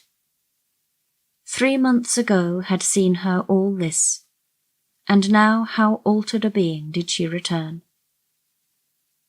She was received by the Allens with all the kindness which her unlooked-for appearance, acting on a steady affection, would naturally call forth, and great was their surprise and warm their displeasure on hearing how she had been treated, though Mrs. Morland's account of it was no inflated representation, no studied appeal to their passions. Catherine took us quite surprise yesterday evening, said she. She travelled all the way post by herself, and knew nothing of coming till Saturday night, for General Tilney, from some odd fancy or other, all of a sudden grew tired of having her there, and almost turned her out of the house. Very unfriendly, certainly, and he must be a very odd man, but we are so glad to have her amongst us again, and it is a great comfort to find that she is not a poor helpless creature, but can shift very well for herself. Mr. Allen expressed himself on the occasion with the reasonable resentment of a sensible friend, and Mrs. Allen thought his expressions quite good enough to be immediately made use of again by herself. His wonder, his conjectures, and his explanations became in succession hers, with the addition of this single remark, "I really have not patience with the General," to fill up every accidental pause. And, "I really have not patience with the General," was uttered twice after Mr. Allen left the room, without any relaxation of anger or any material digression of thought. A more considerable degree of wondering attended the third repetition, and after completing the fourth, she immediately added, "Only think, my dear, of my having got that frightful great rent in my best Mechlin so charmingly mended before I left Bath that one can hardly see where it was. I must show you it some day or other. Bath is a nice place, Catherine, after all. I assure you I did not above half like coming away. Mrs. Thorpes being there was such a comfort to us, was not it? You know, you and I were quite forlorn at first." "Yes, but that did not last long," said Catherine, her eyes brightening at the recollection of what had first given spirit to her existence there. "Very true. We soon met with Mrs. Thorpe, and then we wanted for nothing. My dear, do not you think these silk gloves wear very well? I put them on new the first time of our going to the lower rooms, you know, and I have worn them a great deal since. Do you remember that evening?" "Do I? Oh, perfectly." "It was very agreeable, was not it? Mr. Tilney drank tea with us, and I always thought him a great addition. He is so very agreeable. I have a notion you danced with him, but I'm not quite sure. I remember I had my favourite gown on." Catherine could not answer, and, after a short trial of other subjects, Mrs. Allen again returned to, "I really have not patience with the General. Such an agreeable, worthy man as he seemed to be. I do not suppose, Mrs. Morland, you ever saw a better bred man in your life. His lodgings were taken the very day after he left them, Catherine. But no wonder, Milsom Street, you know." As they walked home again, Mrs. Morland endeavoured to impress on her daughter's mind the happiness of having such steady well-wishers as Mr. and Mrs. Allen, and the very little consideration which the neglect or unkindness of slight acquaintance like the Tilneys ought to have with her, while she could preserve the good opinion and affection of her earliest friends. There was a great deal of good sense in all this, but there are some situations of the human mind in which good sense has very little power, and Catherine's feelings contradicted almost every position her mother advanced. It was upon the behaviour of these very slight acquaintance that all her present happiness depended, and while Mrs. Morland was successfully confirming her own opinions by the justness of her own representations, Catherine was silently reflecting that now Henry must have arrived at Northanger. Now he must have heard of her departure. And now, perhaps, they were all setting off for Hereford.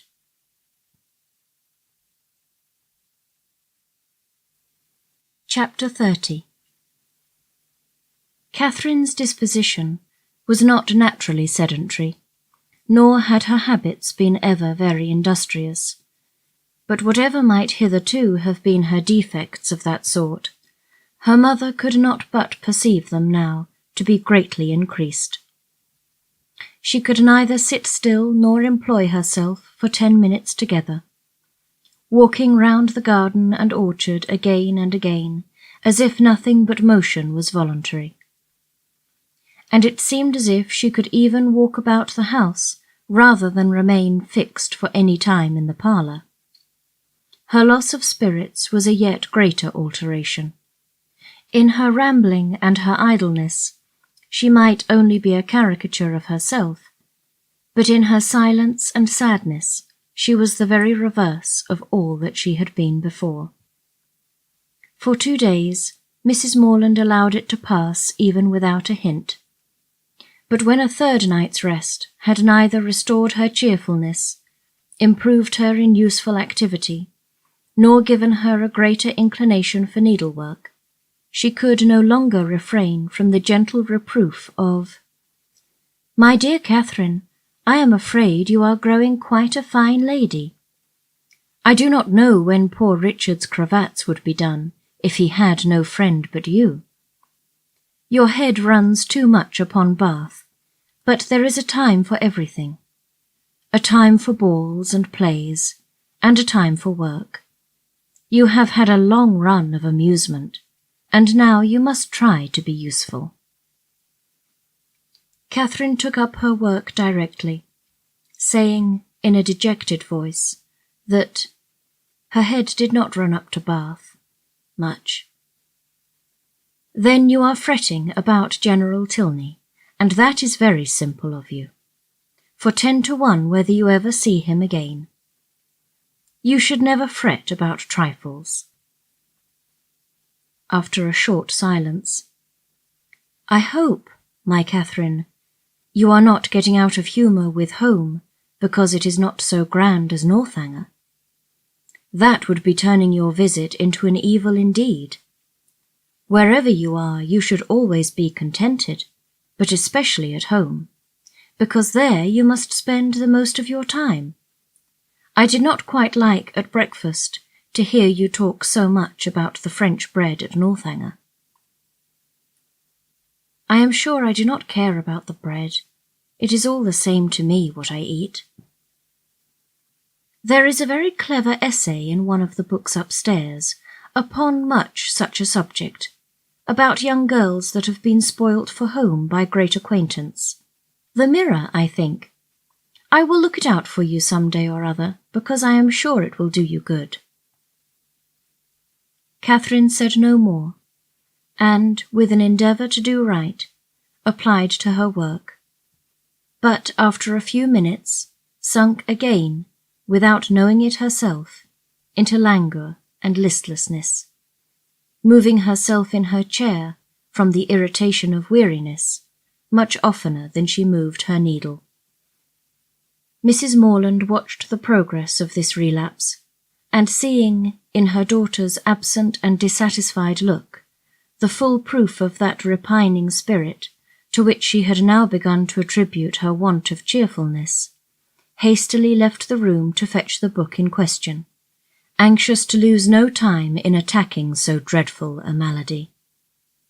It was some time before she could find what she looked for, and other family matters occurring to detain her, a quarter of an hour had elapsed ere she returned downstairs with the volume from which so much was hoped.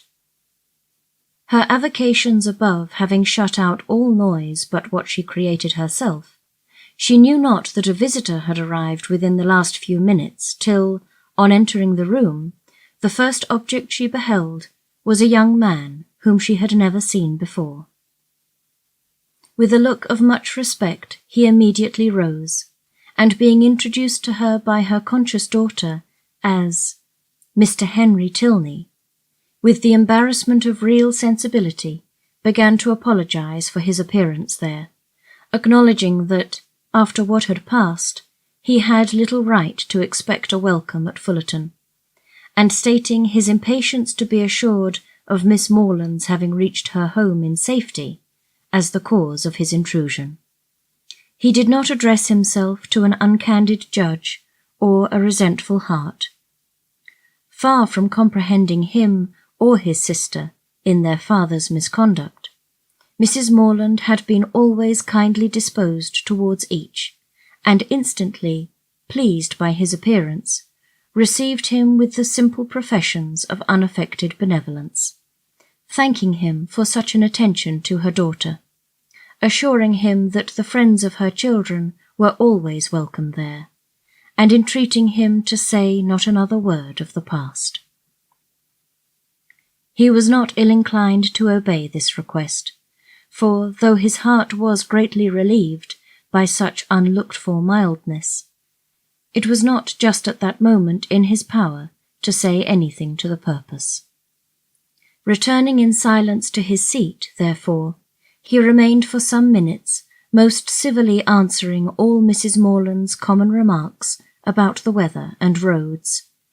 Catherine, meanwhile, the anxious, agitated, happy, feverish Catherine, said not a word, but her glowing cheek and brightened eye made her mother trust that this good-natured visit would at least set her heart at ease for a time, and gladly, therefore, did she lay aside the first volume of the Mirror for a future hour.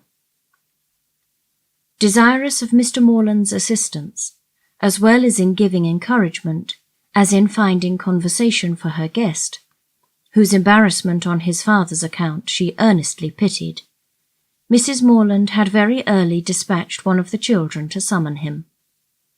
But Mr. Morland was from home, and being thus without any support, at the end of a quarter of an hour she had nothing to say. After a couple of minutes' unbroken silence, Henry, turning to Catherine for the first time since her mother's entrance, asked her with sudden alacrity if Mr. and Mrs. Allen were now at Fullerton, and on developing, from amidst all her perplexity of words in reply, the meaning which one short syllable would have given, immediately expressed his intention of paying his respects to them, asked her if she would have the goodness to show him the way. "You may see the house from this window, sir," was information on Sarah's side, which produced only a bow of acknowledgment from the gentleman, and a silencing nod from her mother. For Mrs. Morland, thinking it probable, as a secondary consideration in his wish of waiting on their worthy neighbours, that he might have some explanation to give of his father's behaviour, which it must be more pleasant for him to communicate only to Catherine, would not on any account prevent her accompanying him. They began their walk, and Mrs. Morland was not entirely mistaken in his object in wishing it. Some explanation on his father's account he had to give, but his first purpose was to explain himself, and before they reached Mr. Allen's grounds, he had done it so well that Catherine did not think it could ever be repeated too often. She was assured of his affection, and that heart in return was solicited, which, perhaps, they pretty equally knew was already entirely his own. For, though Henry was now sincerely attached to her, though he felt and delighted in all the excellencies of her character, and truly loved her society, I must confess that his affection originated in nothing better than gratitude, or, in other words, that a persuasion of her partiality for him had been the only cause of giving her a serious thought. It is a new circumstance in romance, I acknowledge, and dreadfully derogatory of an heroine's dignity, but if it be as new in common life, the credit of a wild imagination will at least be all my own. A very short visit to Mrs. Allen, in which Henry talked at random without sense or connection, and Catherine, wrapped in the contemplation of her own unutterable happiness, scarcely opened her lips, dismissed them to the ecstasies of another tete-a-tete. And before it was suffered to close, she was enabled to judge how far he was sanctioned by parental authority in his present application. On his return from Woodstone, 2 days before, he had been met near the Abbey by his impatient father, hastily informed in angry terms of Miss Morland's departure, and ordered to think of her no more. Such was the permission upon which he had now offered her his hand. The affrighted Catherine, amidst all the terrors of expectation as she listened to this account, could not but rejoice in the kind caution with which Henry had saved her from the necessity of a conscientious rejection, by engaging her faith before he mentioned the subject. And as he proceeded to give the particulars, and explain the motives of his father's conduct, her feelings soon hardened into even a triumphant delight. The General had had nothing to accuse her of, nothing to lay to her charge, but her being the involuntary, unconscious object of a deception which his pride could not pardon, and which a better pride would have been ashamed to own. She was guilty only of being less rich than he had supposed her to be. Under a mistaken persuasion of her possessions and claims, he had courted her acquaintance in Bath, solicited her company at Northanger, and designed her for his daughter-in-law. On discovering his error, to turn her from the house seemed the best, though to his feelings an inadequate proof of his resentment towards herself and his contempt of her family. John Thorpe had first misled him. Perceiving his son one night at the theatre to be paying considerable attention to Miss Morland, had accidentally inquired of Thorpe if he knew more of her than her name.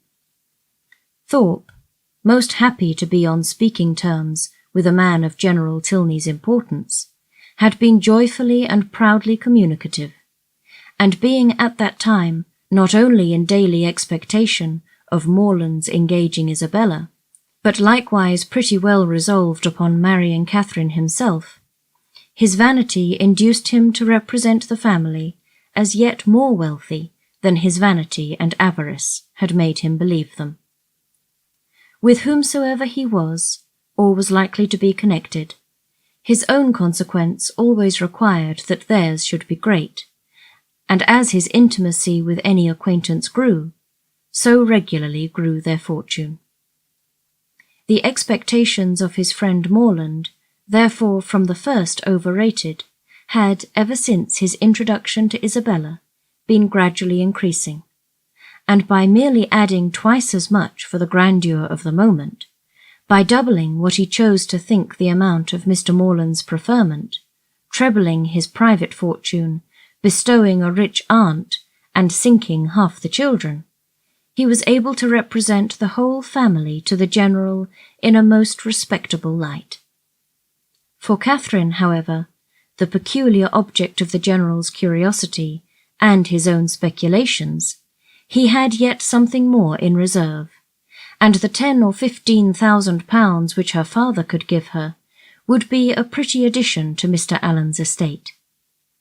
Her intimacy there had made him seriously determine on her being handsomely legacied hereafter, and to speak of her, therefore, as the almost acknowledged future heiress of Fullerton, naturally followed. Upon such intelligence the General had proceeded, for never had it occurred to him to doubt its authority. Thorpe's interest in the family, by his sister's approaching connection with one of its members and his own views on another, circumstances of which he boasted with almost equal openness, seemed sufficient vouchers for his truth, and to these were added the absolute facts of the Allens being wealthy and childless, of Miss Morlands being under their care, and, as soon as his acquaintance allowed him to judge, of their treating her with parental kindness. His resolution was soon formed. Already had he discerned a liking towards Miss Morland in the countenance of his son, and thankful for Mr. Thorpe's communication, he almost instantly determined to spare no pains in weakening his boasted interest and ruining his dearest hopes. Catherine herself could not be more ignorant at the time of all this than his own children. Henry and Eleanor, perceiving nothing in her situation likely to engage their father's particular respect, had seen with astonishment the suddenness, continuance, and extent of his attention, and though latterly, from some hints which had accompanied an almost positive command to his son of doing everything in his power to attach her, Henry was convinced of his father's believing it to be an advantageous connection. It was not till the late explanation at Northanger that they had the smallest idea of the false calculations which had hurried him on. That they were false, the General had learnt from the very person who had suggested them, from Thorpe himself, whom he had chanced to meet again in town, and who, under the influence of exactly opposite feelings, irritated by Catherine's refusal, and yet more by the failure of a very recent endeavour to accomplish a reconciliation between Morland and Isabella, convinced that they were separated forever, and spurning a friendship which could be no longer serviceable, hastened to contradict all that he had said before to the advantage of the Morlands, confessed himself to have been totally mistaken in his opinion of their circumstances and character, misled by the rodomontade of his friend to believe his father a man of substance and credit, whereas the transactions of the 2 or 3 last weeks proved him to be neither.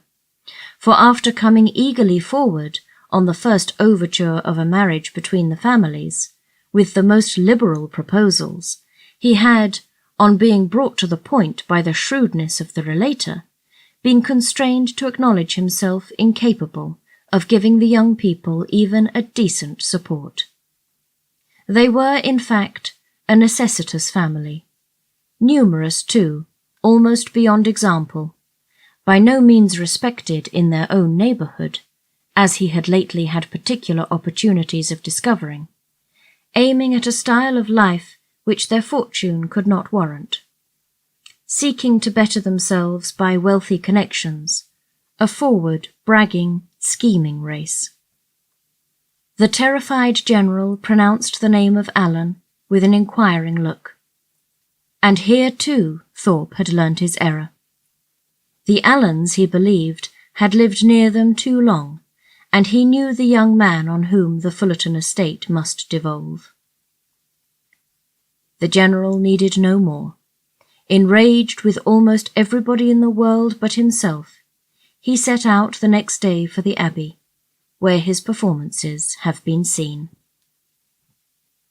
I leave it to my reader's sagacity to determine how much of all this it was possible for Henry to communicate at this time to Catherine, how much of it he could have learnt from his father, in what points his own conjectures might assist him, and what portion must yet remain to be told in a letter from James.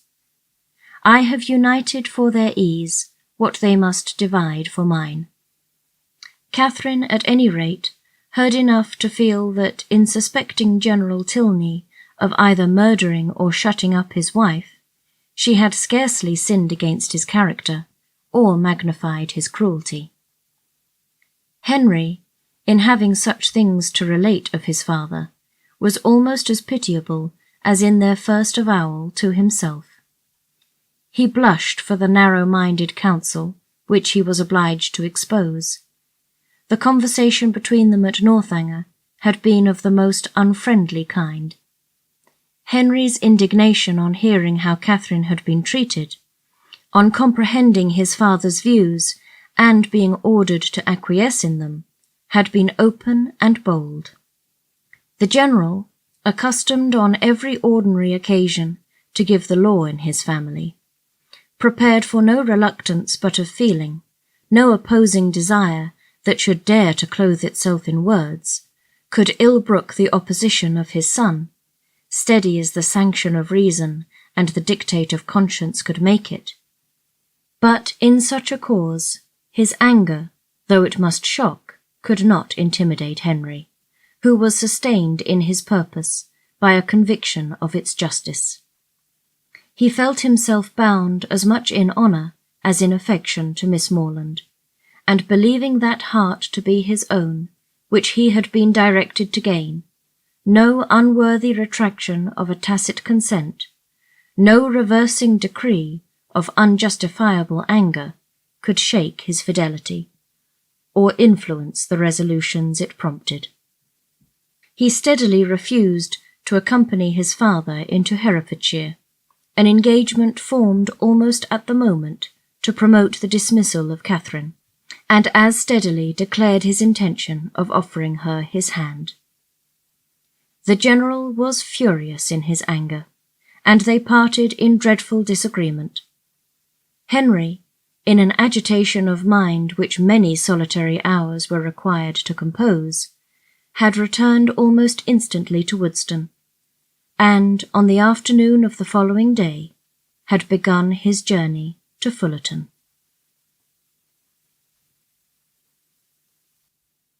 Chapter 31. Mr. and Mrs. Morland's surprise on being applied to by Mr. Tilney for their consent to his marrying their daughter was, for a few minutes, considerable.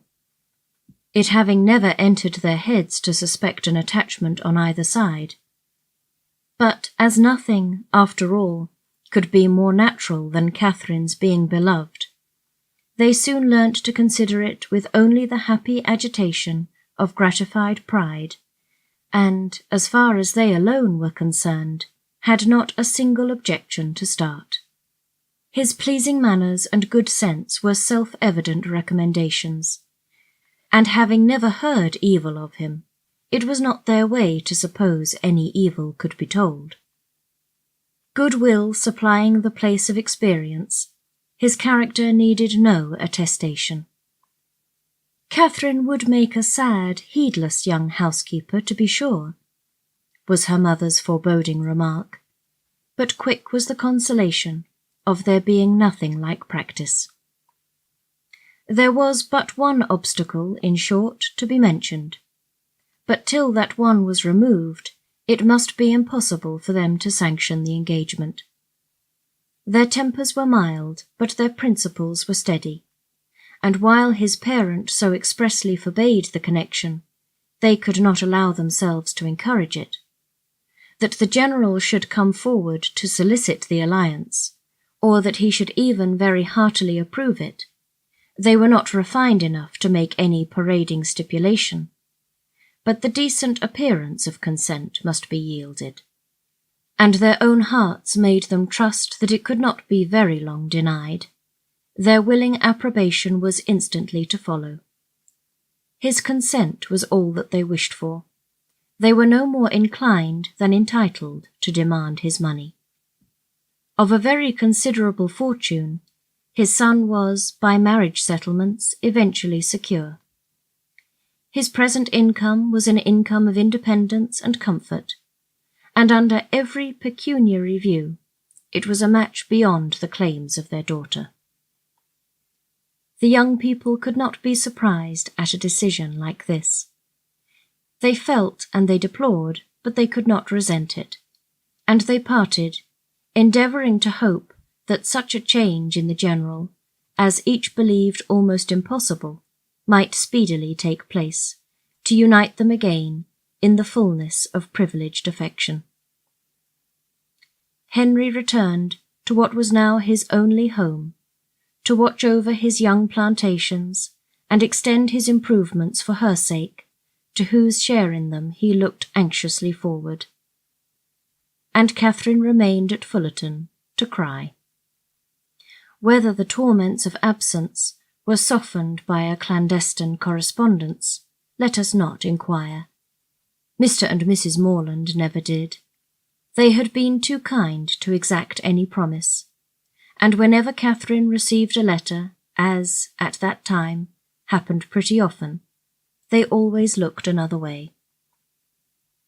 The anxiety, which in this state of their attachment must be the portion of Henry and Catherine, and of all who loved either, as to its final event can hardly extend, I fear, to the bosom of my readers, who will see in the telltale compression of the pages before them that we are all hastening together to perfect felicity.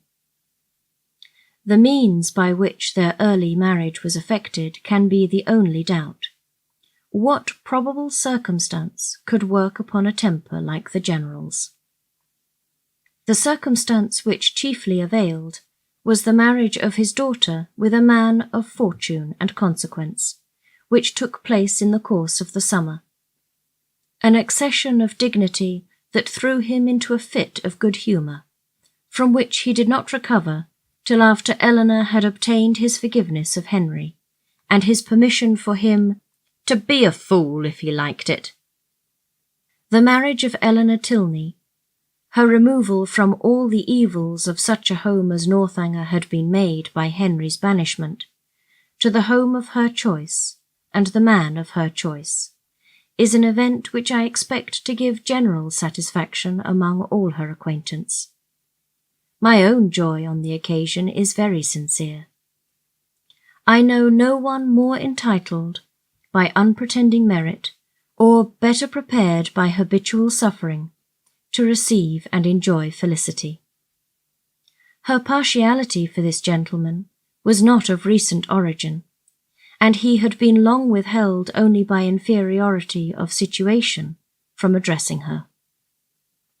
His unexpected accession to title and fortune had removed all his difficulties, and never had the General loved his daughter so well in all her hours of companionship, utility, and patient endurance, as when he first hailed her, "Your Ladyship." Her husband was really deserving of her, independent of his peerage, his wealth, and his attachment, being, to a precision, the most charming young man in the world. Any further definition of his merits must be unnecessary. The most charming young man in the world is instantly before the imagination of us all. Concerning the one in question, therefore, I have only to add, aware that the rules of composition forbid the introduction of a character not connected with my fable, that this was the very gentleman whose negligent servant left behind him that collection of washing bills, resulting from a long visit at Northanger, by which my heroine was involved in one of her most alarming adventures. The influence of the Viscount and Viscountess in their brother's behalf was assisted by that right understanding of Mr. Morland's circumstances which, as soon as the General would allow himself to be informed, they were qualified to give. It taught him that he had been scarcely more misled by Thorpes' first boast of the family wealth than by his subsequent malicious overthrow of it, that in no sense of the word were they necessitous or poor, and that Catherine would have £3,000. It was so material an amendment of his late expectations that it greatly contributed to smooth the descent of his pride, and by no means without its effect was the private intelligence, which he was at some pains to procure, that the Fullerton estate, being entirely at the disposal of its present proprietor, was consequently open to every greedy speculation. On the strength of this, the General, soon after Eleanor's marriage, permitted his son to return to Northanger, and thence made him the bearer of his consent, very courteously worded in a page full of empty professions to Mr. Morland.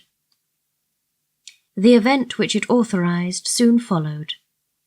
Henry and Catherine were married, the bells rang, and everybody smiled, and as this took place within a 12-month from the first day of their meeting, it will not appear, after all the dreadful delays occasioned by the General's cruelty, that they were essentially hurt by it.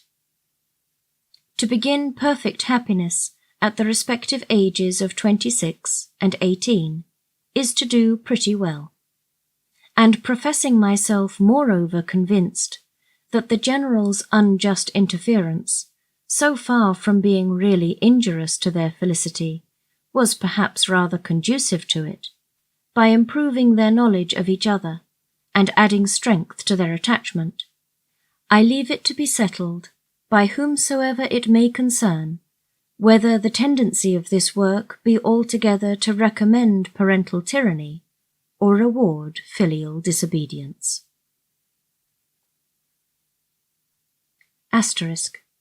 Vide a letter from Mr. Richardson, No. 7, Volume 2, Rambler.